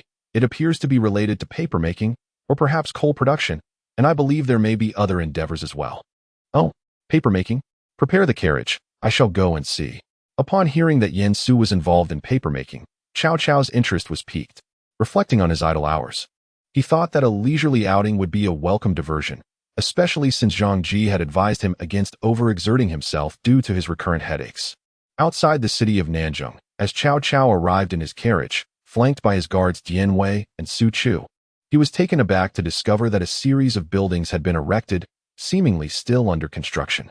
After walking a short distance, he spotted Cao Xiu seated to one side. Wanlai, you are here as well? Upon seeing Cao Cao, Cao Xiu promptly rose, exclaiming, I pay my respects to the Lord. There is no need for excessive formalities. What is Huangwang planning to do here? Cao Xiu scratched his head, and then said, Master Yin has purchased this vast area, claiming the intent to establish workshops for paper production, coal mining, and salt manufacturing. It seems there are plans to venture into sugar production as well. In any case, there are numerous projects to undertake, necessitating larger structures. I was just about to summon the strategist to assist with the perimeter guard. Guarding? Cao Cao's curiosity intensified upon hearing Cao Xiu's words. Noticing this, Cao Xiu immediately proposed, My lord, shall I take you inside to have a look? No need. Since Huangwang requires your vigilance around the area, you may remain here. I shall seek out Huangwang myself. With that, Cao Cao waved his hand, signaling Su Chu to assist Cao Xiu with the perimeter, while he himself entered with only Dian Wei. Inside the workshop's premises, craftsmen hurriedly moved about, and Guanhai mingled with some guards among them. It appeared that Cao Xiu's assertions were indeed accurate. Yin Su was undertaking a significant endeavor here. Fortunately, although the area was expansive, the completed sections were few, allowing Cao Cao to quickly locate Yin Su and his team. Upon seeing Cao Cao approach, Yin Su promptly came forward, exclaiming, My lord. Ah, my esteemed father-in-law. Ha ha ha, Huangwang, you have created quite the bustling scene here. Why did you not inform me? Yin Su had originally intended to present the completed items to his father-in-law later. However, today proved fortuitous, for some items were already finished. Saying this, he led Cao Cao to a small shelter to escape the cold. My lord, it is chilly outside. Let us step inside for a conversation. Cao Cao nodded. And as they walked, he reminded Yin Su, the weather is growing increasingly cold. Your workshop may need to halt operations in half a month, lest this weather prove fatal. Hearing this, Yin Su chuckled and replied, Your compassion is commendable, my lord. We are currently racing against time, and work will cease in 3 days until the warmer weather returns next year. As he spoke, Yin Su ushered Cao Cao and Dian Wei into a small room. Upon entering, Cao Cao was greeted by a wave of warm air. Inside, Cao Ong, Cao Shuo, and Cao Qing were present. Father, do not stand on ceremony. Cao Cao raised his hand, halting their gestures of respect, and could not help but gaze curiously around the room. The small house appeared quite ordinary, yet one wall bulged outward, revealing a small hole through which flames danced vigorously. Huangwang, is the warmth of this room due to this small opening? My lord is astute. However, to maintain such a fire, how much firewood would be required? In response to Cao Cao's inquiry, Yin Su merely smiled softly. At that moment, Cao quickly stepped forward, presenting a piece of glossy black material. Cao Cao furrowed his brow upon seeing it. Ah, it is coal. If it can burn indoors, it must be of exceptional quality. In this era, coal was indeed being utilized. However, only high-quality coal was employed, for low-quality coal was far too detrimental when burned. Thus, in this time, coal was considered an exceedingly precious commodity. Who would have thought, Cao chuckled, that this is merely the carbon mine discovered in the western region. What? Quickly extinguish the flames.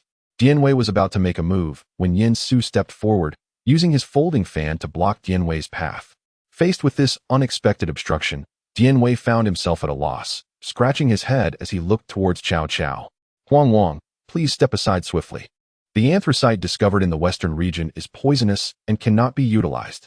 Yin Su was well aware of this, yet he questioned, has the father-in-law felt any discomfort after spending so much time in this room? Upon hearing this, Cao Cao hesitated for a moment. Indeed, he had been standing for quite some time without any signs of poisoning. It appears so, he replied. Father, Huang Wang has employed a unique method to eliminate the toxic gases from the anthracite, rendering it indistinguishable from ordinary coal, Chao Qing explained as he approached Cao, gesturing towards the block of honeycomb coal. In fact, it is superior even to high-quality anthracite. Is this truly the case?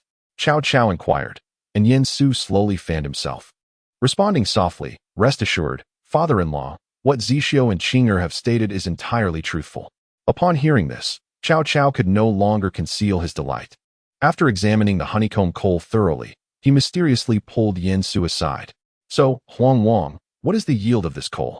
At present, it may only suffice for our own use, replied Cao Qing. Cao Cao furrowed his brow, but soon realized something and spoke again. What if I were to dispatch people to assist you? Oh, how many can you send, my lord? After a moment's contemplation, Cao Cao articulated. All the soldiers trained by Taixing and the laborers repairing the mountain roads nearby shall be assigned to you. If that is the case, it may be sufficient for the Hanzhong County. However, father-in-law, do not rush. If we wait until next year, we can expand the workshop's production, and by then, we could store the goods until the cold season before utilizing them, ensuring ample supply.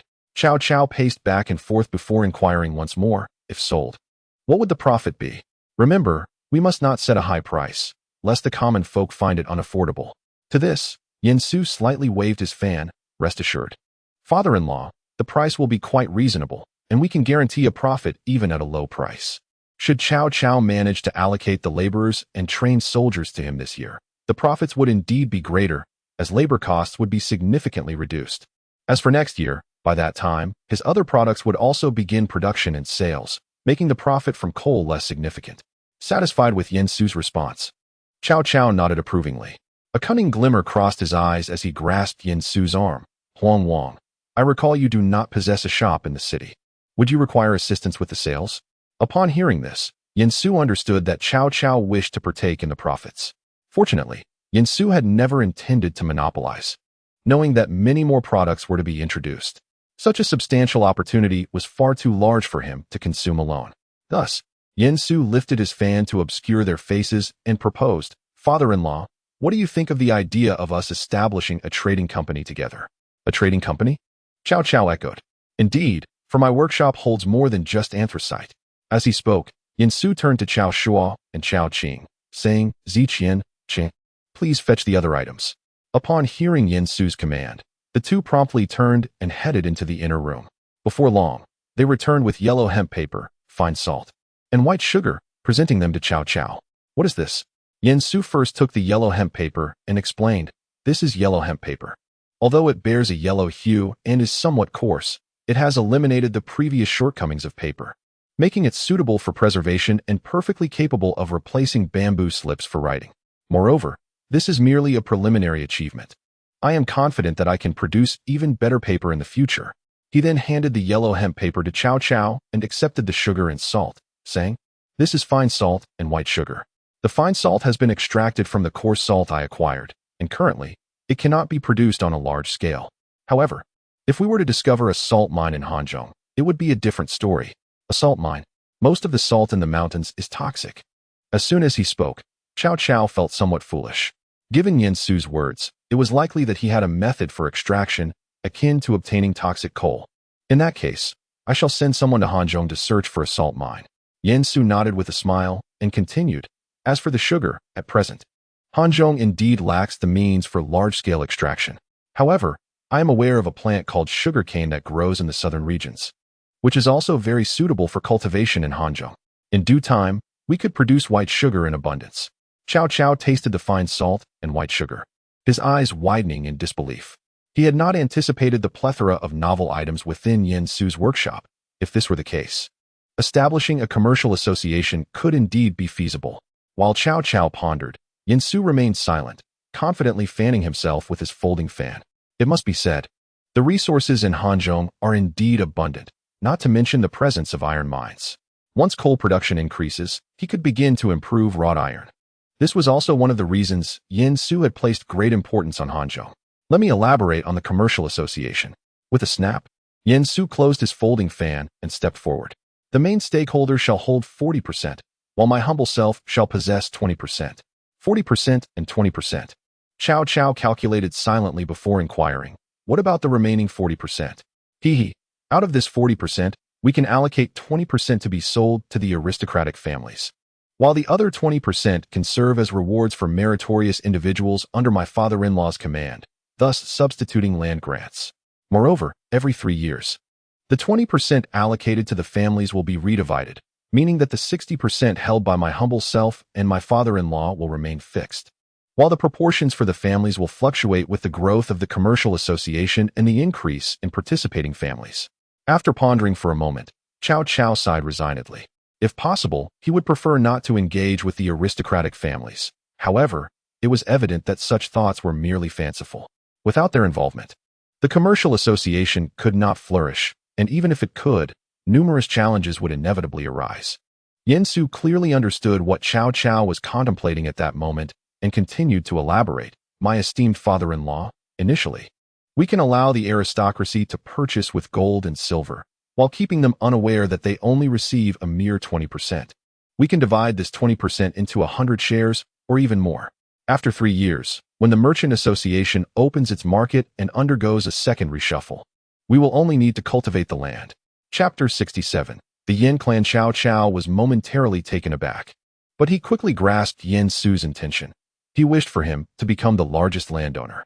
Once he achieved that status, he would no longer have to endure the disdain of the aristocracy regarding logistics.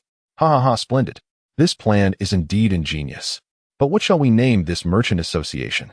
Cao Cao turned his gaze toward Yan Su, clearly entrusting this cerebral task to him. Fortunately, Yan Su had already contemplated a suitable name. How about we call it the Four Seas Merchant Association? This association will undoubtedly spread throughout the world like the ocean. Very well.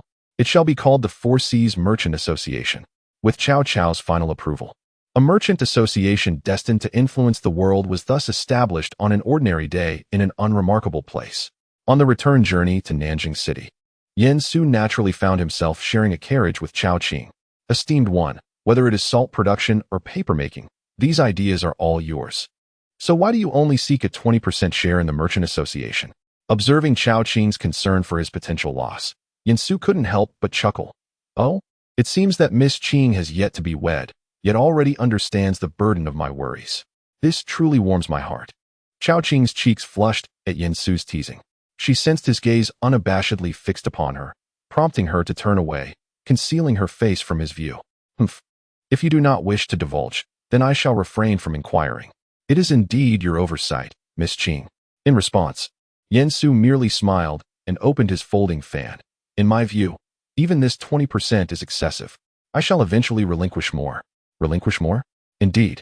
Moreover, not only must we relinquish, but businesses such as salt production must be extracted from the Merchant Association.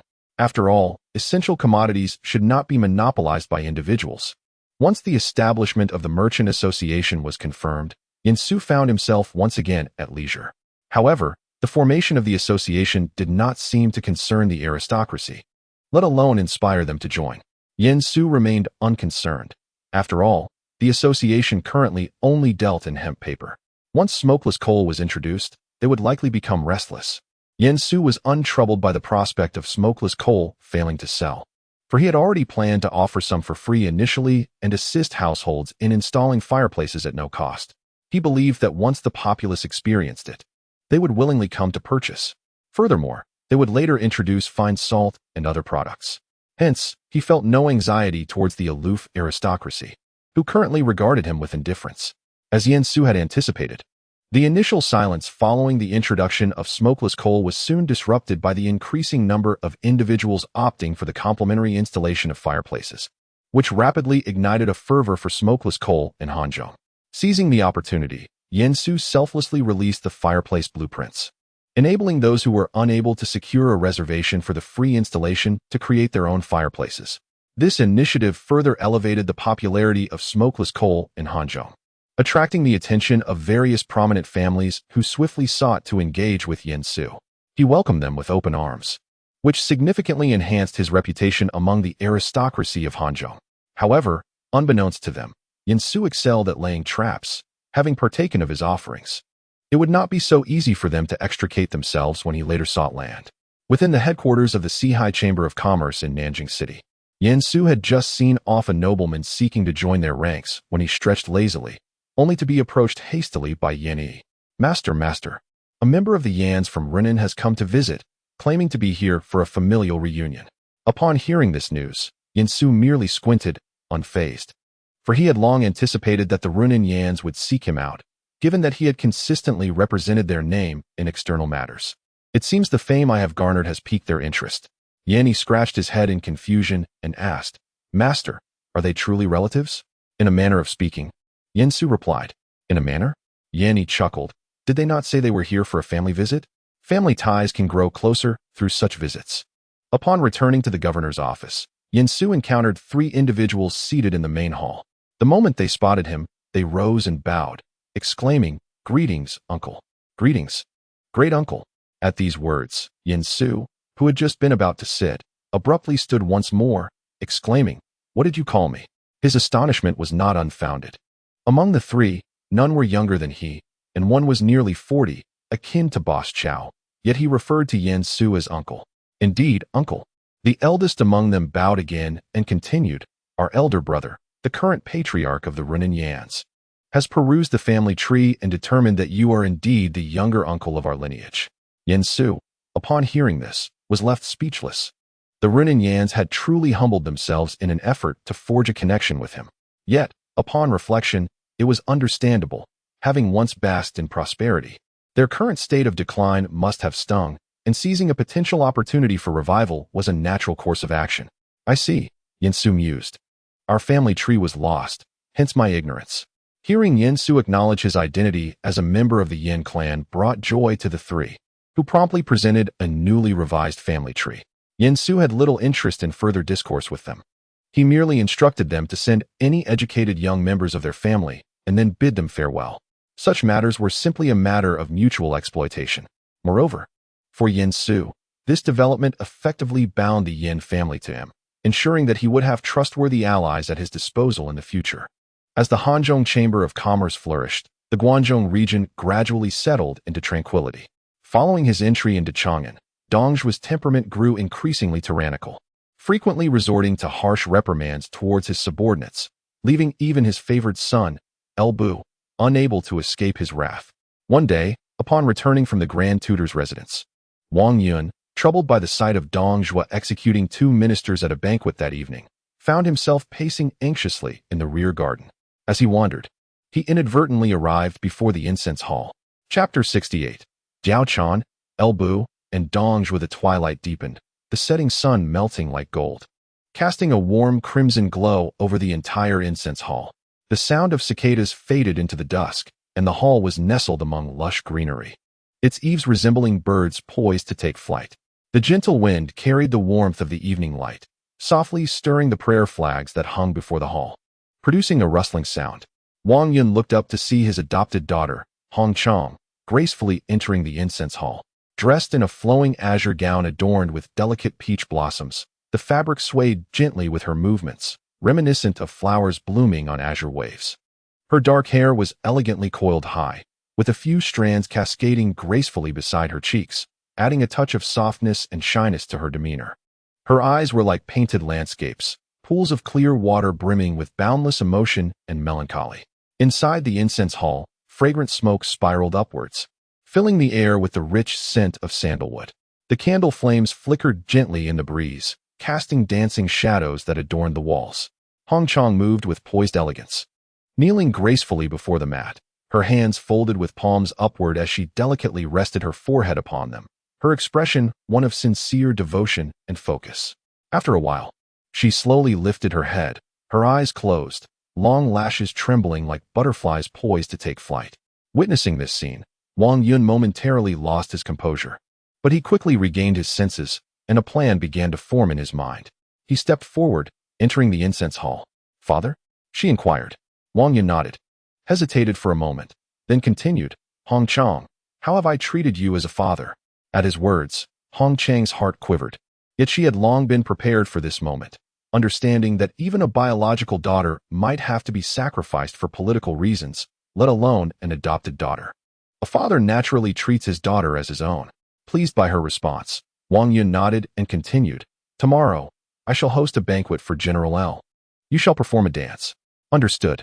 The next day, Wang Yun's residence was ablaze with lights, and the banquet table was laden with sumptuous delicacies.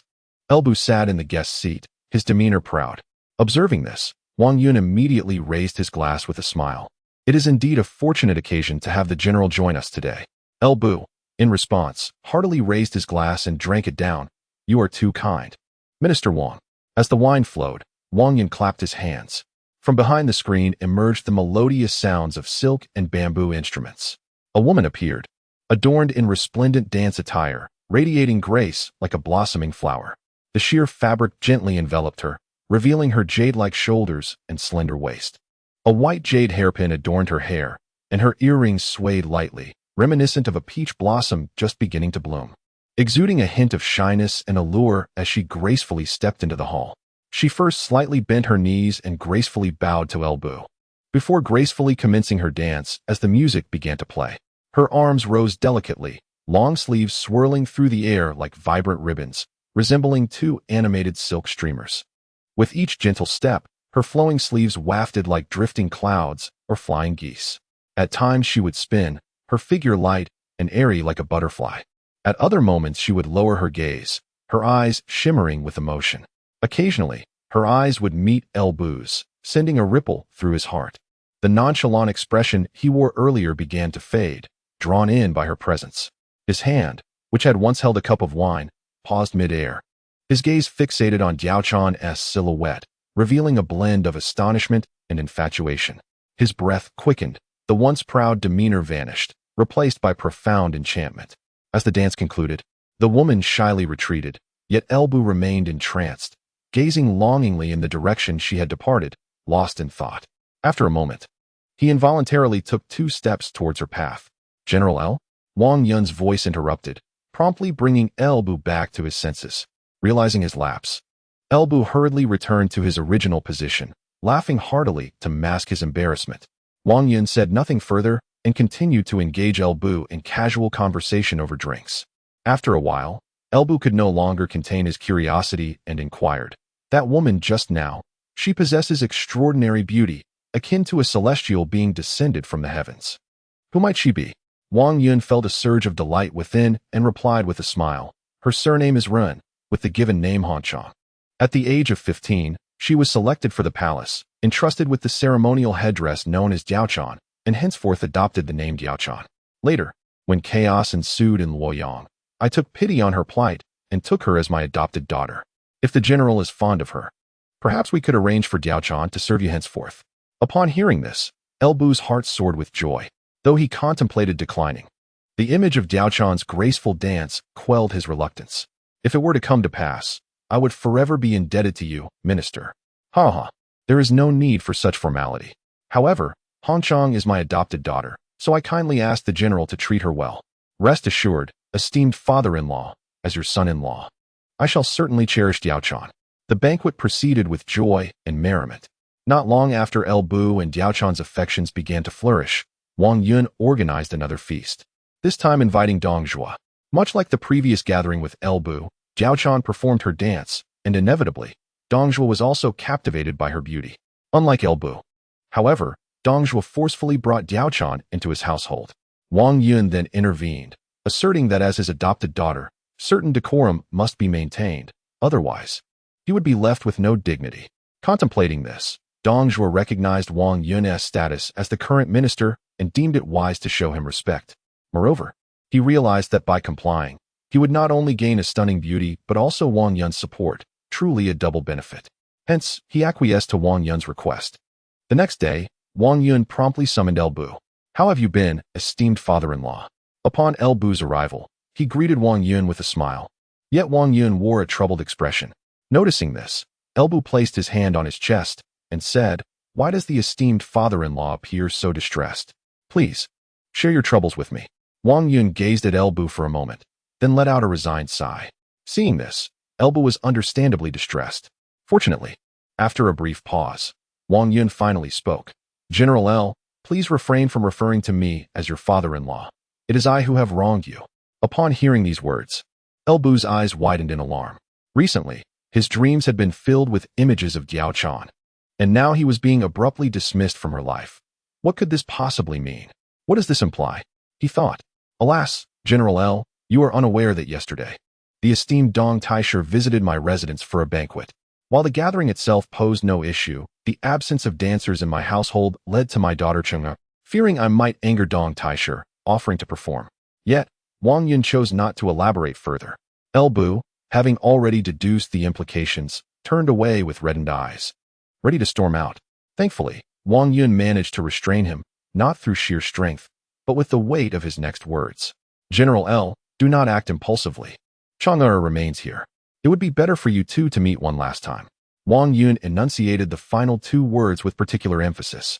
Ultimately, after a silent meeting with Diao Chan, El Bu returned to his residence without uttering a word. The following day, unable to quell his yearning, El Bu sought out Diao Chan once more. They embraced and wept, sharing their longings and grievances. Unfortunately, at that very moment, Dong Zhuo unexpectedly arrived at Wang Yun's residence. Intent on seeing Diao Chan unable to prevent him, Wang Yun reluctantly allowed Dong Zhuo to intrude. Chapter 69. A true man, living between heaven and earth, cannot endure long to remain beneath others upon entering. Dong Zhuo was met with the sight of El Bu and Diao Chan sweetly entwined. Furious at this scene, Dong Zhuo's eyes widened in rage as he seized a nearby dagger and hurled it at El Bu. El Bu swiftly dodged and fled in haste. Although Dong Zhuo was incensed by their clandestine meeting, he recognized El Bu's utility and, swayed by Li Ru's counsel, chose to endure the situation for the time being. However, from that moment on, the rift between Dong Zhuo and El Bu grew increasingly pronounced, with both men harboring deepening suspicions of one another. As 2 weeks passed, Wang Yun, sensing the opportune moment, approached El Bu with heartfelt urgency. Dong Zhuo's actions are tyrannical, and the populace yearns for his downfall. You, General, are a hero, favored by His Majesty. Why sully your hands in service to a villain like him?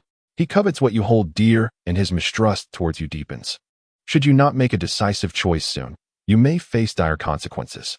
Noticing El Bu's hesitation, Wang Yun continued, should Dong Zhuo meet his demise, you would become the esteemed hero who eradicated a treacherous usurper, a champion of the Han dynasty, destined to be immortalized in history. His Majesty would undoubtedly hold you in high regard, and no one could prevent your union with Chang'er. Moreover, as father-in-law and son-in-law, with one skilled in martial prowess and the other in intellect, what could we possibly fear in the court? El Bu furrowed his brow at these words.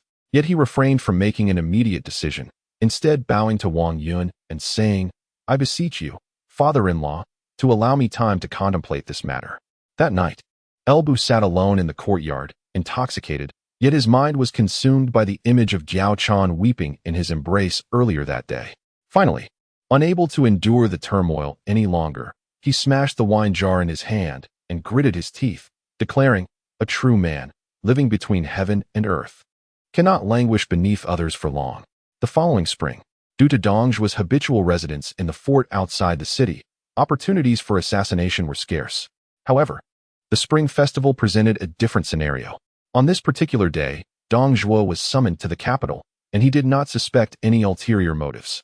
Encouraged by Wang Yun and others, Lu Xie issued an edict for Dong Zhuo to enter the court and preside over the spring festival.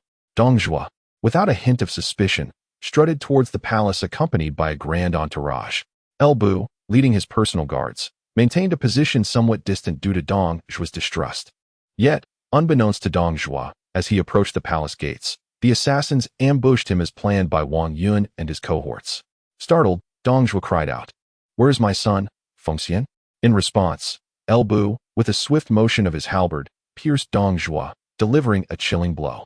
With a cold demeanor, he declared, "I am Bu of Jiyuan, hereby decree to eliminate the traitor." Ultimately, Dong Zhuo let out a final, anguished cry before collapsing lifelessly to the ground. News of Dong Zhuo's demise swiftly spread throughout Chang'an, reaching Li Ru in no time. Upon receiving the news, Li Ru hastily fled the city with his subordinates, not pausing for even a moment. When he, with our lord deceased, it is certain that Wang Yun and Bu will seek to eradicate our lord's former allies. I intend to retreat to Shiliang. What are your thoughts? In the carriage, Jia Su, seated across from Li Ru, pondered briefly before softly responding, "Indeed. Retreating to Shiliang at this juncture appears most prudent. However, such a retreat would confine us to a life of hiding." Li Ru furrowed his brow, inhaling deeply before replying. "Then let chaos reign in Guangzhou." He instructed the driver, "Proceed to Shan County. Are you seeking Youfu?" Li Ru, having nothing to conceal from Jia Su, nodded affirmatively. "Indeed, if my conjecture holds true, our lord's former allies within Chang'an are currently being purged, and the only one outside the city capable of rallying the remnants is Youfu." Jia Su merely nodded in silence, refraining from further comment. Li Ru's visit to Youfu undoubtedly aimed to withdraw behind the scenes, encouraging Youfu to contend with Wang Yun and his faction. If victorious, they could maintain control over Chang'an. If not, Li Ru could seamlessly fade into obscurity within Guangzhou. This indicated that, following Dong Zhuo's death and Bu's betrayal, Li Ru lacked the assurance to reclaim Chang'an. Thus, he needed to devise a new escape route. In the carriage, the two men sat in contemplative silence. In Hanzhong, as winter yielded to spring and the weather warmed, Yansu successfully wed Chao Qing. That night, Yansu assumed the role of the youthful king of vigor. As for why he was dubbed the youthful king of vigor, the flames of youth take myriad forms, undeniably intricate. The enduring exercise, filled with profound wisdom, nurtures both body and mind. Approximately a month after Yansu's marriage, coinciding with the end of spring plowing following the vernal equinox, Cao Cao summoned everyone, even recalling Cao Hong and Cao Chun from Wudu County. Recently, news had reached Chang'an that Dong Zhuo had perished and that Wang Yun and Bu had seized power. As he spoke, Cao Cao cast a sidelong glance at Yansu, for it was Yansu who had previously urged him to focus intently on the news from Chang'an. Although he had refrained from taking action during the spring plowing, fresh intelligence had now emerged. Youfu was gathering the remnants of the Shiliang forces in Shan County, preparing to launch a counteroffensive against Wang Yun. Thus, the time to march into Liangzhou had finally arrived. At this moment, Yansu and the other strategists were seated around an enormous sand table, a creation of both Yansu and Guojia. While its accuracy left much to be desired, it was nonetheless serviceable. The military generals formed an outer circle, with Cao Cao occupying the principal position. To be frank, this was the first time they had convened in such a manner, and the novelty of the situation left them somewhat awestruck. Once Cao Cao concluded his remarks, Yansu rose and gestured with a bamboo rod over the sand table. "The objective of our forces extends beyond just Liangzhou and Longyu. We must also aim for Chang'an and the territories of the Three Fuffs. I propose that we first dispatch Miaocai to swiftly seize Wudu County. Upon the arrival of the main army, we should continue our advance into Hanyang County, Yixian, Luoyang, and Long County, securing Longguan.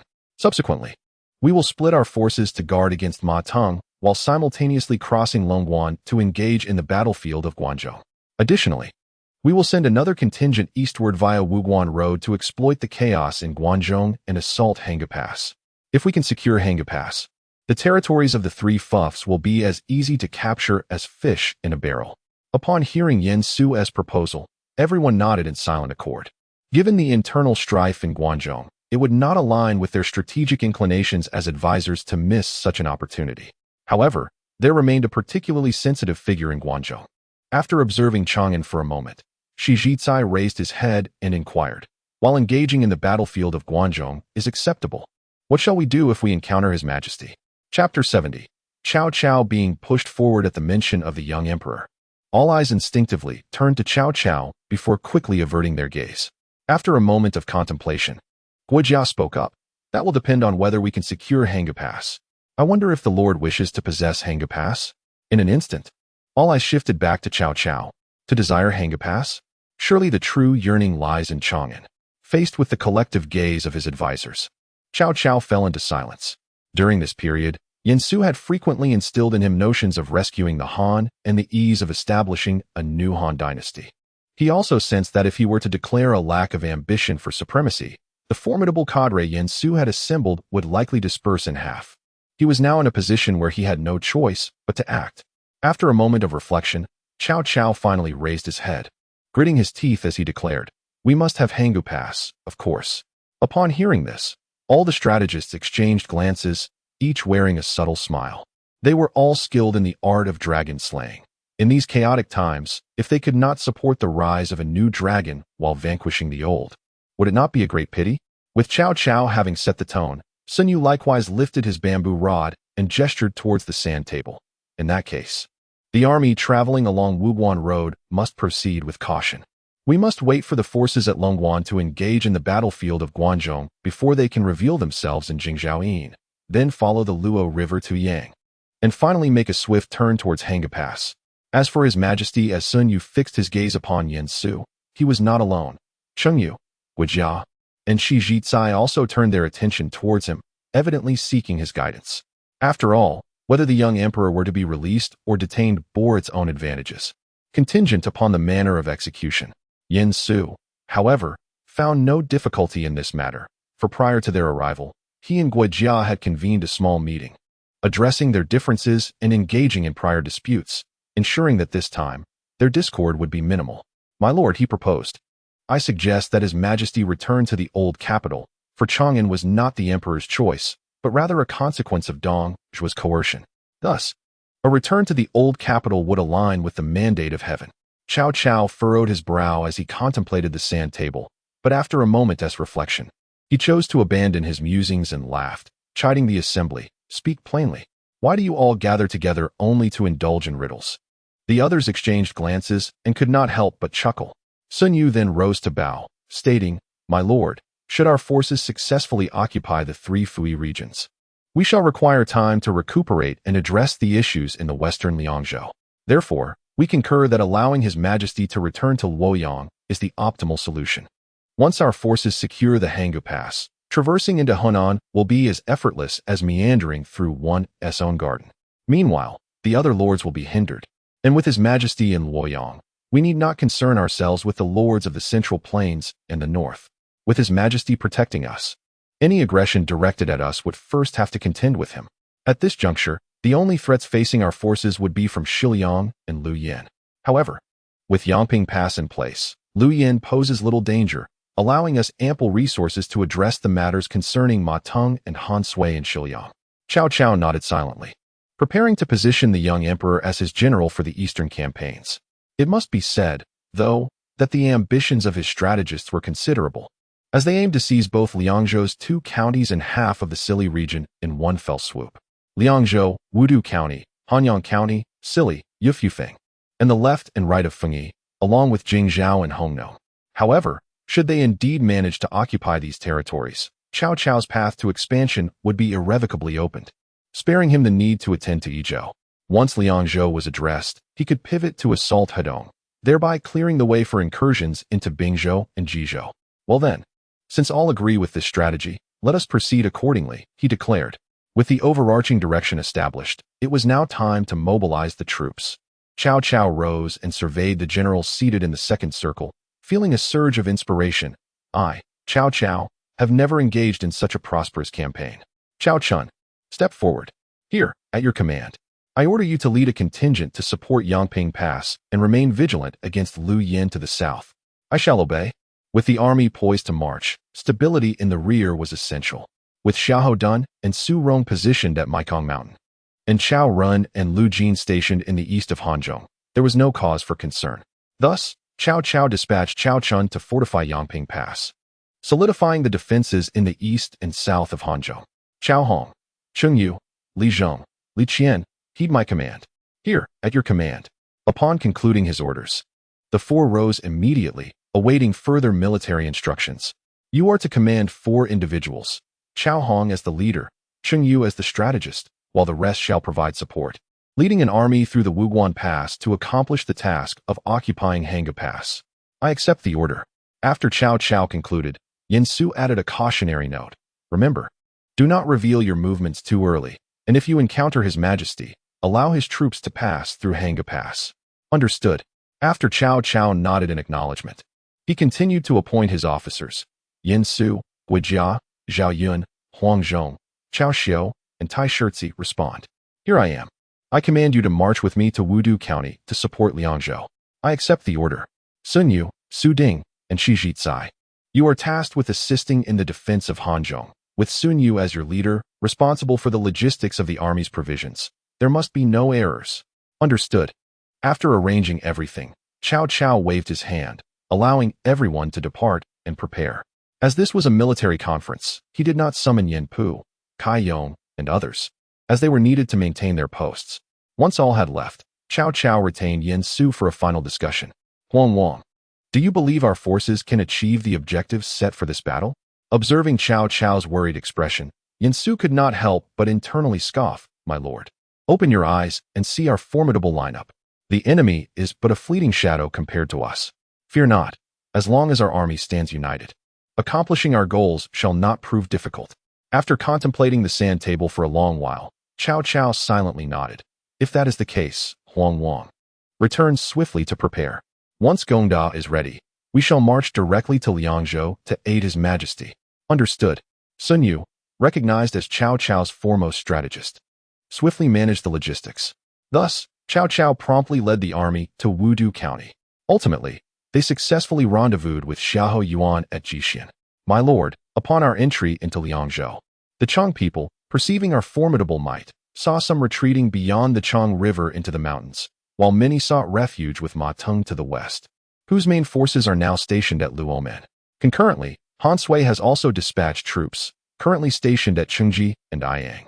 Regarding Xiahou Yuan's report, Yen Su nodded silently. Not surprised.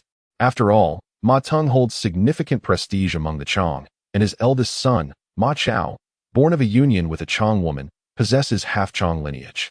Coupled with the intelligence previously compiled by Guijia, Ma Chao has garnered a reputation for bravery, likely to soon earn the title of Divine Might General among the Chang. Following Xiahou Yuan's account, Cao Cao remained silent, instead glancing at Guijia and Yen Su. This time, he had brought along 2 external intellects, and under such circumstances, he deemed it prudent to refrain from showcasing his own intelligence, preferring to hear the insights of his 2 advisors. Chapter 71. The Resplendent Ma Chao. Cao Cao deftly shifted the questions to his external intellects. In this regard, Yen Su's thoughts aligned closely with Cao Cao's. He chose to remain in the shadows. While he could occasionally offer insights based on his unique experiences and perceptive abilities, with Guijia present, the task of strategizing could be entrusted to him. Guijia glanced at Yen Su, and upon noticing his intent to remain silent, he offered a resigned smile before gesturing towards the map. Although we have not fully occupied Wudu and Hanyang, we have nonetheless accomplished the initial phase of our objective. After all, we have secured the Wudu route, alleviating any concerns regarding our logistical supply lines.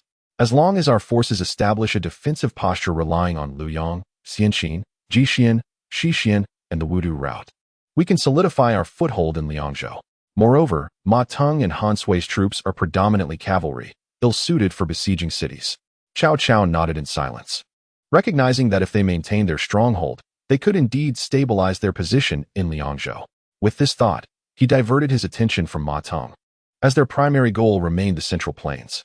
Though Ma Teng and his faction were still in opposition, a direct conflict had yet to arise. If he could convey a gesture of goodwill, it could buy them considerable time not necessitated to be extensive, merely sufficient for addressing their concerns in the Central Plains. Indeed, Feng Xiao's insights are astute. While we have not entirely subdued Wudu and Hanyang, we have at least secured Longguan and Songguan, allowing us a smoother entry into the Central Plains. By the way, have there been any updates from the Central Plains? At this juncture, the others turned their gaze towards Guijia, not out of a reluctance to think, but because intelligence from Chang'an had always been under Guojia's purview. Anticipating this inquiry, Guojia was well prepared. He retrieved a piece of yellow hemp paper from within his robes. Following Dong Zhuo's demise, Wang Yun and El Bu had swiftly taken control of Chang'an. However, the dynamics between the forces in the Central Plains and those in Liangzhou had grown somewhat delicate. Wang Yun had evidently mishandled relations between the two factions, resulting in dissatisfaction from both sides towards him. Furthermore, after successfully eliminating Dong Zhuo, both Wang Yun and El Bu felt a sense of accomplishment, leading to a degree of division amongst them. After concluding his remarks, Guojia produced another slip of paper and presented it to Cao Cao.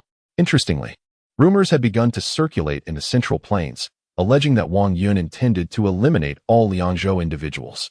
This gossip had prompted all Liangzhou generals within the region to consolidate their forces, ever vigilant against Wang Yun. Additionally, Dong Zhuo's son-in-law, Niu Fu, stationed in Shan County, commanded fierce generals like Li Ju, Guisi, and Zhang Ji.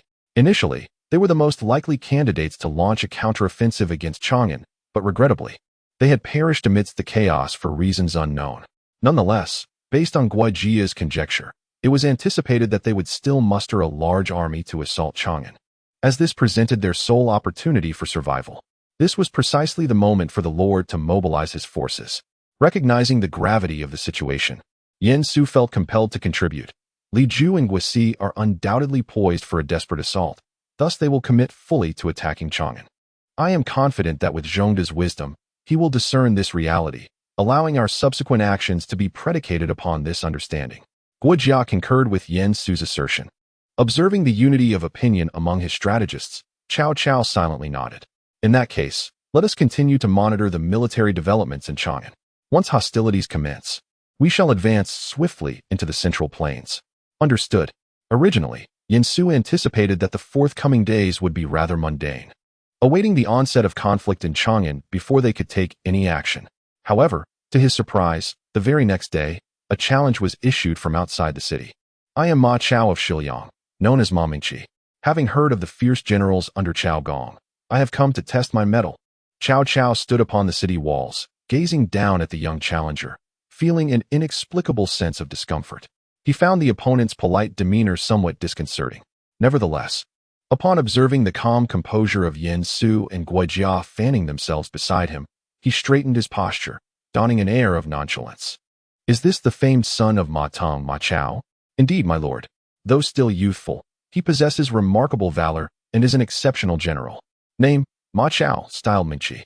Martial, 102, strength, 100, stamina, 97, skill, 108, reaction, 103.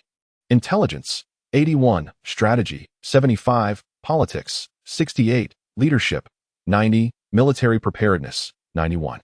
After a prolonged silence, he re-emerges with renewed vigor. For narrative purposes, Ma Chao's age has been adjusted. Otherwise, the dynamics in Shiliang would be rather uninspiring. After reviewing Ma Chao's statistics, Yen Su nodded slightly, recognizing him as a counterpart to Zhao Yun, albeit with slightly inferior agility but greater strength. Although he exhibited a shortcoming in stamina, his high skill level could compensate during combat, enabling him to endure prolonged engagements. However, once embroiled in such drawn-out confrontations, determining a victor would prove challenging. Upon examining Ma Chao's information, Yen Su turned his gaze to the martial generals present: Zhao Yun, Huang Zhong, Dian Wei, Su Chu, Taisher Ci, Zhang Run, Xiahou Yuan, and Chao Xiao. This formidable lineup would render even a warrior as formidable as El Bu unperturbed. Recollecting his thoughts, Yen Su stepped forward and whispered to Cao Cao, Zhao Yun, Huang Zhong, and Dian Wei could all contend with Ma Chao. Su Chu, if he exerts himself fully, could also confront Ma Chao, albeit with a disadvantage. Cao Cao, naturally, placed unwavering trust in Yen Su's words and concurrently grasped the extent of Ma Chao's prowess. After a brief moment of contemplation, Cao Cao commanded, Hanzhong, heed my orders. Your servant is here. I instruct you to swiftly exit the city and engage Ma Chao. As you command. Chapter 72. Huang Zhong battles Ma Chao. Cao Cao observed with satisfaction as Huang Zhong, now equipped with upgraded armor, galloped forth from the city. Huang Zhong had served him loyally for a considerable time, yet had not been afforded an opportunity to distinguish himself. Thus, Cao Cao deliberately ordered Hanzhong to take the field, hoping to elevate his reputation. As the city gates opened, Hanzhong emerged, clad in resilient battle armor that shimmered with a cold brilliance as he urged his steed onward. Under Yin Su's careful design, his armor was further adorned with a crimson battle cloak that radiated an imposing presence in the sunlight. In contrast, Ma Chao appeared equally striking, garbed in a silvery battle robe that billowed in the wind like the celestial stars descending to earth. A black sash cinched at his waist accentuated his statuesque figure. Beneath him galloped a magnificent steed, its hooves flying like the wind. On the horse's back, Ma Chao wielded a long spear, its tip glimmering with a cold light, resembling a nimble dragon. His visage was both handsome and stern, with an innate pride and dominance reflected in his gaze. Indeed, the tales of the illustrious Ma Chao were no exaggeration. Upon spotting Hanzhong leading his troops forth, Ma Chao raised his spear and bellowed, "Who dares confront me?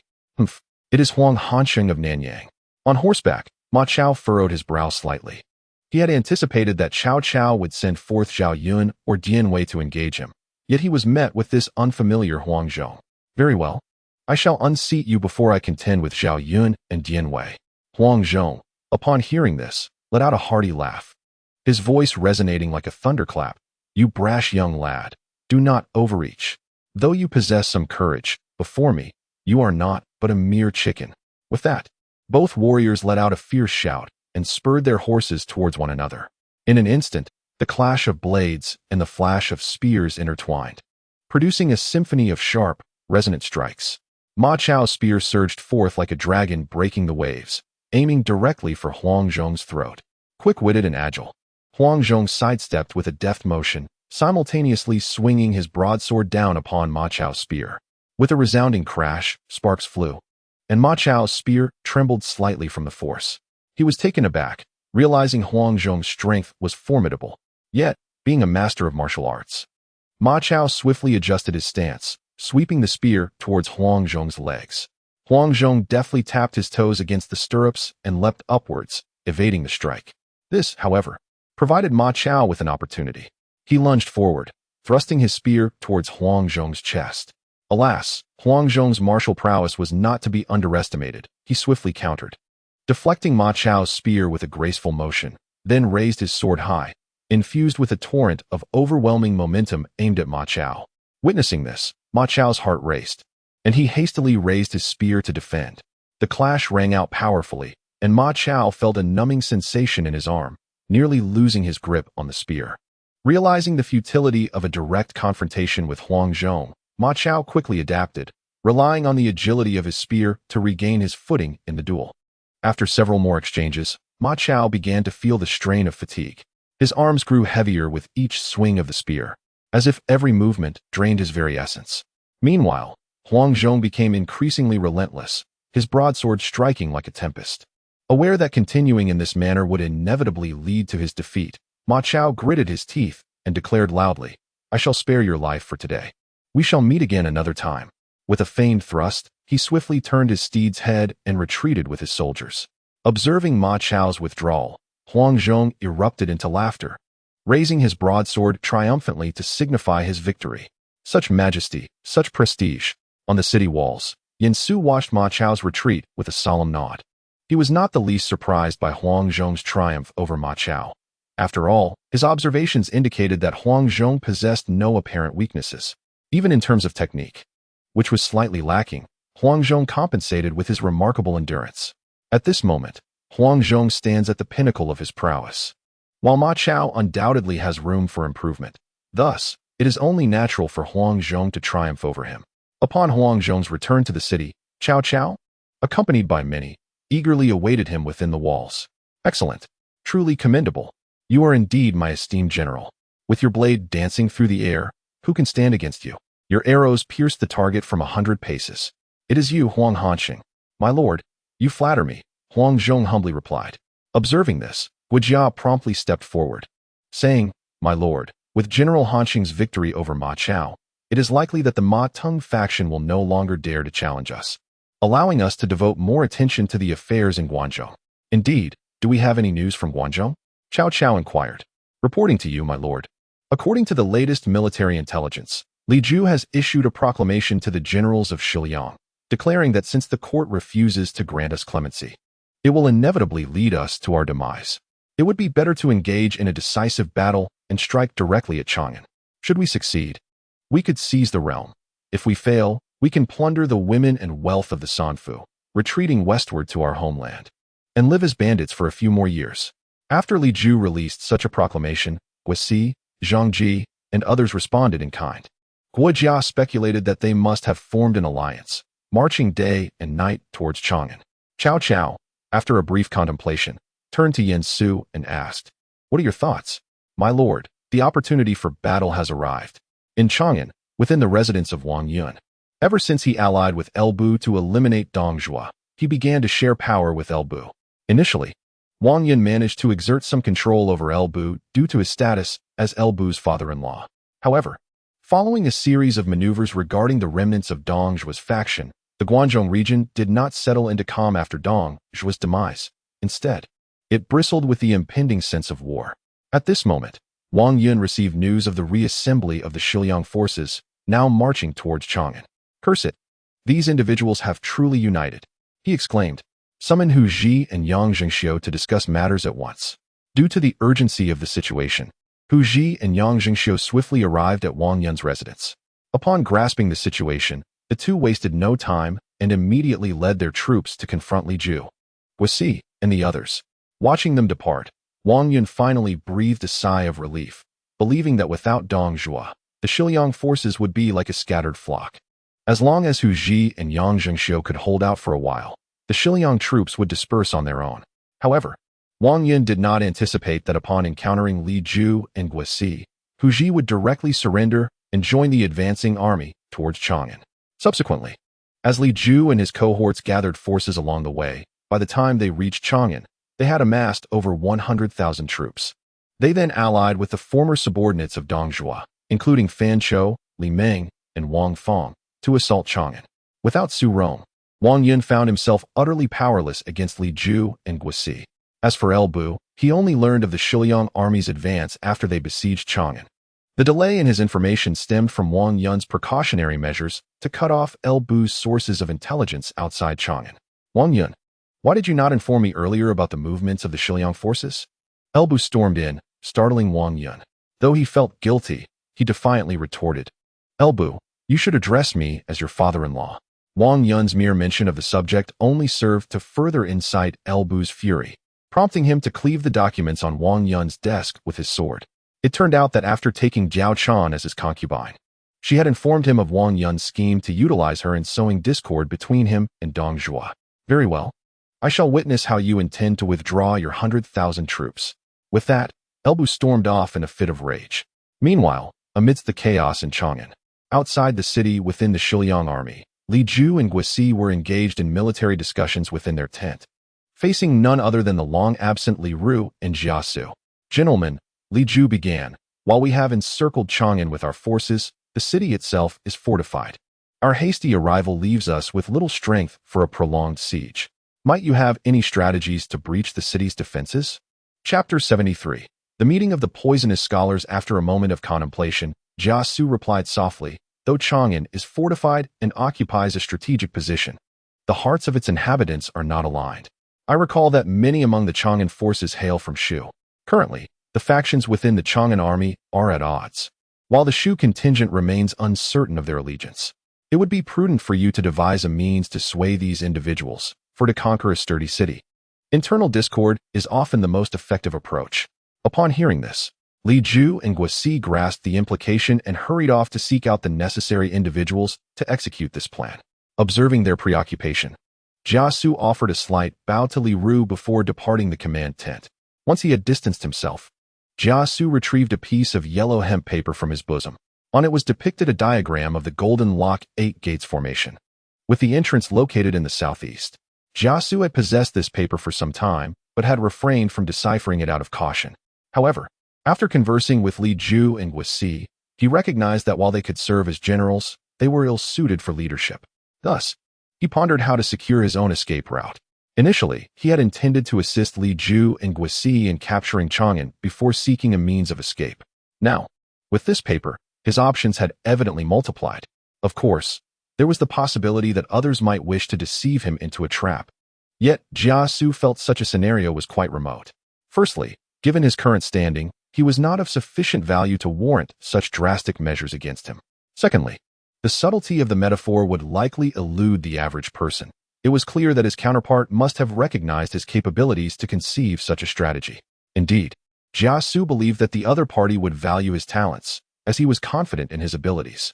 As for the identity of this individual, Jia Su had formed some conjectures, considering that few warlords could intervene in the battlefield of Hanzhong at such a time. As for why Jia Su hesitated to act, it was undoubtedly due to concerns for his own safety. Although the likelihood of danger was minimal, the possibility still existed. 98% certainty still bore a resemblance to courting death. At that moment, while Jia Su's focus was entirely consumed by the yellow hemp paper, someone approached him silently.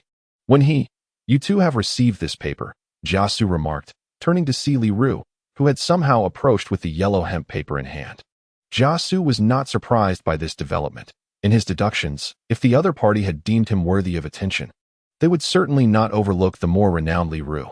Li Ru, without waiting for Jia Su to speak, continued. The golden lock with 8 gates opens to the southeast. On the reverse side, there is a depiction of the Jin hexagram, symbolizing the essence of mountains and valleys. I surmise that this individual is assured of our ability to perceive this formation in its hexagram.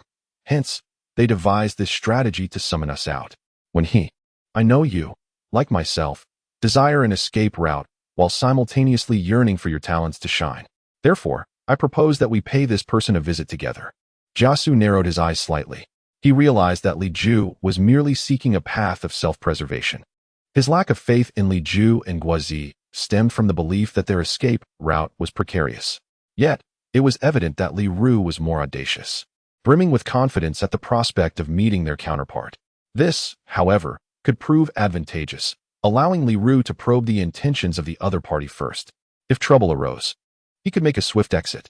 With this understanding, they decided to proceed together. The two did not return to their residence. After Li Ru summoned his trusted confidants, they set forth towards the southeastern valley alongside Jia Su. However, the valley was eerily quiet, causing Jia Su great unease. He sensed that once he stepped into this valley, there would be no turning back. Unbeknownst to them, on a cliff out of sight, Yin Su donned a unique attire combining literary and martial elements. The cuffs were interwoven in black and white, reminiscent of yin and yang, embodying a harmonious balance of strength and gentleness. The martial sleeves were embroidered with golden cloud patterns, evoking the imagery of turbulent winds and thunder, while the literary sleeves featured delicate blue landscapes, adding an air of elegance and wisdom. A black belt cinched his waist, from which dangled a white jade pendant that swayed gently with his movements. His lower half was clad in black trousers that hugged his lean legs, completed with black leather boots. Behind Yin Su stood 4 formidable generals, Huang Zhong, Su Chu, Tai Shirzi, and Zhang Ren. Previously, in Jixian, after Huang Zhong repelled Ma Chao, the group conferred, declaring that the time to advance into Guanzhong had arrived. Consequently, Cao Cao appointed Yin Su as the commander, leading the great generals Huang Zhong, Su Chu, Tai Shirzi, and Zhang Ren into Guanzhong. Transitioning from strategist to commander, Yin Su pondered that he could not merely don a scholar's robe. Thus, he requested a suit of armor from Cao Cao, resulting in this distinctive attire. Cao Cao remarked, "Indeed, my son-in-law knows how to present himself." Report. A small contingent has entered the valley, led by 2 scholars. Upon hearing this report, Huang Zhong stepped forward and addressed Yin Su, who was poised with his sword. "Commander, it must be Li Ru and Jia Su." Yin Su nodded slightly, contemplating how best to deceive these 2 men, for they were both notorious schemers, even more so than Cheng Yu. In the current chaotic state of Guanzhong, with countless casualties, pinpointing a singular culprit might prove challenging. However, identifying 2 would undoubtedly lead to these 2 men. "Jun Gui, bring them here," Yin Su commanded, turning with his sword. There, a set of tables and chairs awaited, perfectly accommodating 3. He glanced at the long sword he had borrowed from Cao Xiu for show and tossed it to Su Chu, then retrieved a folding fan from his bosom, slowly unfurling it, and the familiar charm wafted back to him. Instead, Su Chu, who caught the long sword, curiously rose on tiptoe to glance at Yin Su's chest. "Strategist, Do you not find it uncomfortable to conceal such a rigid folding fan within your bosom? Su Chu's remark shattered the atmosphere of strategic contemplation that Yin Su had crafted. Silence, you blockhead. You are not permitted to speak for a while. Upon hearing this, Su Chu withdrew his neck and scratched his head, choosing not to retort further as he stood behind Yin Su, clutching the long sword. Huang Zhong and Tai Shirzi exchanged knowing smiles before quietly following suit and taking their positions behind him. As for Li Ru and Jia Su, upon witnessing Zhang Ren's immediate appearance, they realized their initial suspicions were correct. Without hesitation, they proceeded to the cliff alongside him. At that moment, a young man clad in peculiar attire was leisurely brewing tea, with a burly figure carrying a long sword and a large blade standing behind him. On the left stood an individual wielding a long knife, adorned with a qilin bow at his waist, while on the right, another figure held a fierce bow and bore twin halberds. Clearly, these were formidable commanders, certainly more formidable than those they had encountered within the Shiliang army. Moreover, Jia Su sensed the same imposing aura emanating from the man with the long knife and qilin bow that he had previously felt only from Elbu. Coupled with Zhang Ren, who had just escorted them, it was evident that the young man seated before them was not to be underestimated. Unbeknownst to the two as they scrutinized Yin Su, he had already begun to discern their true capabilities. Chapter 74. Jia Su. I, too, wish to return. Name, Li Ru. Courtesy name Wenyuan Strength, 76, Power, 76, Stamina, 81, Skill, 76, Reaction, 71, Intelligence, 99, Strategy, 104, Politics, 101, Leadership, 93. Military Preparation, 98. Yin Su could only conclude that Li Ru, hailing from Shiliang, was indeed impressive. In addition to his commendable strategic acumen, he possessed a robust physique. Unlike certain individuals who would fall at the slightest touch. Name, Jia Su. Courtesy name Wenha Strength, 80, Power, 76, Stamina, 90, Skill, 78, Reaction, 76, Intelligence, 105, Strategy, 109, Politics, 108, Leadership, 99, Military Preparation, 104. As for Jia Su, Yin Su offered him due respect. Not only did Jia Su's physical prowess surpass that of Guo Jia and Xie Zhikai combined, but his strategic brilliance was undeniably the highest Yin Su had encountered thus far. Truly, he was the pinnacle of strategists, Jia Lao Lu. Henceforth, with Guo Jia on one side and Jia Su on the other, Yin Su could afford to relax. I am Yin Su of Renan, and it is a pleasure to meet both gentlemen. Please, take a seat. After silently committing their circumstances to memory, Yin Su rose and bowed. Li Ru and Jia Su promptly returned the gesture and accepted the invitation to sit. However, once seated, Jia Su adopted a composed demeanor, seemingly unprepared to speak. Observing this, Li Ru felt compelled to break the silence, saying, "The Jade-faced moon fan is indeed a celestial talent. We have long heard of you, yet did not anticipate that the illustrious Yin governor would be so youthful. Ambition knows no age. Since you both are willing to be here, it is apparent you understand my intentions," Yin Su replied, pouring tea for both individuals as he spoke. Jia Su took a silent sip, remaining reticent, while Li Ru continued. Naturally, one wonders what Yin Sure intends to achieve by secretly leading his troops to Guangzhou. The goal is to seize the 3 auxiliary territories, Li Ru mused, squinting as if a thought had struck him. It seems the forces from Wuguan have also mobilized. In response to Li Ru's remark, Yin Su merely smiled, refraining from any explicit confirmation. It was Jia Su, who had hitherto been silent, who suddenly interjected, "Once the 3 auxiliary territories are secured, what shall become of the emperor? Oh, what do you both believe should be done?"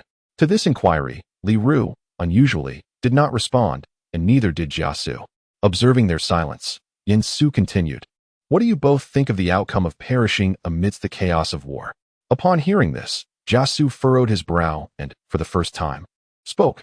"The emperor may die, but not now.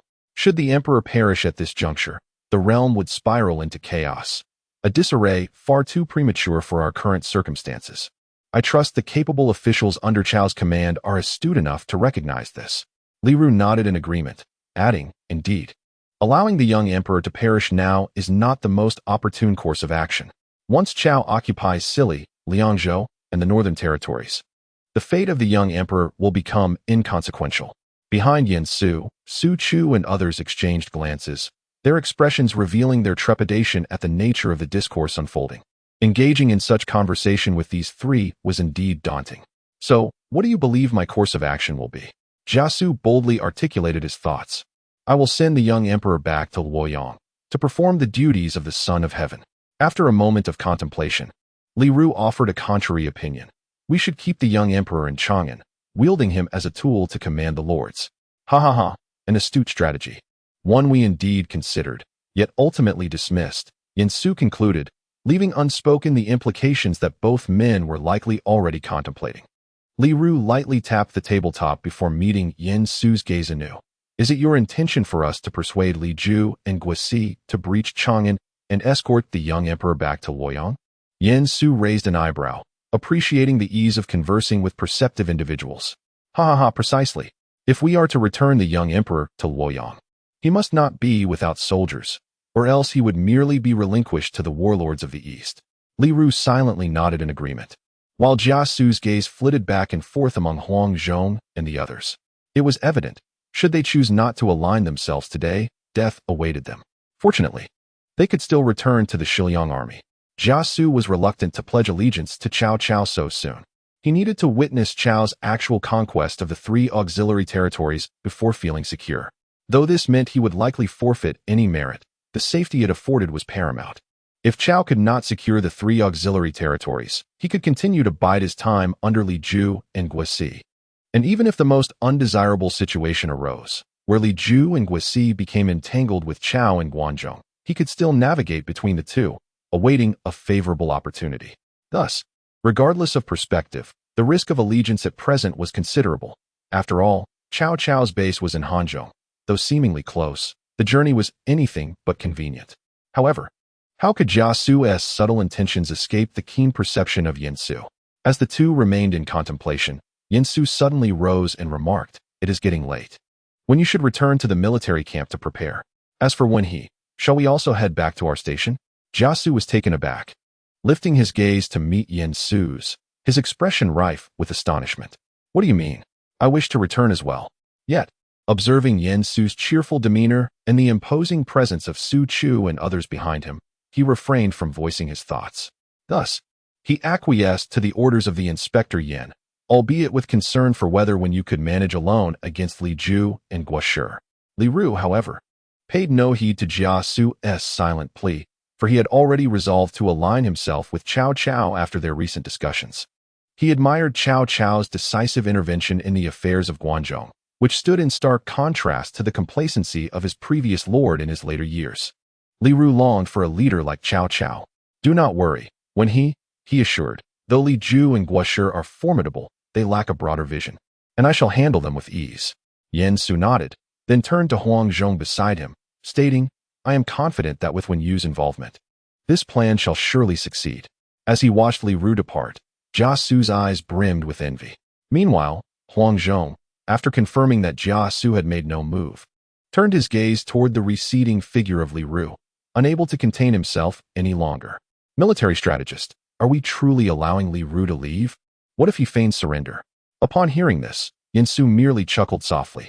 "Fear not. Should Li Ju and Guoshi wish to forego the glory of returning the emperor to Luoyang, I have other candidates in mind. The spies under Feng Shao have been operating in Guanzhong for quite some time, and they can still deliver certain messages." Chapter 75. The involvement of El Bu. Not long after Li Ru returned to the military camp, a messenger delivered a piece of yellow hemp paper to Li Ju and Guoshi. Cao Cao in the south, Liu Bei in the north. Safeguarding His Majesty's return to Luoyang is the strategy to break the deadlock. Simultaneously, El Bu and Chang'an received the same correspondence. However, unlike Li Ju and Guoshi, who sought out Li Ru upon receiving the letter, El Bu found himself in a state of agitation within his own residence. Unbeknownst to him, El Bu wandered into the courtyard of his estate, where he found a young girl training in martial arts. Clad in a fiery red garment, she wielded a long spear with an air of confidence. As the gentle breeze tousled her hair, her eyes blazed with determination as they focused intently on the glimmering tip of her spear. Drawing a deep breath, she spun gracefully, her spear darting forth like a dragon emerging from its lair, piercing the heavens. With agile footwork reminiscent of a nimble cat, She whirled, enveloping herself in a protective circle forged by her weapon. Each thrust of her spear bore the weight of 1,000 pounds, as if aiming to pierce an invisible foe. In an instant, she leaped high, executing a stunning somersault, her spear descending like a meteor towards an imagined adversary on the ground. Upon landing, she swiftly adjusted her stance and launched into a new wave of attacks.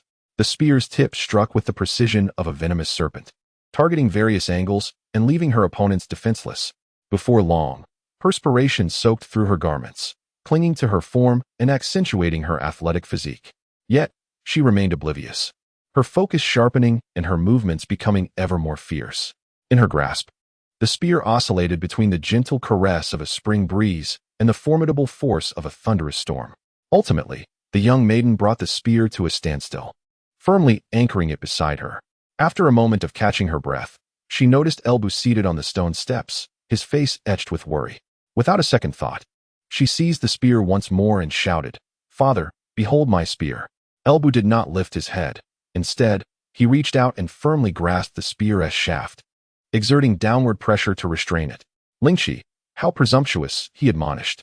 After a futile attempt to withdraw the spear, Lingqi relinquished it altogether. Wen'er had been trained in martial arts by her father, and he had diligently practiced with her daily. Yet, since their arrival in Hanzhong, he had taken to scolding her for her perceived lack of decorum. Seeing her father's troubled expression and her own sense of injustice, Elbu sighed in resignation. He spoke gently, "Wen'er, do not be angry, it is my fault. In Bingzhou, there were disturbances caused by foreign tribes, and I intended to teach you some skills for your own protection. Now that we are in Hanzhong, a place of royal heritage, it is only fitting to uphold the principles of propriety. Alas, we shall not linger here much longer. Why dwell on this?" Lingqi could hardly harbor true anger towards her father. Upon witnessing his demeanor, she expressed concern. "What troubles you, father?" After a moment of contemplation, Elbu handed her a piece of paper. Years ago, he had married, but his wife passed shortly after giving birth to Lingqi. For years, they had relied solely on each other until he recently took in Diaochan, thus expanding their family unit. Hence, Elbu held no reservations regarding his family. After perusing the contents of the paper, Lingqi exclaimed indignantly, "I believe it would be better for you to escort the emperor back to Luoyang, sparing yourself from constant vexation here." Elbu shot her a warning glance, reclaiming the yellow hemp paper. "I fear this may be a scheme. If we fall into a trap, it would be disastrous." After suffering 2 defeats at the hands of Zhao Yun and Dian Wei, Elbu resolved to devise some strategies. Although he lamented his lack of aptitude in such matters, "If you are uncertain, perhaps we should summon Zhang and the others to discuss it together." Elbu pondered and nodded silently. Presently, Elbu's forces had begun to take shape. Zhang Liao, Gao Shan, Hao Meng, Wei Su, Song Xian, Ho Cheng, Chao Xing, and Cheng Lian all rallied under his command. While the latter were his subordinates, Zhang Liao stood as more of an ally, though he was willing to heed Elbu's orders. Elbu could not direct Zhang Liao's troops without his consent. After all, the soldiers under Zhang Liao's command had been recruited by him during his previous service under He Jin, who had sent him to gather them. Regrettably, upon his return, He Jin had perished. Consequently, Zhang Liao, like He Jin's other troops, fell under the command of Dong Zhuo, and now that Dong Zhuo was gone, Wang Yun was suppressing his former subordinates. In a bid for survival, Zhang Liao sought refuge with Elbu, forming a collaboration. At this moment, within the main hall, Elbu occupied the seat of honor, with Zhang Liao beside him, while the remaining attendees took their places in succession. Meanwhile, the yellow hemp paper swiftly circulated among those present. After a moment of contemplation, Zhang Liao could not help but inquire, "General, from whom did this news originate?" "Alas, I am unaware of the identity of the person behind this," Lu Bu replied. The moment they heard that Lu Bu also did not know who it was, everyone felt a sense of helplessness. It was one thing to lead troops into battle, but when it came to devising strategies, they found themselves at a loss. Among them, the one with the most agile mind was Zhang Liao. However, despite his prowess in commanding troops, he was ultimately a warrior, and it was indeed a challenge to task him with intricate stratagems.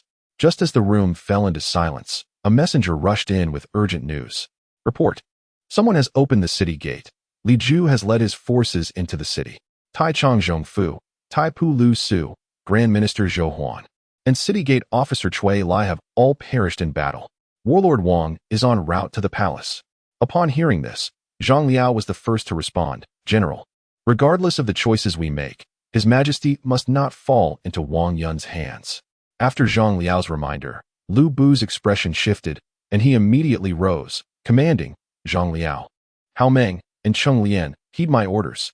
You three shall take Wen Yuan as your lead, and swiftly take your subordinates to the southern city gate to assume command of the defenses. Understood, replied the trio. Song Xian, Ho Cheng, Chao Xing, and Wei Su. You four must immediately gather your troops and accompany me to the palace to rescue His Majesty. Understood. As the others departed, Lu Bu turned to the still present Gao Shan and placed a reassuring hand on his shoulder. I entrust my family to you. Having anticipated this moment due to Lu Bu's earlier omission of his name, Gao Shan respectfully bowed and accepted the command. Shun shall not fail the trust bestowed by the general. While many readers might perceive Gao Shan as being undervalued by Lu Bu, it is crucial to differentiate between lack of employment and lack of trust. The notion of Gao Shan's lower status often stems from his absence among Lu Bu's 8 valiant generals, a concept primarily derived from the Romance of the Three Kingdoms, which only briefly mentions it. In the 11th chapter, during the Battle of Puyang, Cao Cao immediately positioned himself under the flag and observed Lu Bu's forces. In the formation, Lu Bu prominently led with 8 valiant generals, the first being Zhang Liao of Yinmen, and the second being Zhang Ba of Huang. Each of these generals commanded 3 others, Hao Meng, Chao Xing, Cheng Lian, and Wei Su, Song Xian, and Ho Cheng. This illustrates the unique positions of Zhang Liao and Zhang Ba under Lu Bu. However, it does not diminish Gao Shan's standing. When Hao Meng betrayed him, Lu Bu contemplated fleeing to Gao Shan, who ultimately led the troops to quell the rebellion. During Lu Bu's time in Suzhou, Gao Shan also commanded the troops against Liu Bei, with Zhang Liao as his deputy. Hence, the reason Gao Shan was not among the 8 valiant generals likely stems from his persistent counsel to Lu Bu, which, unlike the likes of Li Shimin, became a source of irritation for Lu Bu. Thus, even if Lu Bu recognized Gao Shan's loyalty, he did not particularly elevate him. Chapter 76. The enemy advances, we retreat. After dispatching Gao Shan to safeguard his family, Lu Bu felt unburdened and promptly donned his full armor, mounting his steed, Red Hair, while wielding his Fangtian Huaji as he set forth towards the palace. Along the way, he swiftly joined forces with Song Xian, Ho Cheng, Chao Xing, and Cheng Lian. Accompanied by El Bu, they made their way towards the imperial palace. Meanwhile, Wang Yun, upon learning that the city gates had fallen, wasted no time and headed directly to the palace. Without any prior announcement, he burst in to meet Lu Xie. Although Lu Xie felt quite displeased by Wang Yun's sudden intrusion, he maintained his composure and inquired, "Why does Master Wang appear so flustered?" Wang Yun, observing the young emperor who was barely over 10 years old, hastily approached and urged, "Your Majesty, the city gates have been breached. I implore you to accompany me to pacify the rebels."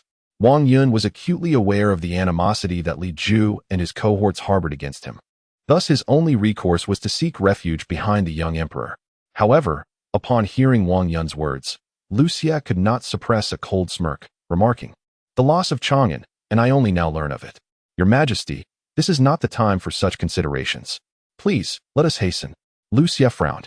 Despite his aversion to Wang Yun's approach, the pressing circumstances compelled him to allow Wang Yun to lead him outside. The two hastily exited the palace, accompanied by a contingent of imperial guards, but in the next moment, a chilling voice echoed, "Master Wang, where do you intend to take His Majesty?" Startled, Wang Yun looked up to see El Bu materialize like a specter, his towering figure resembling a majestic mountain. Brandishing his halberd, its blade gleamed with a cold light, and his gaze was as frigid as ancient ice, devoid of warmth. In Wang Yun's eyes, with each step of El Bu's steed, the ground trembled slightly. "Wen Ho, what do you intend? How dare you obstruct His Majesty's path?" "Oh, am I obstructing His Majesty?" El Bu chuckled softly, choosing not to engage Wang Yun further, and instead commanded Song Xian and Ho Cheng to advance. In no time, the imperial guards flanking Wang Yun and the young emperor were swiftly subdued. After forcibly detaining Wang Yun, El Bu then approached Lu Xie and bowed, saying, "Your Majesty, Chang'an has fallen. I beseech you to withdraw with me to the old capital of Luoyang." "Return to Luoyang?" Lu Xie, who had previously stood as if invisible, finally regarded El Bu with attention upon hearing this. "If that is the case, then please escort me back to Luoyang, Wen Ho. I shall heed your command. Wang Yun, you cannot take his majesty away. Elbu, you are holding his majesty hostage. How audacious. At these words, Elbu turned to glance at Wang Yun, who was firmly grasped by Song Xian and Ho Chung. Master Wang, since you are so loyal, I would ask you to remain here and fend off the rebels. With that, Elbu gestured, and Song Xian and Ho Chung understood, binding Wang Yun to a nearby pillar. Elbu summoned a warhorse, allowing Wei Su and Lu Xie to share a mount, and promptly ordered them to head towards the southern gate. The group galloped swiftly and successfully reunited with Zhang Liao at the southern gate. Have Gao Shun and the others exited? They have already left the city. We shall follow suit and meet at Changmen Pavilion. Excellent. Just as Elbu prepared to spur his steed away from the scene, a loud shout rang out from behind. Elbu, do not leave. Your Majesty, I have arrived too late. Elbu turned around, only to see Li Ju and his men urging their horses closer. You all go ahead. I shall hold them off. No, General, let us retreat together. The enemy outnumbers us significantly. If we become entangled, escaping will be exceedingly difficult. Upon hearing Zhang Liao's counsel, Elbu furrowed his brow slightly, yet ultimately acquiesced to Zhang Liao's advice, hastily leading his men away with the main force. Thus, the two groups departed Chang'an amid a chase. In the forest west of Sherman Pavilion, a considerable troop lay concealed. Report. A detachment of armored cavalry has been spotted ahead. Yin Su, perched upon a stone, slowly opened his eyes. Armored cavalry? How many are there? Approximately 700, but not exceeding 1,000. Yin Su's brow knitted in contemplation. Could this be Elbu's vanguard? Gao Shun, Hanzhong, Zhong Kong, accompany me to investigate. Zi Yi and Jun Gui, you shall temporarily command. Understood. Shortly thereafter, guided by the scout, Yin Su, along with Huang Zhong and Su Chu, approached the troops' vicinity. From a distance, the soldiers appeared spirited and well-equipped, while Yin Su's keen gaze searched the ranks, swiftly locating the target he had anticipated. Name, Gao Shun. Courtesy, name Xiaofu Marshal. 94, Strength. 95, Stamina. 100, Skill. 91. Reflex, 90, Intellect. 87, Strategy. 81, Politics. 68, Leadership. 97, Military Provisions. 102. Indeed, it was Gao Shun's vanguard. A true master of training, Yin Su mused. Hanzhong, encircle them. Yes.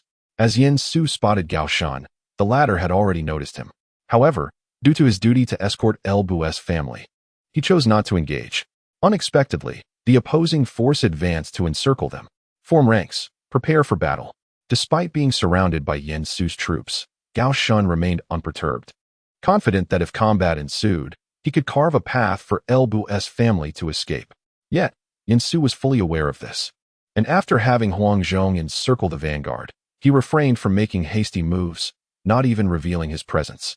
As for Gao Shun's vanguard, without Yin Su's provocation, they would not disrupt their formation, maintaining a steady advance. Strategist? Do not engage directly, move with them. Understood. In the next moment, Huang Zhong commanded the army to follow the movement of Gao Shun's vanguard, keeping a safe distance. During this time, Gao Shun attempted a charge, but Yin Su's troops turned and fled, offering no opportunity for confrontation. Chapter 77. Elbu, the advantage is mine. Damn it. Gao Shun frowned at the sight. Yet recognizing the enemy's overwhelming numbers, he could only endure. Now, he awaited Elbu's swift arrival to join forces. With cavalry support, he was confident he could overcome this detachment. Unfortunately, in terms of reinforcements, it was evident that Tai Shirtzi and his men would arrive first. As soon as Tai Shirtzi and his remaining troops arrived, Yin Su was finally willing to show himself. With 4 formidable generals by his side, he felt an overwhelming sense of security. Who commands the army? After a prolonged siege, Gao Shun, seeing the enemy commander at last reveal himself, hastened forward to proclaim, I am Gao Shun of Qinlu. Who do I address? Yin Su, the inspector of Yi province, came the reply. Upon hearing the name, Gao Shun fell silent for a moment, and after a lengthy pause, he raised his voice and said, engaging in battle with us yields no benefit for you. Why not lead your troops to Chang'an? Perhaps you could seize it from Li Ju and his men. Shall we part ways here? It was evident that Gao Shun, wishing to protect the wife and daughter of Elbu, had no desire for conflict. Yin Su squinted at the 2 women safeguarded in the midst of Gao Shun's formation, a smile evident in his voice. If I am not mistaken, You are protecting Elbu's wife and daughter, are you not? It seems that Elbu has already set his sights on seizing the emperor. Upon hearing Yen Su's words, a cold sweat broke out on Gao Shun's brow. You. That note was delivered to the general by you? Prepare to break through the encirclement. Just as Gao Shun issued the command, a thunderous sound of hooves approached. And turning his head, he beheld Elbu leading a vast cavalry charge towards them, accompanied by another contingent of Shiliang iron cavalry behind him. Stop! The appearance of Yen Su startled both Elbu and Li Ju, causing them to halt in their tracks, hesitant to make any rash moves. The situation on the battlefield was chaotic, with Yen Su's forces surrounding Gao Shun's camp, while simultaneously blocking Elbu's path, and Li Ju's troops intercepting Elbu's retreat. Elbu, with his keen vision, quickly spotted Yen Su, who was well protected in the center of his formation. Instinctively, he began searching for the figures of Zhao Yun and Jian Wei within Yen Su's ranks. Upon failing to locate them, he finally exhaled in relief. The advantage is mine. Meanwhile, Yen Su's gaze swept back and forth across Elbu and Li Ju's formations until it was drawn to a commanding officer beside Elbu. Name, Zhang Liao. Courtesy, name Wen Yuan. Strength, 98. Power, 92. Stamina, 101. Skill, 98. Reaction, 101. Intelligence, 88. Strategy, 88. Politics, 70. Leadership, 103. Military preparedness, 91. Excellent. Zhang Liao indeed stands beside Elbu. These statistics reflect his prowess, having once led a mere 800 men to shatter the formidable force of 20,000 Wuhuan, defeating 3,000 cavalry, and even slaying the Wuhuan chieftain, Tadhua. He is truly the valiant warrior who charged against Sun Quan's claimed 100,000-strong army at the Battle of Hefei, repelling him, and faced the unfavorable terrain at the Battle of Tianzhushan, distinguishing himself by slaying the capable generals Chun Lan and Mei Cheng. After examining Zhang Liao, Yen Su turned his attention to Li Ju's camp, but regrettably, he could not even catch a glimpse of Zhang Ji, let alone that little bear. However, judging by the scale of Li Ju's forces, it appeared that he had brought forth all the Shiliang cavalry, which suggests that Zhang Ji and his men must be following closely behind with infantry or are temporarily guarding Chang'an.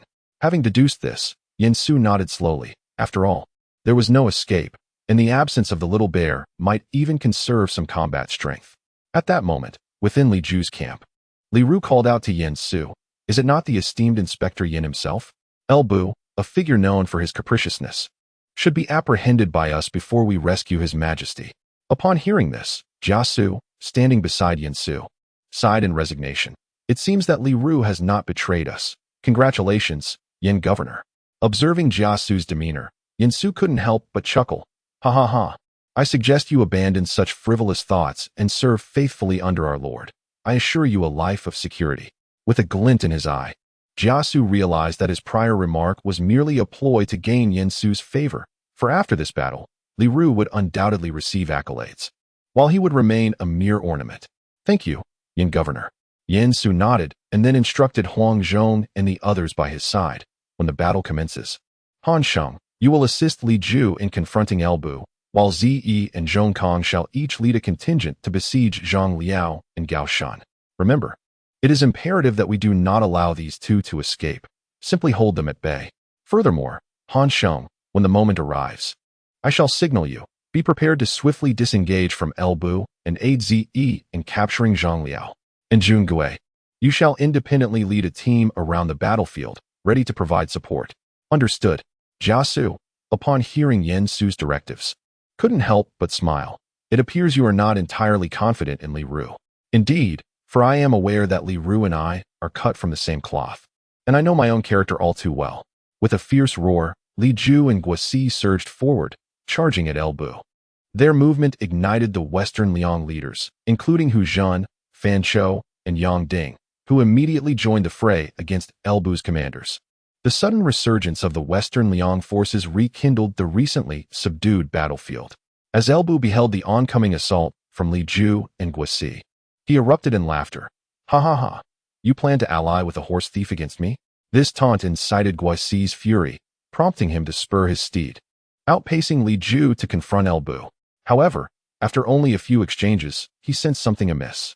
Damn it, Elbu is indeed fearsome. Fortunately, Li Ju arrived in time to share the burden, yet even together, they found themselves at a disadvantage against El Bu. At that moment, amidst the clash, a formidable general from Yen Su's ranks charged forth. El Bu, old rogue, do not be so arrogant. The newcomer was none other than Hanzhong, bearing a precious bow and wielding a great blade. Hanzhong galloped into the fray, shouting, "Do not panic. Huang has arrived." With that, he swung his blade, aiming directly at El Bu. Recognizing the prowess of his opponent, El Bu steeled himself for battle. Hanzhong's swordsmanship was fierce, each strike imbued with the force of the wind, and the two warriors became enmeshed in combat. Yet, as the fight progressed, El Bu began to feel an unsettling realization. Where had Yen Su discovered so many exceptional heroes?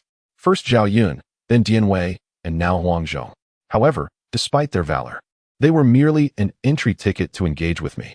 As these thoughts crossed his mind, El Bu let out a furious roar, his Fang Dianyu halberd dancing with even greater ferocity. Chapter 78, The Great Melee. Witnessing El Bu's fervent battle spirit, Hanzhong bellowed as he urged his steed forward.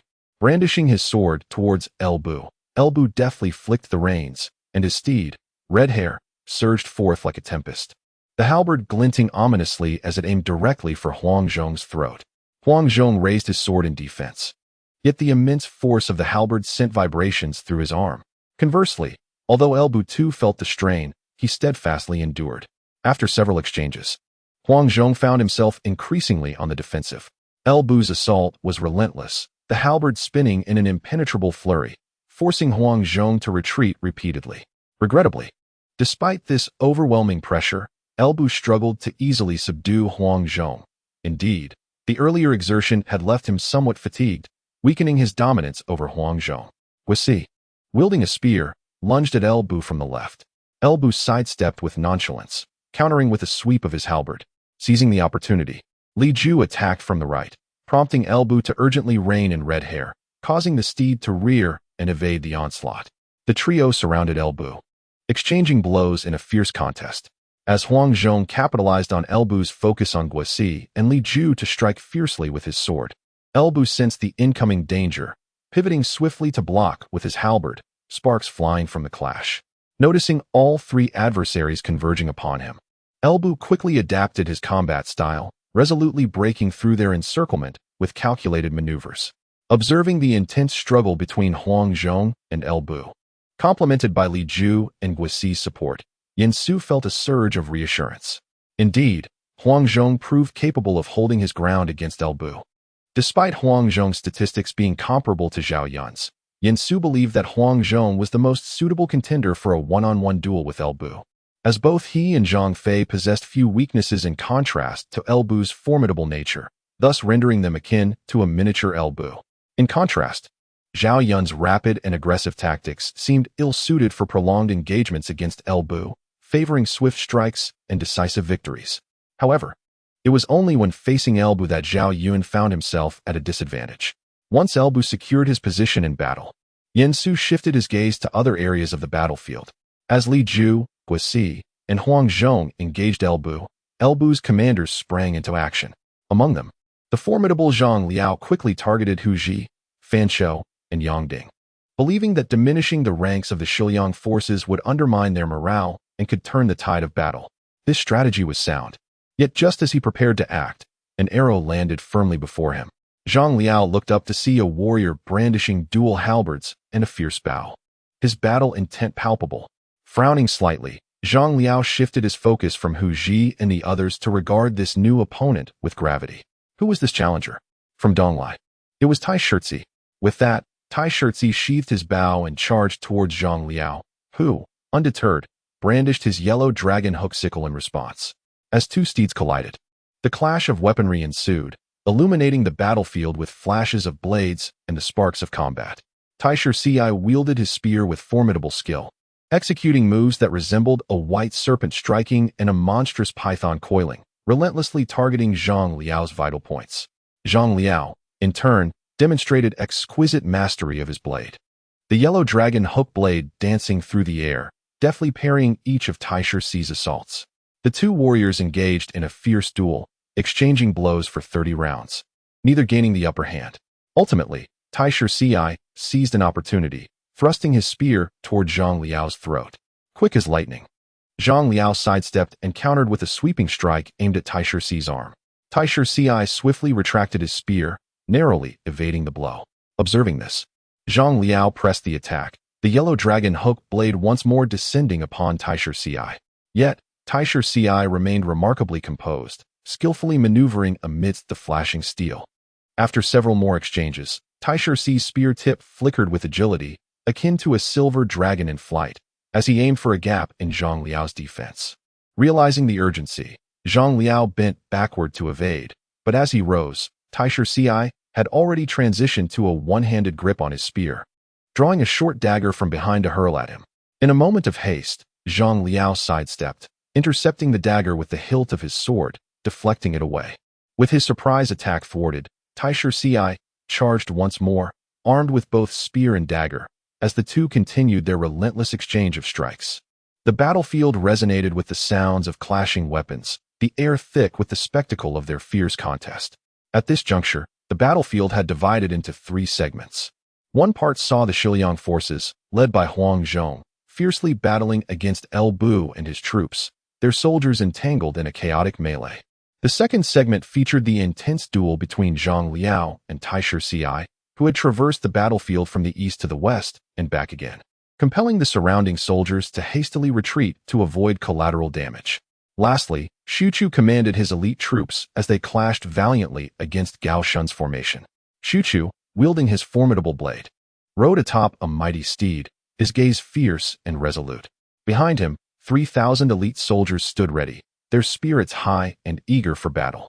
In stark contrast, Gao Shun's troops awaited with formidable discipline, their armor gleaming, weapons bristling like a forest, 700 men exuding the might of thousands. With unwavering resolve, Gao Shun ordered his troops to advance in unison, resembling a torrent of steel. Witnessing this, Xu Chu let out a commanding shout, charged through their ranks. He spurred his horse forward, leading the charge into the fray. His immense strength sent gusts of wind from his blade, causing the soldiers of Gao Shun to scatter.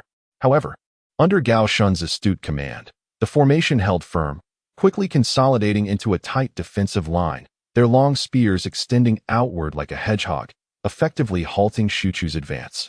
The clash between Xu Chu's 3,000 elite soldiers and Gao Shun's troops erupted into a whirlwind of flashing blades and flying flesh.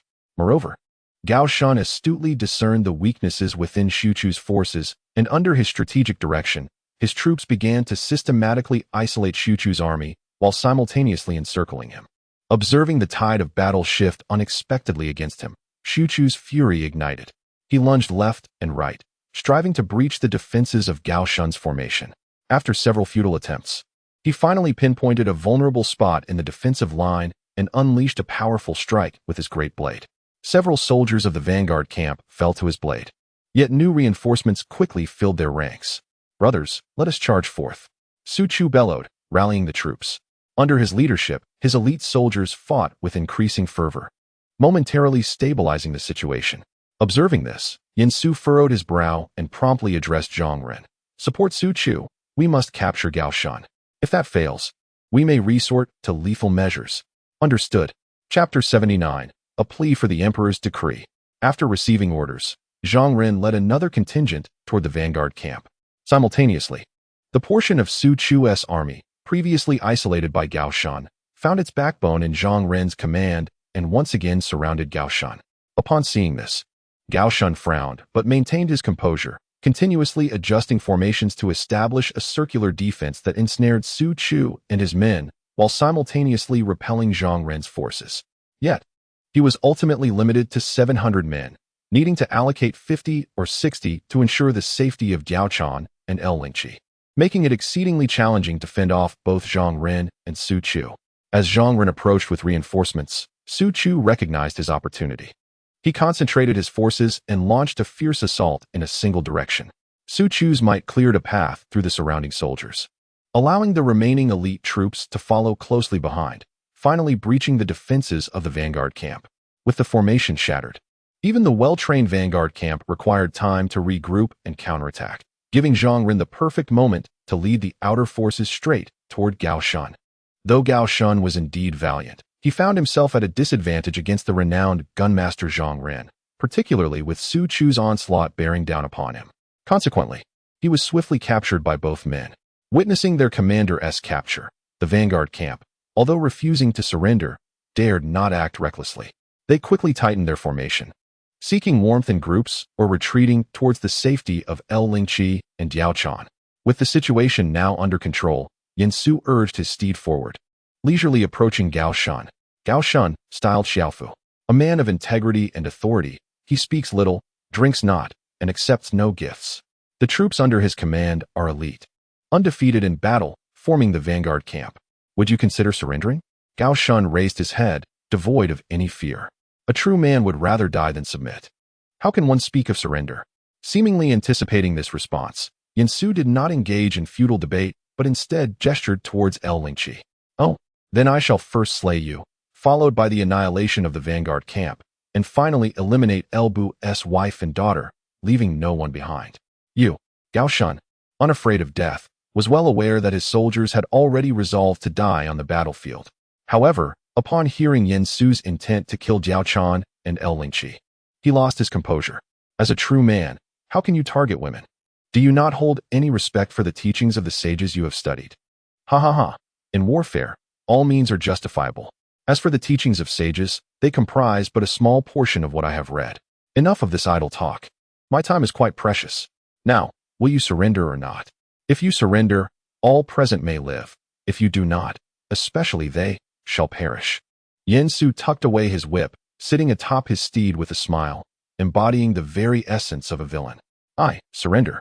Gao Shan appeared to have lost all means and strength, ultimately surrendering in order to ensure the safety of El Bu's wife and daughter. Upon witnessing this, Yin Su smiled softly and then addressed Su Chu. Zhongkong, take a contingent to disarm the forces of the trapped camp and bind them securely for proper oversight. Understood. After resolving matters with Gao Shan, Yin Su turned his attention back to the chaotic battlefield. At this moment, not only was El Bu entangled, but his Bingzhou army was also retreating steadily, as they were clearly outnumbered by Li Ju and Hanzhong. After a moment of contemplation, Yin Su said to Zhang Ren, now that the situation with Gao Shan has concluded, we can recall some of our forces.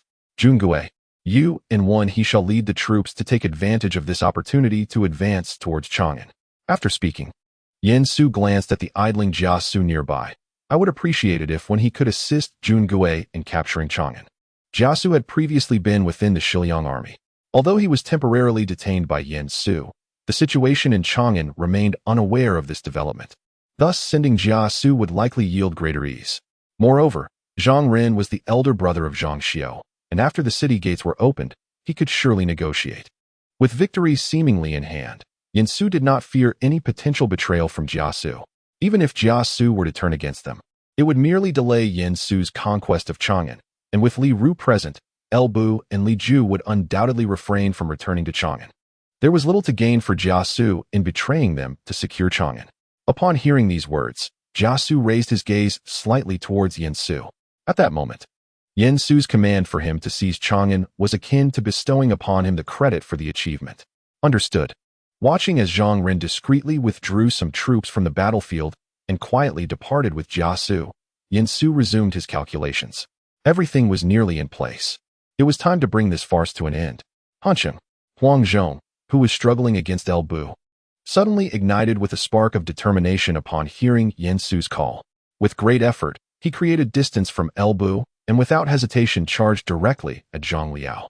Initially, the duel between Zhang Liao and Tai Shirzi was perilous, with both combatants seemingly evenly matched.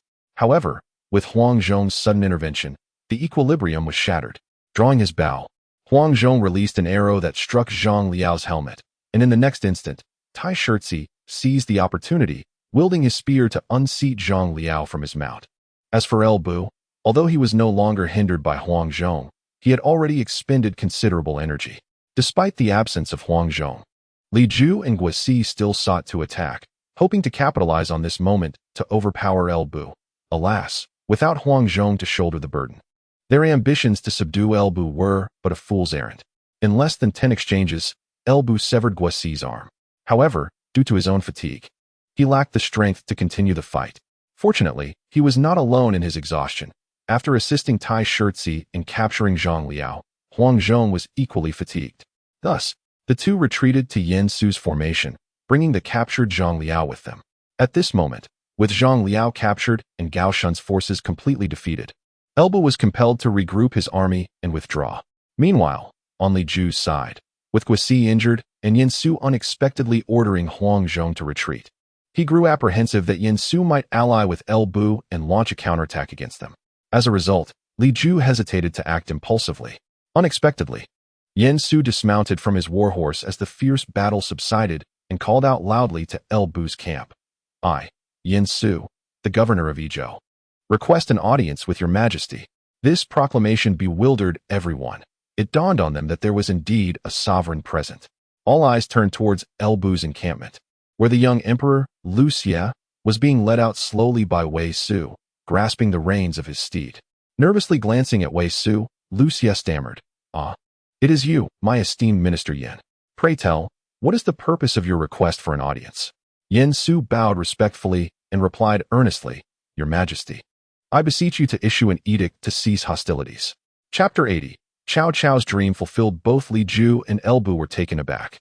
"Was it not you who struck first? Why, then, are you the one calling for a cessation of hostilities? If the emperor were to issue such an edict, would they comply or not? Complying would surely leave them discontent, yet refusing would grant the other two factions a reason to unite against them. Was it a gamble worth taking?" At El Bu's side, Hao Ming pondered for a moment before whispering something to him. El Bu's eyes brightened as he pointed his Fontaine-painted halberd at Yen Su, reproaching him fiercely. "Bold Yen Su, we are the emperor's protectors, and yet you dare to act against us. Do you seek to commit treason?" Yen Su did not respond to his words, but instead commanded Su Chu to bring Gao Shun forward. "El Bu, if you depart now, I can guarantee the safety of your wife and daughter. Otherwise, prepare to be a solitary man." Upon seeing Gao Shun, El Bu realized that his wife and daughter had likely fallen into Yen Su's hands. Just then, another sound of hooves approached. It was Huang Fusang, who had taken back command of his troops and was now advancing towards them. Upon noticing this contingent, a hint of intrigue flickered across Yen Su's face. "Oh, they have finally arrived. Now it becomes interesting." The factions of Guanzhong, Shiliang, and Bingzhou, alongside Dongzhuo's forces, are all present. Seeing Huang Fusang's arrival, El Bu felt a tightness in his chest, and Hao Ming quickly urged him, "General, we must retreat. The current situation is too unfavorable for us." El Bu furrowed his brow, recalling that he had severed ties with Wang Yun when he departed from Chang'an, and given the relationship between Wang Yun and Huang Fusang, the latter would undoubtedly not come to his aid. Moreover, with Yen Su, Li Ju, and Huang Fusang present, he had lost the opportunity to take the young emperor away. Looking up at Yen Su, he declared, "I demand you swear not to harm my wife and daughter. If you swear this, I shall depart. It is simple. I swear by the ancestors of the Yen clan that as long as you allow the emperor to leave Guanzhong, I guarantee the safety of your wife and daughter." Hearing Yen Su invoke his ancestral oath, El Bu finally felt reassured. Gritting his teeth, he ordered that the young emperor be left behind and, with his remaining subordinates, he retreated. The young emperor stood there, somewhat at a loss, while Huang Fusang, upon seeing Lu Xie, felt a surge of joy and hastily wished to protect the emperor. However, as he made a move, the Shiliang army advanced, causing Huang Fusang to hesitate, leading him to command the troops to halt momentarily. At that juncture, Yen Su stepped forward to break the impasse. "Your Majesty appears to be unsettled. I have learned of Dongzhuo's demise and have conferred with the governor of Liangzhou. Cao Cao, we both believe that figures like El Bu and Wang Yun may be no different from Dongzhuo. Thus, with the safety of your Majesty in mind, Cao Cao entrusted me to lead troops to your aid. It is unfortunate that your Majesty has still been coerced by El Bu. However, it is a blessing that your Majesty remains unharmed. Truly, heaven has favored our Han." Despite Yen Su's words, Lu Xie remained cautious, as his recent experiences had rendered him wary of trust. Unexpectedly, Yen Su continued, "Now that Dongzhuo is dead, El Bu is in flight, and Wang Yun is like a bereaved dog. Therefore, I earnestly beseech your Majesty to return to the old capital." Upon hearing this, Lu Xie's eyes brightened at the prospect of returning to Luoyang. Huang Fusang, upon hearing this, immediately dismounted his horse, exclaiming, "Your Majesty, I am willing to escort you back to the old capital." Indeed, Your Majesty, Dongzhuo's forcible relocation of the capital was a grievous error, defying the heavens. Now, returning to the old capital aligns with the divine mandate. Furthermore, though Dongzhuo was brutal, his subordinate generals are innocent. I propose that Li Ju and others accompany General Huangfu in escorting Your Majesty back to the old capital. Initially apprehensive, Li Ju and his companions felt a wave of relief upon hearing Yen Su's statement. However, he instinctively glanced at Li Ru, who nodded in approval. Li Ju promptly dismounted and bowed, declaring, "I wish to escort Your Majesty back to the old capital." Seeing Lu Xie still frozen in place, Yen Su approached the young emperor and whispered, "Your Majesty, while General Huangfu is loyal, he must also be regarded with caution. With Li Ju to restrain him, Your Majesty can balance their influences and regain authority." Lu Xie absorbed this, and the mention of regaining power was an irresistible temptation for him. A ruler who had never wielded real authority. "Very well, I shall heed your counsel. The esteemed name of Your Majesty, please issue a decree." Lu Xie nodded and took a few excited steps forward. "Let Huangfu Song and Li Ju escort me back to the eastern capital of Luoyang. There must be no error. I accept the decree." After Huangfu Song completed his bow, he gestured, and soon a carriage was brought forth. Lu Xie, filled with delight, was about to board the carriage when Yen Su spoke again. "Your Majesty, I implore you to reward the ministers, to demonstrate Your Majesty's regard for them, and to win their loyalty, as the realm still requires pacification." Lu Xie's foot hesitated, and he turned to Yen Su, asking, "What rewards do you suggest, and whom should they be bestowed upon?" In response, Yen Su remained silent, retrieving a piece of silk from his robe and placing it in Lu Xie's hands. After this, Yen Su did not depart, but stood still, awaiting further developments. Lu Xie furrowed his brow, and after reviewing the content above, he turned to Huangfu Song and commanded, "Draft the decree."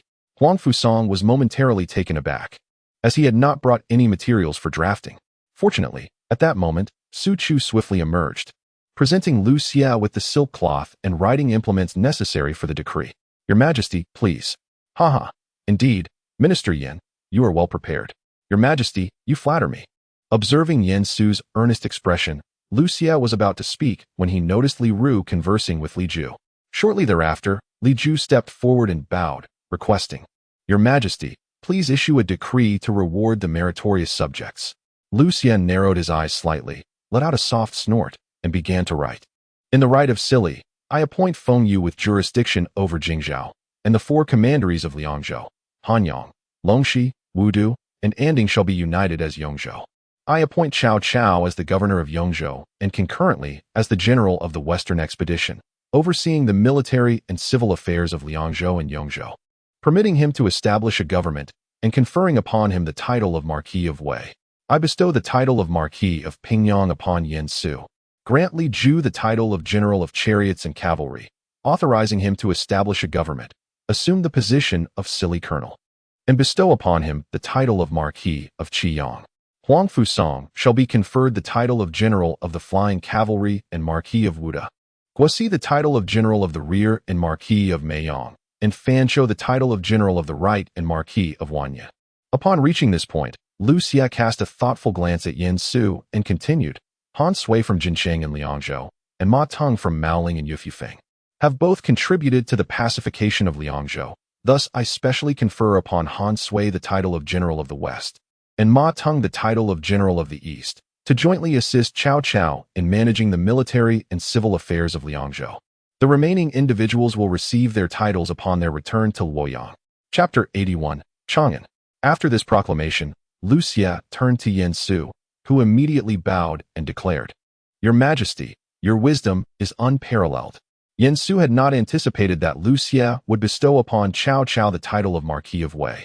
Like others, the title of Marquis was equivalent to that of a county lord, with the fief located in Weijun of Jizhou. It seemed that the young emperor harbored some resentment, deliberately placing Cao Cao's fief within Yuan Shao's territory as a means to vex him. However, Yen Su found this rather acceptable, as it still circled back to Wei. As for generals such as Huang Zhong and Tai Shirzi, who had performed commendably in this battle, Yen Su refrained from requesting titles for them. Believing that such honors should rightfully be conferred by Cao Cao himself, it was not his place to act on Cao Cao's behalf. Simultaneously, he had not sought any titles for himself, with the title of Marquis of Pingyang being an addition by Lu Xia, likely intended to test the waters for discord between Yin Su and Cao Cao. Indeed, the Lu family seemed adept at unlocking political skills from a tender age. Yet, this maneuver elicited a sense of amusement from Yin Su. It could be said that Lu Xia was somewhat timid. How could a mere title of Marquis of Pingyang sow discord? If he truly wished to incite division, he ought to have appointed Yin Su as the governor of Yongzhou and Cao Cao as the general of the Western expedition, then married a royal princess to Yin Su. Clearly, Lu Xia lacked the courage for such bold moves. He desired to create rifts between Yin Su and Cao Cao while simultaneously fearing the repercussions of escalating the situation. What intrigued Yin Su was the curious inversion of the locations of Yongzhou and Liangzhou from history, though ultimately it was merely a matter of nomenclature. As Yin Su led his troops to bid farewell, Lu Xia, after several twists and turns, finally embarked on the journey back to Luoyang, escorted by Huang Fusong, Li Ju, and others. However, it was not long before Li Ru of the Shiliang army discreetly departed from the ranks and joined Yin Su's forces. This time, when you should indeed take the lead in merits. Everything was also meticulously planned by the Marquis. Yin Su chuckled and shook his head, reminding himself that this was not solely his own strategy. Let us not forget the multitude of strategists from the Cao camp standing behind him. After a brief exchange of modesty between the two, they prepared their troops and set forth towards Chang'an. As anticipated, Chang'an had already shifted allegiances at this moment. Within the city, Zhang Ji, upon catching sight of Yin Su leading his army, promptly rushed out to greet him. Simultaneously, Yin Su noticed the delightful figure of Betty the Bear, who was animatedly conversing with Zhang Ren, our northern lance king, Zhang Xiao. His name is Zhang Xiao, courtesy name Yue. Martial, 97, strength, 99, stamina, 96, skill, 97, reaction, 96, intelligence, 76, strategy, 70, politics, 60, command, 86, military preparation, 90. Regarding Zhang Xiao's prowess, Yin Su could only affirm that he rightfully deserved the title of Northern Lance King, and indeed, as Zhao Yun had previously speculated, he possessed innate strength but lacked the extraordinary qualities some might attribute to him. Upon seeing Yin Su, the few gathered promptly came forward to pay their respects. Once Yin Su concluded his conversation with Zhang Ji, Zhang Ren stepped forward with Zhang Xiao, saying, "Strategist, this is my second younger brother, and also Zi Long's second elder brother, Zhang Xiao from the north, whose martial skills surpass my own." The Northern Lance King Zhang Xiao, yes. I have heard much about him. Hearing Yin Su's commendation, Zhang Xiao was momentarily taken aback, stating, "I am unworthy of the title of Lance King. I shall require the strategist's guidance in the future." Beside them, Zhang Ji looked upon Zhang Xiao with a sense of satisfaction, as Zhang Xiao had yet to establish his reputation as the Northern Lance King. Thus, Zhang Ji interpreted Yin Su's remarks as a sign that he held great regard for his nephew. It is well known that Yin Su possesses a keen eye for talent, and his reputation is currently quite formidable. It is important to note that Northern Land here does not pertain to the Northern Land Commandery. Rather, it refers to Liangzhou during the late Han Dynasty, similar to how Yizhou is referred to as the western region of Shu. This was undoubtedly a fortuitous development for him. For who does not recognize the wealth of talent within the Cao camp? Fortunately, Zhang Xiao had some prior connections from his training, allowing him to associate with Zhang Run and even the current foremost general of the Cao camp, Zhao Yun. This connection would certainly enable the Zhang family to secure a place of significance within the Cao camp, which is why he readily accepted Zhang Ren's and Jia Su's counsel to surrender. Moreover, there was another factor at play. He and Jia Su shared a semblance of locality, both hailing from Wuwei Commandery. Although Jia Su maintained a low profile, Zhang Ji was well aware of his capabilities. Thus, in his view, aligning with Jia Su was likely a prudent decision. General Zhang's conquest of Chang'an bears immense merit. When our lord arrives in Chang'an, I shall certainly advocate for General Zhang before him. Upon hearing this, Zhang Ji's heart swelled with joy. It was evident that Yin Su was graciously attributing the credit to him. Indeed, this person was amiable. "Thank you, Inspector Yin, for your support. I humbly invite you to enter the city." At this moment, Chang'an appeared far less desolate than before. The previous atrocities committed by Dong Zhuo were part of the cause. Yet even more significant was the large-scale massacre conducted by Li Ju and Guisi upon their entry into the city. Under the guidance of Zhang Ji, Yin Su entered the grand hall of the imperial palace. It must be said that although Chang'an was merely a secondary capital in the past, the emperor had resided here for a considerable time. Thus the palace was adorned with remarkable opulence. Presently, not only were Yin Su and his companions in attendance, but numerous former officials were also gathered here. Upon Yin Su's entrance, they scrutinized him with discerning gazes. Before Yin Su could utter a word, an elder stepped forward and inquired, "Are you the Yin Su of the Yin clan from Renan?" The younger generation indeed is Yin Su, a humble scholar. "May I inquire your esteemed name, elder?" The elder, noticing Yin Su's courteous demeanor, nodded in approval, for he had encountered many unyielding figures before, such as Dong Zhuo and later, Wang Yun and Lu Bu, who, albeit slightly more amiable, were still embroiled in severe factional disputes. Following them were Li Ju and Guosi, who entered with no intention of dialogue, resorting to violence immediately. At last, it seemed a reasonable person had arrived. Cough. "I am Yang Biao of the Yang clan from Hanzhong." It was well known that in these tumultuous times, familial connections outweighed official titles. The Yang family had held the position of Grand Commandant for 4 generations. Oh, but Yang Biao was not yet a Grand Commandant, so it should be referred to as the 3rd generation of Grand Commandants from Hanzhong. However, the distinction of generations mattered little, for the Yang family's consistent prominence in such a role spoke volumes of their influence. "Ah, I comprehend. I extend my respects to you." Ignoring Yin Su's words, Yang Biao promptly posed the question that concerned all present. "Let us set aside other matters for now. I must ask, where is His Majesty at present?" The relocation of the capital to Chang'an was a nefarious act of Dong Zhuo. "After I rescued His Majesty, General Huang Fusang escorted him and persuaded Li Ju and Guosi to return with him to the eastern capital of Luoyang." "General?" Yang Biao paused, momentarily taken aback. Huang Fusang had previously been involved with Dong Zhuo, and his current position was merely that of inspector. The title Yin Su used clearly did not convey respect. Yin Su, discerning this, further elucidated, "His Majesty is now conferred." He then posed a question to the assembly. "Would you all be inclined to journey to Luoyang to reunite with His Majesty? If so, I can dispatch a formidable army for your escort." In Yin Su's estimation, it would be best to send them all to Luoyang, as they currently held no power over the emperor, rendering their presence burdensome. "Certainly, we beseech the Marquis of Pingyang to escort us to Luoyang to continue assisting His Majesty." Upon Yang Biao's declaration, many followed suit in bowing, though a few remained silent, evidently reluctant to accompany the young emperor and bear the ensuing hardships. They were uncertain of what might transpire under Huang Fusang's administration, especially considering the drastic changes witnessed during Wang Yun's rise to power, not to mention the threatening presence of Li Ju and Guosi in Luoyang. Yin Su observed the reticent officials, narrowing his eyes slightly. "Do they intend to remain and deceive me? That is inconceivable. Let these matters remain here. Sooner or later, they shall tarnish his reputation. I shall escort all present to Luoyang. After all, Luoyang is presently in a state of desolation. His Majesty will require your assistance upon his arrival there. What say you?" Those who previously expressed reluctance to go, upon meeting Yin Su's frigid gaze, hastily averted their eyes. Was it not said that he was a reasonable man? How could he suddenly change?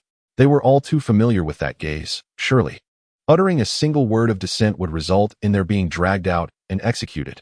As most pondered thus, there was indeed one undaunted soul. A minister stepped forward, bowing to Yin Su, and declared, "My health cannot withstand further tribulation. I would rather remain in Chang'an. I implore you, Marquis Pingyang." Yet before he could finish, Yin Su interrupted, "Humph. His Majesty currently lacks manpower, and you wish to linger in Chang'an, coveting wealth and comfort? You must recognize that although Li Ju and Guosi have surrendered, their past actions necessitate caution. At present, only the General of Chariots and Cavalry stands by His Majesty's side. Do you hold no concern? I see no distinction between you and the traitors. Seize him and take him away for execution." "Nay, Marquis Pingyang, you must not act thus. I am, stuff his mouth, drag him out, and execute him." "Yes." With a single command from Yin Su, the man was led away, and Yin Su's gaze turned cold as he surveyed the assembly. "Is there anyone else unwilling to journey to Luoyang to assist His Majesty?" The crowd exchanged glances, each remaining silent. Even Yang Biao, who had been contemplative, after a brief look at Yin Su, quietly sealed his lips. Seeing this, Yin Su nodded in satisfaction. "Very well. I ask you all to return and prepare. I shall arrange for your escort to Luoyang." With that final remark, Yin Su turned and left, accompanied by Hanzhong and Su Chu. After a series of twists and turns, they arrived at a courtyard, surrounded by armored guards. Inside the hall, Gao Shun was seated upright. Hearing the commotion of arrivals, he raised his head. Marquis Pingyang, he acknowledged with a nod as Yin Su approached. However, Gao Shun quickly stepped forward to obstruct him. Marquis, what is your intent? Do not forget that you promised General Wan to ensure the safety of his family. Yin Su smiled at the anxious Gao Shun and replied, Xiao Fu, do not forget that you serve our lord. Marquis Pingyang, I would not forget, yet even so, General Wan is a dear friend. I must ensure the safety of his kin. I ask for your forgiveness, and should I offend, I shall certainly apologize to our lord. Upon hearing this, Yin Su laughed heartily. You need not invoke our lord to press me. However, rest assured, I shall guarantee the safety of El Bu's wife and daughter. This I vow by my own clan, is it not so? Do you doubt my word? This statement left Gao Shun momentarily bewildered. After hesitating and failing to articulate a response, he acquiesced to Yin Su's reasoning and quietly followed in his wake. In truth, Yin Su had no particular intentions for coming here. He primarily sought to behold the exquisite beauty of Diao Chan, often celebrated for her captivating allure, as well as Lu Bu's daughter, Lu Lingqi. After all, in the annals of history, she was destined to be wed to Yuan Shu's son as the crown princess. Upon entering the courtyard, he beheld a figure standing amidst the surroundings. She possessed an oval visage, eyebrows akin to distant mountains, exuding an air of heroism. Her eyes resembled a clear, deep pool, sharp and crystalline, concealing a spirit of courage and tenacity. Beneath her straight nose, her cherry-red lips were pressed tightly together, adding an air of defiance to her countenance. Her long, lustrous black hair was tied up, with a few strands cascading down her cheeks, enhancing her grace. Clad in exquisite armor that accentuated her lithe form, she donned a flowing crimson cape, wielding a spear that shimmered with silver light, its tassels red as blazing fire. Her posture was as upright as a pine tree, and the fluttering of her cape lent her an additional touch of gallantry, embodying the essence of a warrior maiden. Upon witnessing this, Yin Su recognized her as Lu Lingqi, daughter of Lu Bu. At the same moment, Lu Lingqi noticed him and, with a disdainful smirk, declared, Humph, lecher, you have indeed come. Prepare for my spear. Without waiting for further words, she charged forward, brandishing her spear. Observing this, Hanzhong, Su Chu, and even Gao Shun hastily stepped forward to intervene, but Yin Su raised his hand to halt them. He was well aware of Lu Lingqi's capabilities and, having spent time honing his skills alongside Zhao Yun, Hanzhong, and Dian Wei, his prowess had vastly improved. Importantly, although he sensed her anger, he did not detect any murderous intent. Lu Lingqi was not foolish. Given the circumstances, it was feasible to confront Yin Su, especially with Gao Shun present. But to slay him would be an entirely different matter. Yin Su understood his significance within Chao's camp all too well. As the spear approached, Yin Su deftly sidestepped, raising his hand to firmly seize the shaft of her weapon. You! Lu Lingqi exclaimed, pulling with all her might, but to no avail. Fortunately, Yin Su relinquished his grip, allowing her to finally withdraw the spear, albeit causing her to stagger several steps backward. Humph, you appear delicate, yet possess some skill, she remarked. Flattery, my lady. Would you care to continue? Come again. As the two engaged in their playful skirmish, Gao Shun stood in astonishment. He had not anticipated Yin Su to exhibit such remarkable prowess. It seemed the camp of Cao indeed thrived on martial virtue. Even its strategists were formidable fighters. Indeed, Lord Pingyang, you possess remarkable skills. Hanzhong laughed heartily. Had the strategist trained in martial arts during his youth, he might have become a great general. Yet, his natural aptitude for strategy and wisdom is unparalleled, so there is no cause for regret. Gao Shun nodded in agreement.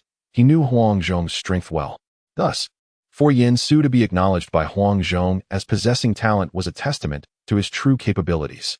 In the midst of their conversation, Yin Su had snatched the spear from Lu Lingqi's grasp, twisting it before delivering a forceful strike to her. Ah, you, lecher. The young lady donned in armor is undoubtedly a warrior, and as a warrior, she deserves to be treated with fairness. Therefore, you may strike my posterior. In light of this, one must question the origin of the term lecher. You. At that moment, just as El Lingqi was about to retort to Yin Su, a gentle voice emanated from within the room. Shortly after, a graceful figure emerged, moving with the elegance of a willow swaying in the breeze, her steps light and poised, exuding an enchanting presence. The beauty of Diao Chan was unparalleled, her forehead wide and smooth, reminiscent of exquisite jade. Her eyes, among her most captivating features, sparkled like bright stars, clear and deep. Her skin was as pure and delicate as snow, seemingly flawless, glistening softly in the sunlight. What a stunning beauty reminiscent of the moon's concealment. Indeed possessing such enchanting grace. My lady, it was he who initiated this. Diao Chan gently reassured Lingqi before respectfully bowing to Yen Su. Lingqi's temperament has been spoiled by her father. I hope the esteemed Duke of Pingyang will not take offense. We have yet to express our gratitude for the safety you have afforded my mother and me. With my husband missing, our only reliance now rests upon you and General Gao. This act of righteousness by the Duke of Pingyang is known throughout the realm, and even the Emperor acknowledges it, ensuring that your name shall be enshrined in the annals of history. Yen Su discerned the underlying message in her words. Realizing that Diao Chan was far from being a mere empty-headed ornament, it was evident that if she were truly foolish, she would not have been able to aid Wang Yun in executing his intricate schemes, nor would she have captured the affections of Bu. Observing Lingqi's unique address towards Diao Chan, it was clear that even this young girl had been charmed by her. One could only conclude that this woman possessed considerable cunning. Yet, Diao Chan's significance was inconsequential to him. With Bu heading to the Central Plains, he would likely emerge as a formidable warlord. For the sake of the greater good, no one would dare harbor ill intentions towards Diao Chan. Yen Su's visit was primarily to satiate his curiosity and to persuade Gao Shun to surrender. After all, one of the four great beauties, albeit a fictional construct, piques curiosity. Now that he had seen her, his curiosity was satisfied, leaving only the final step, recruiting Gao Shun. My lady, your words are overly gracious. I have come merely to ascertain if there is anything you two require. It appears that Lord Zhongkong has made adequate arrangements, Yen Su remarked as he took his leave. As he reached the entrance of the residence, Yen Su turned to Gao Shun and inquired, General Gao, are you planning to remain here as a mere guard? A guardian, solely in that capacity, cannot adequately attend to the needs of his dear friends' wives and daughters. After a moment of contemplation, Gao Shun respectfully clasped his fists and replied, I would appreciate the Duke of Pingyang's recommendation. There is no objection to that, Yen Su responded. Upon departing, Yen Su meandered to another estate. In contrast to the previous tense atmosphere, this place exuded a much more relaxed ambience. At that moment, he found Zhang Liao seated in the courtyard, engrossed in the study of tea. Seeing this, Yen Su made himself comfortable, sitting directly across from Zhang Liao. Without further ado, Zhang Liao poured a cup of tea for Yen Su and remarked, this tea is said to be a product of the Duke of Pingyang's research. How is it? Zhang Liao sighed and, with a hint of resignation, remarked, indeed, wine is delightful. Should fortune favor me in the future, I shall certainly indulge in revelry with Brother Wen Yuan, but for now, it is not yet possible. Zhang Liao glanced at Yen Su, seemingly grasping something. Has Gao Shun surrendered? Under the condition of Bu's wife and daughter? Indeed, Gao Shun has pledged allegiance to the Lord, securing a promise to protect Bu's family. Zhang Liao nodded slightly, then chuckled softly. In that case, what do you intend to use to persuade me to surrender? It seems there is nothing left to threaten me. Yen Su shook his head in response, fully aware of this fact. He also understood that merely offering Bu's family would likely not guarantee Zhang Liao's capitulation. Thus, he chose to use them to persuade Gao Shun, while Zhang Liao would require a more gradual approach. No matter, the Lord will come in person when the time is right. Ensure that General Wen Yuan is well cared for during this period. Understood. After a mere glance, without further words with Zhang Liao, Yen Su departed. As for how to persuade Zhang Liao later, Yen Su had devised a plan, but this matter would require Cao Cao's personal involvement. Upon exiting Zhang Liao's courtyard, Yen Su contemplated and summoned Hanzhong. Hanzhong, have you located the individuals? Hanzhong replied without hesitation, just now, Zi sent word that all three have been found. Yen Su nodded upon hearing this. It was good that they were all accounted for. The individuals Yen Su sought were none other than Lu Fan, the left Zhonglong general, Lu Dan, the chief of writs, and Lu Zhong, the commander of the carriage. Initially, Yen Su believed Lu Yen had feigned illness to summon Lu Zhong away. But to his surprise, Lu Zhong remained. My apologies, old Lu Yen. Your son shall stay with me for the time being. Ensure he is well guarded until the Lord arrives in Chang'an for further discussion. Chapter 84. The First Battle of Su Rong. Meanwhile, in Liangzhou, as the conflict heated up, Liu Yan and Yizhou seized the opportunity to attempt the capture of Hanzhong, while harboring concerns that Cao Cao might truly conquer Guangzhou. In Shujun, Chengdu, Liu Yan scrutinized the military reports that had been delivered, his brow furrowing in discontent. After glancing once more at the edict he had set aside, he rose in anger. Dispatch orders. Appoint Lu Kuei as commander, with Dong Fu as his military advisor, and let Ling Bao and Deng Xian assist him. We must capture Yangping Pass. With Liu Yan's command, the armies of Yizhou once again approached Yangping Pass. General, what shall we do now? On Yangping Pass, Vice General Cao Chun inquired nervously. While Cao Chun himself remained remarkably calm. What is there to worry about? Our troops are well supplied with provisions. If they choose to attack, let them come. Send word to me, Song Mountain and Nanjing to inform them that the Yizhou army is advancing. Understood. At the foot of Yangping Pass, observing the soldiers standing resolutely atop the fortifications, Lu Kuei could not help but furrow his brow, while Dong Fu spurred his horse forward, exclaiming, "This Yangping Pass is a perilous stronghold. It is better to outsmart than to assault it directly. However, I have heard that a large contingent of troops has already proceeded to Liangzhou, likely accompanied by generals such as Zhao Yun. Why not send someone to challenge them and gauge their strength?" Lu Kuei pondered for a moment and, finding himself without a clearer strategy, agreed to the suggestion. "Very well. Where is Deng Xian?" "Here at your service. I command you to issue a challenge. Should you defeat the enemy general, you shall earn the foremost credit." "Understood." Upon receiving his orders, Deng Xian immediately urged his horse forward. Although he had previously been bested by Zhao Yun, who had single-handedly vanquished 4 foes, he now felt emboldened by Zhao Yun's absence. Dare the valiant warriors of Guangzhou venture from the city to engage in battle? He taunted. Cao Hong narrowed his eyes at this audacious proclamation, thinking it presumptuous to believe that Zhao Yun's absence would embolden them. He was no soft target. Yet as he turned to respond, he recalled the earlier counsel from Yin Su and others.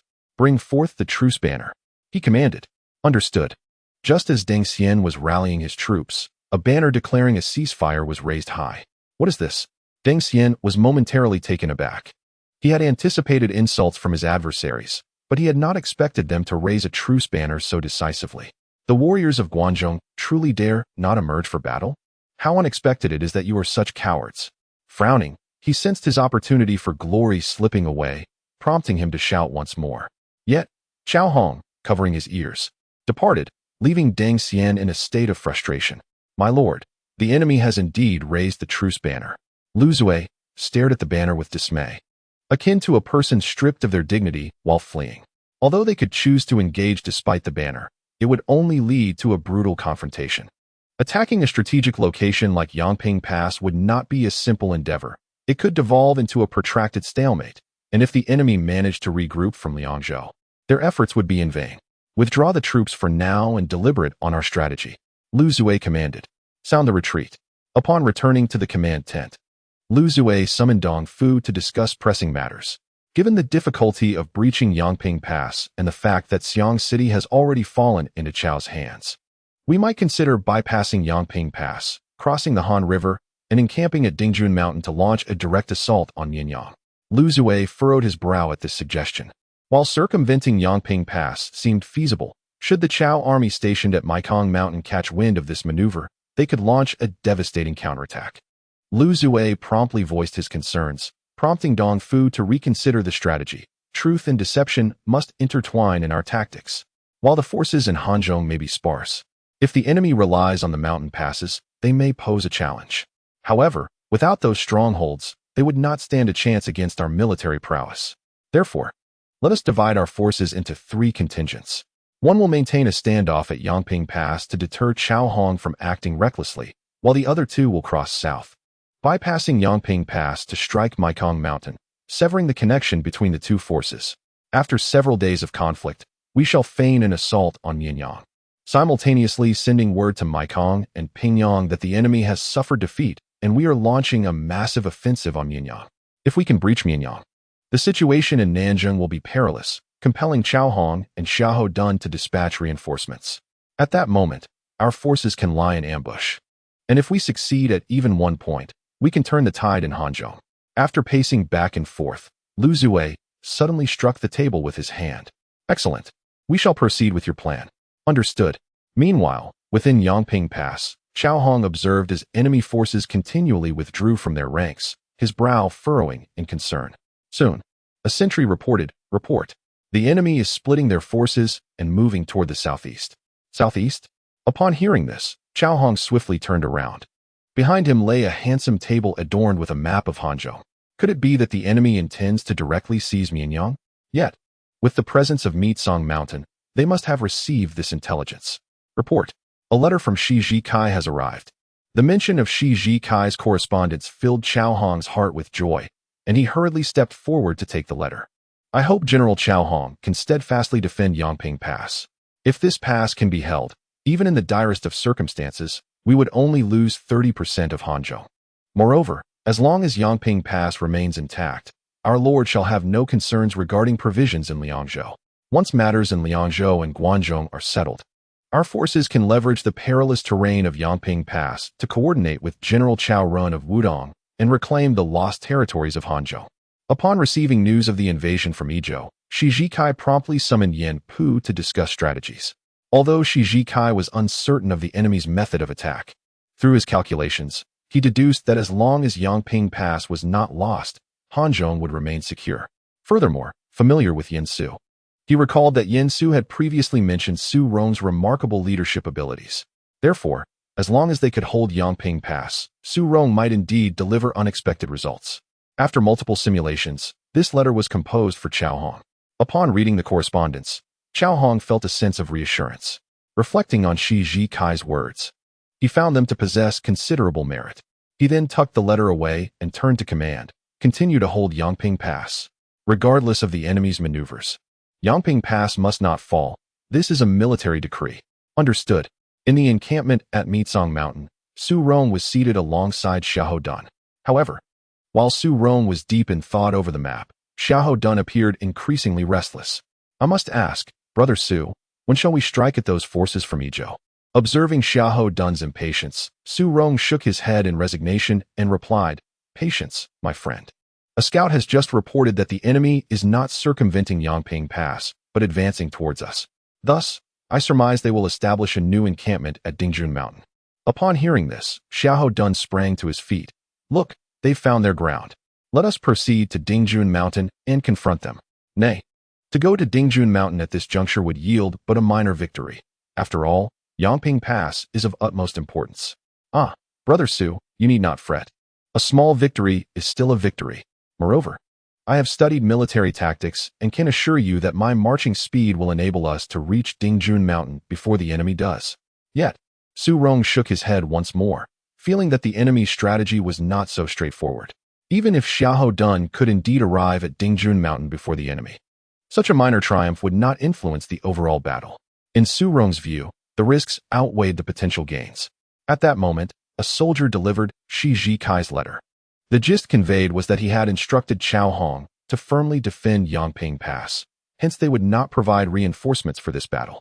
If they found themselves at a disadvantage, it was advisable to retreat to Mianyang and preserve their strength. Upon reading the letter, an epiphany struck Su Rong, and he leaned forward, hands pressing against the map. Indeed, it must be so. Beside him, Xiahou Dun was left perplexed. What is it? Su Rong did not respond to his inquiry, but instead struck the map with his fist, emphasizing his realization. Your strategy has been unraveled. The situation of this battle has become precarious, and it remains to be seen how you will resolve it. Chapter 85. The troops advanced to Dingjun Mountain. Observing the sudden rise of Su Rong, Xiahou Dun could not help but scratch his head. Su brother, what are you muttering about? Ha ha, Yuan Rang, you may not be aware, but the enemy has circumvented Yangping Pass to reach this point, aiming to sever our connection with Yangping Pass and thus affect our and General Cao Hong's accurate assessment of the battlefield situation. However, now that we have instructed General Cao Hong to hold Yangping Pass steadfastly, we have fundamentally undermined the enemy's strategy. While this means we lack reinforcements, the enemy, to avoid being encircled by us, will also leave some troops at Yangping Pass. Consequently, everything returns to the initial state of our strategic contest. After hearing this, Xiahou Dun felt a bit perplexed. He ultimately ceased pondering these matters and sat down again, saying to Su Rong, "Old brother Su, just tell me directly how we should engage in this battle." Upon hearing this, Su Rong cast a thoughtful glance at Xiahou Dun, for he knew him well. Although Xiahou Dun's prowess had been overshadowed by the likes of Zhao Yun and others in Chao's camp, Su Rong understood that aside from Zhao Yun, Huang Zhong, Dian Wei, Su Chu, and Tai Shirzi, the most formidable warrior in Chao's ranks was indeed Xiahou Dun. Even Zhang Ren could not claim a guaranteed victory over him. Since the enemy seeks to breach our defenses, we shall dispatch troops to Dingjun Mountain and confront them there. Upon hearing Su Rong's declaration, Xiahou Dun leaped to his feet in excitement. "Excellent. I was awaiting your words." Initially, Xiahou Dun had been reluctant to accept Su Rong's counsel. But having previously heard of Su Rong's military talent, he had tempered his own temperament out of respect for the strategist. Fortuitously, through their subsequent discussions, Xiahou Dun discovered Su Rong's intellect was indeed sharp, perhaps even sharper than his own. Thus, from that point onward, Xiahou Dun chose to consult Su Rong on all matters requiring strategic consideration.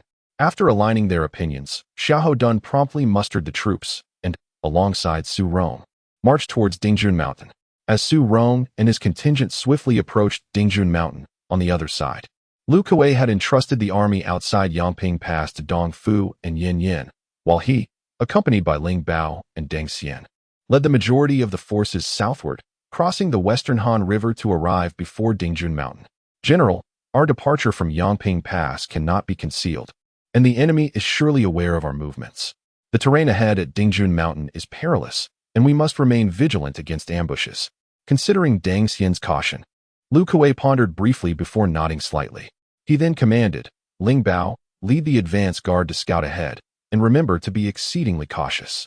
Deng Xian, take another contingent to support Ling Bao." Upon receiving their orders, the two generals promptly galloped away, cupping their fists in salute. This subordinate will obey. Watching them depart, Lu Kuei stroked his beard with satisfaction. As long as he proceeded with care and methodically, the enemy, outnumbered, would not stand a chance against him. This meant that as long as they surrounded the granary and severed the connection between the granary and Yangping Pass, followed by a feigned attack on Mianyang, victory in Hanzhong would surely be theirs. Upon contemplating the prospect of seizing Hanzhong, Lu Wei could not suppress his exhilaration. After all, the significance of Hanzhong to Lu Yin was unequivocal. With such an achievement, provided he refrained from folly, he could enjoy a life of ease under Lu Yan's patronage. Thus, as Lu Wei and his entourage traversed the perilous terrain of Dingjun Mountain with bated breath, they encountered no enemy forces. This prompted Lu Wei to erupt into laughter. "Ha ha ha! Why does the general laugh?" inquired Deng Xian. Lu Wei, stroking his beard, softly elucidated. "I laugh at the folly of Shi Jizai and Su Rong. This Dingjun Mountain is the most suitable site for an ambush, yet they allowed us to cross it safely. Could it be that these two are ignorant of warfare? General, our swift march means that even if the enemy receives word, they would surely be bewildered by our intentions. By the time they comprehend our maneuvers and attempt to lay an ambush on Dingjun Mountain, it will likely be too late." Lu Wei nodded slightly. Indeed, in his endeavor to hasten their advance, he had sacrificed much, employing a risky strategy that had ultimately allowed him to cross Dingjun Mountain ahead of schedule. Attack! At that moment, from beyond Dingjun Mountain, a formidable general emerged, charging directly toward their central position. "This is bad. There is an ambush. Quickly, maintain formation and prepare to confront the enemy." Almost simultaneously with Su Rong's emergence, Ling Bao and Deng Xian promptly led their troops to intercept. Su Rong commanded his soldiers to strike swiftly from various angles before making a hasty retreat, displaying no inclination to engage in prolonged combat. Observing Su Rong's withdrawal, Lu Wei breathed a quiet sigh of relief, realizing that the enemy had indeed lagged behind. However, he pondered why Su Rong had chosen to reveal himself after they had successfully crossed Dingjun Mountain, thereby exposing his position. Ultimately, unable to discern a clear rationale, Lu Wei dismissed further speculation and instructed, "Have the army immediately cross Dingjun Mountain and establish a camp to the east, effectively sealing off the enemy's route of advance." Deng Xian complied, commanding the rear guard to return and secure a safe supply route. Understood. After circumnavigating Yangping Pass, Lu Wei's greatest concern was not an assault upon his forces, but rather an ambush on the supply route. He had expedited their march at a considerable cost. which manifested in a lack of meticulous defense along the supply line. However, now that they had successfully crossed Dingjun Mountain, as long as the army deployed in front of it, the supply route would no longer be vulnerable to disruption. Excellent. The first step has been accomplished. Now, we must continue our advance. Hanzhong shall be ours. For 3 consecutive days, Su Rong's forces remained relatively quiet, granting Lu Wei considerable reassurance. As long as Su Rong remained inactive, he had ample time to solidify his position on Dingjun Mountain. On the following morning, as Lu Wei exited his command tent, he instructed a messenger at his side, notify Ling Bao to prepare for a full assault on Su Rong, striving to drive him back to Mekong Mountain. Understood. Just as this messenger departed, another hastily approached. General, the enemy is advancing. Humph, Su Rong can no longer restrain himself, can he? Quickly, position our forces to utilize the terrain and prepare to thwart Su Rong's army from the east. General, it is not Su Rong from the east, but rather the enemy at the rear, Dingjun Mountain. Upon hearing these words, Lu Zhan's mind went blank. He stepped forward and forcefully grasped the armor of the man before him. What did you say? Where is the enemy? In the rear, at Dingjun Mountain. Once he received confirmation, Lu Zhan felt an icy chill wash over him. Dingjun Mountain? Why would the enemy be there? When did they arrive? As Lu Zhan muttered to himself in a daze, Ling Bao rushed over in a flurry. General, we must retreat. Retreat? The path is blocked. Where can we go? Observing Lu Zhan's dazed expression, Ling Bao quickly replied, there is a small hill to the west where our troops can temporarily defend. Upon hearing Ling Bao's words, Lu Zhan turned around. Indeed, Deng Xian is still behind us. We still have a chance. Lu Zhan stepped forward, grasped Ling Bao's shoulders, his eyes bloodshot, and voice grave. Ling Bao, I need you to lead the troops to break through. Rest assured, I will send out decoy troops to cover your retreat. Ling Bao bit his lip upon hearing this and immediately saluted, accepting this heavy responsibility. Chapter 86. Deng Xian's formation after swiftly assigning tasks.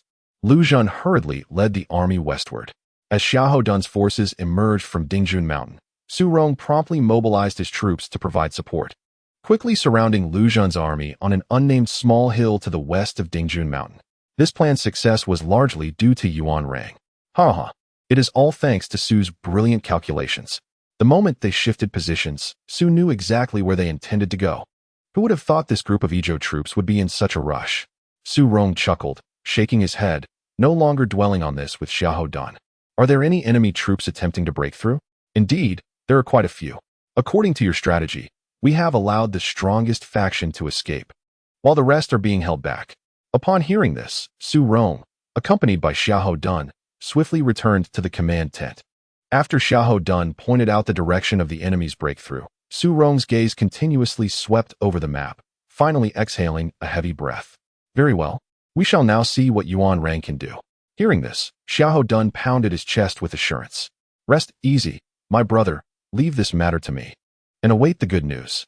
However, after Xiahou Dun departed for half a day, Su Rong couldn't shake a foreboding feeling. Ultimately, he summoned his deputy. General, I entrust this place to you. The enemy is like a startled bird. They will not easily counterattack unless they are cornered or receive reinforcements. But if Lu Zhan truly leads a counteroffensive, you must lead our troops to retreat to Mianyang, forming a defensive position with the forces stationed at Mekong. Understood.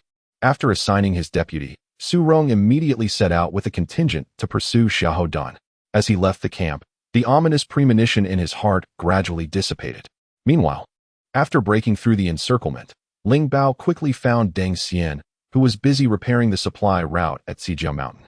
Zijiao, hurry to Dingjun Mountain. The general has fallen into a trap. Deng Xian was momentarily stunned by these words. Fallen into a trap? They have already passed Dingjun Mountain. As long as we stabilize the supply route there, we can gradually advance and steadily consume Hanzhong. How can this be considered a trap? Lu Zhan is not the type to act recklessly. Alas, let us not dwell on trivialities. We must swiftly prepare to embark on the rescue mission to Dingjun Mountain. In contrast to Ling Bao's agitation, Deng Xian remained remarkably composed. Please elucidate how General Lu fell victim to the enemy's stratagem, he implored. Ling Bao, upon hearing this, suppressed his impatience and patiently explained the situation to Deng Xian. After absorbing Ling Bao's account, Deng Xian furrowed his brow in concern. Su Rong is indeed a formidable adversary, and the audacity of Xiahou Dun is astonishing. How could he remain concealed on Dingjun Mountain for such an extended period without fear of our forces discovering him and encircling him instead? As Deng Xian pondered this, he instinctively began tapping his fingers on the desk. Soon, a realization dawned upon him, and he raised his gaze. I see now. Su Rong must have prepared for both eventualities. Should our forces advance hastily, he would execute his current plan, but if we do not, he would ambush us on Dingjun Mountain while his troops disrupt our supply lines. Ling Bao, upon hearing Deng Xian's insight, quickly grasped the gravity of the situation. Su Rong is indeed exceedingly clever. What course of action should we take now?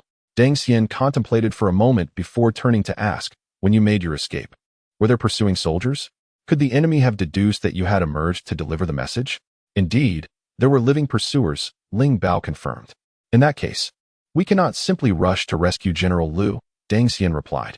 Are you concerned about the possibility of an ambush? Deng Xian nodded, for based on Su Rong's previous tactics, he had ample reason to suspect that Su Rong had already laid a trap for them on Dingjun Mountain. However, the crux of the matter was that Lu Kuei must be rescued. Otherwise, if he were captured, our offensive toward Hanzhong would necessitate a retreat. We will proceed, but preparations are essential. Having established a course of action, Deng Xian promptly dispatched a message to Dong Fu, requesting him to send reinforcements to protect the supply routes. Meanwhile, he assembled the majority of the troops at his disposal and set off once more toward Dingjun Mountain. At this moment, on the southwestern flank of Dingjun Mountain, specifically within the peak nestled between Dingjun and Xijiao Mountains, Xiahou Dun lay in ambush. Indeed, Su Rong intended to strike at the heart of the enemy while providing support. But he had chosen to position himself not at the most advantageous Dingjun Mountain, but rather at the peak to the southwest. Perhaps eager not to keep the exuberant Xiahou Dun waiting, the troops from Yizhou soon hurried toward the site. Upon seeing this, Xiahou Dun leapt to his feet in excitement, exclaiming, "Ha ha ha, they have indeed come." Just as he was about to issue orders, his deputy interjected, "General, Su has advised that we allow some of the enemy to reach Dingjun Mountain. Our objective is merely to inflict significant damage on them to diminish their capacity to launch a fierce assault on our forces. Once Lu Kuei is defeated, the enemy will inevitably falter." However, Xiahou Dun disregarded this, waving his hand dismissively. As the saying goes, a general in the field is not bound by military orders. The enemy is clearly in disarray. After all, Lu Kuei is their commander, and they would not suspect that we lie in ambush here. If we strike decisively at this moment, we can shatter their forces and then pursue them to seize their supplies, thereby hastening the retreat of the Yizhou army. Is this not a fortuitous opportunity? Convinced by Xiahou Dun's reasoning, the deputy ceased his objections. Observing that his subordinates were in agreement, Xiahou Dun raised his sword and commanded, "Charge!" With his decree, the army surged forth. In the army of Yizhou, witnessing the advance of Xiahou Dun, there was no sign of panic. Instead, they swiftly organized their ranks, preparing to confront the enemy. Noticing this, Xiahou Dun sensed something amiss, yet with an arrow already nocked. He had no choice but to press forward, leading his troops into battle. As he broke through, a well-ordered formation from the Yizhou army surged forward from behind. In the midst of this formation, Deng Xian was drenched in cold sweat, realizing that the enemy had laid an ambush at the sharp mountain. Fortunately, due to his cautious march, he had prepared well in advance. Otherwise, he would have truly faltered this time. Change formation. With the alteration of their ranks, Ling Bao immediately led his troops to charge at Xiahou Dun. Undeterred, Xiahou Dun met the charge head-on. After merely 10 exchanges, Ling Bao found himself at a disadvantage. Nevertheless, being valiant, Ling Bao managed to hold his ground, but Xiahou Dun's forces were ensnared within Deng Xian's formation, leaving no time for further delay. Regret washed over him. If only I had heeded Brother Su's counsel. Just as Xiahou Dun was engulfed in remorse, suddenly, another large contingent emerged. It was Su Rong of Xuanlu declaring, "Observe as I dismantle your formation." Chapter 87. Su Rong's 3 attempts at Dingjun Mountain. Su Rong had actually arrived long before, but he refrained from rushing in to rescue Xiahou Dun. Instead, he spent considerable time observing from the sharp mountain before leading his troops forth. Su Rong, commanding his men as if traversing an uninhabited realm, quickly disrupted a section of Deng Xian's formation. Startled by this turn of events, Deng Xian commanded, "Change formation." Yet, despite his orders, Su Rong had already breached their ranks. With his blade drawn, Su Rong charged towards Ling Bao. Sensing imminent danger, Ling Bao hastily retreated. However, this retreat allowed Xiahou Dun to seize the opportunity and strike from behind, delivering a blow that, fortunately cushioned by armor, spared Ling Bao's life. Yuan Rang, retreat swiftly. Recognizing the gravity of the situation, Xiahou Dun quickly rallied the surrounding troops to follow Su Rong in a retreat. Upon seeing the banners of Xiahou Dun and Su Rong shift, the remaining soldiers hastily followed suit. In no time, Su Rong, alongside Xiahou Dun, tore open a path for their escape. Though Deng Xian endeavored to salvage the situation, with Su Rong acting as Xiahou Dun's external strategist, their speed in breaking the formation increased manifold. Before long, with the cooperation of Su Rong and Xiahou Dun, the formation was breached, and they led the remaining soldiers towards Dingjun Mountain. Watching Su Rong and Xiahou Dun retreat into the distance, Deng Xian, though somewhat reluctant, breathed a sigh of relief. This battle had dealt a significant blow to the enemy forces, making subsequent rescues seemingly easier. At that moment, Ling Bao galloped forward, asking, "Ziqiu, what shall we do next? I propose we pursue them immediately. Given their current state, they likely will not dare to set another ambush at Dingjun Mountain." Hearing this, Deng Xian smiled softly, his tone brimming with confidence. "Naturally, we shall pursue." Meanwhile, after Su Rong and Xiahou Dun had successfully extricated their forces, they pressed onward towards Dingjun Mountain. As they neared their destination, Xiahou Dun suggested, "Brother Su, how about we set an ambush at Dingjun Mountain?" Without hesitation, Su Rong shook his head decisively. "No, there is no time." After speaking, Su Rong summoned his adjutant beside him. "You shall lead 10 horsemen to inform Bo Wu." The adjutant Su Rong had previously instructed to hold back, to command the troops to retreat to Mianyang. "Remember, haste is essential." "Understood." As the adjutant departed, Xiahou Dun rode up to Su Rong. "And what of us?" Upon hearing this, Su Rong smiled softly and pointed ahead. "We shall also pass through Dingjun Mountain, but we will take the eastern route." East. Seeing the confusion on Xiahou Dun's face, Su Rong patiently elucidated the plan. "I see now. Let us hasten through Dingjun." As Su Rong and his army swiftly traversed Dingjun Mountain, Deng Xian, leading his forces, arrived at Dingjun Mountain almost simultaneously. However, unlike Su Rong, Deng Xian dared not rush through the mountain due to his apprehension of ambushes. He waited cautiously until he had safely navigated Dingjun Mountain and dispatched a small contingent to stand guard before continuing toward Lu Kuei, who was besieged. Upon reaching Lu Kuei's besieged position, he found that the Hanzhong army had already retreated, leaving behind scattered military supplies, clearly indicative of a hasty withdrawal. "Ziqiu." Upon seeing Deng Xian approach with his troops, Lu Kuei could not contain his excitement and hurried to greet him. "Thanks to your timely assistance, the enemy has been deterred." "You flatter me, General. The enemy is now demoralized after their recent defeat, and with our supply lines secured, we should launch an immediate offensive on Mianyang." Lu Kuei found this reasoning compelling, especially since it aligned with his own thoughts, and he promptly ordered the army to regroup and march toward Mianyang.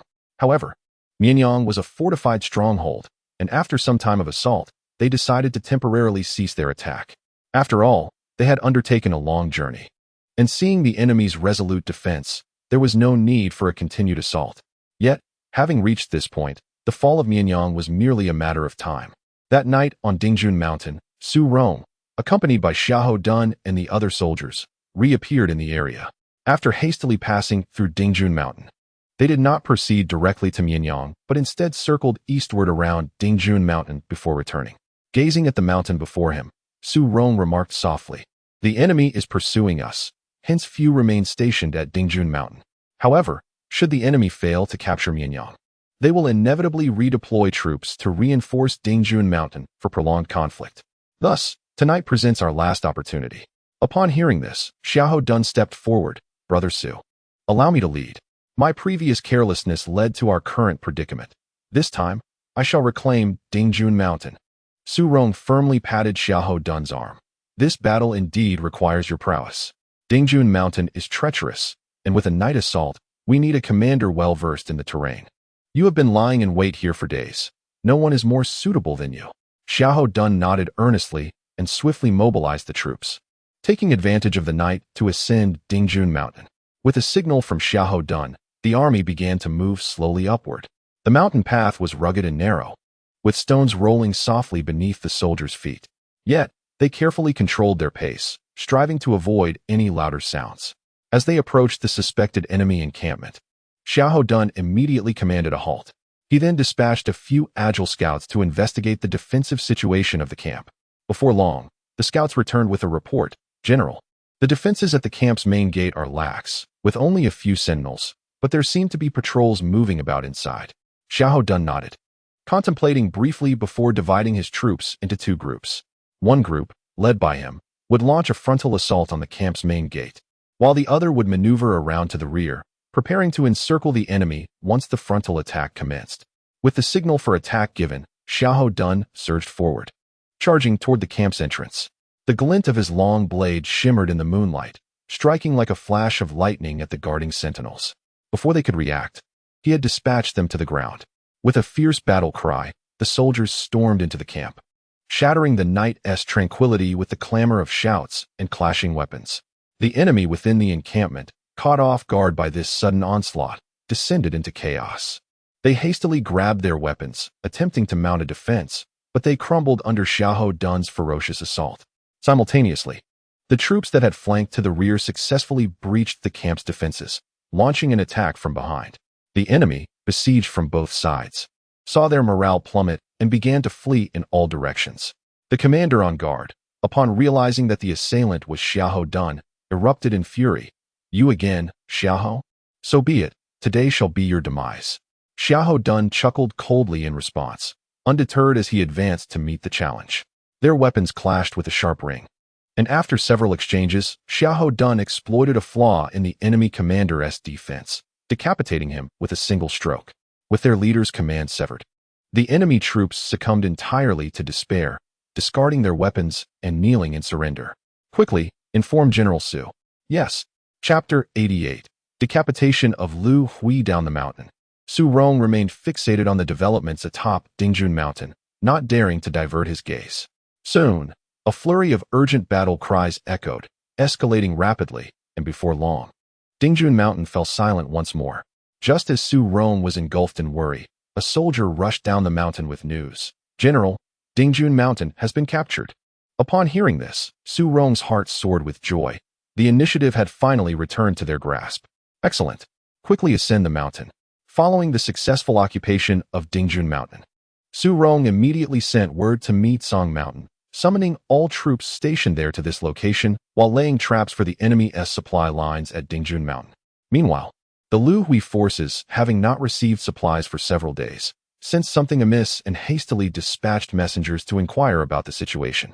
However, they received the shocking news of Dingjun Mountain's capture. "What did you say?" "Dingjun Mountain has been seized by the Hanzhong army." Upon hearing this, Lu Hui felt all strength drained from him, collapsing into his seat. How could Dingjun Mountain fall? Su Rong did not return to Mianyang? Impossible, absolutely impossible. After a moment of contemplation, Deng Xian could not help but step forward and say, "General, it is entirely possible that Su Rong has bypassed Dingjun Mountain to the east." Upon hearing this, Lu Zhuang immediately turned his gaze back to the map, exclaiming, "Damn it! Quickly gather the troops and retake Dingjun Mountain." Understood. Deng Xian and the others now realized that their only remaining chance for survival lay in reclaiming Dingjun Mountain. Otherwise, they would have to retreat to Mekong Mountain and attempt to cross it. However, their supplies were critically low, and the very notion of crossing Mekong Mountain seemed daunting. Reaching it safely without mutiny was already a considerable challenge. In light of the urgency, Lu Zhuang's army marched swiftly and soon arrived at the base of Dingjun Mountain. Gazing up at Su Rong, who stood with sword in hand, Lu Zhuang felt an intense resentment. "Su Rong, do you dare to face me in open battle?" Su Rong replied with a cold smile, "A commander of an army, yet you think only of brute force. Your desperation is truly evident. Let it be known. Whoever brings me Su Rong's head shall be promoted 3 ranks and rewarded with 1,000 gold pieces. Open the enemy's granary at Dingjun Mountain to reward the troops for 1 day." Understood. With such a generous promise, Lu Zhuang's soldiers surged forward to assault Dingjun Mountain with fervor. On the mountain, Su Rong swiftly drew his long sword, commanding his troops to fend off the assault. From the current perspective, it appeared that Lu Zhuang was indeed at a critical juncture, meaning that if he could withstand this fierce onslaught, His army would pose no further threat. However, Su Rong was determined not to employ such a depleting strategy. Just as Lu Zhuang ordered Deng Xian and Ling Bao to push forward against Dingjun Mountain, the ground suddenly trembled, and the thunderous sound of hooves echoed. Lu Zhuang turned towards the noise and beheld Xiahou Dun, who had inexplicably led a troop charging towards him. The location from which Xiahou Dun emerged was the very hill he had hastily retreated to and fortified. Upon seeing Xiahou Dun, Lu Zhuang's fear evaporated, replaced instead by a look of dazed disbelief. Could this also be part of Su Rong's scheme?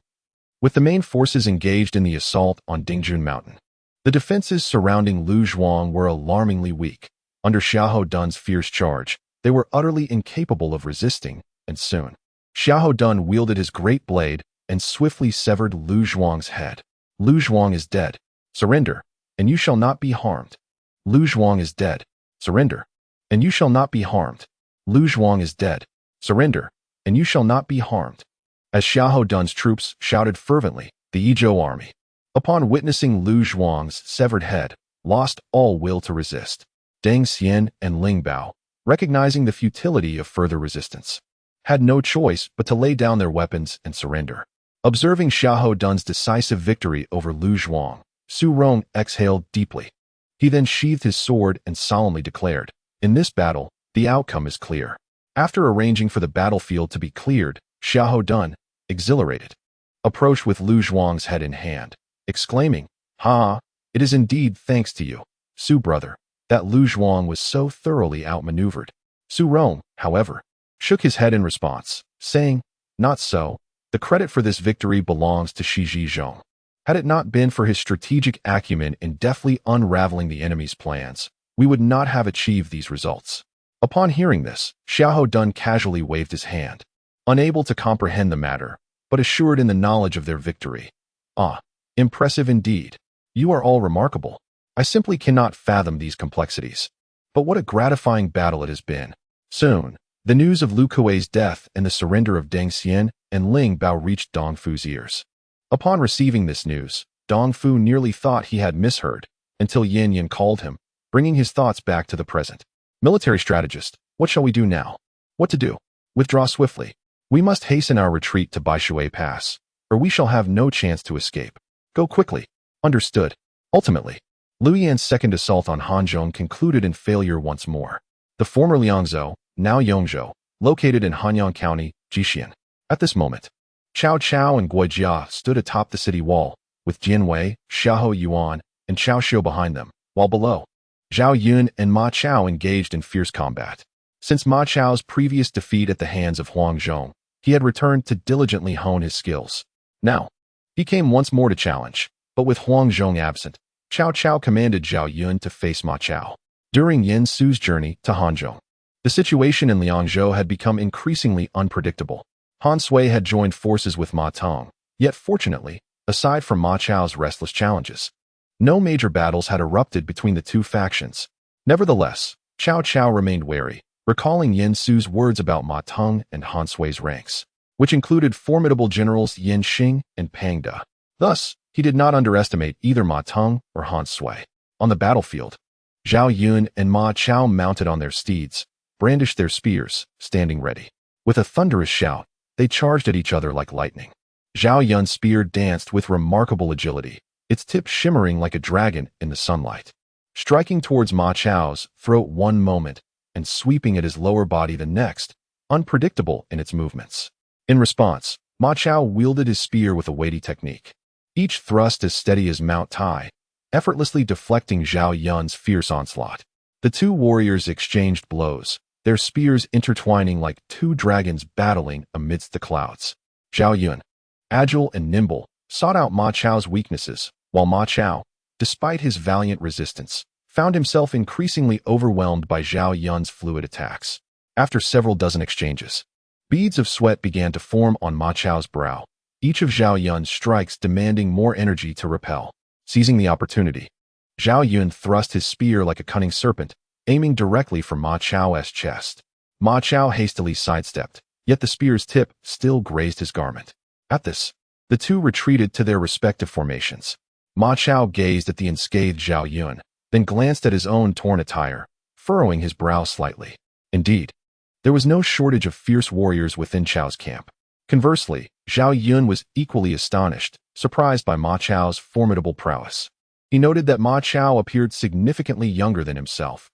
If he were to refine his skills further, it would undoubtedly not be an easy task for Zhao Yun to overcome him. Humph, the reputation of Zhao Zilong of Changshan is truly well-deserved. Let us continue.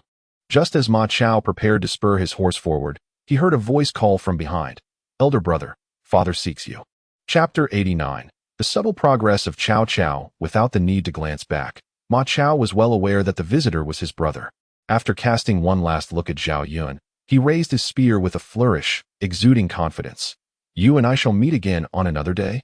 With that, Ma Chao followed his brother in a temporary retreat. Father, what prompts your sudden call for me?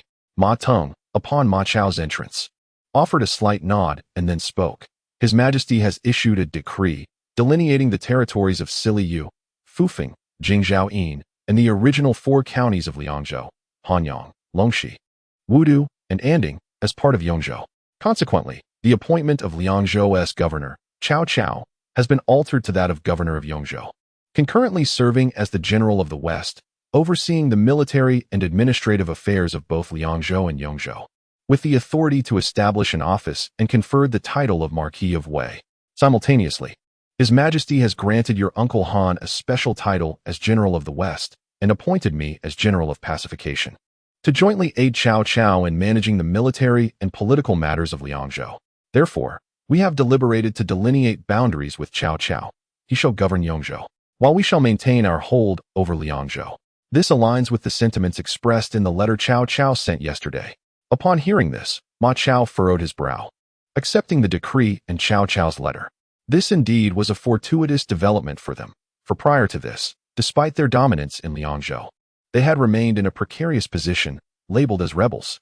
Now, with the emperor's decree, they were no longer rebels, but generals of the Han dynasty, general of the West, and general of pacification. As for whether Ma Chao might offer suggestions, Ma Teng had not contemplated such matters. His earlier summons of Ma Chao was not for consultation, but rather out of concern that Ma Chao might jeopardize their amicable relations with Cao Cao, potentially affecting the discussions scheduled for the following day. Generally, Ma Chao was manageable, but in moments of urgency, one could never predict what words might escape his lips. The next day, Ma Teng and Han Sui arrived early at the outskirts of Jixin with their troops, while Cao Cao had already set up a pavilion outside the city for the three to discuss matters. Although both sides boasted a formidable army, they chose to leave them positioned at a distance, approaching the meeting with only a small retinue. Present at the negotiations for Cao Cao were himself, Zhao Yun, Dian Wei, and Guijia. Ma Teng and Han Sui were accompanied by Ma Chao and Yin Xing. Ah, General Cao, I trust you are in good health. Cao Cao welcomed. Please, gentlemen, take your seats. After they were seated, Cao Cao spoke first. I am grateful for His Majesty's trust in appointing me as General of the West, overseeing the military and administrative affairs of Yong and Liang. While Yongzhou is manageable, Liangzhou is predominantly inhabited by Chang people, making it quite challenging for me to exert control. Thus, I require your assistance. At these words, Ma Teng scratched his head, opting to cede the floor to Han Sui, who nodded silently. From Cao Cao's words, he discerned that the latter was prepared to relinquish authority in Liangzhou to them, which was precisely what they desired. It is our duty to assist General Cao in managing the military and political affairs of Liangzhou. Rest assured, General Cao. Despite their ongoing standoff, the atmosphere was devoid of significant conflict, leading to a smooth conversation. However, as Ma Teng and Han Sui were poised to withdraw from Hanzhong and other regions, they sought some form of compensation beyond Liangzhou. Yet, through Cao Cao's discourse and Guijia's subtle persuasion, their demands began to wane. Ultimately, the two parties established the Tao River and the Yellow River as their boundary, with Cao Cao to the east and Ma Teng and Han Sui to the west.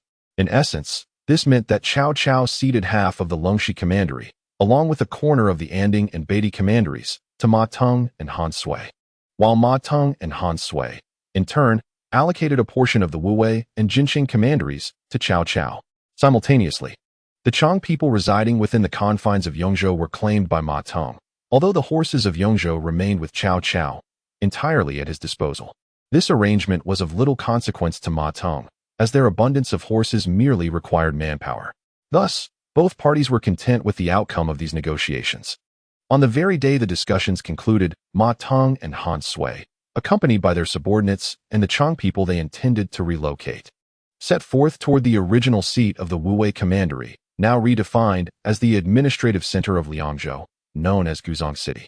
In truth, Ma Teng and Han Sui were acutely aware that engaging in combat with Cao Cao at this juncture would be exceedingly unwise, especially given that the imperial edict from Yongzhou indicated Cao Cao's triumph on the battlefield in Guangzhou. To initiate hostilities now would be sheer folly. Hence, rather than foster animosity with Cao Cao, they deemed it more prudent to seek peace, allowing them to swiftly reclaim other territories in Liangzhou and thereby augment their own strength. Once Ma Teng and his entourage departed, Guojia respectfully addressed Cao Cao. "Congratulations, my lord, for acquiring 4 commanderies without the loss of a single soldier. Ha ha. This is all thanks to the victories in Hanzhong and Guangzhou. Let us proceed. This conflict has finally come to a close." However, he noted that considerable effort would still be required to manage the original 4 commanderies of Liangzhou, despite Cao Cao's verbal expressions of the many matters still demanding his attention. The joy etched upon his face was unmistakable. The gains from this battle were indeed monumental. Setting aside thoughts of the matter at hand, Guojia hesitated for a moment before continuing. This battle must be attributed to Huang Wang's foremost contributions. As for the title of Marquis of Pingyang that your majesty intends to bestow upon him, before Guojia could finish, Cao Cao raised his hand to interrupt. "I have full faith in Huang Wang's character. As for the title of Marquis of Pingyang, it is a gracious gift from your majesty. There is no need for further explanation. Do you think I lack the generosity to accept such a gesture?" Speaking of Huang Wang, he has even written to me expressing his desire to resign from the position of governor of Yizhou. Upon our return to Chang'an, I shall ensure that Qing'er no longer attends to him. Hearing Cao Cao's jestful remarks, Guojia smiled softly and chose not to pursue the topic further. In Chang'an, Yin Su, upon learning of Cao Cao's imminent arrival, eagerly gathered the people of Chang'an to greet the Lord's carriage. "Ha ha ha, Huang Wang. Su pays his respects to the Lord. It has been months since we last met. Why do you still exhibit shyness? You ought to address me as father-in-law." "Father-in-law. Ha ha ha, splendid." After this exchange, Cao Cao then turned his attention to Zhang Ji, Zhang Xiu, Li Ru, Jia Su, and Gao Shan. "Huang Wang, are these the distinguished talents you mentioned in your correspondence?" As they spoke, Yin Su began to introduce Cao Cao to each individual, and Cao Cao, equally attentive, engaged with each person as if he were a fish returning to water, a tiger gaining wings, a dragon entering the sea, and a bird returning to its forest.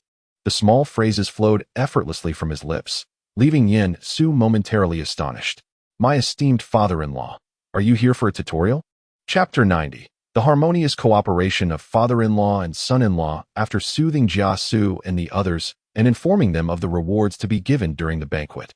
Cao Cao followed Yin Su to the location where Zhang Liao was stationed. Upon seeing Zhang Liao, Cao Cao immediately stepped forward to pay his respects, inquiring, "Are you Zhang Wenyuan from Yinmen?" Zhang Liao, taken aback by the honor, promptly rose to return the greeting. "I am Zhang Wenyuan from Mai, honored to meet General Cao." Cao Cao nodded and continued, "I have heard of your talents from Huang Wang, yet it seems you have not changed your mind about your current situation. It appears you do not regard my offerings highly. Nonetheless, I respect your martial prowess and loyalty, for such talents are rare. You may depart." With that, Cao Cao waved his hand and turned decisively away. Observing this, Yin Su quickly grasped Cao Cao's sleeve, exclaiming, "My lord, Zhang Wenyuan is a man of exceptional military skill. If he cannot be employed by you, you must not let him leave so easily. Do not speak further, Huang Wang. I honor Wenyuan as a hero. How could I harm him? Wenyuan, you may depart." With a flick of his sleeve, Cao Cao appeared to be filled with regret. But this remorse was directed not at Zhang Liao, but at himself, lamenting his inability to retain Zhang Liao's allegiance. Zhang Liao stood frozen, surprised that Cao Cao would allow him to leave so directly. After a moment's contemplation, he turned towards the exit, prompting Yin Su to shout, "Stop! Capture Zhang Liao." Before the soldiers could act, Cao Cao's voice rang out, commanding, "Stand down. I have already promised Wenyuan. How could I go back on my word?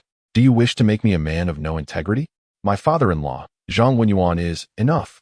Do not press further, or I shall disregard our familial bond." With Cao Cao's repeated interventions, Yin Su, in resignation, let his sleeve fall, and took a seat to the side.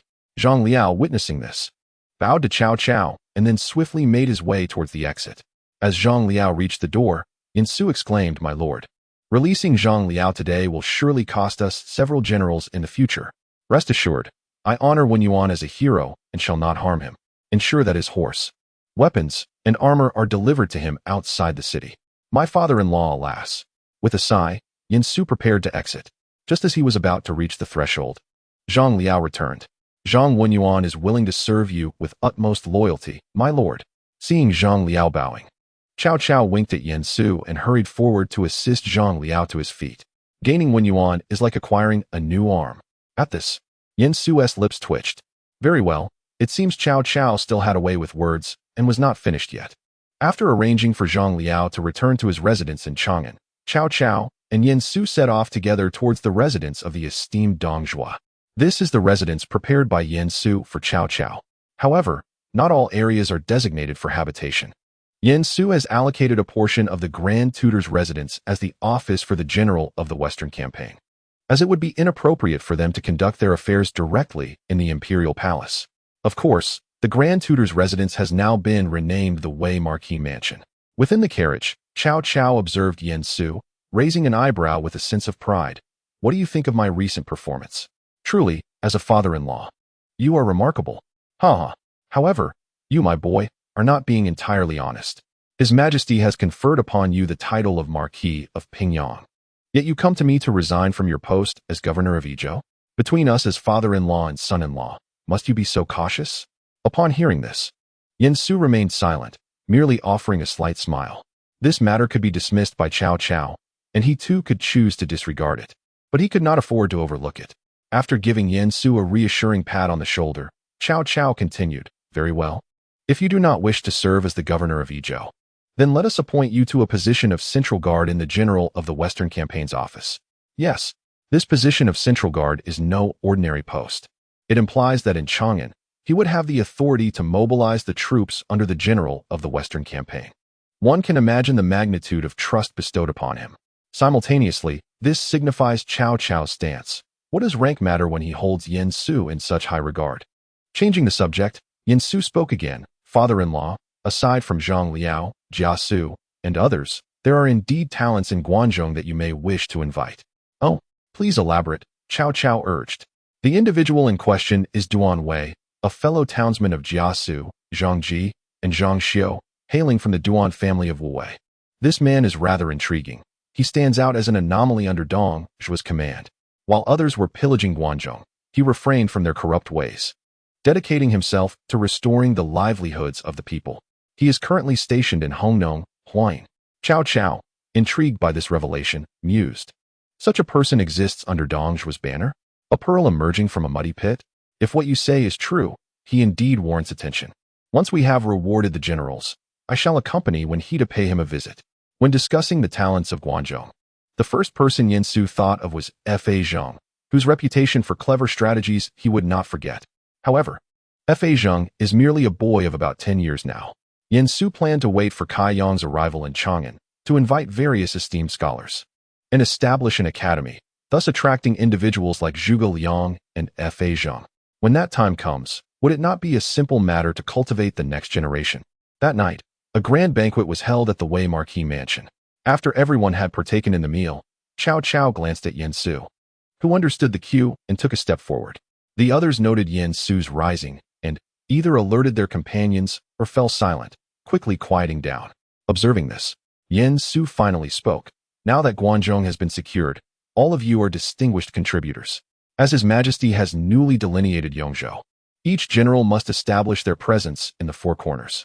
Therefore, after careful consideration, the following appointments are made. Xu Rong was designated as a Zhonglong general, appointed as the supervisor of the southern route under the general of the West expedition, overseeing military operations and personnel appointments in the Hanzhong region. Xiahou Yuan was appointed as a Zhonglong general, assigned as the supervisor of the western route under the general of the West expedition, managing military affairs and personnel appointments in the Western Front.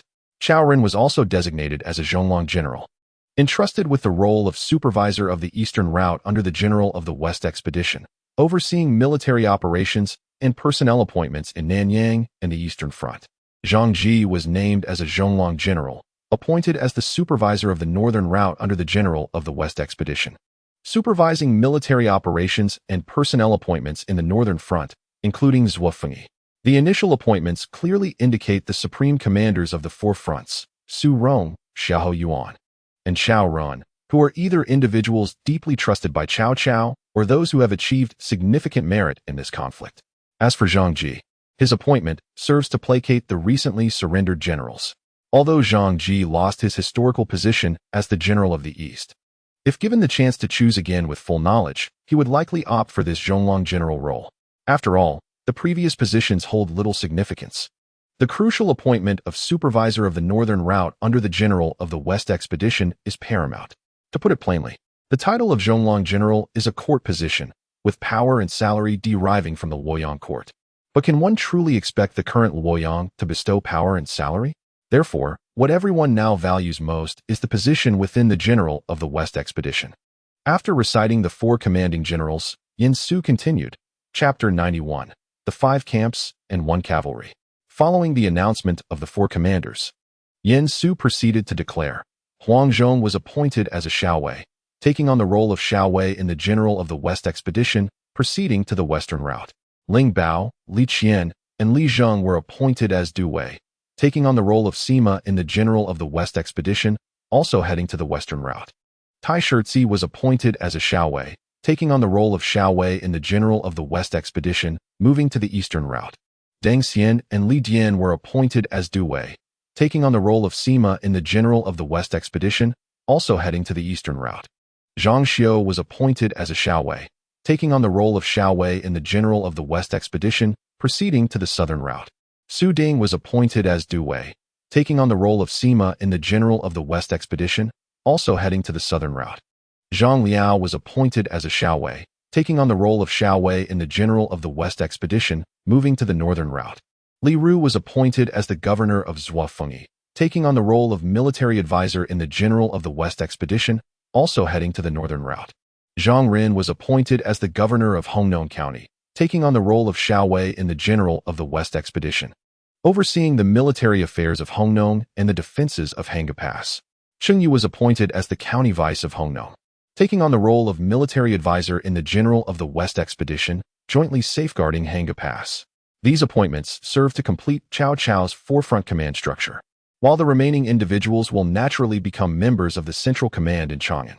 After deliberating with Yin Su, Guijia, and Sun Yu, Cao Cao decided to establish a standing force of 5 camps and 1 cavalry near Chang'an, ready to support the various fronts at any time. The 5 camps consist of the Tiger Bend camp, the Xianzhen camp, the Xiandeng camp, the left guard camp, and the right guard camp. The 1 cavalry refers to the Tiger and Leopard cavalry. Among them, the Tiger Bend camp serves as Cao Cao's personal guard, comprising both infantry and cavalry. Therefore, Dian Wei and Su Chu were appointed as Xiaowei, simultaneously taking on the role of guard commander in the general of the West Expedition.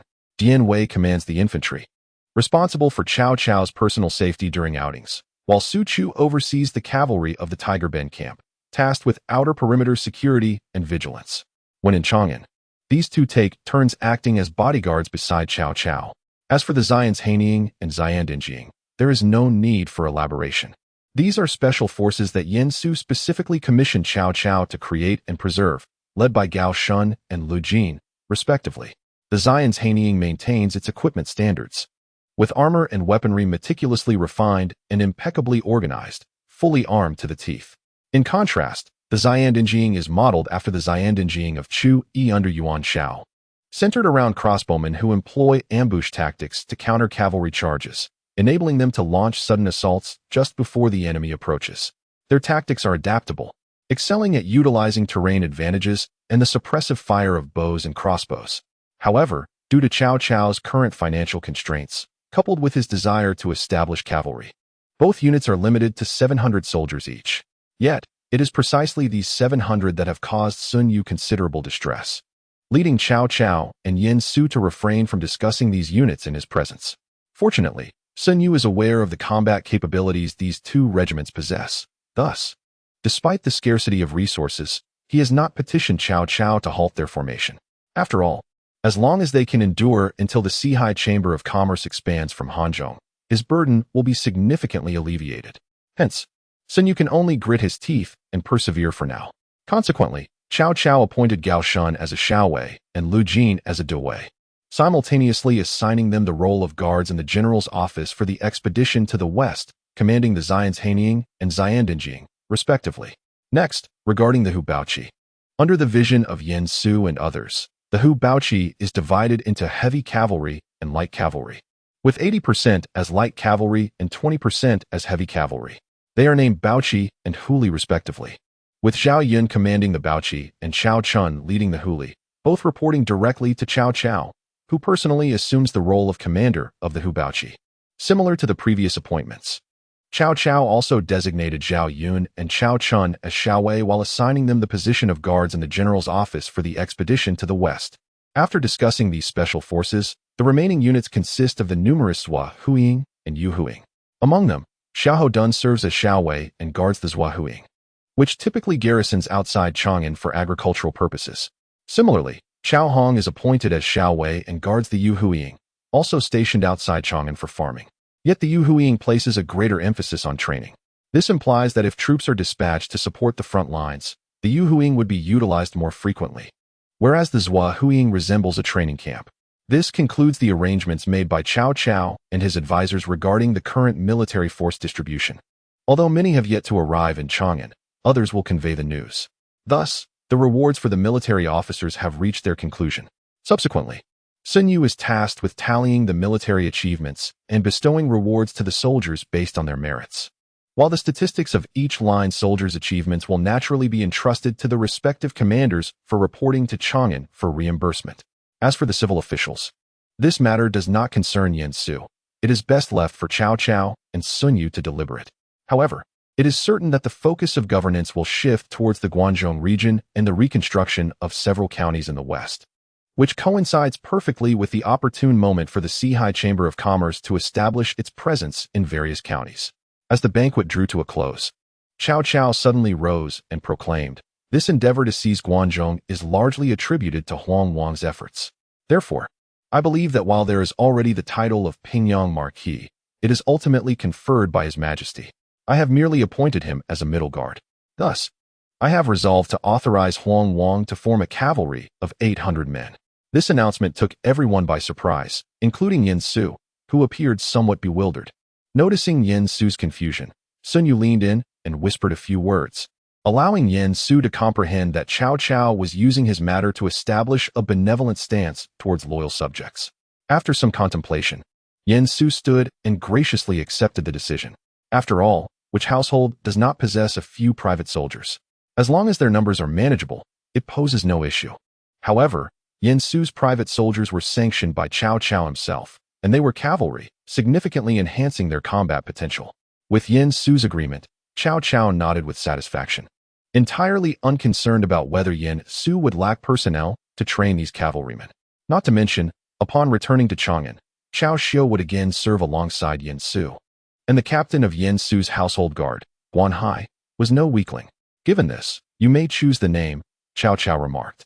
After pondering for a moment, Yin Su raised his head and suggested, "How about naming them the Phoenix Fire Cavalry?" Before Cao Cao could respond, Cao Chun clapped his hands and exclaimed, "A splendid name. It rivals that of my elder brother's Tiger Cavalry." Before he could finish, a chill ran through him, prompting Cao Chun to quickly amend. "It is certainly on par with the name of the Tiger Leopard Cavalry." Feeling the chill dissipate, he quietly sighed in relief, thinking how stingy his elder brother was. With the banquet concluded, everyone departed with their appointments, joyfully returning to their quarters, anticipating the following day when they would present themselves to their new posts. The next morning, as Yin Su was rising early to practice his spear techniques, Guan Hai hurried in. "My lord, a letter from Lord Wei requests your immediate presence at the Yamen." Surprised by the urgency, Yin Su promptly made his way to the Yamen, which was conveniently close to his new residence. Upon arrival, he found Cao Cao engaged in a lively discussion with another individual, while Sun Yu appeared relaxed, as if relieved of considerable burdens. What could this mean? Chapter 92. The talent of a minister perceiving something. Yin Su quickly approached the man conversing with Cao Cao. Name, Sun Yu. Courtesy, name Wenrua.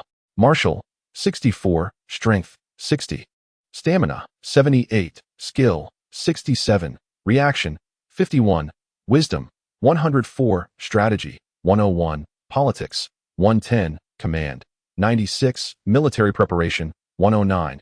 Indeed, he is a remarkable figure. Oh no, Sun Yu.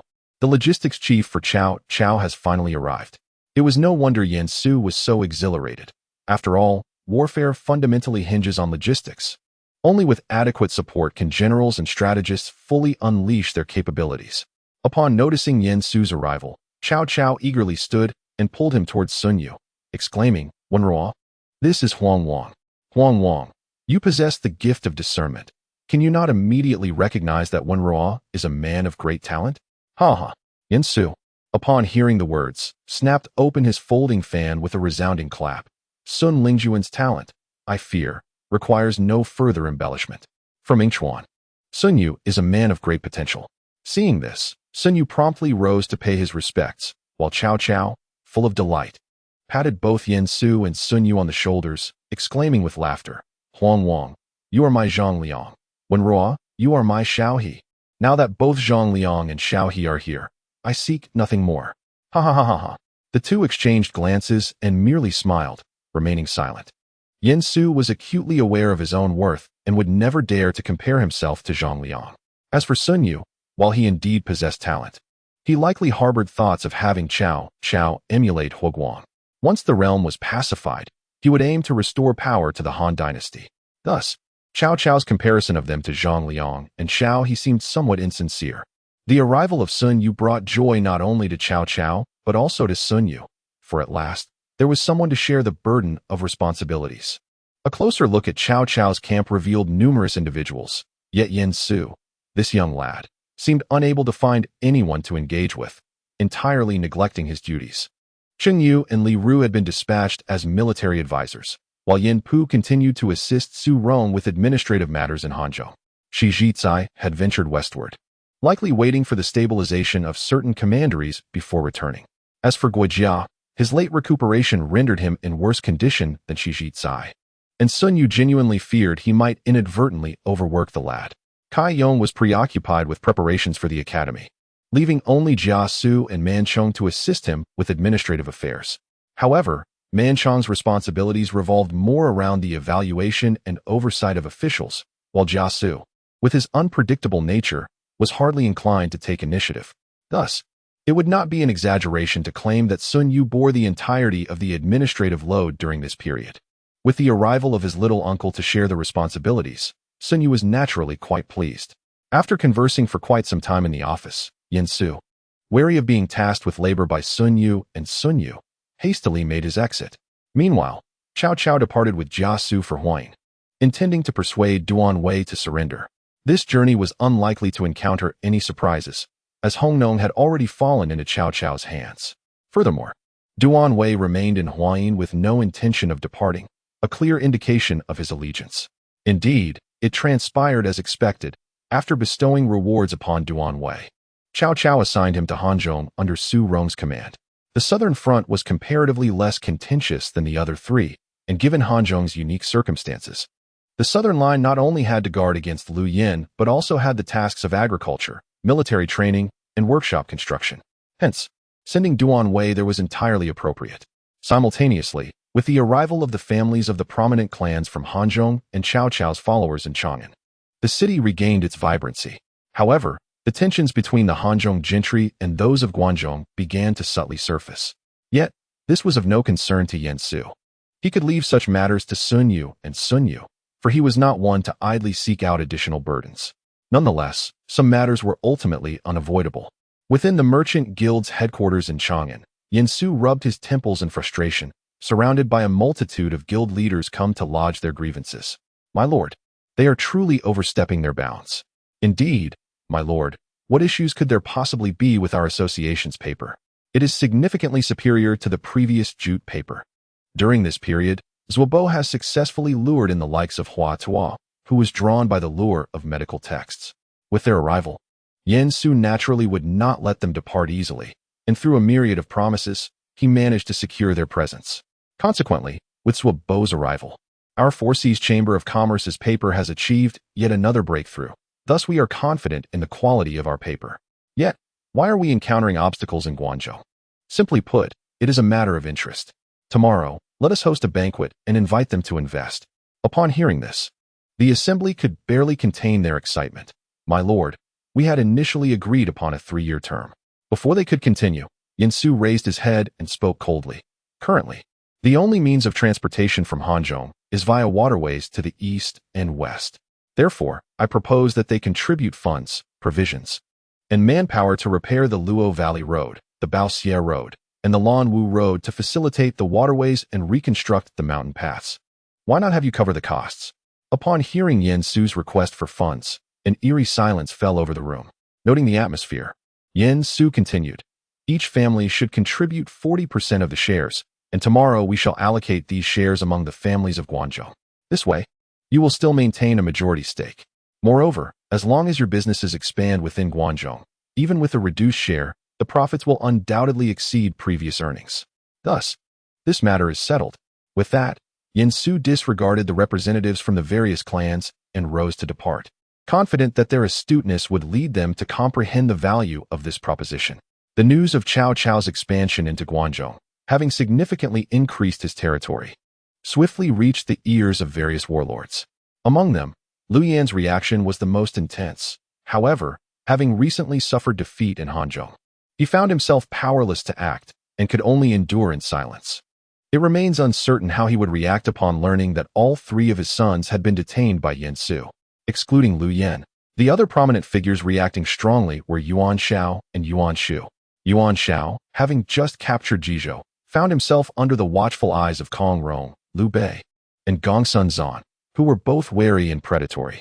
Thus, under the counsel of his advisors, he chose to suppress his restless ambitions. In contrast, Yuan Shu's situation was quite different. Following the death of Sun Jian, Yuan Shu had shifted from offense to defense in Nanyang, and his control over Yuzhou had significantly waned, especially after the loss of his first-rate general. It would be impossible to claim that this did not affect him in some way. Upon hearing of Cao Cao's victory, Yuan Shu was eager to act, planning to first deal with Liu Biao before asserting his dominance over the Central Plains. Yet, before he could even contemplate such grand endeavors, turmoil erupted in Yangzhou. Chapter 93. Sun Tzu and Zhou Yu. The death of Yangzhou's Inspector Chun Wen should have prompted an immediate reaction from Yuan Shu, given his proximity to Yangzhou. However, Yuan Shao seemingly acquired this information from an unknown source and promptly appointed Yuan Yi to replace Chun Wen. Upon hearing this, Yuan Shu was naturally incensed, muttering about the audacity of such actions.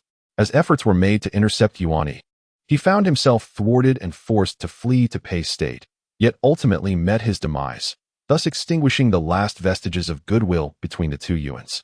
However, Yuan Shu remained unperturbed, even appointing someone to assume the position of governor of Yangzhou and successfully seizing Shouchuan. Upon hearing this news, Zhang Miao and Bao Xian in Yenzhou sensed an opportunity. They thought to themselves, my friend, this is akin to being fed directly.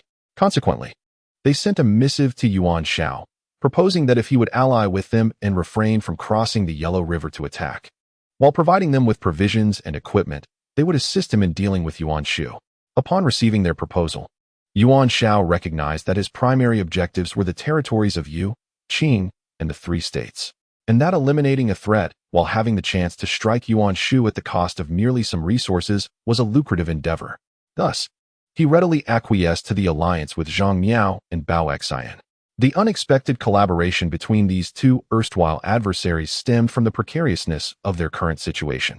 In Shuzhou, aside from the territories occupied by Keixian, all other counties had been firmly seized by Tao Qian, who was now in league with Keixian. Reminiscent of the past alliances between El Bu and Zhang Liao, as well as Yuan Shu and Sun Jian. Concurrently, Qingzhou had fallen under the control of Kong Rong, compounded by the looming presence of Yuan Shao to the north. Should they persist in their assaults, it was likely they would soon be consumed themselves. Thus, they resolved to unite, akin to the alliance of Ma Teng and Han Sui from Shilyang. They also recalled their prior alliance with Cao Cao, and before mobilizing their forces, they sent a letter to Cao Run, inviting him to join the campaign against Yuan Shu, recently appointed as the Eastern Commander of the General of the West.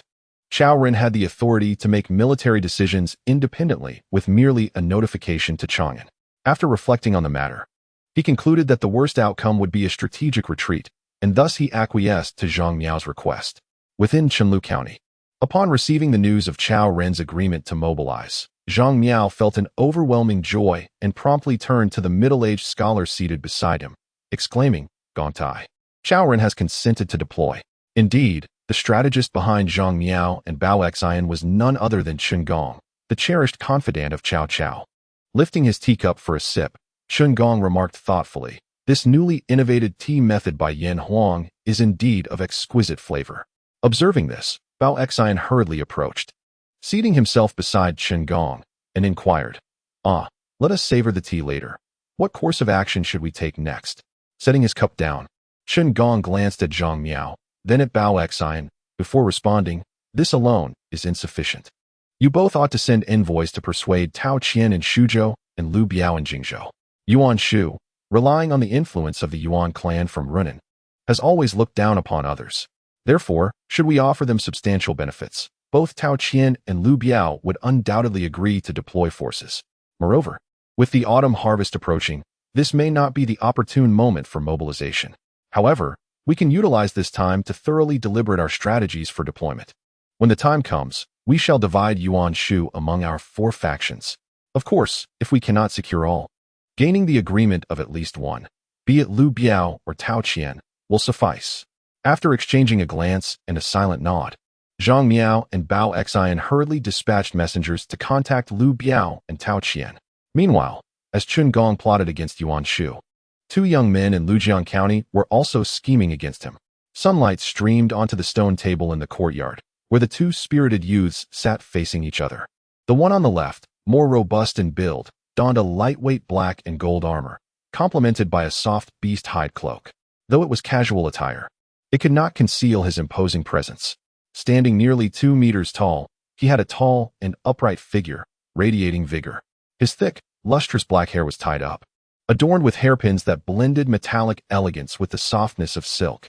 His features were striking, with sharp eyes brimming with confidence, a prominent nose, and firm lips, all embodying a gallant demeanor. The other individual wore a splendid robe predominantly in red, intricately embroidered with delicate patterns and accented with golden embellishments, exuding both elegance and authority. His handsome visage and refined appearance, with bright and expressive eyes, fair skin, and exquisite facial contours, revealed an effortless charm in every gesture. These 2 were, of course, Sun Tzu and Zhou Yu. When Sun Jian ventured out with his old comrades to pursue his ambitions, he left Sun Tzu and his mother in Yangzhou. Young and ambitious, Sun Tzu quickly gained a reputation and formed a close friendship with Zhou Yu, who shared a similar spirit.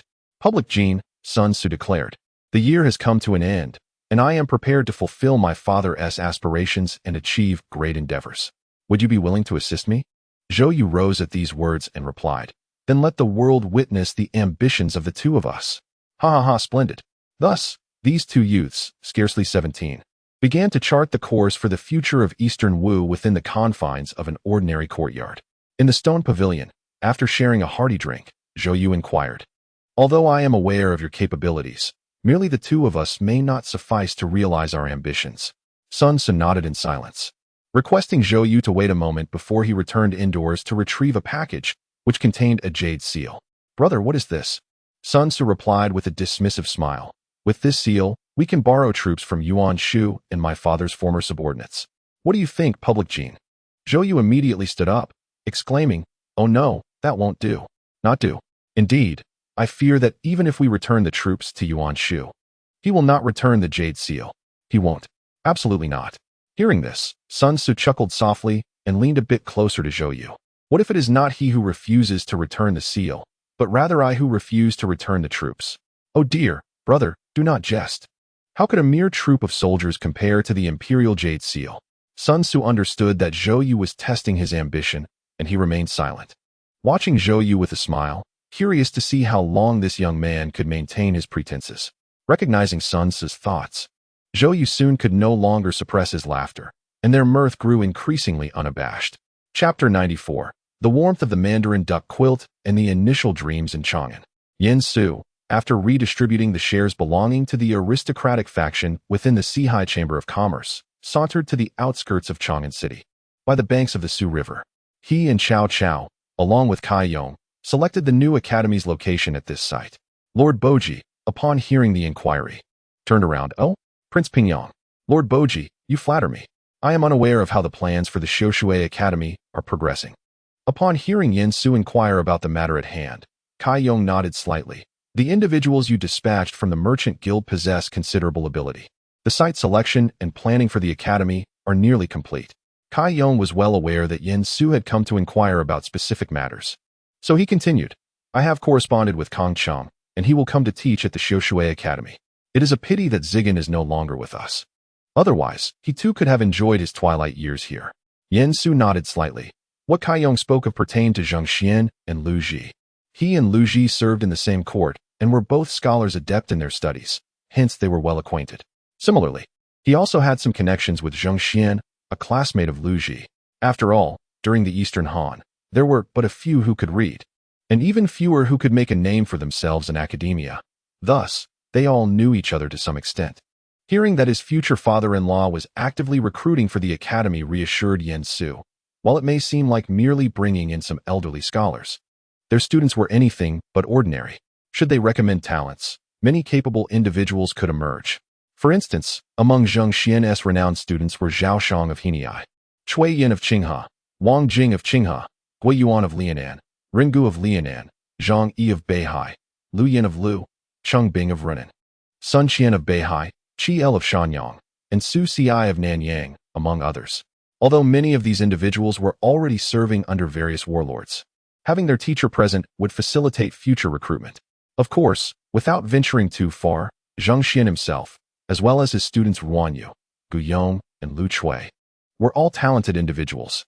Not to mention, Kai Yong had recently taken on a new disciple in Chang'an, Wang Can, who had already been included in Yin Su's list of second-generation officials. All of these were intended to serve as a foundation for his student Chaoong. Perhaps due to his impending marriage to Kai Yin next month, Kai Yong realized his ties to Cao Cao were unbreakable. Consequently, he wrote to his students, summoning Ruan Yu and Lu Chui, while Gu Yong, already serving in Hefei, could not be called back. By now, they should be en route. Expressing his sorrow over Lu Ji's passing, Yin Su shared the sentiment, as Lu Ji indeed was a worthy disciple to be compared with Kai Yong. Akin to Cao Cao's relations with Gongsun Zan and Liu Bei. After conversing for a while to ease the atmosphere, Yin Su continued, "Lord Boji, are you acquainted with Master Shuijing?" "Master Shuijing?" Kai Yong pondered carefully before silently shaking his head. Seeing this, Yin Su furrowed his brow, surprised by his lack of knowledge. Then, as if struck by a thought, he recalled, Sima Hui is from Yangzhai and Yingchuan. It would be in about 5 or 6 years that he would travel to Jingzhou and meet Lord Pangda. It is then that this old man, who loves to give nicknames, would come to call Sima Hui Master Shuijing. Perhaps I have misremembered. Does Lord Boji know of Lord Pangda and Sima Hui? Upon hearing this, Kai Yong finally had a glimmer of recognition. Ah, you mean the recluse from Xianyang, Sima Dikeo, from Yangzhai and Yingchuan. Indeed, Lord Boji is truly memorable. Might I request Lord Boji to extend an invitation to these two individuals to visit the Xiushui Academy? Upon hearing this, Kai Yong hesitated for a moment, then replied, If I were to invite Sima Datsao personally, he might consider coming here to take a look. However, I cannot guarantee the same for Lord Pang. Understanding Kai Yong's words, Yin Su recognized that Lord Pang is a recluse, one who prefers to avoid official duties and social engagements. Indeed, a true hermit. Thus, Yin Su declared in that case, I would be grateful if Lord Boji could invite Mr. Datsao. As for Lord Pang, I shall pay him a personal visit. Although Kai Yong did not fully comprehend Yin Su's reasoning, he still held a measure of trust in his future son-in-law and nodded slowly in agreement. A month later, following discussions with Chao Qing, Yin Su adhered to the customary rites of marriage and took Kai Yin as a secondary wife. Of course, the position of Chao Qing as the primary wife was unassailable and firmly established. The concept of a secondary wife was unfamiliar to many, as the prevailing system was one of monogamy with concubines. However, it soon became clear that this title denoted a status slightly inferior to that of the primary wife, yet superior to that of a concubine, allowing for certain rights and privileges, though still considered to produce illegitimate offspring. While the term used by Yin Su may not have aligned perfectly with contemporary rights, it was not entirely outrageous, especially since he was now a county lord, and neither Cao Cao nor Cao Qing had objected. Consequently, everyone accepted it as a gesture of respect toward Lord Boji. That very night, amidst the gentle flicker of red candles and the delicate aroma of incense, the warmth of the couple's shared bedding enveloped them in a dreamlike state. As shadows danced in the spring ambience, soft whispers of affection intertwined with tender sounds, while the blush of dawn illuminated their hearts in the mirror. However, Yin Su was not the kind of man to forget his first wife upon marrying a new one. The following day, he engaged in discussions on biology with Cao Qing. This continued for several weeks, leaving Yin Su feeling more exhausted than Guijia. One morning, awakening between the two women, he gazed at their fragrant faces and gritted his teeth, declaring, "I cannot continue down this path of indulgence." With that, he covered himself with the blankets and fell back into a deep slumber. Of course, while indulging in this brief respite, by midday, Yin Su summoned Cao Ong and Cao Shua to his residence. "Zixiao, Ziqian, I am preparing to take you both on a journey to Jingzhou." Recently, Zixiao conveyed news that, through the intercession of Zhang Miao, we have formed an alliance with Liu Bei to jointly attack Yuan Shu. Thus, now is the safest time to travel to Jingzhou. Cao Ong and Cao Shua, observing their teacher enjoying a restorative tonic, immediately rose to bow, exclaiming, "We wish to accompany you, master." Excellent. After making the necessary preparations, Yin Su set forth with Cao Ong and Cao Shua towards Xiangyang, accompanied by Cao Xiao and 800 elite cavalry as guards. To ensure peace of mind, Cao Cao had temporarily assigned Yin Wei to Yin Su's side. Initially, Cao Cao had granted Yin Su permission to form an elite cavalry unit of 800, which Yin Su promptly entrusted to Cao Xiao as its commander. As long as he does not venture far from home, Yin Su typically refrains from mobilizing his cavalry. After all, the ordinary guards led by Guanggan are sufficient to ensure the safety of the Pingyang Marquisate and Yin Su and Chang'an. However, should he embark on a distant journey, he would certainly take along Cao Xiao and the Phoenix Blazing Cavalry, thus ensuring a profound sense of security. Before his departure, the two women gazed at Yin Su's retreating figure with considerable concern. Yet, shortly after he left, a graceful silhouette arrived at the Yin residence. "Where is Yin Huang? You shall find it impossible to counter my spear techniques today." Lingqi, brandishing her long spear, burst into the Pingyang Marquisate, only to be confronted by Cao Qing and Kai Yan. Chapter 95. Pang de Gong. The three women exchanged glances, momentarily frozen in place, until Cao Qing was the first to regain her composure and spoke. "Miss L, your visit is most welcome, but unfortunately, my husband has just departed from the Marquisate and has likely already left Chang'an." Upon hearing Cao Qing's words, Lingqi snapped back to reality and quickly responded with a bow. "Thank you for informing me, Madam Cao. I have matters to attend to, so I shall not intrude further." As she watched Lingqi depart, Cao Qing pouted and muttered, "It seems my husband still possesses vitality." Having arranged a sparring match with her, Kai Yan appeared to have a loading circle spinning in her mind, yet she merely nodded silently, still processing the situation. As for Yin Su, he remained oblivious to the unfolding events within Chang'an, merely sensing a subtle pain in his waist, as if something was watching him. After leaving Chang'an, Yin Su and his party successfully entered Nanyang via the Tianwu Road. The first order of business upon arriving in Nanyang was, of course, to seek out Chao Run at Wudong. Military advisor. "It has been over a year since we last met.